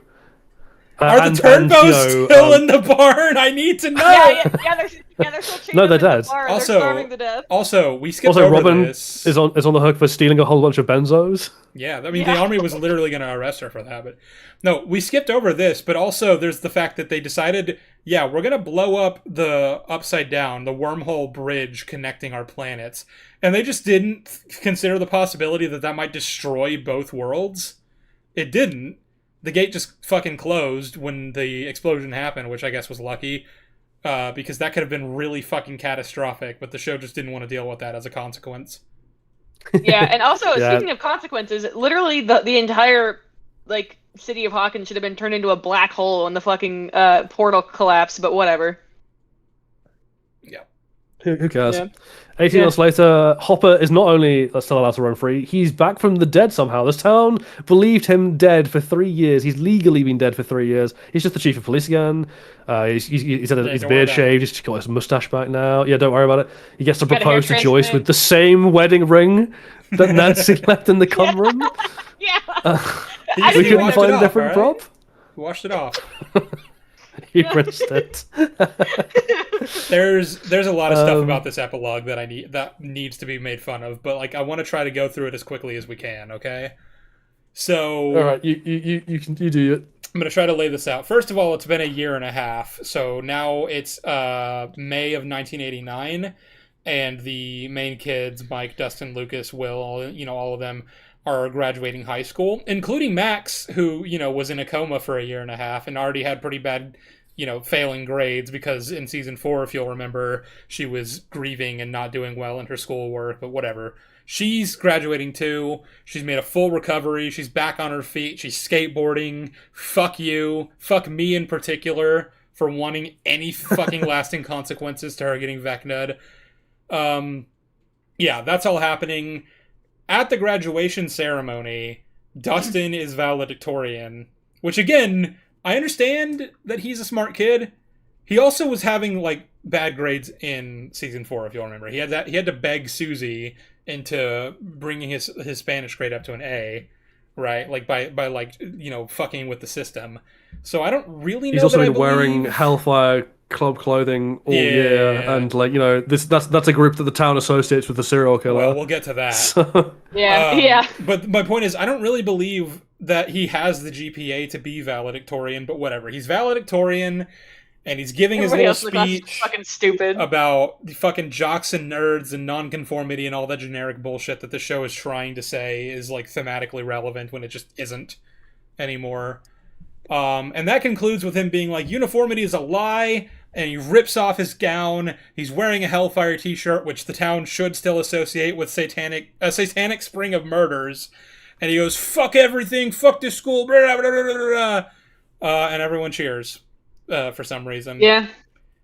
He also, if you'll remember in season 4, Eddie was like, I'm going to walk the stage, I'm going to flip the bird at the principal, and I'm going to rip that diploma out of his hands. And so that's what Dustin does. Because isn't that meaningful? Isn't that such a meaningful little reference that Dustin does that? you know what I noticed Someone- I skipped over by the way as well is like I'm glad this class didn't have a salutatorian because giving the second speech after that would have been really funny. Yeah. Yeah. Someone in chat said, and everyone clapped. And everyone, literally, yeah. And then everyone Literally, and everyone clapped. Yeah, Ted Uh, Wheeler's alive and well. Ted- He's just sitting in the Ted's audience alive, chilling. yeah. He and Karen have obviously made their full recoveries because stakes. What the fuck are you asking for, buddy? Go away. Leave me alone. Stakes don't matter. Well, she's got some nasty scars now. That's about it. Well, she has Yeah. them for this scene, but not later when she's calling up down to them from the basement, which is really funny. Yeah. Yeah, what is She healed. continuity? Fuck continuity. What are you asking for here? This is a silly little scientific show about Yeah. monsters and psychics and supernatural shit. You're not supposed to like be upset about the concept of narrative erosion. Like fuck you. Yeah, something, Stormtrooper 1977, well, blah, blah, blah. Also, during this scene, Mike has a little bit of a realization, which he voices later, and we'll get to that. It is funny that it's been a year and a half, and he's only just now had this realization. I can't believe he and all the other characters haven't thought about this before. But that's something to put in the back pocket for the time being. What else is there? I think I skipped over something. Oh, a bunch of hot girls come to ask them to a party at the end, and like, Yeah. there's many reasons this is funny, but one of the reasons it's funny is that Lucas is also looking like taken with the idea of going to these hot girls parties, and I'm like, you have a girlfriend, dude. Yeah. Just saying. Yeah. Well, I think the funniest outcome of that scene, because obviously Mike is like, no, let's go play D&D, and people keep tweeting like, everyone at that party if Mike wasn't a fucking nerd, and it's that scene from Diary of a Wimpy Kid where it's them partying with the Well, I teenager. mean, I always think like about that. sentimentality is a thing, sure. Like I understand why you want to play D&D with your friends, like one last. You can do that another night. You don't have to skip the party just to do that. I feel like this is a weird dichotomy Mike has decided on. Well, also they have Max like taking part in the game and like being really enthralled by it and invested in it. I'm like, there is no way that Max, the character we have come to know, would give two shits about D&D before all this, let alone after all the Vecna bullshit. Well, hang I don't on. think she Max- wants to be doing that. There's one final point to make about the graduation scene, which is where the fuck is Susie? Is she? Are she and Dustin still together? Nah, she's dead. We killed her. Good She question. died of a fentanyl overdose in 1989. True. She died of influenza. Yeah, you know, it's like how Vicky doesn't exist anymore after the. Vicky's last scene is that bit on the radio. Mhm. Like she just vanishes after that. She was Yep. eaten by the mind Well, flare off screen, I guess. that's an entire point to make, actually, that ties back into what we were talking about earlier, right? About marginalized groups and their respective representations, and what something that's been pointed out to me that I find particularly hilarious and annoying is that Vicky and Robin's relationship this season only exists to further Will's development and not actually their own characters. Yep. Which Yep. is itself pretty misogynistic, but also then that only exists to further the development of straight characters. So like that's another tick in the column. Well, it's another problem. Like I kind of brought this up earlier briefly, but like the kind of ignoring of lesbian relationships for queer relationships is both a problem outside of like in like a meta sense and for this specifically. And it is again just frustrating that women continue to get sidelined for the development of the male characters. I get it, you know, it's not like saying that the development of the male characters is inherently bad, but there is kind of like a specific kind of insidious feeling when the only lesbian characters in the show exist to further the plot development of straight and gay characters. Nancy has a lesbian haircut now, so maybe she's gay. Yeah. That's what Twitter tells me. Yeah, fucking Nancy turned into Hillary Clinton, and I was like, okay, cool. Well, I mean, she kind of already was, right, in terms of like really up herself, rural American pseudo-Republican. Yeah. Yeah. She has a lot of guns.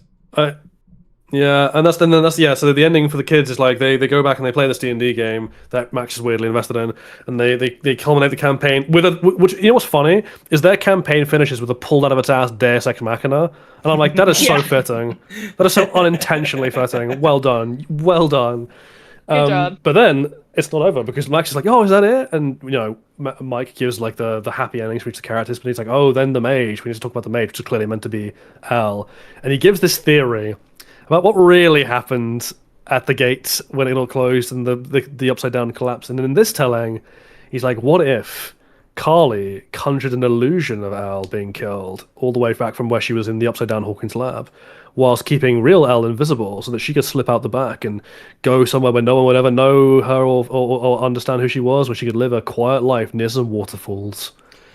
And you're like, oh yeah, And, like, maybe, and then you stop for 2 seconds and go, wait, That's bullshit. hang the fuck Doesn't on. make any fucking And you sense. go, Mike, I think you have schizophrenia and you are hallucinating. So As we here's the saw thing. from when the upside down bomb went off, Carly should have been killed immediately because that was right above. So no. Hawkins lab. You're getting ahead of yourself. We have to lay this out properly, Jolly. Here's the thing: the show wants it to be like, oh, it's ambiguous whether Elle lived or died, and you know, it's really up to the audience's interpretation. And that in its own way is actually true, but only because neither one makes sense. So you basically have to just decide which one is less stupid and nonsensical. Mike points out in his little theory, you know, this is the show directly calling out a plot hole. He points out in his theory, Elle, you know, obviously used her powers to bring me into her mindscape so we could have that conversation before she died, which means she was using her powers in the scene where she was surrounded by power dampening, sonar devices. That doesn't make any sense. The show is calling your attention to that, so you're like, okay, well then I guess, you know, that can't, his theory has to be correct, and that she did survive and escape, and that Kali helped her do that, because otherwise, like, there's just a plot hole there. Like, it almost feels like the show is encouraging you to accept the one true answer and that it's not actually ambiguous. But then you stop to think, no, but then also Mike's theory not only has a bunch of contrivances involved, but also a pretty major plot hole in and of itself that Jolly already sort of started pointing out, which is that, like, even if we accept that Kali survived that long, which this has got to be at least like an hour or two after when she would have originally died, even if we accept that she survived to the point where they all got back and were being arrested by the military, even if we accept that, even if we accept that Elle would leave her to die, which I don't believe, and even if we accept that Kali somehow, some way, is able to know exactly when she's supposed to time this particular illusion so that Elle can pretend to die, even if we accepted all that, it still doesn't make sense because Kali would have died first when the bombs went off. She was literally inside Hawkins' lab, which is ground zero for the exotic matters explosion. So she would have been dead by the time the explosion finished and Elle was swept up in it, which means she couldn't have projected that illusion. So Even either presuming way, that she wouldn't have just bled out by that point anyway. yeah, which that's what I'm saying. Yeah. It's like even accepting that she didn't, it's like either way, it just does not make sense. There are plot holes regardless of which interpretation you take. And also, even if we accepted option 2 that she did survive in the way Mike theorized, I don't really understand why she couldn't, like, contact them, like, you know, through her mind thing, right? Contact Mike, contact Hopper, contact who else, and be like, keep this on the down low, but I am alive. So, don't worry about that. I guess the concern was that, like, they'd go looking for her, and that would tip off the army that she was still alive, and then they'd go searching for her. I mean, I still have another issue, which is like, so Mike's thing of like, oh, it doesn't, you know, it's a plot hole that she could use her powers if the suppression things are still on. It's like, it's still a plot hole for the same reason anyway, because according to you, Carly made her invisible, but she was in, like, you know, one room over. There's a thin wall between her and the sonar devices, which we know from previous context is not enough to stop those things. So she should have been writhing on the floor in pain in the other room anyway, unable to contact you.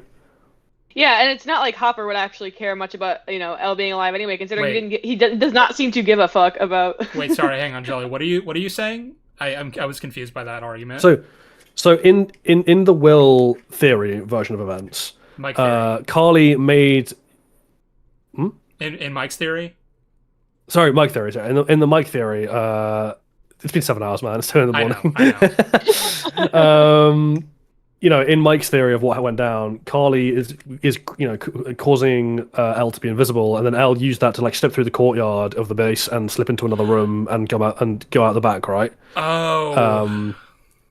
And like that's not enough for her to be insulated from the effect of the power dampening things, and we know that because we've seen previously in the season that walls are not stopping that. Yeah. So what you're So saying? she should still have been unable to use her powers either way. You're saying Kali shouldn't be able to use her powers. No, I'm saying Elle shouldn't have been able to bring Okay. Mike into her mindscape to say goodbye. Oh, okay, yeah, no, okay. I was confused by what you were saying, because I thought you were saying that Kali should have been affected by the suppression No. thing. Okay, that's why I was No, I'm confused. saying Elle's mindscape meeting with with Mike, that he uses as evidence that she wasn't actually there, can't possibly be true because she was still there in that version of events, and that would have been close enough that she couldn't have used her powers. She would have been writhing on the floor in pain in the other room. Right, okay, cool. We're on the same page. I just was confused Yeah. by what you were saying. Which really means, I guess, that the only way that could have been true is like she was on the other side of the gate, and then for whatever reason, the power dampening doesn't go across the threshold of the gateway, so she is dead. I don't believe that. So like, Mike, like if yeah, but like it's just funny. if the show wants Sorry, us to believe that like radio waves, like, you know, you can communicate like from the right side up to the upside down, are able to pass through as long as there's a gate open, then I kind of refuse your notion that other types of frequencies can't do the same thing. Well, also we know that mental powers can go across the borders of the dimensions because it's Yeah. been all through the show. But like, Yeah. I just find it funny that Mike's theory, like the Mike's quote unquote plot hole that he presents to be like, see, she's alive, is like, well, actually, that should still not hold. And if anything, it kind of reaffirms the theory that she was back on the other side of the gates because at least that's like some explanation for why you know, in that like all the power suppression things were technically pointed away from the gate towards the courtyard and the walls. Right, they weren't pointed back at the gate. So at least then, like, she might have been like out of their direct line of sight and therefore not affected. So if anything, Mike, you've just nailed it on that she is dead. Yeah. Sorry, bro. Well, Like he's giving this explanation, and they're all like crying. You know, they link all the shots of like Max and Will and people crying, and like they're actually just crying because they've actually realized that this means that she definitely is dead. They just don't want to tell Mike. Yeah. Like, we're gonna let Mike cope for a few more years, and then we'll tell him. it is still funny though that even if we were accepting that Mike's theory makes any fucking sense, it's still funny that it took him a year and a half to realize it. Like, I don't really. This is why like such an absurdly vast time jump was just kind of unnecessary. Like, if you're gonna do a, you know, what happened next, it's just like you can't. I don't really see like the point of setting this so far in the future necessarily, unless it's gonna be like so far in the future that they've already like, I don't know, become adults or something. Well, I think the Yeah. reason they did the time jump is that, like, you know, the actors have aged faster than the characters, and so they're like trying to do big time jumps and big sequences to be like, look, it makes sense that they look like this. Don't worry about Yeah. it. Yeah, plus they couldn't really put it past 1989 in terms of jumping ahead because they refused to let this happen, like this show take place anywhere outside the 80s, so. Yeah. Pain. But yeah, that's all done. But you know, it's fine because Holly and her friends come in to take over the D&D set, and it's a passing of the torch, and isn't that great? Which, by the way, I love how they try to make that an emotional passing of the torch, but in the background, all you can hear is Derek saying that the room smells like farts. Like, glad we had that emotional dialogue. So Thanks, many happy thanks, guys. Glad you made memories that audible. Drafter528 in chat said, "How did Nancy not go to military prison for the rest of her What life?" an And I said, excellent question. How are any of them alive? It's like, yeah, she killed like 3 military soldiers. Her ass should not be allowed to walk 3. Yeah, she killed 3 men, and you're always going to make mistakes. You're always going to make mistakes. Yeah. Everybody makes mistakes. Yeah, and then the last like bit we get is Jonathan, Steve, Nancy, and Robin all on the roof Vicky. of the Radio Squawk. Fuck you, Vicky. Oh, Vicky. Yeah, well, they even made the Vicky. comments about like overbearing partners, and then the Duffer's like, "It's up to you whether you think she's still with Vicky or not." I was like, "Well, if she is, What? she's not talking about her very highly." Yeah, it's like, and stop being like, it's up to you to shut up. No, tell me the actual fucking story. You are the writers, motherfucker. Why is it up to me to decide everything? If I You wanted can to put this write in the my show. own fan fiction about Stranger Things, I would do that. If I wanted to pick my own solution, I would just buy a pick your own adventure novel. Yeah. Yeah. Yeah, and But they're like, yeah, Steve is a coach of Little Nuggets doing baseball and sex ed classes, and Jonathan's in New York despite not having the grades to go to even the shitty one in California he was going to go to, and he's doing filmmaking. Isn't that fun? And I don't know what Robin's doing. She's just sort of around, I guess. just being a lesbian. Well, she goes to Nancy's dropped out Smith, right? I think that's what Does Steve she? said. Yeah. All right, and then Nancy's dropped out to become a journalist and marry Bill Clinton. I also love how the show tries to have Jonathan be like this super deep artiste, where he's like, yeah, the film I'm making is about like a cannibal. Capitalism. Yeah, it's a critique of capitalism. It's called The Consumer. The more she eats, the hungrier she gets. And I'm like, you don't get to say this while also being fucking Marvelized Netflix slop. You don't get to do that. On top of that, it's fucking Jonathan. That's hackneyed plagiarism because by that point, Dawn of the Dead had been out for a while. All the Romero zombie movies, which are about capitalism and consumerism, had already been out for like a decade plus. You hack. Yeah. Put the fries in the bag. Put the fries in the bag, Jonathan. Yeah. Jonathan's like, I'm actually going to become a photographer and take skeevy photos of girls in their bedroom. I mean, what? Sorry? Ah!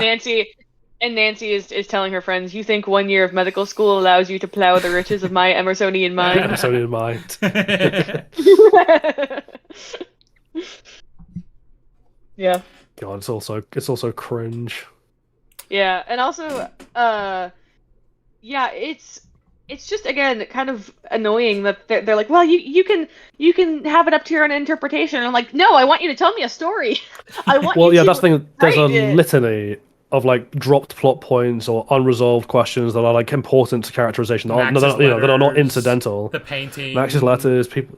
Yeah, the painting, people's parents and where they're at, like Will's an incredibly insulting resolution in the gay bar, all of those things, where the Duffers just chicken out or just can't be asked and go like, oh, we didn't really, why was it 12 kids and not any other number? Like, we were concentrating on other things. Well, why didn't Will die when the mind network collapsed? Like, we were more concerned with that. It's like, what are we doing? What were you concerned with? Yeah. Like, we've made the joke, they themselves said that we didn't want to be Game of Thrones Season 8. I'm like, it's not only are you Game of Thrones Season 8, but arguably worse.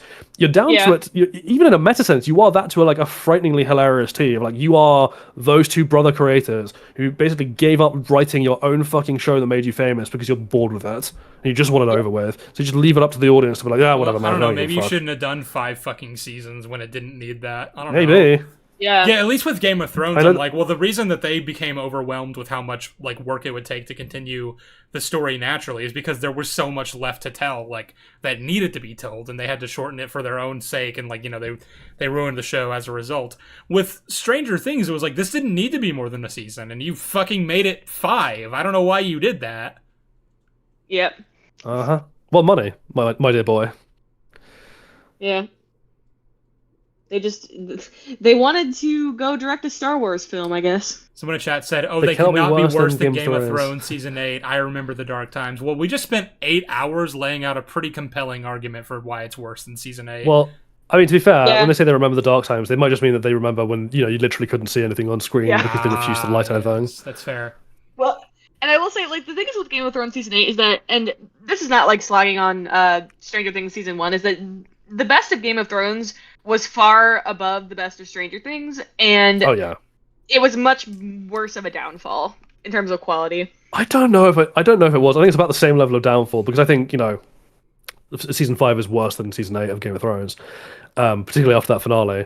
But it's more just like the highs of the highs of Game of Thrones meant that we felt the drop more. And I think it's about the same level of drop. It's just that drop from a 9 to like a 2 versus like a drop from a 7.5 to /8 to a 1. Yeah. Yeah. Yeah. Yeah, and at least Game of Thrones, like, season 8 had, like, concepts of ideas that were good. There aren't even Concepts of a concepts of plan. ideas.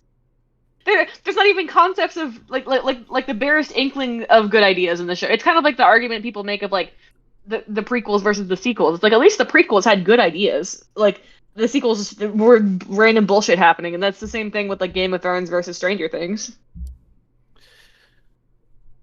I don't even know if I agree with that. I think the prequels were much better than Game of Thrones season 8, but that's by the by. No. I just mean in terms of, like, the arguments people make again about, like, which one, which one being worse. I didn't think Bagel was saying Game of Thrones season 8 and the Star Wars prequels were anywhere near the same level of shit quality. No. I just meant in terms of, like, people, like, making comparisons between the two. But yeah, I can't stare at Dooku's beautiful face in Game of Thrones season 8, so. Yeah. Well, Ewan McGregor is not in Game of Thrones season 8, so that's an automatic point against it. Yep. He's looking at sea otters actually. God, so yeah, that was that was season 5 of Stranger Things. The summary, thoughts, quick comments to just wrap up your opinion on this season. I'm gonna go take. I'm gonna go take the Duffer Brothers' advice and kill myself. Kill myself, yeah. What can I say to follow on from those two succinct points? Why? Fucking why? Yeah. Oh yeah. Good point. Why are you the way that you are? It got to the point in the season. It got to the point in the season where I was like, this is like genuinely unwatchable. Like this is like, it's just nonsense. It's just random It's Bible, shit. man. Yeah. Yeah. It's the thing is, I loved season 1 of Stranger Things. I loved it so much. I watched it when I was a sophomore in high school, and I was like, damn, this show really is so fucking good. And now, almost 10 years later, I'm like, good God. Like, it just makes me sad to think about how hopeful I was for the show. And, like, how the feelings it made young me feel and the nothingness it makes me feel now. Yeah. Pain. Yeah. People keep asking, like, if this is worse than, like, The Flash or Born Again or Yes. whatever, and I'm like, yes. Yes. The answer is yes. I don't mean it lightly when I compare this to Game of Thrones season 8, which is one of the worst seasons of television I've ever seen. Yep. Mm-hmm. And This was I would worse than say- any of the fucking Disney Star Wars shows. This was worse than fucking Game of Thrones. This is worse than fucking any of those. Anything that you're thinking of that I might have reviewed in the past, it's worse. I almost guarantee it. I think Acolyte is probably still something I despise more. Sure, but but that's for it's the very actual close. like immoral things that it does. Well, I guess this Yeah. season. Well, no, also even did in some terms of pretty plot immoral breaking, things, yeah. Like this in Ahsoka season 1, I'm like, it's close. It's really close. Yeah. So basically, summary. Yeah, we loved it. We thought it was really good. Had a great time. Didn't want to roll off this mortal coil even once while watching it. Mm. I'd be fascinated to hear some of our reaction clips back when they make it into Shiva's video. I feel like I'm not going to recognize the ways in which I'm losing my mind. I I hope you put in the bit where Mike starts screaming and then it's just the three of us like cracking up. Oh, I am. Oh, I am. The three of us start like hysterically laughing when he starts screaming. I mean, Uh, yeah. Just want to re-edit that scene with like different kinds of like sad music, it's like in the arms of an angel. They fucking played Purple Hello, Rain darkness, my old for friend. the goodbye scene montage of like Mike and Elle's relationship, and I'm like, this just does not fit. Yeah. That was shit. It was terrible. Well. Yeah. Do you think she's eating Eggos in whatever waterfall place she's at? Yeah. Well, and to that point, someone in chat said like, "Well, it's crazy that the abuse victim is either dead or alone," and I was like, "Yeah, Jinx from Arcane? yeah, Did someone Yeah, say Yeah, As Jinx God Arcane. intended. yeah." Jinx Arcane.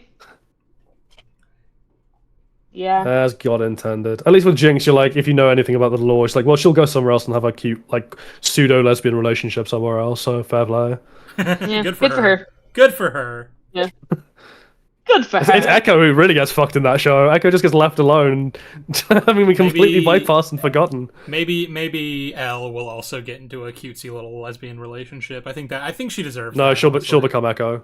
Oh. She'll just be Echo. She'll be like standing on a ledge, you know, thinking about all the friends she's lost forever. And speaking of that and that resolution to her character, which I think we've already harped on plenty, but like, I also want to talk about how the Duffer Brothers were like, yeah, so Elle apparently represents the magic of childhood, which, ooh, that's a thing to say. we killed.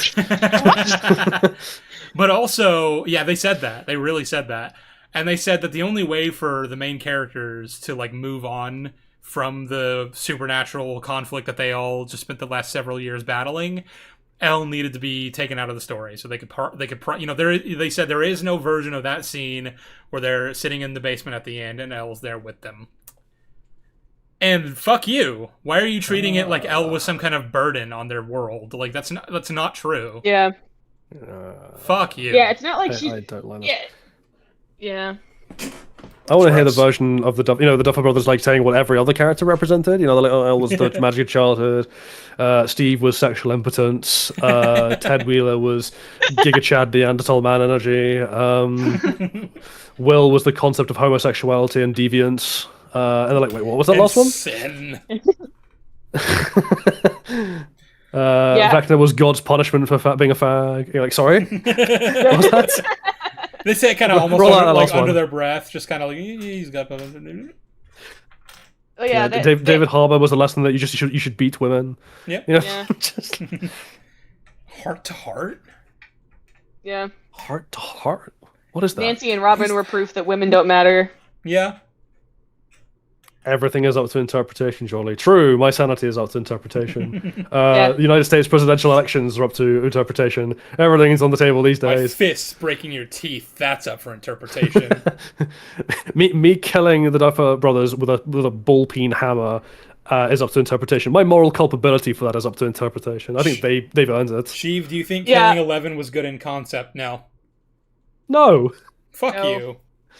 I don't really see a single version of this show where killing 11 off at the end thematically makes any sense, and I don't think that was ever something they could have done. Yeah. Hey, Sheev, do you think turning the Zorn Piltover conflict into a series of bad song montages was good in concept? Yeah. Hey Sheev, do you think that Jamie leaving Brienne to go back to Cersei was good in concept? Goodbye.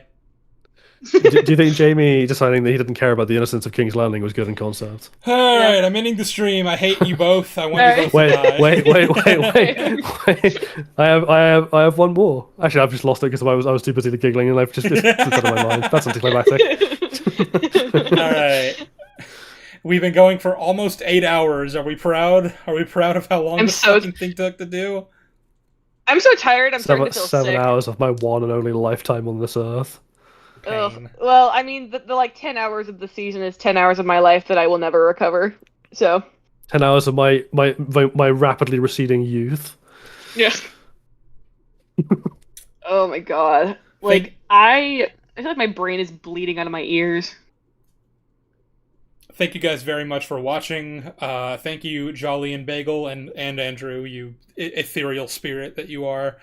Yeah, In the arms of the angels. Thank you guys for coming on, and of course the respective social media links for their channels and Twitters and everything can be found in the link down below. Is there anything else you guys would like to say as like sort of a final closing thought? Yeah, you should watch The Devil's Hour. It's really good. Yep.